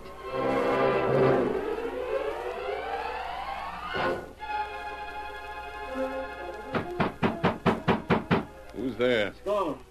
Wait a minute. Mike, you gotta believe me. I gotta believe what? I haven't touched a drop today. And it's almost noon. That's a miracle. I want you to know that I'm telling the truth. Yeah, that'd be another miracle. Oh, listen, Mike, this is straight. I just saw Johnny Donovan downstairs. You what? I did. With my own eyes, I saw him. He was standing over by the desk talking to a girl.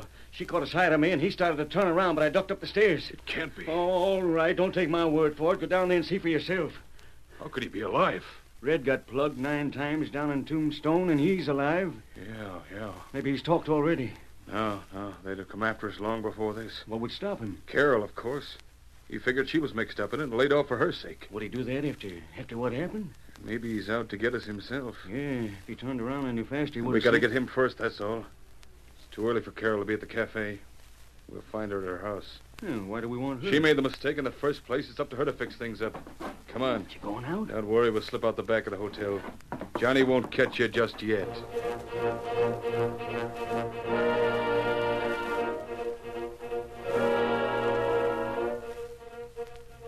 I ought to slap your face. I don't care. I'm glad. All right, you're glad. Maybe you won't be so happy when I get through. You're not going after him again. No, Carol, I'm not going after him again. Good. He proved he wouldn't go to the law. Besides, what if he did? What could he prove? We're not going after him again, Carol. But you are. No. No, Mike. You wouldn't ask me to do a thing like that. I couldn't. Don't you understand? He trusted me, and I double-crossed him. All right, that's bad enough. You can't expect me to do anything more. I won't, Mike. I tell you, I won't. You know what the choice is, Carol. Do you follow orders or don't you?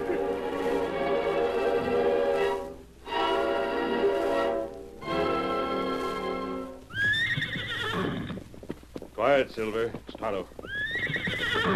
Yes, you're right. Someone riding with him.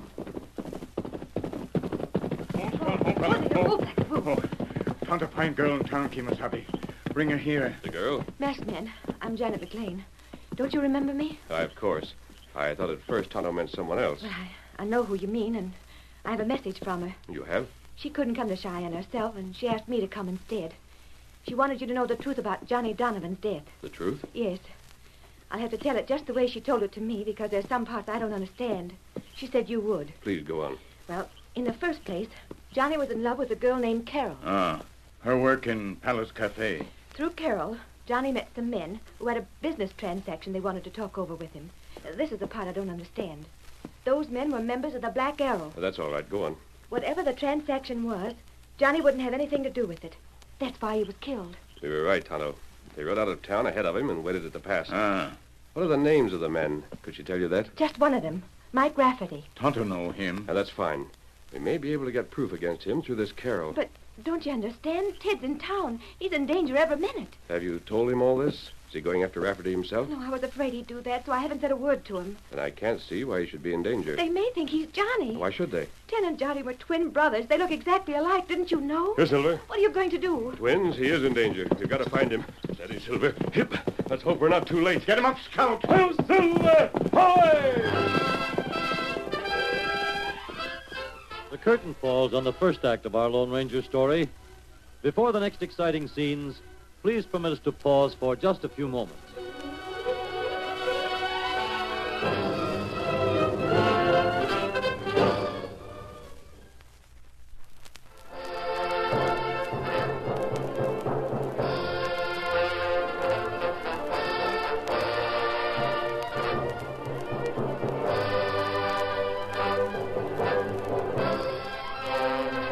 Now to continue our story. As the Lone Ranger, Tonto, and Janet were heading for the town, Angus McLean and Ted Donovan met on the porch of the hotel. This is a fine time to be coming in, Donovan. Hello, Angus. You're up sort of late yourself. Why shouldn't I be? Where's Janet? Has she gone to her room already? Oh, I don't know. You don't know? Oh, why should I? I haven't seen her since supper. You mean to say she didn't go riding with you? Why, no. I had some business with a man named Smithers. We've been talking for the last 3 hours. Yeah, but she told me that... Oh, did she? Did she what? She said she was going for a ride, that I shouldn't worry. She had plenty of protection from a man I trusted. I thought she meant you. Well, if she had, she'd have said so, wouldn't she? She was smiling. I figured she was just being cute. It wasn't you she was talking about, though. It was a masked man. The masked man? The Lone Ranger. What's that? That's why we're here. She's trying to find him. But if she went riding by herself outside of town and missed him, there's no telling what might have happened. You sure she hasn't come back? I've just been taking a turn up the street. She might have slipped in. Come on, we'll ask the clerk. Keno.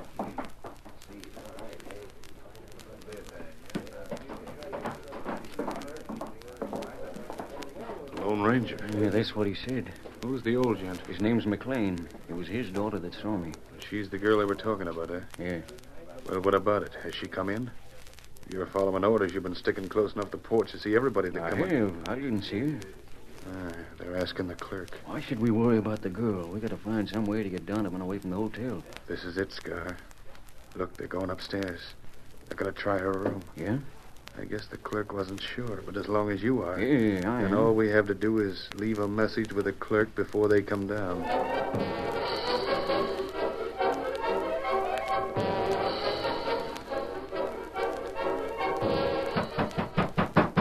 There he is, Carol. Come on, Scar. Getting back to the hotel to fix a bar alibi. Back way, huh? Now, hurry up. Yeah, it's a good thing we left our horses out back here. Johnny, why did you have to come back? Open up. Hello? Hello. Is Janet McLean here? Won't you come in, Mr. Donovan? Where is she? Haven't you got anything to say to me? Well, I got your message. I came as fast as I could. Where's Janet? Is that all you can say? Of course, that's all. Say, what is this? A trick of some kind? Well, you might tell me a little bit about her. Are you going to get married? What business is that of yours? You don't have to feel that way about it. We could still be friends. Still be friends? Are you loco? Not anymore. I guess I was for a while, but I'm getting over it. I'm getting over it awful fast. Why don't you sit down for a minute and have a drink? You answer me just one question. Is Janet McLean here or isn't she? Do you see her? There's another room. Well? No, I knew this was a trick. I knew it the minute I saw your face. What would a girl like Janet have to do with someone That's like... enough. A gun. You're going to be sorry you said that, mister. I can understand part of it. You think I had something to do with your being ambushed. I don't blame you for being sore. That part of it's all right. But nobody's going to talk to me like I'm dirt and get away with it. No, wait a minute. Something wrong here. For the first time, Johnny, I'm going to be glad to pull this trigger. Why, you called me Johnny. I apologize, Mr. Donovan. But I'm not Johnny. I'm his brother, Ted. What? Well, it's my turn to apologize. I didn't realize you were a friend of Johnny's. But do you mean to say... Hasn't anybody told you that Johnny's dead? It's true. I can see it now. But you're so much alike. We were twins. Now, steady there. I'm all right. It's just to lose hope and then hope again and find out after all. But you were going to shoot me. My call to turn. I was jealous. You were in love with Johnny then? Yeah. I see. Maybe you'll be glad to know this. I'm not going to rest until I find the men who killed him. It's better for you to go home and forget all about it. Can you do that? It isn't the same. You want those crooks to get off scot-free? No, I don't. They can't. That's all there is to it. They've got to pay. I'll find them and I'll help you, Ted. You what? I'll help you. And you're going to be mighty surprised at the help I can give.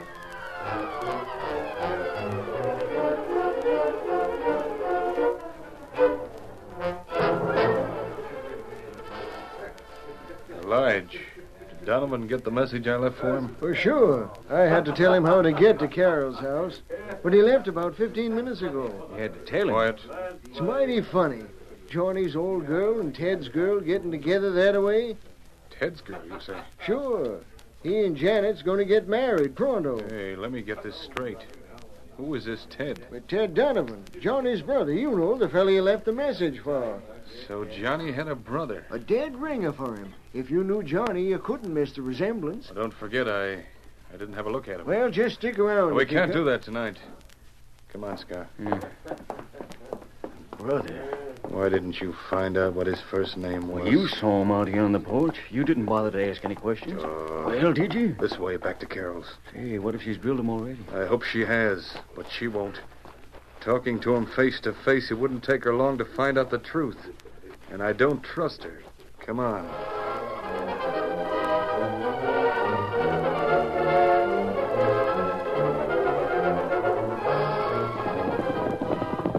He may be at the hotel. That's it up ahead, isn't it? Yes. We'll stop there first. You wear masks? That can't be helped. I'll answer for him. Come on, Silver. Hit him Right up, back. Scout.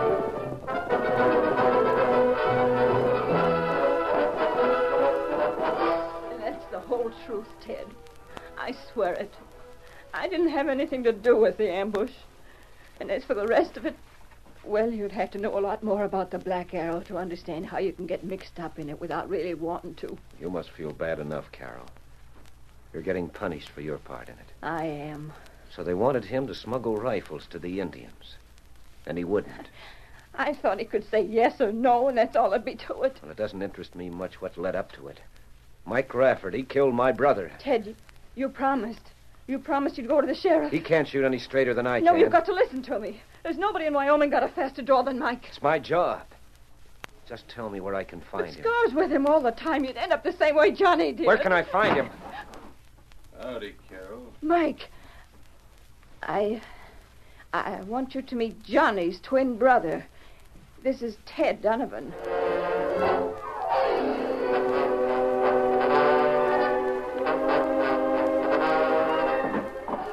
Where's Ted Donovan? You're masked. It's all right. This is the Lone Ranger. Is Ted here? Why, no, Miss McLean. He went after you. After me? Where? Carol's place. Mike Rafferty brought a message you were there and wanted to see him alone. Mike Rafferty? Where is this place? Are you talking about a cafe? No, it's her home. Hunter know where that is. Good, come on. Miss McLean, your pa's been looking for you. We can't stop. This is a matter of life and death.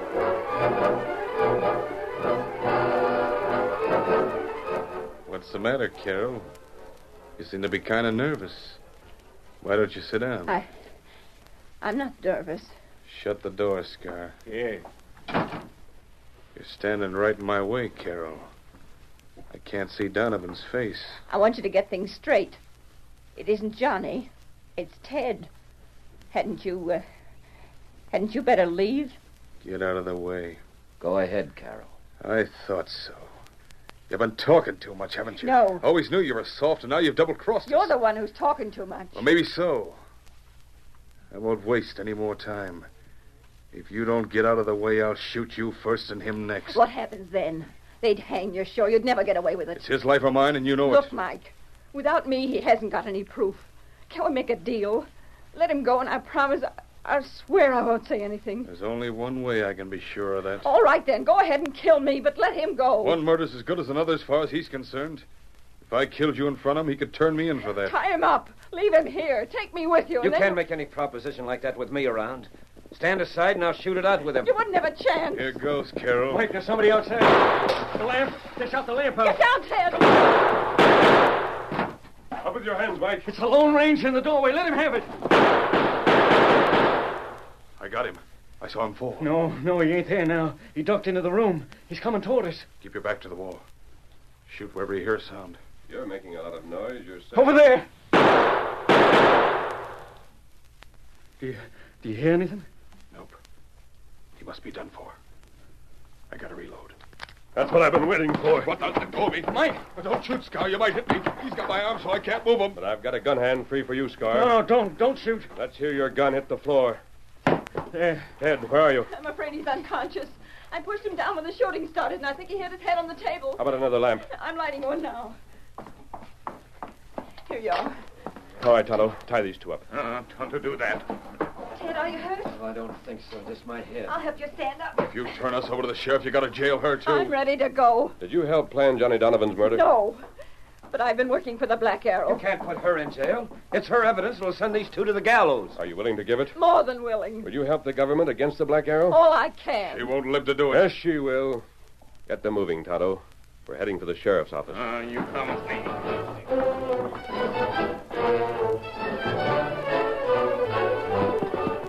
What did you tell them, Carol? I can't answer that. But it was all I knew. Certainly made the masked man and Tonto leave in a hurry. Just look at 'em ride. I hope they get there in time. Is it a long way? Yes. And the odds will be against them. That won't matter. Not even if they were 100 to 1. My bets are on the Lone Ranger.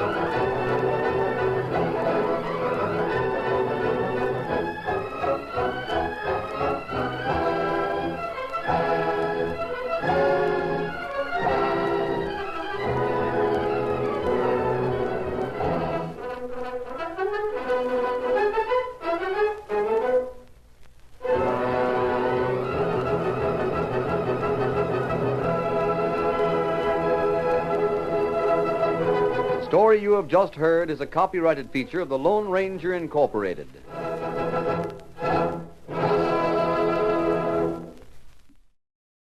Get ready for adventure with Blue Beetle up next on Nightly Old Time Radio Shows.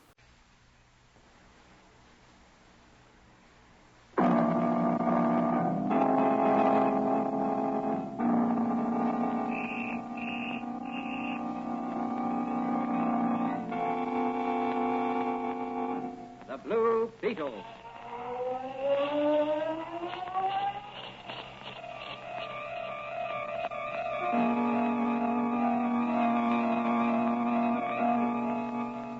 Sweeping down upon the underworld to smash gangland comes the friend of the unfortunate, enemy of criminals. A mysterious, all-powerful character, a problem to the police, but a crusader for law. In reality, Dan Garrett, a rookie patrolman, loved by everyone but suspected by none of being the Blue Beetle. As the Blue Beetle, he hides behind a strange mask and a suit of impenetrable blue chain armor, flexible as silk but stronger than steel.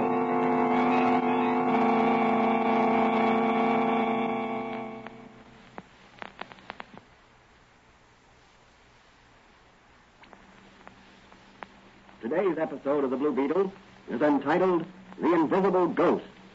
Patrolman Dan Garrett, who in secret operates as the Blue Beetle, today matches brains and brawn with a cowardly, ruthless gang of crooked slot machine racketeers. Can he spike their plans to flood the city with crooked gambling devices? Will he be able to uncover the mysterious leader who directs their activities? What is behind their endeavor to install their machines at John Doerr's carnival? As our story opens, Patrolman Dan Garrett is visiting his old friend and advisor, Dr. Franz. Danny, I've been studying up on slot machines. Yes?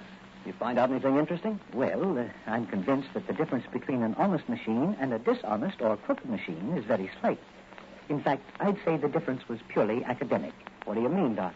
Well, of course, you realize I'm referring now to nickel and dime or quarter in the slot machines, from which your return, if any, will be a handful of coins. Yeah. That doesn't include vending machines for candy, chewing gum, cigarettes, etc. Oh, no, of course not. I'm speaking about those machines where you put a coin in the slot, push down the lever, and pictures of fruits or birds or playing cards whirl around and stop in different combinations. Yeah, I understand. Well, if certain combinations come up, a certain number of coins will be returned to you. Sometimes as many as 40 may come out. That's called a jackpot. Yeah, I know. I've seen some of the boys in the force play the machines in Charlie's cigar store. And how often do they hit the jackpot? I don't know. Not often, I'm sure. Precisely.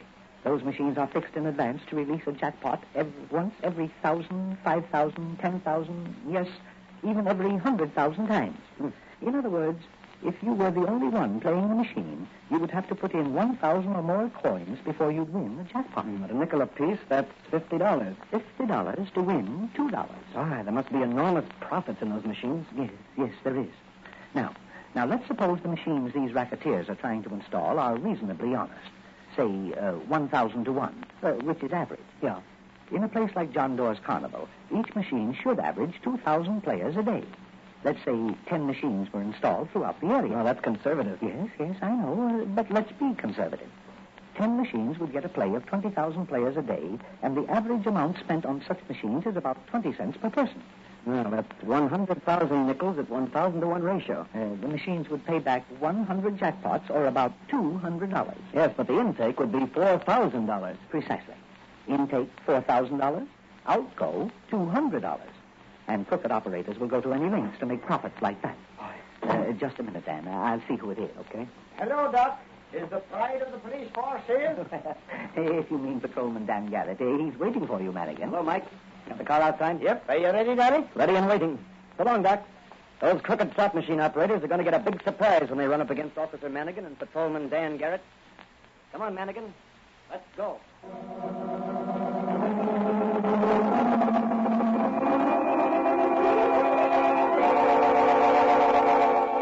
Off on special assignment sped Dan Garrett and Officer Madigan in the police car. What is their destination? What will they find when they get there? Will it be a simple routine cleanup job, or will the Blue Beetle have to swing into action? Within 10 minutes, the police car bearing Dan Garrett and Mike Madigan is pulling up inside the gates of John Doerr's Carnival.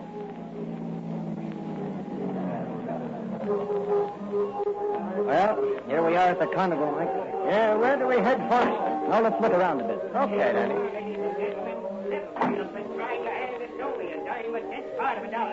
Knock down the Cupid down with the baseball.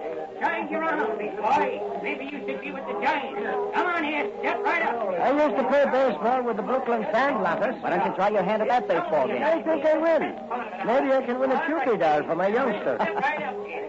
Come on, step right up. That's right, there you are. Great baseball for a Giant. Give me 3 of them balls. I'll show you what real pitching is. Sure thing, Lieutenant. Here you are. 1, 2, 3. That'll be a dime. Thanks, Lieutenant. Careful of your arm, Lieutenant Manigan. Remember, you're an old man now. Oh, yeah? Now cut out the kidding and watch this. Hey, better look out, fella. My pal here's cross-eyed. Okay, brother, I'll stand over here. All 1. No, that was just practice. Now watch this one. All 2. Nice going, Manigan. Well, the sun was in the eyes. But watch this one. Hey, how you go, Cupid doll? Boy, are you good, Manigan. You hit the proprietor right in the old conch. You sure know your Cupid dolls. What was that, Manigan? Hey, look, over there. There's a crowd around that tent. Come on, looks like trouble. That door's open. What's happened? The tent fell down inside Door's tent. Hey, anybody hurt? Come on. Hey, come on. Get back, everybody. Get back. Hold the conch. I'll have a look inside, will you? Okay, Danny. All right, get back, all of you. Make room here. Come on, make room here. Get back, all of you. What happened, Dora? Are you all right? Why, I guess so. A tent pole fell on me as I was sitting at my desk here. Oh, wait a minute. I'll have Manigan call a doctor. You may be seriously injured. No, don't call a doctor. I'll be all right in a minute. Here, I'll get you some water from the cooler. Oh, thanks. What caused the pole to fall? Oh, I don't know. Maybe one of the ropes holding it up rotted through and broke. Or was cut. Here, drink this. Thanks. Oh, that's good. I feel better now. Have those crooked slot machine racketeers been working on you? Slot machine racketeers? Oh, no, I'm sure they had nothing to do with this. Have any of them been out to talk with you recently? Well, yes. When? Last night. Any trouble? Well, we had a few words. They wanted me to put some of their machines in. And you refused? Yes. Did they threaten you? Oh, in a general sort of way. But you know how thugs and underworld scum are. They talk big, but most of them it's bluff. Yes, I know, but sometimes... Hello, Danny. Oh, hello, Mr. Dawes. Oh, hello, Manigan. What happened? I'll tell you, going back in the police car. Okay, Danny. Mr. Dorr, you better have a couple of your men you can trust. Act as a bodyguard till I can get some men from the police department assigned to you.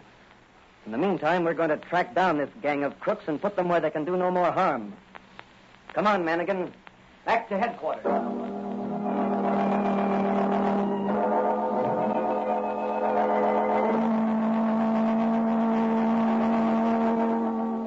At police headquarters, Commissioner Donnelly, upon hearing Dan's story, ordered full speed ahead in a drive to round up the crooked slot machine racketeers. Late that night, Dan Garrett is in secret conference with Dr. Franz at his little apothecary shop. You know, I've got a hunch, Doc, that there's going to be something doing out at the carnival tonight after the crowd has gone home. And I suppose the Blue Beetle will be buzzing around out there. Right. And probably nipping, too. Look out he doesn't get nipped himself. No, not a chance. At least not permanently. Not with this Blue Beetle costume and mask. This Blue Beetle chain armor has saved my life many times. As long as I'm on the alert, nobody can overcome the Blue Beetle. I hope you'll always be on the alert, Danny. I'd hate to lose you. Oh, you've been a swell friend, Doc. I owe my life to you.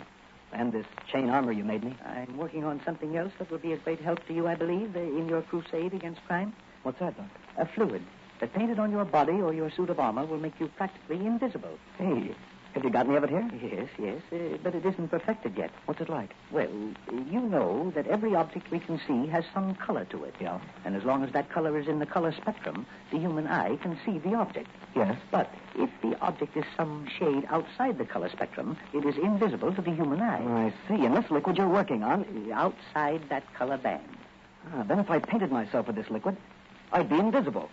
Yes, temporarily. What do you mean? Well, I've got to find a fixer. Something to add to the formula which will preserve the invisible qualities of the fluid longer. At present, it oxidizes too quickly and becomes visible to the human eye within a few minutes. Here's some of it here in this jar. Say, that's very interesting. Well, if you had it perfected, I could use it on this blue... Quiet. There's someone out in the front of the shop. You stay here, and I'll see who it is. Hello in there. Is anybody home? Coming. Oh, hello, Officer Manigan. And what brings you here at this hour? Oh, I was passing by and just thought I'd drop in. Is Danny here? Huh? No, Danny's not here. Well, then I think I'll wait a bit if you don't mind, Doc. Maybe he'll turn up. Well, I hardly think you'll find Don Garrett here tonight, Manigan. By the way, have you seen the Blue Beetle around? The Blue Beetle? You mean the fantastic character who's always outwitting the police? He won't outwit them forever. Someday I'm going to catch up with that baby, and when I do... Now, if you'll excuse me, I have... By the way, Doc, some neighbors of yours was telling me they've seen the Blue Beetle in this neighborhood late at night. What? Would you be knowing anything about that? Well, I rarely go out at night. I spend most of my time in my laboratory. Is that it back there, that room? Yes. I never saw one of them things. You mind if I take a look around? Well, I'd rather you... you see, I'm making some experiments. I won't touch anything, Doc. I just want to look. Well, Wonderful. What is it? What do you see? So, that's a laboratory. What a place. Yes, that's the laboratory. Must be great to have brains like you, Doc.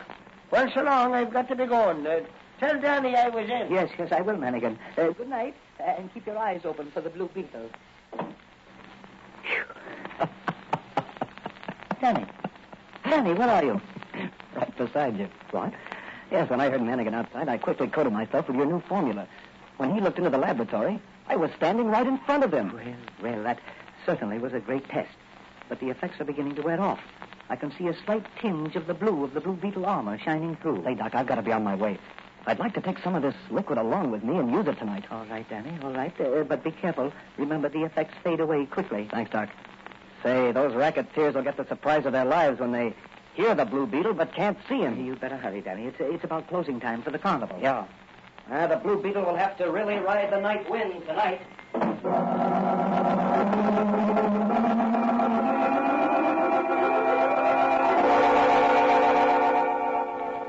What will the Blue Beetle do over at John Doerr's carnival? Will he run head-on into a band of slot machine crooks? Can he again make himself invisible with Dr. Fran's magic formula?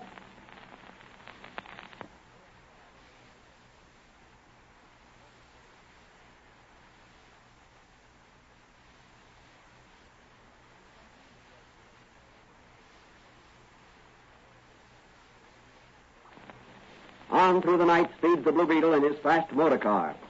As he nears the carnival, he parks his car in a hidden spot and approaches John Doerr's tent on foot.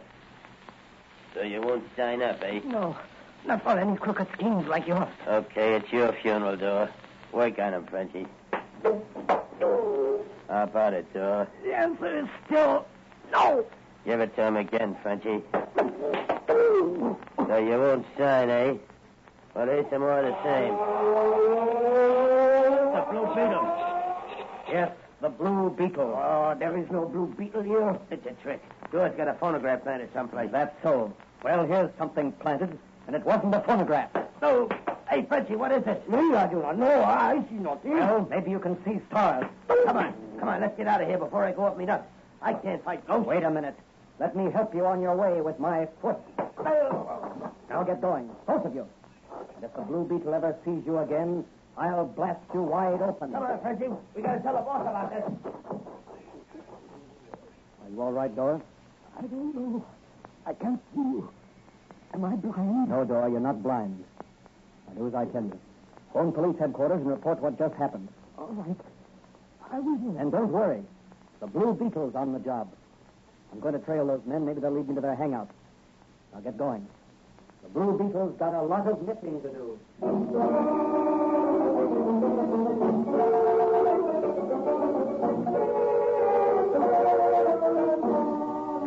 Will the Blue Beetle catch up to the thugs who are beating John Doerr?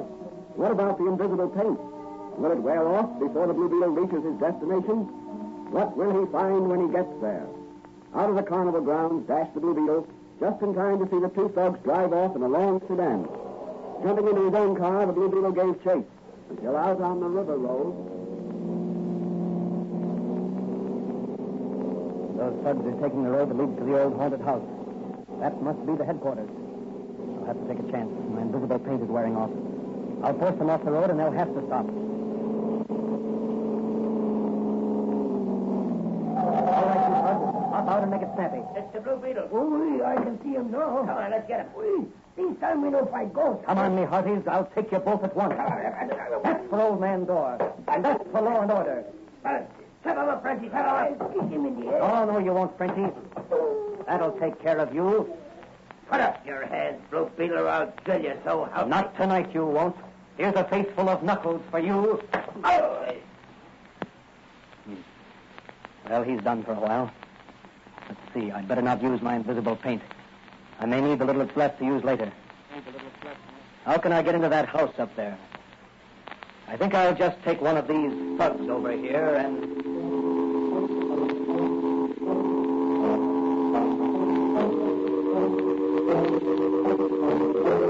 What are the Blue Beetle's plans? Is the haunted house the headquarters of the crooked slot machine racketeers? Let's look in on this weird and mysterious-looking place. Look through the peephole and see who that is, Snag. Okay. It's Croker and Frenchie.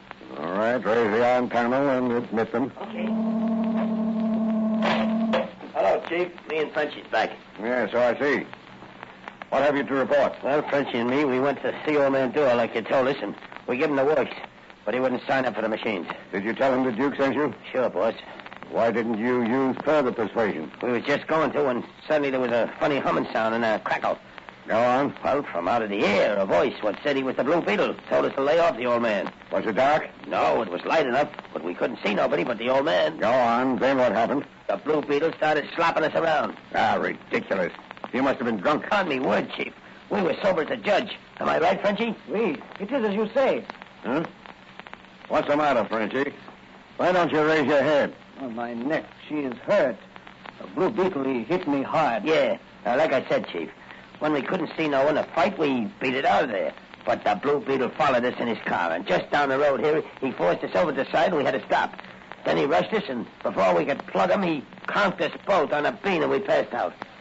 When I come to, I was in the car, and Frenchie here was driving. And the Blue Beetle? He had disappeared.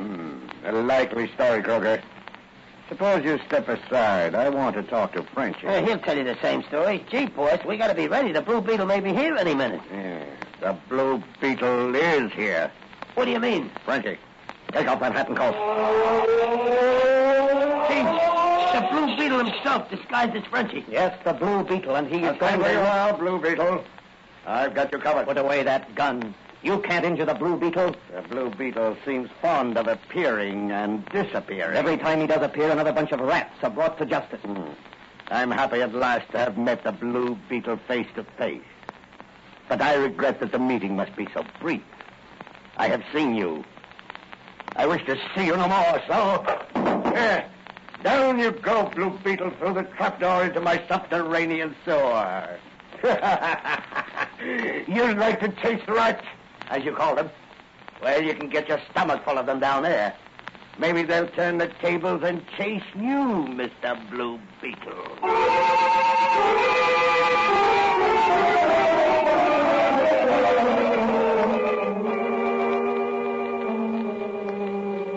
Nice. Yeah? You and Croker close the trapdoor. Sure, boss. Yeah, sure. Anything you say, boss. Now, listen to me. You'd better get this straight with no bungling if you don't want to join the Blue Beetle. Not me, boss. It was Frenchie's fault the other time.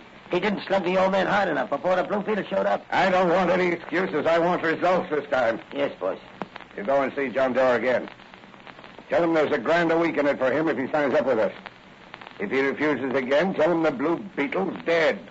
Offer to prove it to him by bringing him here.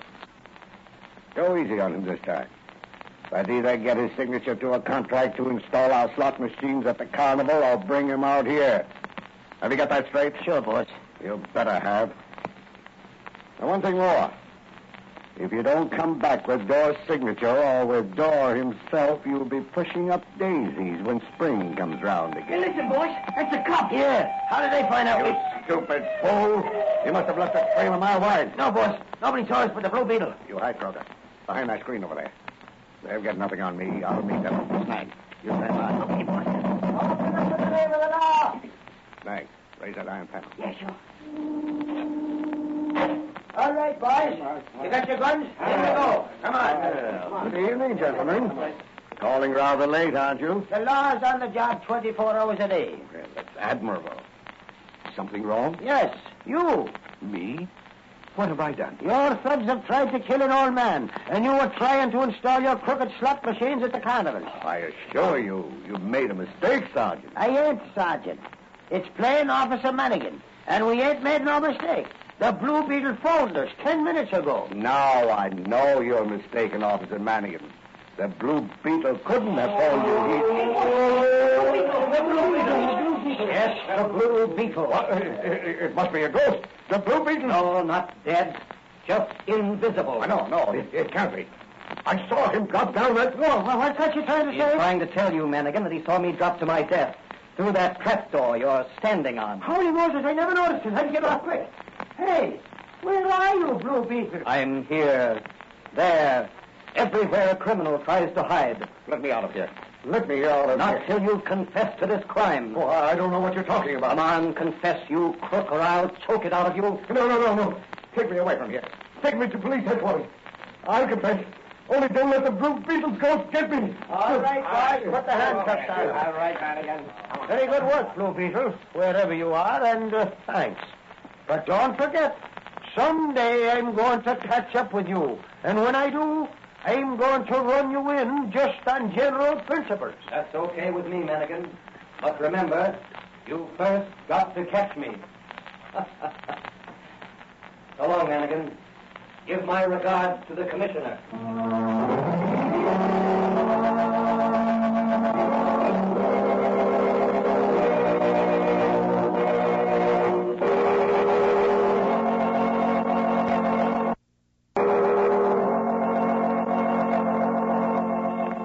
And so the Blue Beetle broke up another racket that was preying on unsuspecting amusement seekers. What happened when he fell through the trap door? How did he escape from his living tomb? Let's look in on Dr. Fran's little apothecary shop, where Patrolman Dan Garrett is relaxing after a strenuous night. Oh, Danny boy, you sure have luck, don't I? You know, when I felt myself falling, I twisted myself so I landed on my feet. The twist must have thrown me to one side so that instead of landing on the concrete floor, I landed in a fairly deep stream of water that flows under the cellars of that haunted house. Remarkable. Wasn't it? What did you do then? Well, I let myself be carried along by the stream, keeping my head above water whenever I could. And how far did it carry you? Oh, about 500 feet underground. When I came up in the open, I quickly covered myself with your invisible paint, rushed back to the house, and entered with the police. Excuse me a minute. Someone's out front in the store. Hello, Doc. I want some quinine. My youngster's got a touch of the flu. Dear, I'm sorry to hear that. Just a minute. Here you are. That will be 10 cents. Here's a quarter. Say, did you hear? That mysterious killer on horseback has killed another cop. Another one? That makes the 6th in as many days. Oh, here's your change. Thanks. Yep. Strange the police can't seem to do nothing about it. Well, here's one policeman that's going to do something about it, and right now. Oh, so it's Patrolman Dan Garrett, Yes. So long, Doc. If Mannigan calls, I'm over at police headquarters.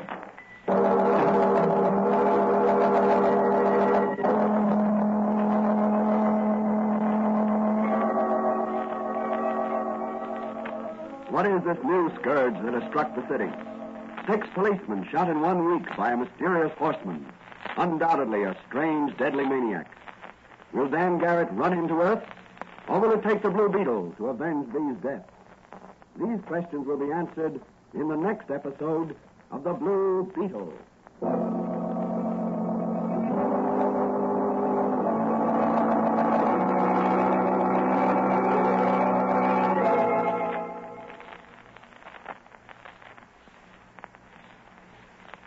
And now, here's the Blue Beetle to say a few words.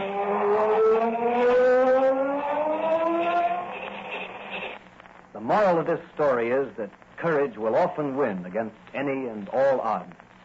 If you are right, stick to your gun through thick and thin, and you'll come through somehow. All of the real leaders of our day in every human endeavor have courage. Call it nerve, bravery, whatever you will. But acquire it if you haven't already got it. And hold on to it, for it's very, very precious. This country we live in was built on Courage.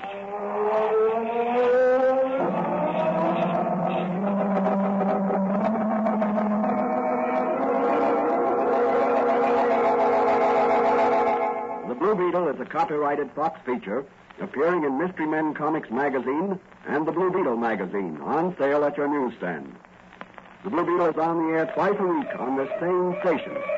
Consult the broadcast schedule in your local newspapers. And don't forget to listen in to The Blue Beetle.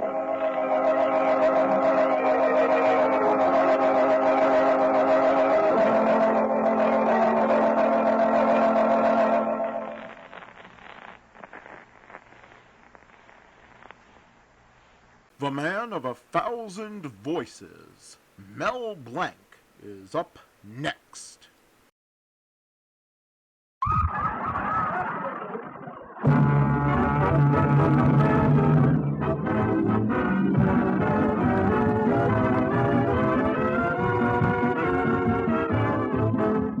From Hollywood, Colgate Tooth Powder presents The Mel Blanc Show, written by Mac Benoff, with Mary Jane Croft, Joe Kearns, Hans Conried, Alan Reed, Joe Walker, the sportsman Victor Miller and his orchestra, and starring the creator of the voice of Bugs Bunny. What's up, Doc? Yes, Colgate Tooth Powder for a breath that's sweet and teeth that sparkle brings you The Mel Blanc Show, with Mel playing his new character, Zookie. Hello, everybody. Hi. And starring himself in person, Mel Blanc. Hi, folks. Ugga, ugga, boo, ugga, boo, boo, ugga.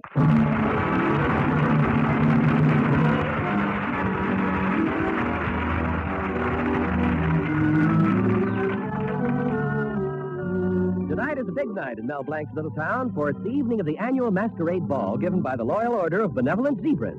All over town, young swains are displaying their costumes and getting reactions from their girlfriends. In the Adams house, Henry Adams is saying, Susan, this is the best costume they had at the shop. Oh, it's wonderful. You look just like Winston Churchill. And in the Davis household, Roy Davis is saying, Shirley, this is the best costume money can buy. Oh, but it's worth it. You look just like Joseph Stalin. And in the Colby house, where Mel's girl, Betty, is looking at him in his costume, Mel is saying, But, Betty, that's the best costume I could afford. I don't care. I won't have you going as Mahatma Gandhi. Well, Betty persuaded Mel to wear another costume, and now we find Mel looking at Betty in the costume she intends to wear. Well, Mel, how do you like it? Oh, what are you staring at? It's a polka dot costume. Betty, one dot? Where's the polka? Besides, what kind of a masquerade costume is it anyway? Well, I thought I'd wear a veil over it, and I could go as Cleopatra, and you could go as Anthony. Well, if you wear that thing, I'd better go as Mr. Anthony. I'll have plenty of problems. Well, I can't understand your sudden modesty, Mel. Last year I came to the ball in a suit of armor, and what did you do? You went right home and got a can opener. Well, I was afraid you weren't getting enough air. What are you complaining about this year? Well, I don't want you to die from overexposure. Oh, gosh, Betty, why should we argue? Remember the fun we had last year when the ball was over? Yes. You took me riding on that cute little horse and buggy. Yeah, and it didn't cost me a penny. No. Now, why did you keep stopping and getting out all the time? Well, I had to deliver milk on the way. And you remember that cute joke you made up? Oh, it was nothing. Oh, come on, say it again. Ah, no. Come on.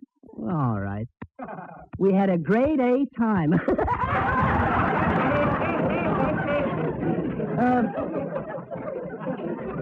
Now, Betty, will you wear some other costume? No.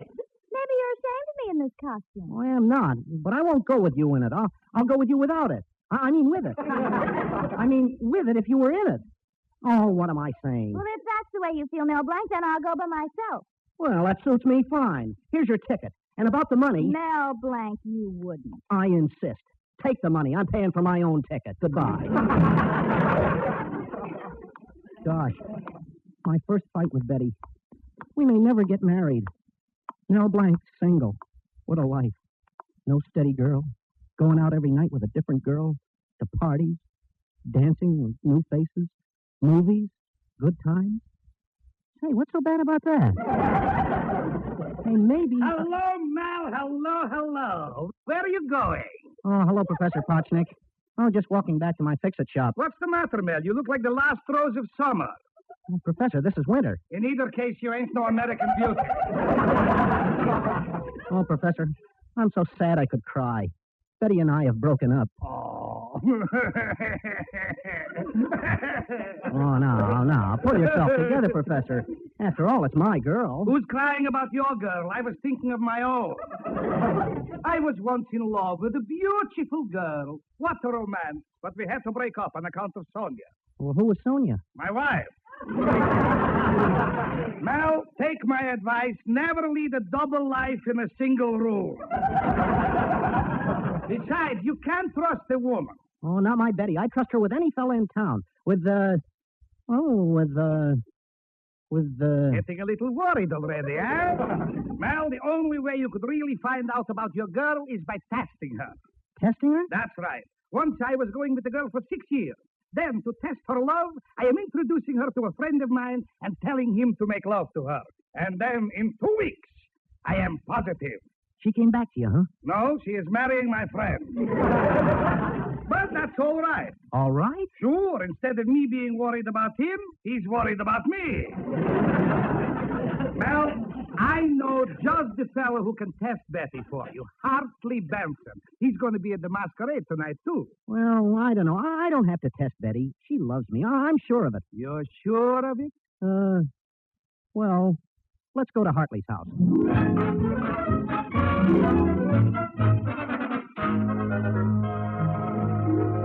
Hello, Hartley. You know Mel, don't you? Oh, and of course I do. Hello. Excuse me a moment. I just want to finish writing this letter. Sure, Hartley. You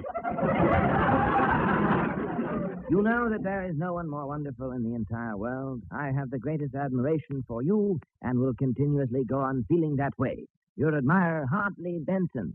You want me to mail that letter for you, Hartley? That won't be necessary, Mel, old boy. You see, it's addressed to me. And every word is the truth. Now, Mel and Professor Parsnick, what is your pleasure? Well, I want you to test my girl Betty at the ball tonight by making love to her. We want to see if she can resist you. That's hardly sporting to your girl, Mel. You know I'm irresistible. Besides, I don't know if she's my type. What is she like? Well, she's my type. She's a she. But as it happens, Mel, old boy, I can't do it. I happen to be engaged to Lucille Grimes. What? That fat, ugly old maid? Yes. The one with a big nose and awful disposition? Yes. The daughter of banker Grimes, a rich old tightwad? Now, just be careful how you speak of my future father-in-law. Be gone with you. Goodbye. Well, Professor Parsnick, what am I going to do? Wait, I got brilliant idea. Mel, you are a good actor. Why don't you be all the other fellows who make love to Betty? Oh, you mean put on different costumes at the masquerade and find out if she goes for me? Do it all myself? That's right, Mel. Do it yourself. It reminds me of the time in Russia when the machinery that milks the cows broke down. You think I went without milk? No? Of course not. I took matters in my own hands.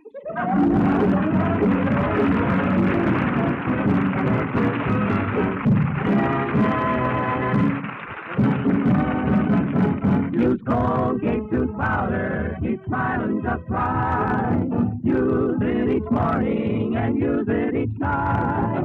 It cleans your teeth, makes breath so sweet. Use Colgate tooth powder. A breath of trouble, I must confide, keeps many a girl from being a bride. Do you think you could be a victim of this breath of trouble? I mean, unpleasing breath? It happens to thousands without their knowing. So be on your guard. Follow this sensible plan. Brush your teeth night and morning and before every date with Colgate tooth powder.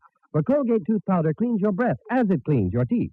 Yes, scientific tests have definitely proved that in 7 cases out of 10, Colgate tooth powder instantly stops unpleasing breath that originates in the mouth.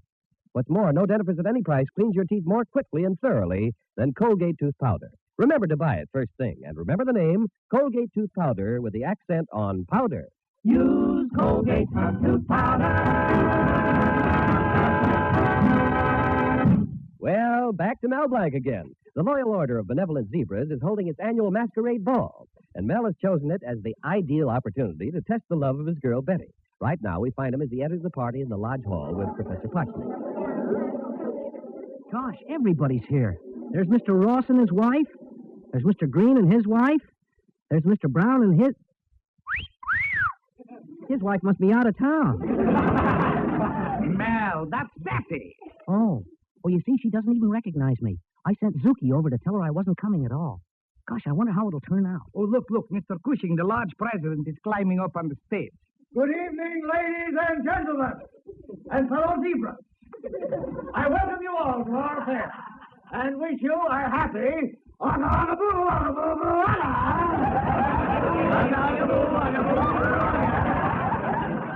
And now to start the festivities. Victor Miller and the orchestra, with the sportsmen, lead off with a new novelty number, which they have dedicated to our lodge, entitled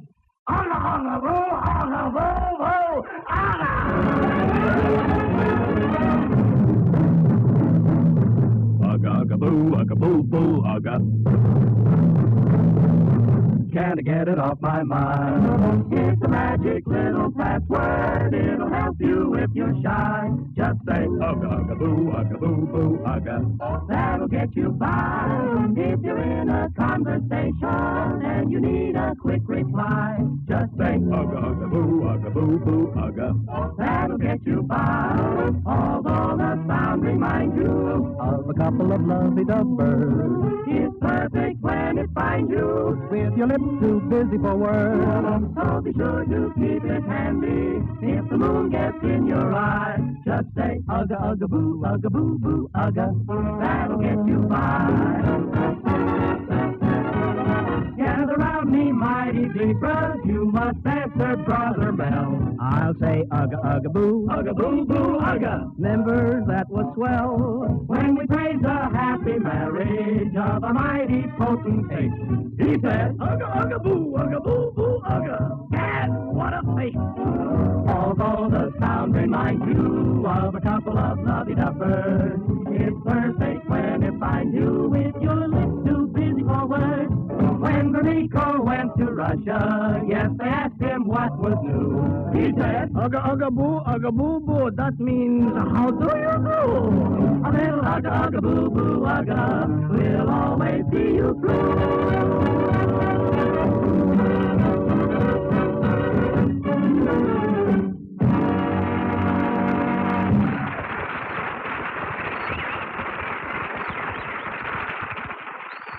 Excuse me, Professor Potchnick. I think Mr. Cushing wants to talk to me. Hello there, ugga boo boo, ugga. Greetings, mighty potentate. Ugga boo boo, ugga.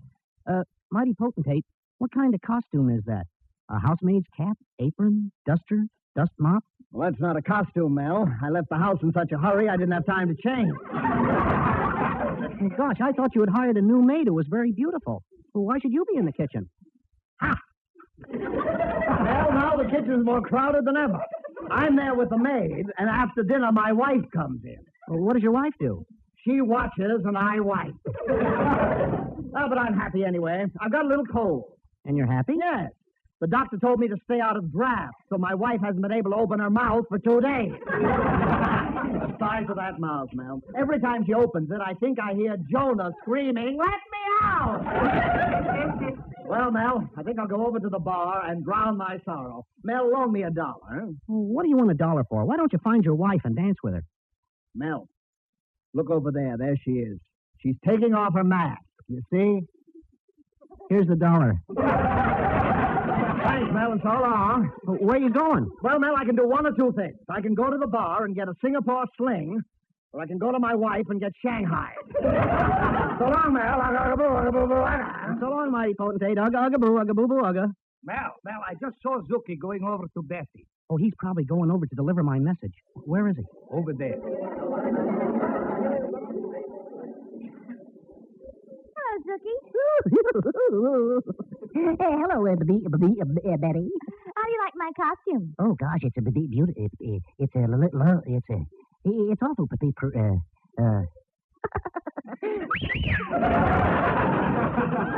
I like your costume too, Zuki. Oh, Thanks. You're welcome. Hey, Betty, Mel told me to tell you he's not coming.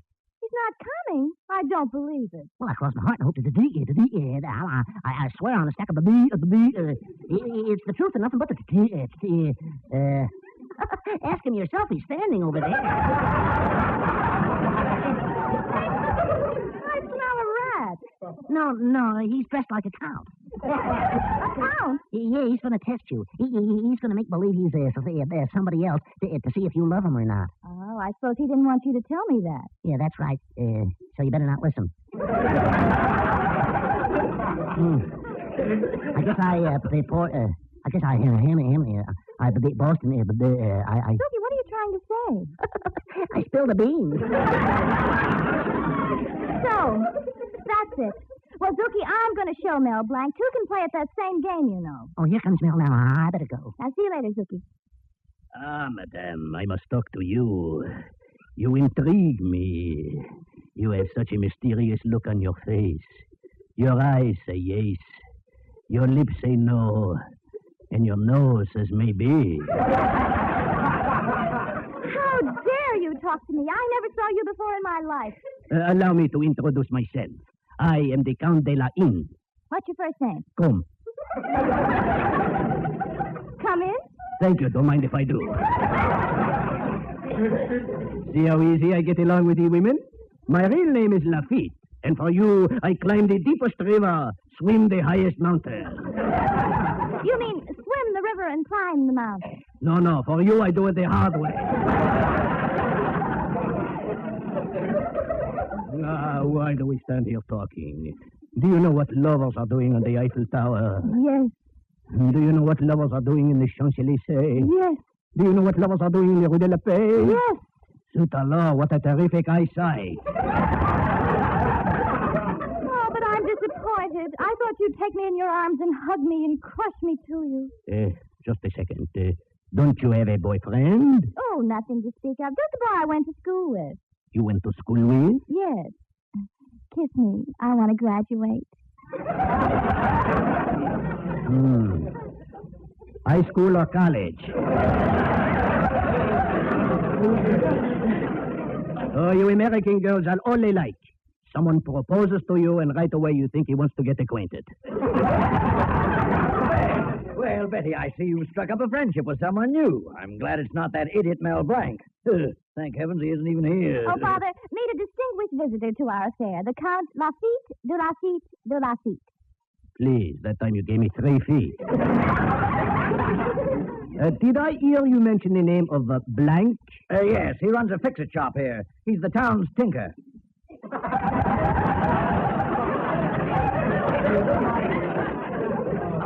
What's that you said? I said he's the town's tinker.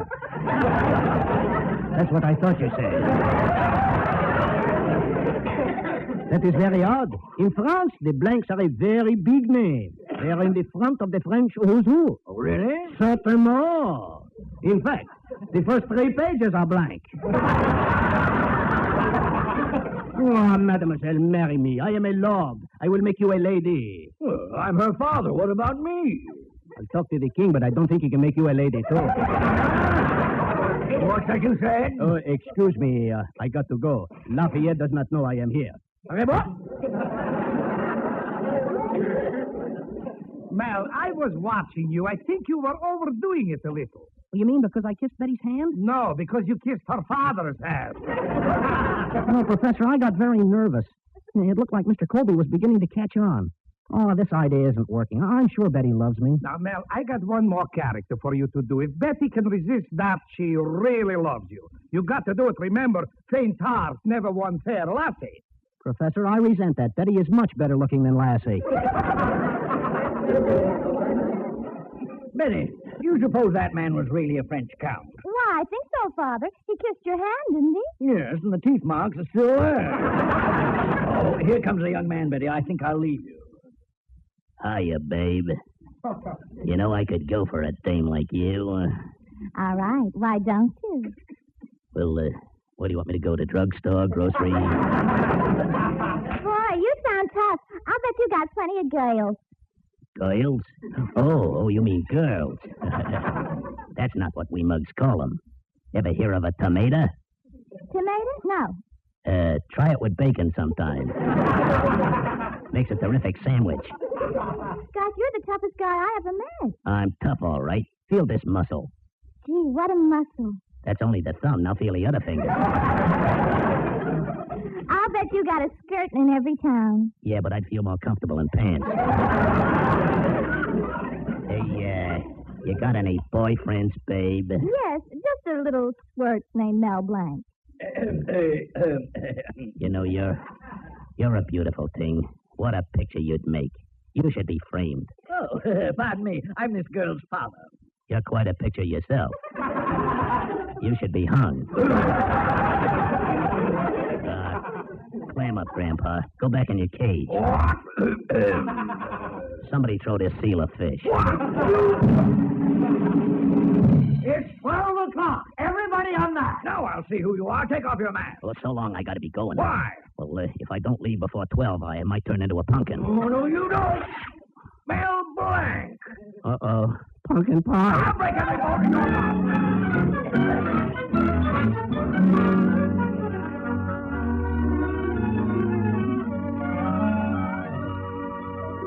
So you see, Betty, the whole thing was Professor Potchnick's idea. Oh, Mel, when you tried to imitate a gangster, I could hardly keep from laughing. Well, you had me fooled too, Betty, especially when you wore that Spanish costume. The way you showered me with kisses.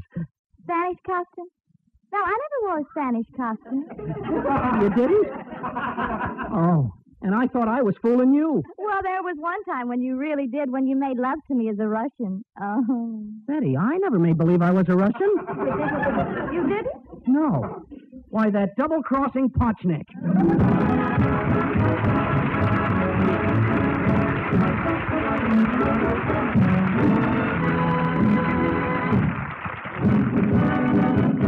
Use Colgate tooth powder, keep smiling just right. Use it each morning and use it each night. It cleans your teeth, makes breath so sweet. Use Colgate tooth powder. Even though you don't suspect it, a little breath of trouble, unpleasing breath, may have caught up with you. It may be the reason you feel out of things, unpopular, even unhappy. So do this. Brush your teeth night and morning and before every date with Colgate tooth powder. For Colgate tooth powder cleans your breath as it cleans your teeth. Yes, scientific tests have definitely proved that in 7 cases out of 10, Colgate tooth powder instantly stops unpleasing breath that originates in the mouth. What's more, no dentifrice of any price cleans your teeth more quickly and thoroughly than Colgate tooth powder. Remember to buy it first thing. And remember the name, Colgate tooth powder, with the accent on powder. Use Colgate tooth powder.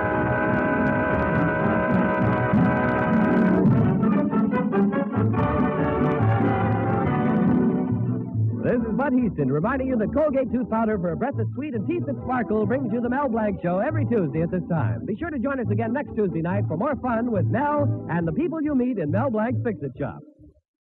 Say hello to Halo Shampoo for naturally bright and beautiful hair.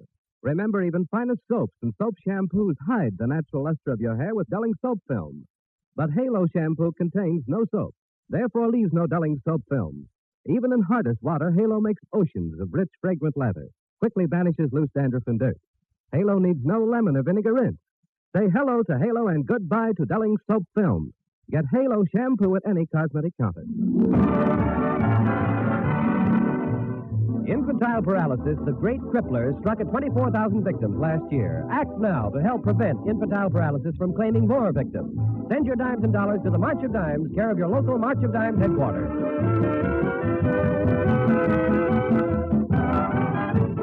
Remember, Mel Blanc at the same time every Tuesday night. This is CBS, the Columbia Broadcasting System.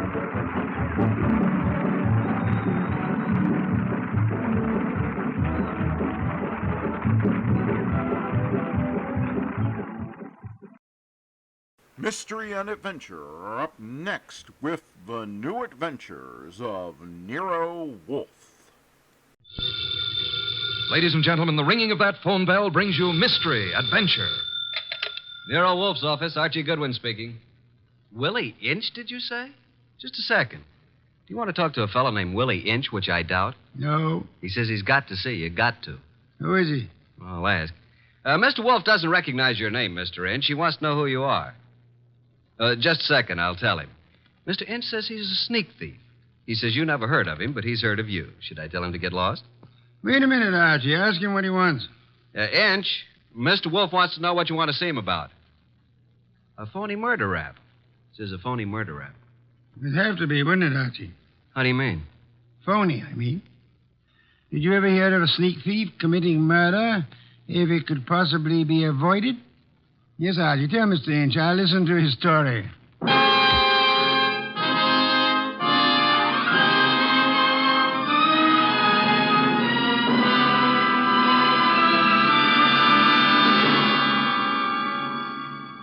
Ladies and gentlemen, it's that renowned genius who is the bulkiest, balkiest, most ponderous, and most brilliant detective in the world.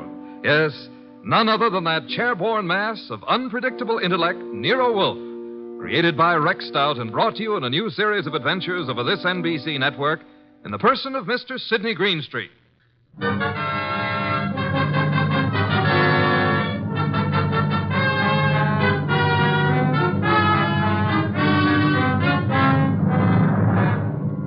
When Mr. Wolfe and I talk about this little difficulty, he calls it the case of Archie Goodwin and how he got hooked. However, I call it the case of the disappearing diamonds. I prefer my title. He prefers his. Anyhow, it started with an improbable character named Willie Inch. That'll be our sneak thief, Archie. Let him in. Okay, boss. Okay? Inch? Yeah. Come in. In there. I'll follow you. Mr. Wolfe, this is your client. Mr. Inch? Yeah. Tall fellow. Must be over 6'6". Sit down. Where? Archie? Here, Mr. Inch. This ought to be comfortable. Well, Mr. Inch? Look, Mr. Wolfe, they're going to claim that I killed a woman I never even touched. And I'm going to fry for something I never even done. All right, Mr. Inch. How did you kill her? I didn't. I never killed nobody in my life. Mr. Inch, you say you're a thief. Can you prove it? I got a record. Why? I was wondering about that bulge in your pocket. Oh. Oh, here? It's a silver cigarette lighter, ain't it? I guess it sort of dropped into my pocket as I was going by. You see the way it happened? Never mind, Mr. Inch.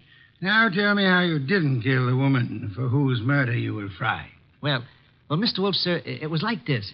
There was a window half open, you see, and I happened to crawl inside the house. But hey, now. Well, Mr. Inch? This is just between us, ain't it? Possibly. How do you mean? Explain, Archie. Mr. Wolfe said possibly. Oh. Well, okay. So I happen to find myself in the bedroom, see? So I happen to sort of roam around, and I hear there's like a party going on. You know, people and music. So I lock the door. So go on. Let him tell it his own way, Archie. Well, Mr. Inch? So that's the mistake I make. Mistake? Maybe I leave my fingerprints on the door. So? So later, a dame gets herself knocked off in the same room, and they look for fingerprints, and they find mine. I'm it. That's all. I got a record. So the chair. I see. Pitiful case, isn't it, Archie? Very, very mournful. Inch. Yes, sir. I presume you came away with some souvenirs? Oh, nothing. It wasn't worth the trouble. You know, just odds and ends, junk. Have you got the junk with you? Yeah. Let me see. Here. Cigarette case, platinum. Lighter, gold. Vanity case, gold. That's all? Positively. Junk, the man says. I promise nothing, Mr. Inch, but it might be better if you told the truth. Me? You. Oh, well.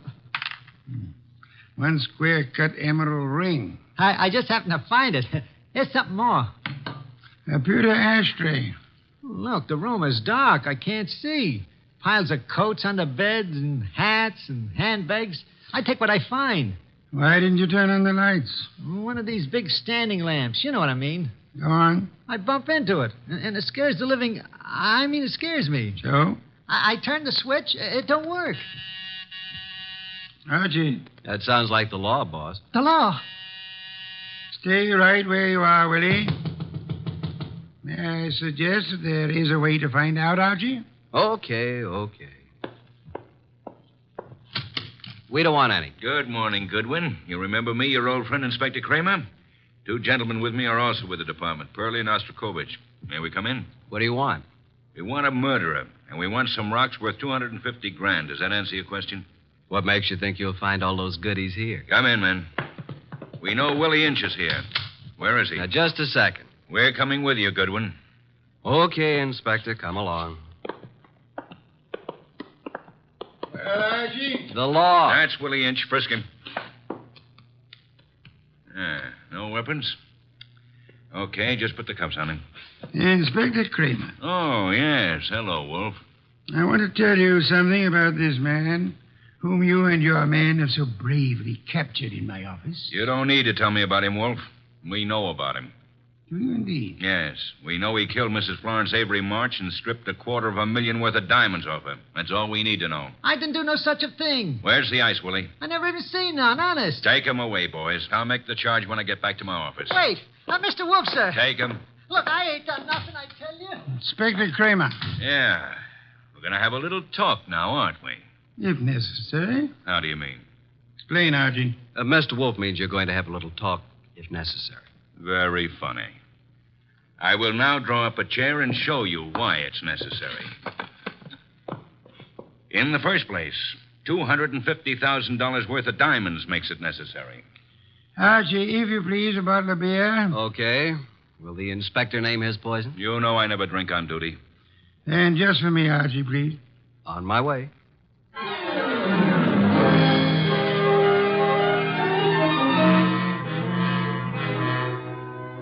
While I opened a bottle of imported beer, it occurred to me that I had something to be grateful for. At least I wasn't in Willie Inch's enormous shoes. And as I went back to the office, I had time to wonder why Mr. Wolfe would stick his fat neck out for a no-good like Willie. Thank you, Archie, and sit down, Archie. Inspector Kramer has a theory that may amuse you. Nero Wolfe's office. It's for you, Inspector. Hello, Kramer. Yeah? A gold cigarette holder? That's all? Okay. Inspector, do you realize that you have already taken a great deal of my time? Archie. Yes, Inspector? The great Mr. Wolfe just said I had a theory that might amuse you. Would you care to hear it? I can hardly wait. Okay. My theory is that both Wolfe and you are receivers of stolen property and possibly guilty of murder conspiracy. So far, you got me in stitches. Willie Inch, with a record as long as your arm, robs the home of Mrs. Florence Avery Marsh. He strangles her with a silk scarf, takes the diamond she's wearing, grabs everything else that's lying around, and then what? Is it a question? I'll tell you what. He will, too. Archie, listen. Then Inch brings the stuff here, the stuff that's piled on Wolfe's desk, and the diamonds. You want me to tell you where the diamonds are? They're in that safe right there. Inspector Kramer, I know nothing about the diamonds. They are not in the safe, and they are not in the house. Now, you can take my word for it, or you can get a search warrant and make a fool of yourself. I'm going to have lunch.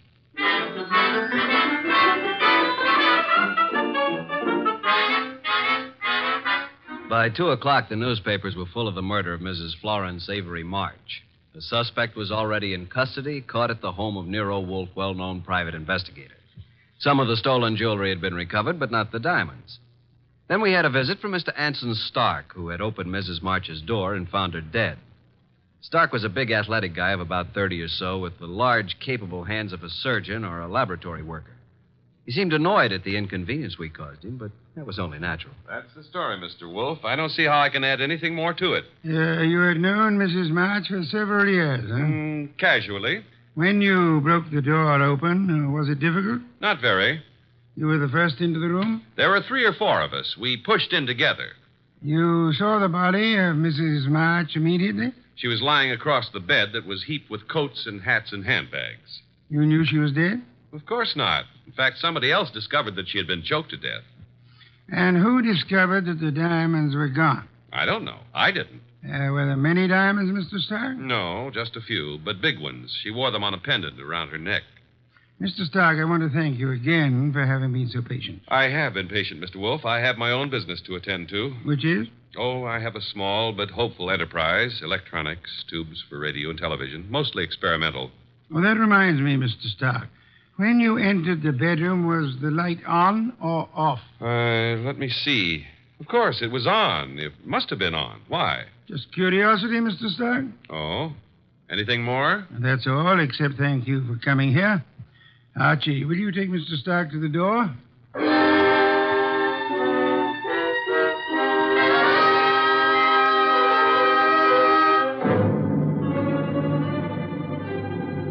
Mr. Stark departed like a man who'd been delayed by a petty annoyance. A few minutes later, the door buzzed, and I went, expecting anything. Anything but what was standing on the threshold when I opened up. A honey blonde. Or, to put it another way, a blonde honey.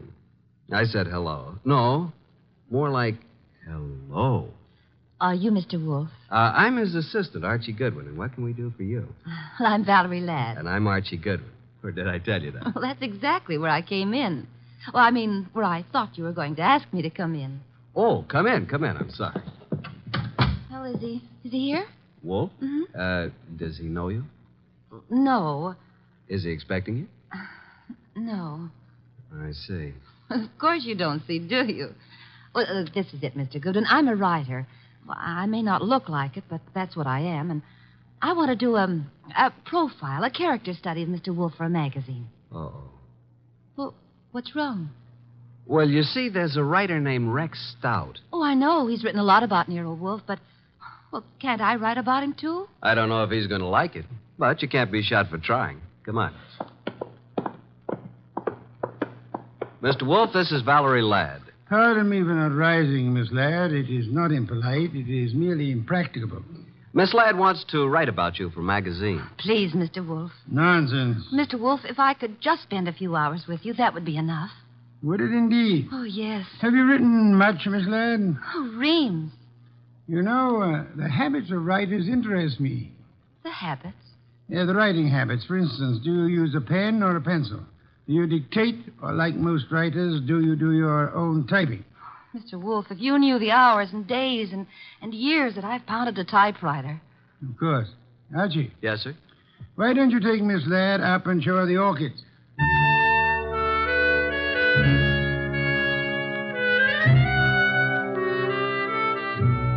You never know about Nero Wolfe. At least I never do. This was something I would have bet against 1,000 to 1. Couldn't understand it. But I certainly couldn't complain. Archie, look at this one. Oh, did you ever see anything so gorgeous? Very pretty. They're all just beyond belief. Yeah? But you're not even looking at them, Archie. What? Oh. Archie, are you always like this? What do you mean like this? Well, so distant and preoccupied. Honey, you got me wrong. Completely. I was thinking. Oh. Yeah, about telephone numbers. It's a lovely thing to think about. What can you think about telephone numbers?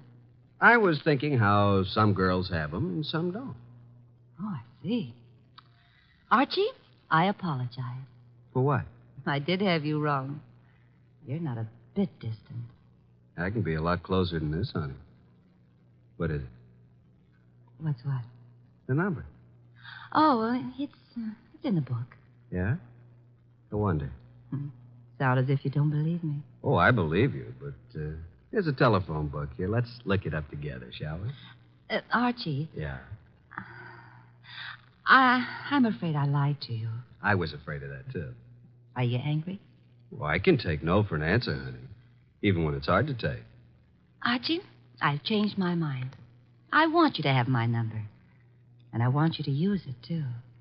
You know, honey, I'm beginning to take an interest in this dialogue. Let's have it. Okay. Olympia 93659. And a very, very pretty number it is. Valerie Ladd. 2 D's? Mm-hmm. Olympia 93659. Honey blonde. Gorgeous. Oh. Spelled gorgeous. There. What are we doing tonight, Olympia 9? And I said that you were distant and preoccupied. We were talking about tonight. All right, Archie. Yes, I'd love it. Oh, these orchids, they're really beyond belief. And you won't even look at them. True. I'm too busy looking at you. Well, how do I look, Archie? Beyond belief, honey. Beyond belief. Well, there goes the Goodwin luck again. It's a house phone, partner. Mm-hmm. Yes, sir. Okay. He wants us to come down. Archie? Yes, dear. Even if he says no, we still have a date? Honey, though the heavens fall.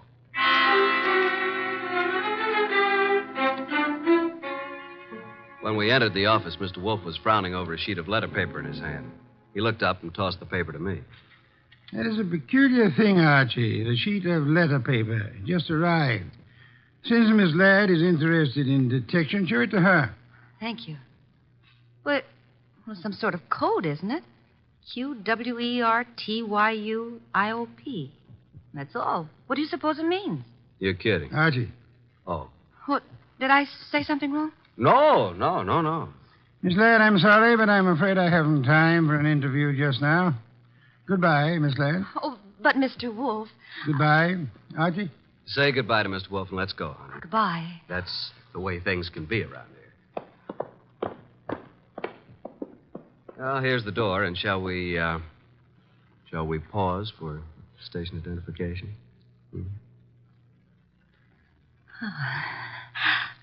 I'll wipe it off, Archie. There. Thanks. Well, what happened, Archie? Yes, indeed.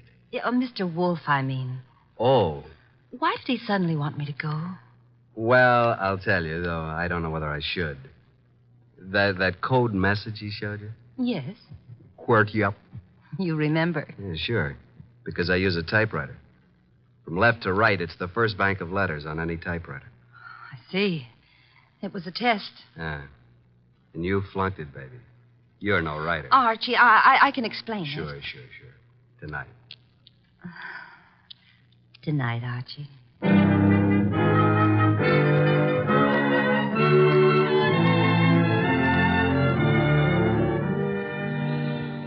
You do believe me, don't you, Archie? Oh, of course, baby, of course. Well, it's just that I was there at the party, when poor Florence was murdered. Then I read in the paper about, how they caught the man at Nero Wolfe's. And I always wanted to be a writer, so I thought if I could get an exclusive interview that would be a good way to start my career, wouldn't it? Yes, it would. Pardon me a second, will you, Valerie? I got to make a phone call. There's a booth. It'll only take a minute or two.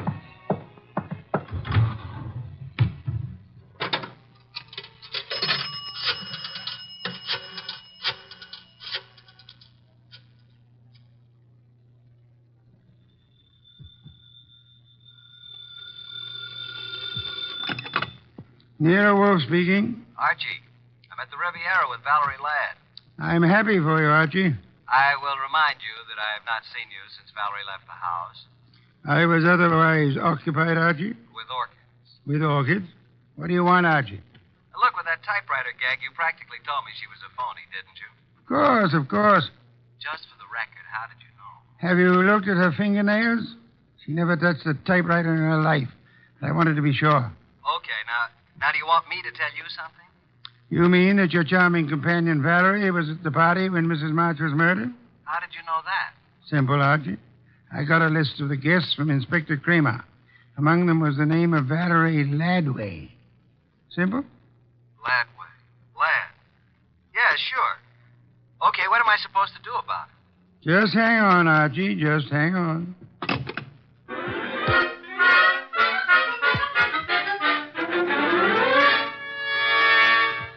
I went back to the honey blonde, the beautiful phony Valerie Laddway. I went back to the table where she should have been, but she wasn't there. I sat down and waited. Looked at my watch, 11:24. 11:32, no Miss Laddway. 11:45, I finally realized that not only Valerie, but her coat and bag were also absent. I called the waiter. Yes, sir? What happened to my friend? The young lady left some time ago, sir. Okay, give me the bill. She paid it, sir. She did? Yes, sir. In fact, she said you gave her the money for it. Yeah? Wait a minute. Well, I didn't know it, but she is certainly right.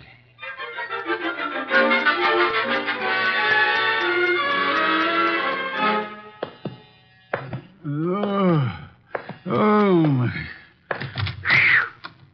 Well, Archie, this is most thoughtless of you. Sorry, I lost my keys. My money, too. Your keys, Archie? Yeah. Glad you were still up. You lost Miss Laddway, too? Definitely. I'm going to bed. Good night, Archie. You think it's funny, don't you? Yes, Archie. Yes, I do. Good night, Mr. Wolfe. Archie. Yeah? Before you retire, one thing. What? Open the safe, will you? And leave it open. Why? Because there's nothing in it of importance. And it's a valuable safe, and I don't want it damaged. Good night, Archie.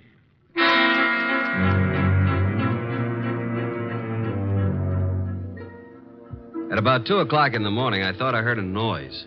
I got up, put on the rest of my pajamas, picked up my gun, and went down to the office. The man had his head in the safe, and everything was scattered all over. I stepped inside the door. Put your hands behind your back and stand up. Huh?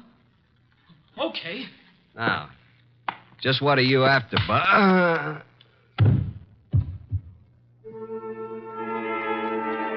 When I woke up, I was alone on the office floor. I did not feel good.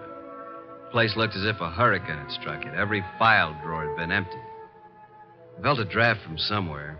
Got to my feet, trying not to joggle my head too much. There was the front door standing open. I closed it gently. Then, very, very gently, I groped my way to the kitchen for ice, water, and towels. Archie. What? Oh, didn't you hear me scream? No. Is it bad? It's better. You're angry, aren't you? Nuts. What, Archie? I said nuts, Mr. Wolfe. Nuts. I'm sorry about what happened. Yeah, you expected it. But I didn't expect you to be caught by somebody behind you. You must have known there would have been two of them. Now, how would I know that? How? Think of Mr. Ladway's delicate hands. Do you believe she intended to open the safe herself? You think she stole my keys and so on? Well, let me tell you... Hey, wait. That guy was digging in the safe that... Then who hit me in the head? Gee, someday you'll be the death of me. In the morning, will you tell Inspector Kramer I'd like to see him here?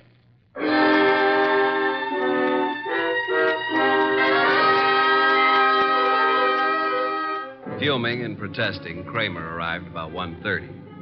When I let him into the office, Mr. Wolfe was gazing thoughtfully at the ground floor plan of the house of the late Mrs. Florence Avery March. We'd gotten it from the original architects. Wolfe looked up and almost smiled. Thank you for coming to me, Inspector. You know how difficult it is for me to come to you. Okay. What's up? I take it you haven't found the diamonds. No, not yet. We'll break inch down, though. Don't think we won't. Oh, I'm sure. But this is what I want to ask you, and it's quite serious. Okay. All right, what? After the body was found, your men arrived at the house before anyone left. Right. And before anybody was allowed to go, every person was searched thoroughly. Nobody could have gotten a pin or a needle out of that place. I know something about police methods, and I believe you. Now, how thoroughly did you search the house itself? Wolf, look. We've got that floor plan you're studying now. There are no hidden closets. Every square inch of that house has been examined. The diamonds aren't there. Willie Inch killed the dame and snatched the diamonds. What he did with them, we'll find out. Possibly. Goodbye, Inspector. At approximately 3:15, the postman arrived with an envelope for me. The envelope contained my keys, the bill from the Riviera, and the money left after the check was paid. At approximately 5:07 p.m., I discovered that Wolfe had been using the telephone all by himself. He explained. He was going to have a party. He had invited all of the guests who were at Mrs. Florence Avery March's somewhat fatal party, including Anson Stark, Willie Inch, and Valerie. Nero Wolfe, the natural-born ham, he made an entrance that would have been worthy of Queen Victoria in her heavier days. He sat in his oversized throne behind his oversized desk and beamed at the peasants. Valerie moved toward me. I'm sorry, Archie, but you must know why I did it. Why? Well, you said I wasn't a writer. I wanted to prove that you weren't a detective. Did you take the stuff while we were dancing? I could have, couldn't I? You could have bumped me on the head last night, too, couldn't you? Oh, Archie. Let it go. It was humiliating, though. Ladies and gentlemen, I'm sure you realize the purpose of this party. We want to know who killed Mrs. March and what became of her diamonds. Mr. Inch. Yeah? When you visited the room where the body was found, the room was dark? The bulb was burned out. I tried to turn it on. If there had been a body on the bed, would you have seen it? Maybe. With all those coats, maybe not. Sure. Mr. Stark? Yes, I said the light was on. Perhaps I was wrong. What of it? You're engaged in the manufacture of tubes for radio and television, huh? I told you that. Inspector Kramer. Yeah, what? A light bulb was found in the wastebasket in the room where Mrs. March died. Yeah. Like you said, we tried the bulb in the socket and it worked. So what? One more question. Does anybody remember whether Mr. Stark was carrying a bundle or a package under his arm when he arrived at Mrs. March's party? Oh, I do, Mr. Wolfe. I think he had a box of flowers. That's true. I did bring flowers. No, Mr. Stark. That box contained 2 parts of a light bulb and some adhesive. During the party, you strangled Mrs. March, put the diamonds into the light bulb, assembled the thing, and screwed it into the lamp socket. Archie, stop him.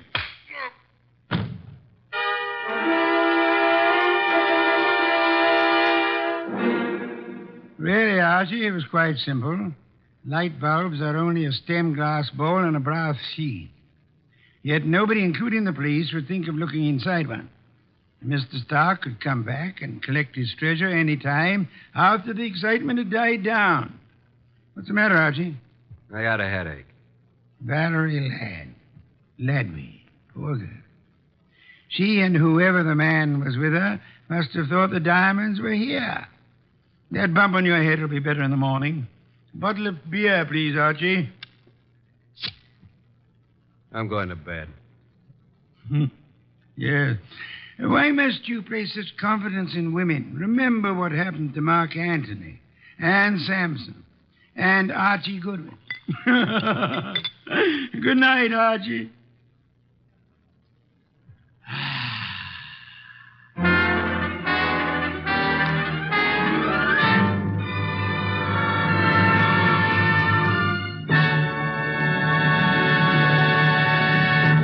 You have been listening to The New Adventures of Nero Wolfe, starring Sidney Greenstreet.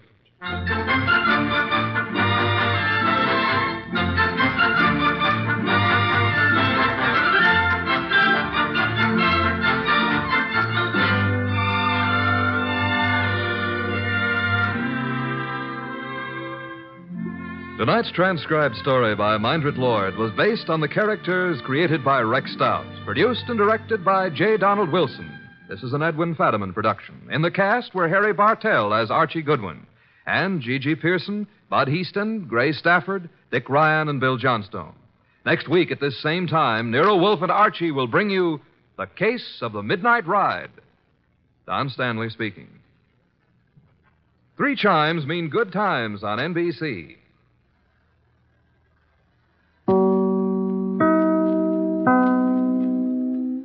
Look, up in the sky. It's a bird. It's a plane. It's the adventures of Superman on nightly old-time radio shows. Coming up next. Presenting the transcription feature, Superman. Guys, look. It's a bird. It's a plane. It's Superman.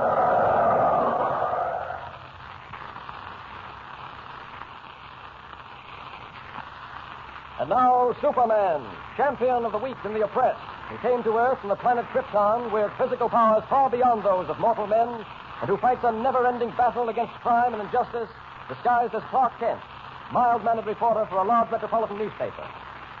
As you remember, Clark Kent, as Superman, accidentally discovered a large, cleverly hidden cave within a mountain that lay close to the railroad tracks where the car, bearing $5 million in gold from Metropolis National Bank, had mysteriously disappeared. Meanwhile, Jimmy Olsen had just got aboard another freight train bound for Metropolis with another armored car bearing $2 million in gold. But, unknown both to Superman and Jimmy, the boss, mastermind of the train robbers, planned to blow up Rainbow Bridge, over which the train must pass, to get hold of the $2 million. As our story opens today, we find Superman in a large cave within the mountain where he has battled 10 desperados into submission. Fearful of Superman's continued ire, they have agreed to disclose the secret of the freight car's mysterious disappearance. Listen. We get enough. We don't know who you are, but we get enough. Good. And now will you answer my questions, gentlemen? Yeah, sure. Go ahead. Splendid. The first question I want the answer to is this. How did that freight car, the one standing over there, the one that was carrying $5 million in gold, how did you manage to detach it from the freight train and bring it in here? Go ahead, Bill. You tell him. I can't tell him. You guys know what the boss will do to me if I squeal. The boss? Who is the boss? Come on, open up, or it's going to be just too bad for all of you. We don't know, honest, pal. We don't know. We never even seen a boss. What? Any orders we ever had from him, we've gotten through a loudspeaker at headquarters or over this shortwave radio. You've never seen him, eh? At the same time, you're pretty much afraid of him. You don't know the boss like we do. Anything the boss wants to do, he does. Like making freight cars, such as that one over there, carrying $5 million in gold, disappear. That's right, pal. The boss is a clever guy. He can do anything. I'm beginning to wonder about that. How did you get that freight car in here? How did you separate it from a train of nearly 100 other freight cars without the engineer or anyone else on the train knowing anything about it? Look, pal, I can't talk. The boss will kill me if he finds out. No. Don't hit me again. Talk. But I can't. I can't, you hear? Talk. All right. Okay, just don't hit me again. I'll talk. I'm waiting. The boss had it all figured out, see? Yes? Outside where the track's running along the base of this mountain, there's a steep hill and a curve. I know that. When a train going downhill comes around that curve, the engineer has to slow down to 10 miles an hour. Yes, go on. Well, we had a couple of our boys disguised as brakemen on a train. And as it slowed down to 10 miles an hour, they uncoupled the freight car carrying the dough. Then they slowed down that one car to 7 miles an hour by using the wheel brake on top of it. Yes? So the front end of the train, going 10 miles an hour, went on ahead of the money car. And the rear end of the train was slowed down to 5 miles an hour by another brakeman. Oh. So you see, that leaves the money car coasting down the tracks all by itself with the front end of the train way ahead of it and the rear end of the train way behind it. I see. But how did you get the car inside the mountain? Oh, that was simple. We swung a pair of emergency tracks right on top of the regular track, switching the money car off the main line right into this cave. Oh, I see. Then you quickly pulled up the emergency tracks and let the rear end of the freight train coast down and catch up with the front end. That's it. We let the rear cars run free again, and they soon caught up with the other cars, which were still traveling slow. All we had to do then was to buckle them on again, and the job was done. Certainly was simple. Sure it was simple. Nobody caught on to it, except you. Hey, listen. Listen, brother, who are you? Why the fancy costume? Where do you get your strength from? Never mind that. Is the $5 million in gold still inside that freight car? Yeah. The boss hasn't given us any orders where to ship it yet. How about the crew of guards that was inside? Well, we got them locked up in a safe place. That shortwave radio apparatus. You get in touch with the boss on it? Well, Can you or can't you? Don't stall. Answer me. Yeah, we can get in touch with him. Get him. But You heard me. Get in touch with him and do it right away. Okay, you're the doctor. Turn around, Joe. Okay.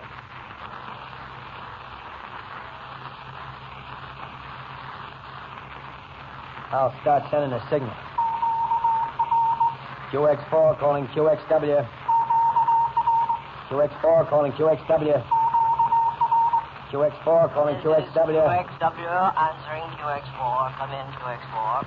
This is Bill speaking, boss. Yes, Bill, what is it?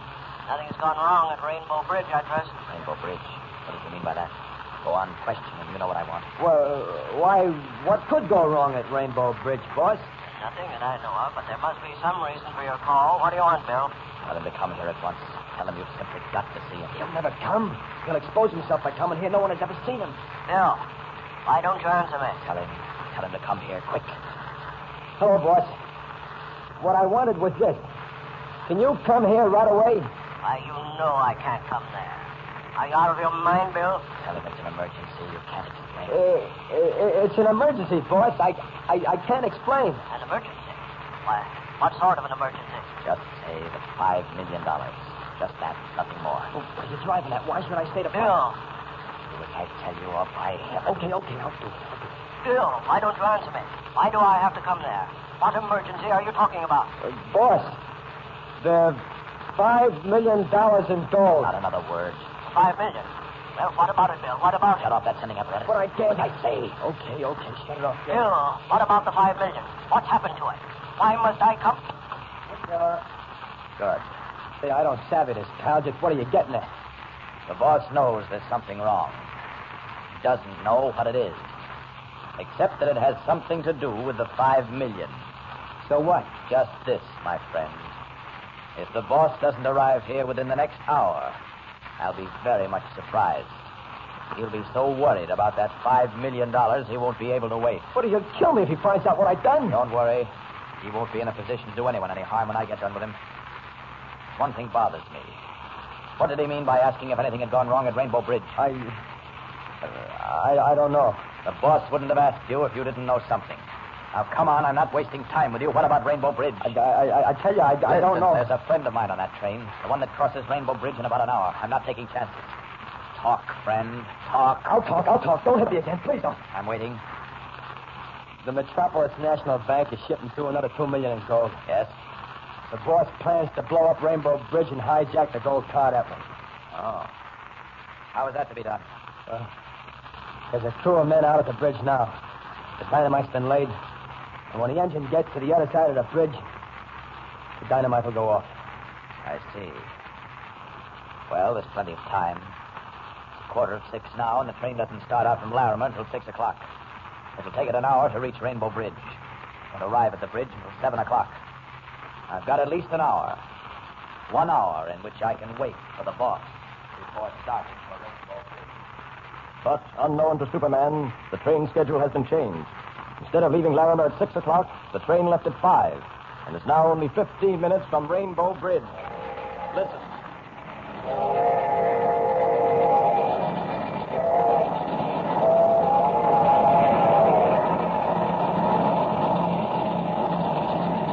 Hey, you want more steam, Charlie? Sorry, there's plenty left.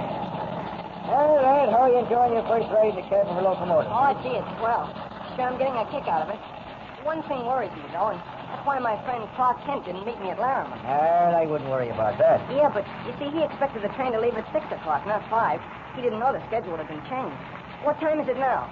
4 to 6. Gee, probably just getting to Larimer Station now. Well, now, we both know there's nothing to worry about. You missed the train, and that's all there is to it. Nothing you can do, so why don't you just relax and enjoy the ride, huh? Ah, look now. We're coming to a real pretty view. What's that? Rainbow Bridge. Yeah, see, we're a little ahead of schedule.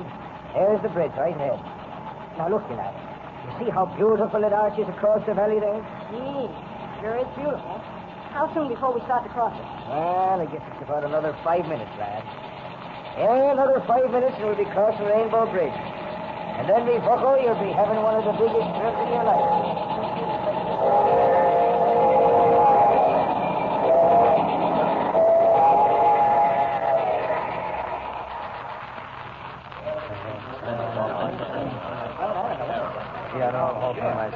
Hey, Bill, you think the boss will come? I don't know. This guy here seems to think he will. He'll come, all right. Probably on his way here right now. I'll bet anything he's plenty worried about what's happened to that $5 million. Yeah, but nobody's ever seen him. He's taking darn good care of that. You think he's going to let anybody see what he looks like now? It depends on which is more important. The $5 million or his identity. Oh, holy jumping. That must be him now. Can he come through the tunnel that leads into this cave alone? Yeah. Good. We'll wait. Yeah.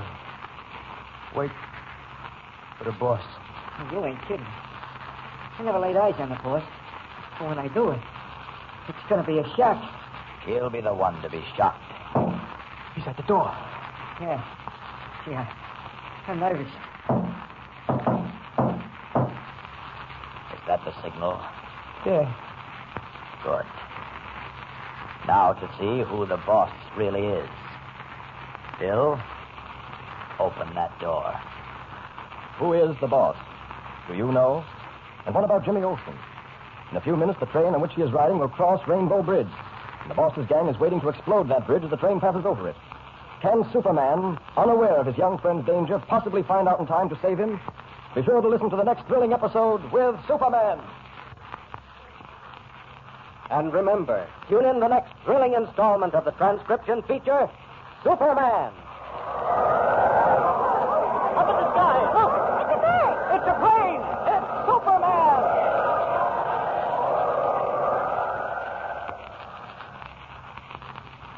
Superman is a copyrighted feature appearing in Action Comics. Classic stories from the Screen Director's Playhouse are up next on Nightly Old Time Radio Shows.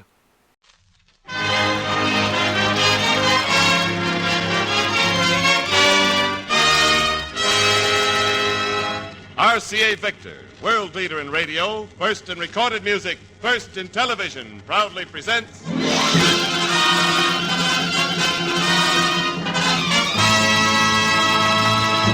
Screen Directors Playhouse, star Rosalind Russell, production She Wouldn't Say Yes, director Alexander Hall.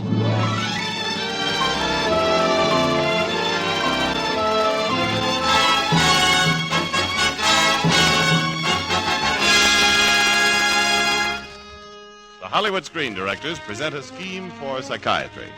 Tonight, for the first time on the air, the motion picture comedy, She Wouldn't Say Yes, starring Rosalind Russell in her original role of Dr. Susan Lane.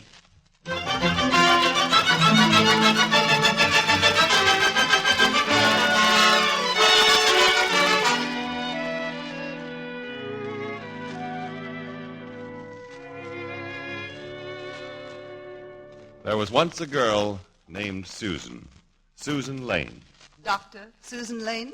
the eminent psychiatrist. Exactly. A very well-balanced personality.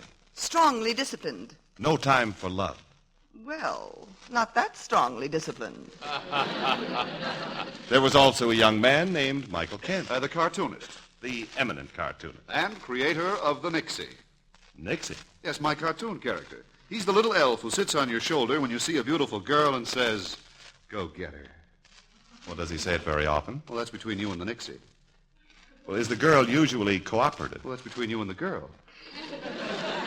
Thank you, Mr. Kent. Well, now I have to pick up my train tickets. Going back to Chicago. Me and the Nixie.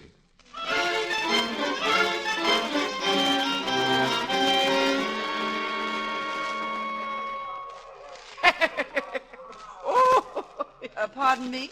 Whee! Well, I know you're engrossed in your newspaper, but I'd like my tickets, please. Oh, reading about the Nixie. Sits on a fella's shoulder, tells him to go ahead and throw an egg in the electric fan. You mean that horrid comic strip character? Say, you ain't got an egg in your purse, have you? Yes, but I'm saving it for Easter.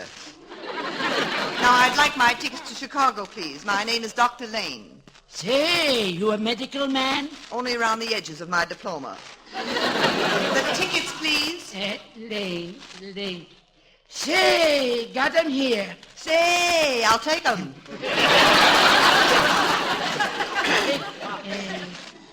Car 9, upper 9. Easy to remember. 9 goes with Nixie. Well, if it's all the same to you, I'll go without them. Oh, but it isn't. Isn't what? All the same to me.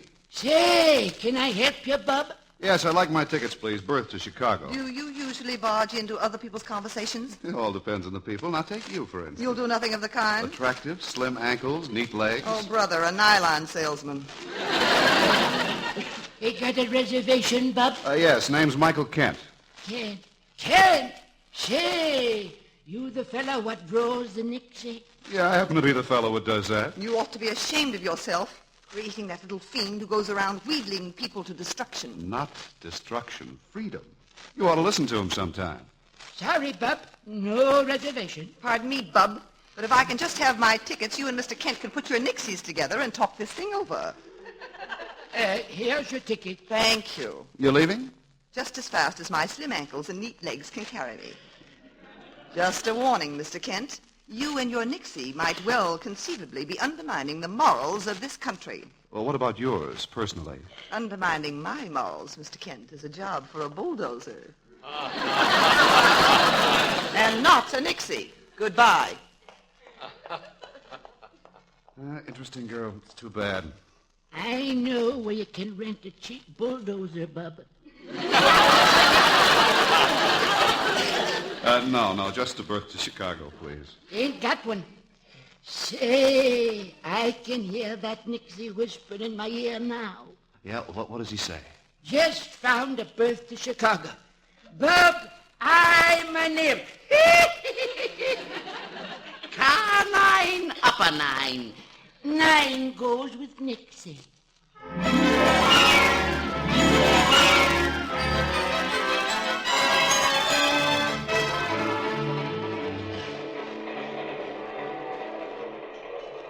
Yes, sir?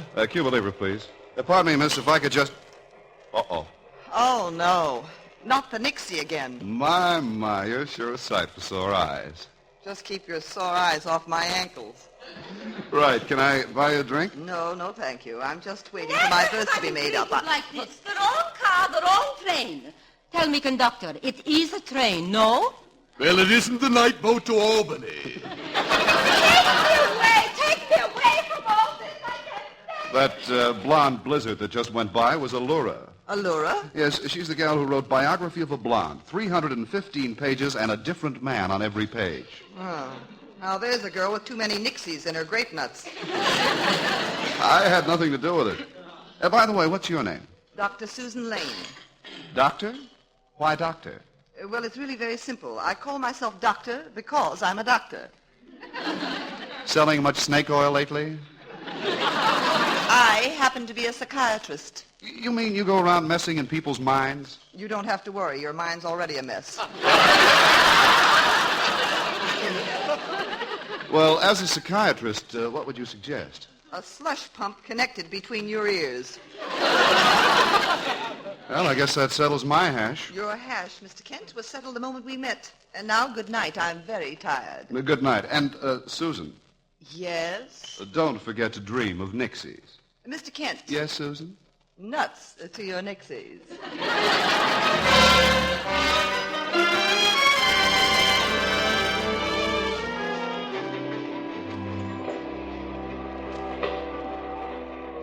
Conductor. Yes. Is this my berth? Let me see your ticket. Yes, car 9, berth 9. 9 goes with noodles. Noodles? I like noodles. Oh. You're going to be mighty crowded up there. I don't mind. When I was your age, neither did I. Let me help you up. Upsy daisy. Thank you. Now to get these darn curtains open. Conductor, there's a woman in my berth. That's your prize. It's just like a box of Cracker Jack. Mr. Kent. Susan. This is carrying a flirtation too far. Then get out of my berth and stop encouraging me. You take your place. Right away from here, from between those curtains, or I'll slap it. I'm getting into my berth. Well, you asked for it. Well, did you fall out of Betty Bye? I was thrown out. And if he comes back here, I'll throw him out again. It's my berth. It's my berth. Yeah, of course, it's both your berths. Cozy, isn't it? What? You both have the same berth. You're married, aren't you? We are not. Well. You realize this puts me in an embarrassing position. Well, you want to swap? Why couldn't you have been married? Now I'll have to make out a report in triplicate. Okay, if it makes you feel any better, we're married. Good night. You stay out of here. Is that woman molesting you? Molesting him? I'll murder him. Murder? That's another report in triplicate. Now, look, conductor, can't you do something to straighten this thing out? Well, I'd like to, but I have to find a doctor on the train. Well, I'm a doctor. You? Yes, me. What's the trouble? That blonde in drawing room A, Allura. She tried to crawl out the window. Good heavens. Ooh, she's a wild one. Well, what made her wild? She says men did it. Oh, I know just what she means. All right, I'll get down. I'll take care of her.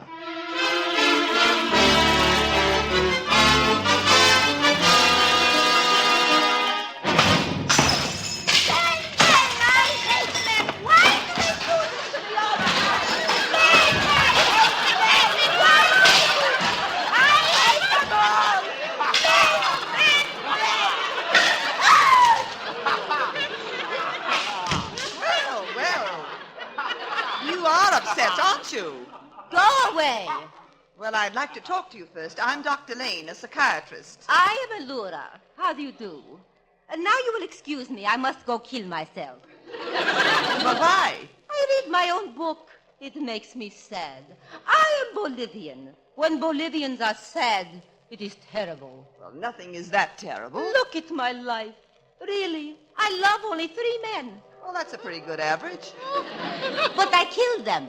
Say, I've got one outside you might get rid of for me. Did you say you killed them? Yes. I kissed them.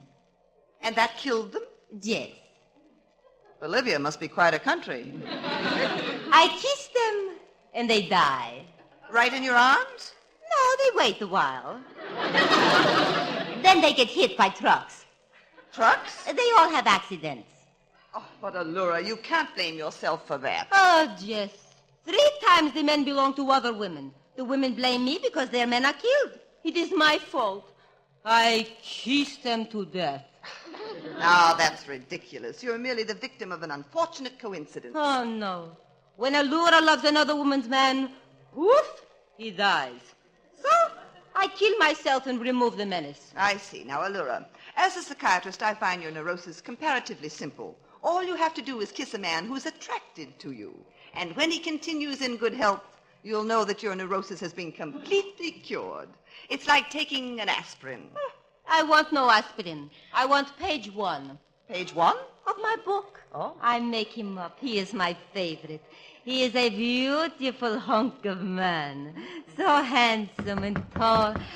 Come in. Susan, it's cold out on the observation platform in my pajamas. Why don't you get off and run for a while? Look, are you going to use the berth? No, I'm not. I'll be staying here all night until we get to Chicago. Ah, he is beautiful. Allura, what are you staring at? Him. Me? You. Why? You are my page 1. You are my box of aspirins. Oh. Allura, this is Michael Kent. Hello, Georges. Stay away from me. Stand still, aspirin. Aspirin, eh?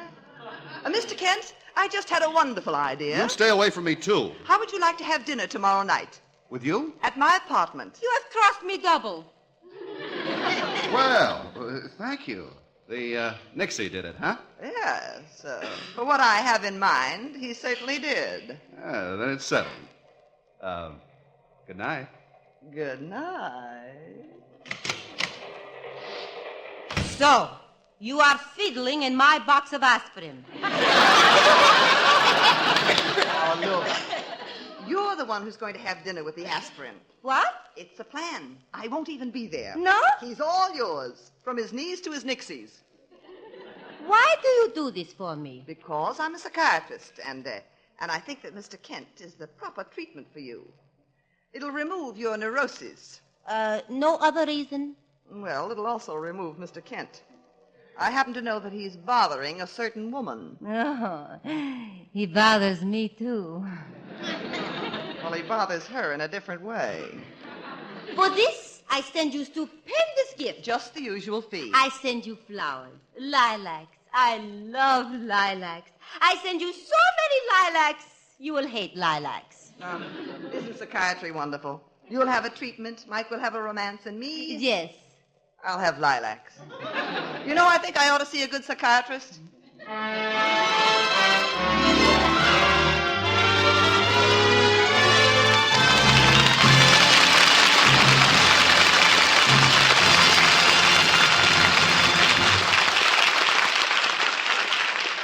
You are listening to the Screen Directors Playhouse production of She Wouldn't Say Yes, starring Rosalind Russell and presented by RCA Victor.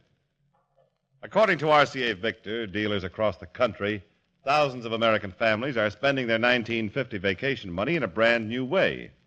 Instead of going somewhere for a couple of weeks by car or train or boat, they're going everywhere for 52 weeks by RCA Victor television.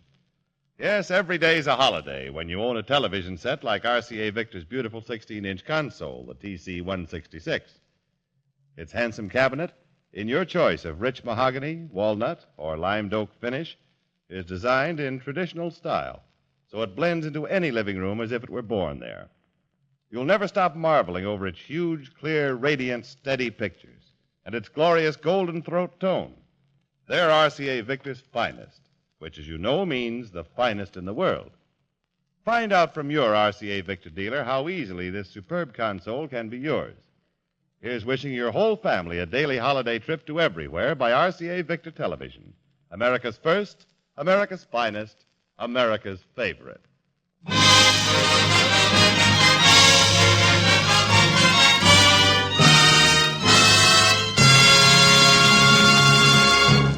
Now, back back to the Screen Directors Playhouse production of She Wouldn't Say Yes, starring Rosalind Russell in her original role of Dr. Susan Lane, with Hy Averback as Michael Kent.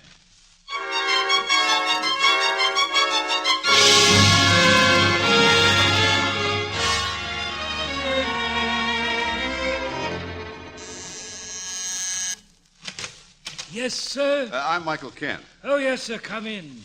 I'm Albert. The young lady's on the terrace. Oh, then Susan hasn't forgotten. I don't mean Dr. Lane, sir. She said she'd be delayed. Well, then who's on the terrace? See for yourself, sir. And Mr. Kent. Yes, Albert? Heaven help you, sir. Michael, my little box of aspirin. Huh? Mike, kiss me. Albert. Oh, you are a coward. You are not prepared to die. What makes you think I'll die? Kiss me and find out. Albert! Mikey. Albert! Mikey, Mikey, Mikey! Albert!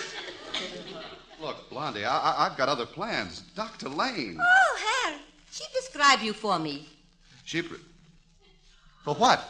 To cure me of killing everyone I kiss. Well, that's a pretty bad habit. Kiss me. No.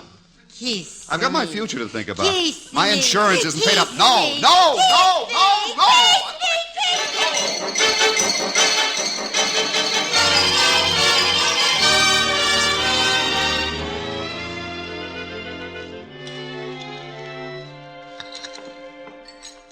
Well, Mr. Kent, you have a healthy appetite. Oh, hi. Oh, it's a wonderful dinner Albert puts up. I got hungry running away from that blonde. Oh, did she give you much trouble? Trouble? How do you think those footprints got on the wall? Oh, a charming girl, isn't she? Look, I know all about your little plot. She left in a huff. Claimed her aspirin was bad. Oh, fine.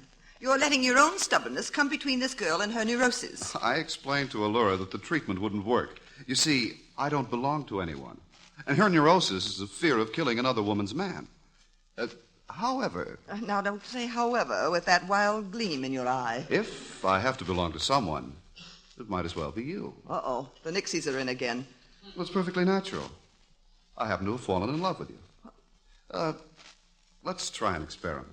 Really, Mr. Kent? Yes, really. I'll put my arms around you. Now, Mr. Kent, as a psychiatrist... And hold you very close. Well, technically, this isn't an experiment. Let's not get technical. Listen. Listen to what? The Nixie. Oh, I don't hear any Oh. Now, go ahead and talk like a psychiatrist. That kiss, I don't know what to say. Then talk like a woman. Yes, Mr. Kent, I think you'd better leave. You don't really think so, but I will. Temporarily. Good night, Susan.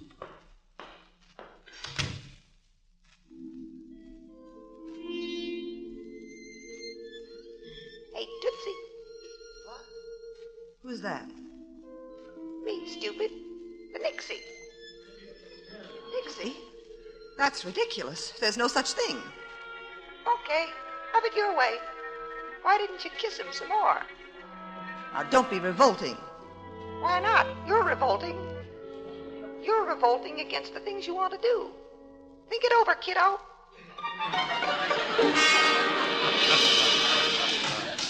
So, you are some fine doctor. Allura! He waited for you. I see from taxi. It is you he wants. You see, we'll just have to find someone else for your treatment. I don't want someone else. But he explained your neurosis can only be cured by men who belong to other women.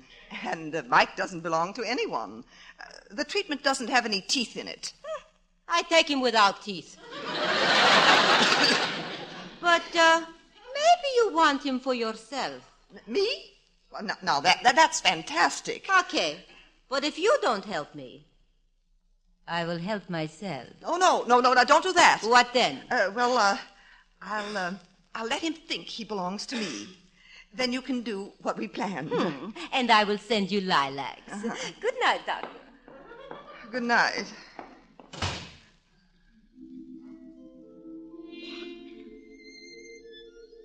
Hey, kiddo. Are you back again?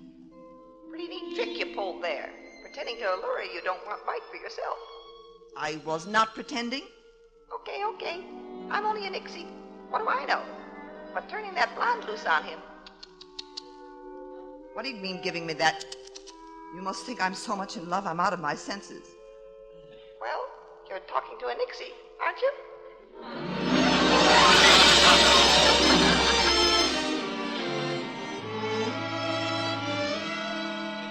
My, what impressive offices you psychiatrists have. The surroundings, Mr. Kent, aren't important.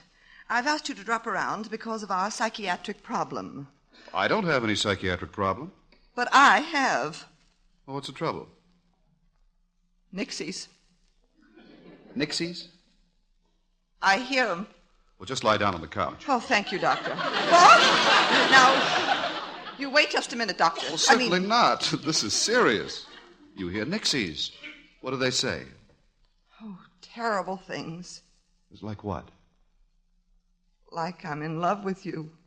Oh, that is terrible. You know, I want to try that experiment again. Experiment? Yes, the experiment. Yes, fine. Relax. Oh, good Lord, I like it. This thing can be definitely habit-forming. Well, Susan, that's the general idea. They call the habit marriage. Mike. Susan. Well, Doctor, aren't you overdoing it a little? Huh? Oh, quiet, Allura. I just asked her to marry me. So soon, Dr. Lane? Oh, you're wonderful. What does she mean? So soon? Well, you see, last night she well, tell me she will fix it so she belong to you, so your teeth would be in my treatment. Is this true, Susan? Oh, that's the trouble with those darn nixies. They get you into these things and then they disappear. All right, Susan, have it your way. Blondie, it's nice to be wanted. Let's go. Okay, Georges. But Mike, you're risking your life if you go with her. Well, it's a wonderful way to die. Yes. And if you cure me, I send the doctor lilacs. Yeah, just what the doctor ordered.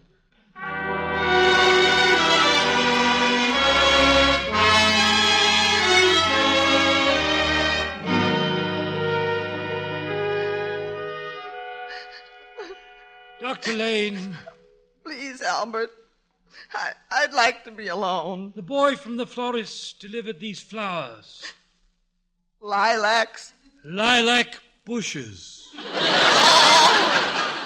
Bushes? Oh, that's terrible. All right, Albert, that did it. Thank you, sir. You? How do I look with lilacs in my hair? Why don't you go back to your blonde? Oh, I ditched her to go and buy these lilacs. Had a tip from an Ixie, straightened everything out. Oh, Mike, I'll never be well balanced again. I'll be irrational and illogical and very much in love. So, you do it again. Oh, no. Allura, now you go get yourself another aspirin. He is my aspirin. He is mine. He is mine. Oh, no, he isn't. Boy, this is living. You take your eyes off him. You take your hands off him. Oh, no, I won't. Oh, yes, you will. Oh, no, I won't. Oh, yes, you... Allura, you are a spoiled brat. Ah, your father's mustache. What? A Bolivian from Brooklyn. Listen, if you want the jike that bad, you got him, sister.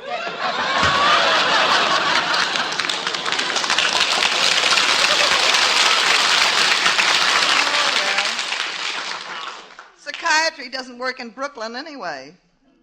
Well, Susan, now that you've got me. Come here, Georges. Kiss me. Huh? My little box of aspirin. Susan, remember, you're a psychiatrist. Ah, your father's mustache. Oh, Susan.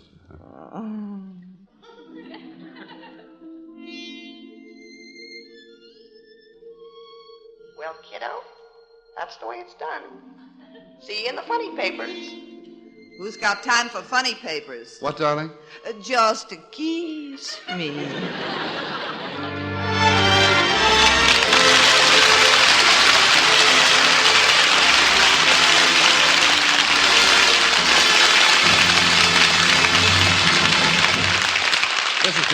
Blanton speaking. You have just heard the last act of She Wouldn't Say Yes, and our star, Rosalind Russell, with guest screen director Alexander Hall, will be with us in just a moment. Next Friday, the Screen Directors Playhouse brings you two stars in a domestic comedy of terrors. Our story is Mr. Blandings Builds His Dream House. And our stars are one of Hollywood's most charming couples, Cary Grant and Betsy Drake, with screen director H.C. Potter. Now, here again is tonight's star, Rosalind Russell.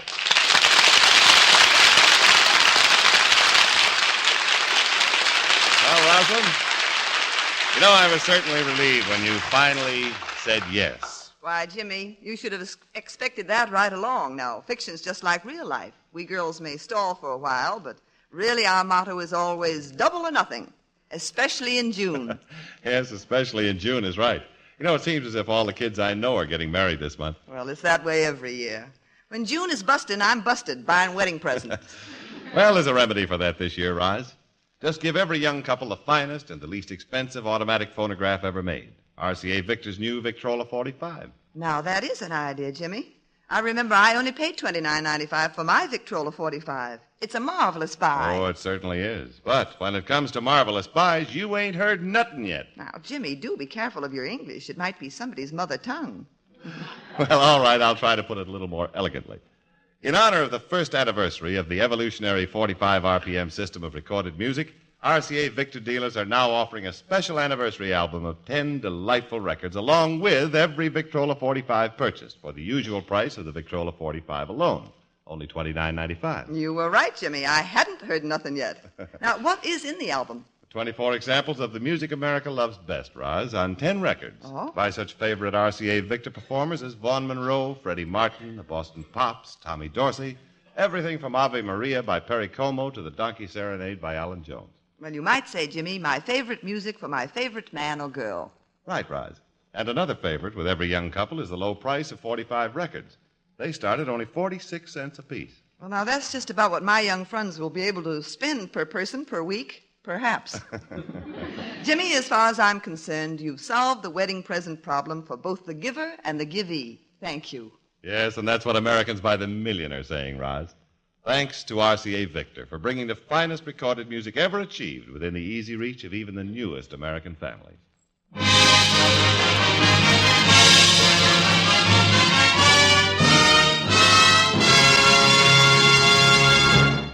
I think it's only fair now that you should meet the Nixie in person.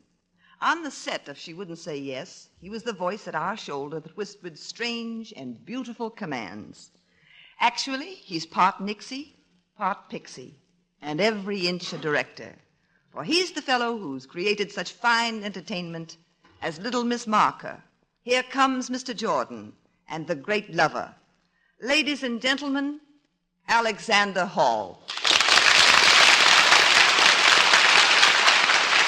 Thank you, Roz. You know you weren't so far wrong when you compared a Nixie to a director. After all, a Nixie's just a guy who goes around releasing the inner impulses of other people. And the director? Well, our job is pretty much the same. Only we call the inner impulses talent. And, Roz, you've got enough of that to occupy a whole nest of Nixies. I only hope I'll be one of them again soon. Good night, Roz. Good night, everyone. And good night to you, Alexander Hall and Rosalind Russell. Remember next week, Cary Grant and Betsy Drake and Mr. Blandings Builds His Dream House with screen director H.C. Potter, brought to you by RCA Victor, world leader in radio, first in recorded music, first in television. She Wouldn't Say Yes was presented through the courtesy of Columbia Pictures, producers of No Sad Songs for Me, starring Margaret Sullivan, Wendell Corey, and Vivica Lindfors. Rosalind Russell can currently be seen as the star of the Columbia Pictures comedy Woman of Distinction. Alexander Hall's latest production is 20th Century Fox comedy, Love That Brute. A portion of tonight's program is transcribed. You are invited to listen again next Friday when RCA Victor presents Screen Directors Playhouse, stars Cary Grant, Betsy Drake, production Mr. Blandings Builds His Dream House, director H.C. Potter. Listen next for Jimmy Durante on NBC.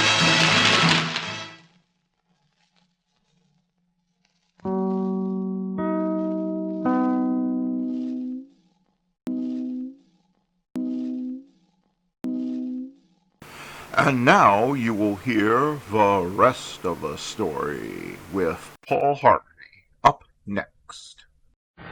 Now, the rest of the story. Robert Harmon was a hat maker returning home to Portland, Maine from a business trip. His wife Eunice met him at the door, her expression grave. It was their daughter Ellen, the distressed mother reported. She'd had a mishap.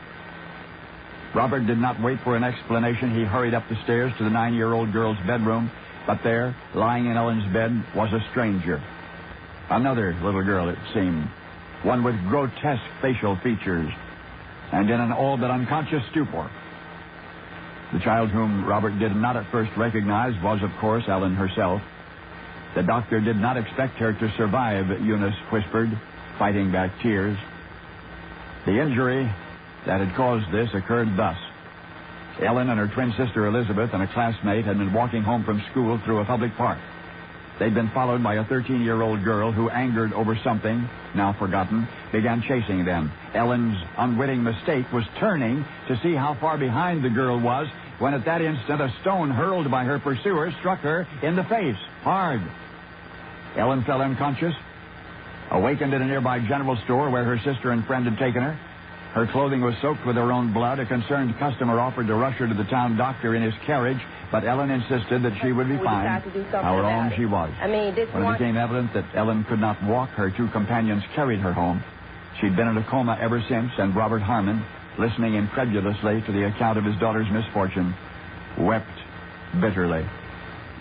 Matter of fact, little Ellen did not die, and when she awakened from the coma 3 weeks later, she had no recollection of what had happened to her. The youngster's disfigurement slowly subsided, but she never did fully recover from the assault. Twice she tried to return to school, but found reading and retaining what she was taught all but impossible. And for the rest of her life, she was to suffer an astonishing array of lingering ill effects from that solitary injury. Pains, paralyses, dizziness and depression, frequent seizures associated with temporal lobe epilepsy. A lifelong invalid, she would call herself. And yet she would also confess, quote, "The cruel blow which blighted the joys of earth was the means of turning my eyes to heaven." Americans, the world over, in the nearly 200 years since that cruel blow was struck in 1837, its recipient would be hailed by millions as a messenger of God, as a prolific author, and even a prophetess on whose shoulders would be built the Seventh-day Adventist Church. For the girl who could scarcely read or learn ultimately became a revered Bible scholar. A woman who, until she died at 87, preached a gospel of good health. Good health. 200 years before her time, she was into nutrition, though she never enjoyed good health herself. Ellen Gould Harmon White. That's right. The one you know as Ellen G. White. Only now you know the rest of the story.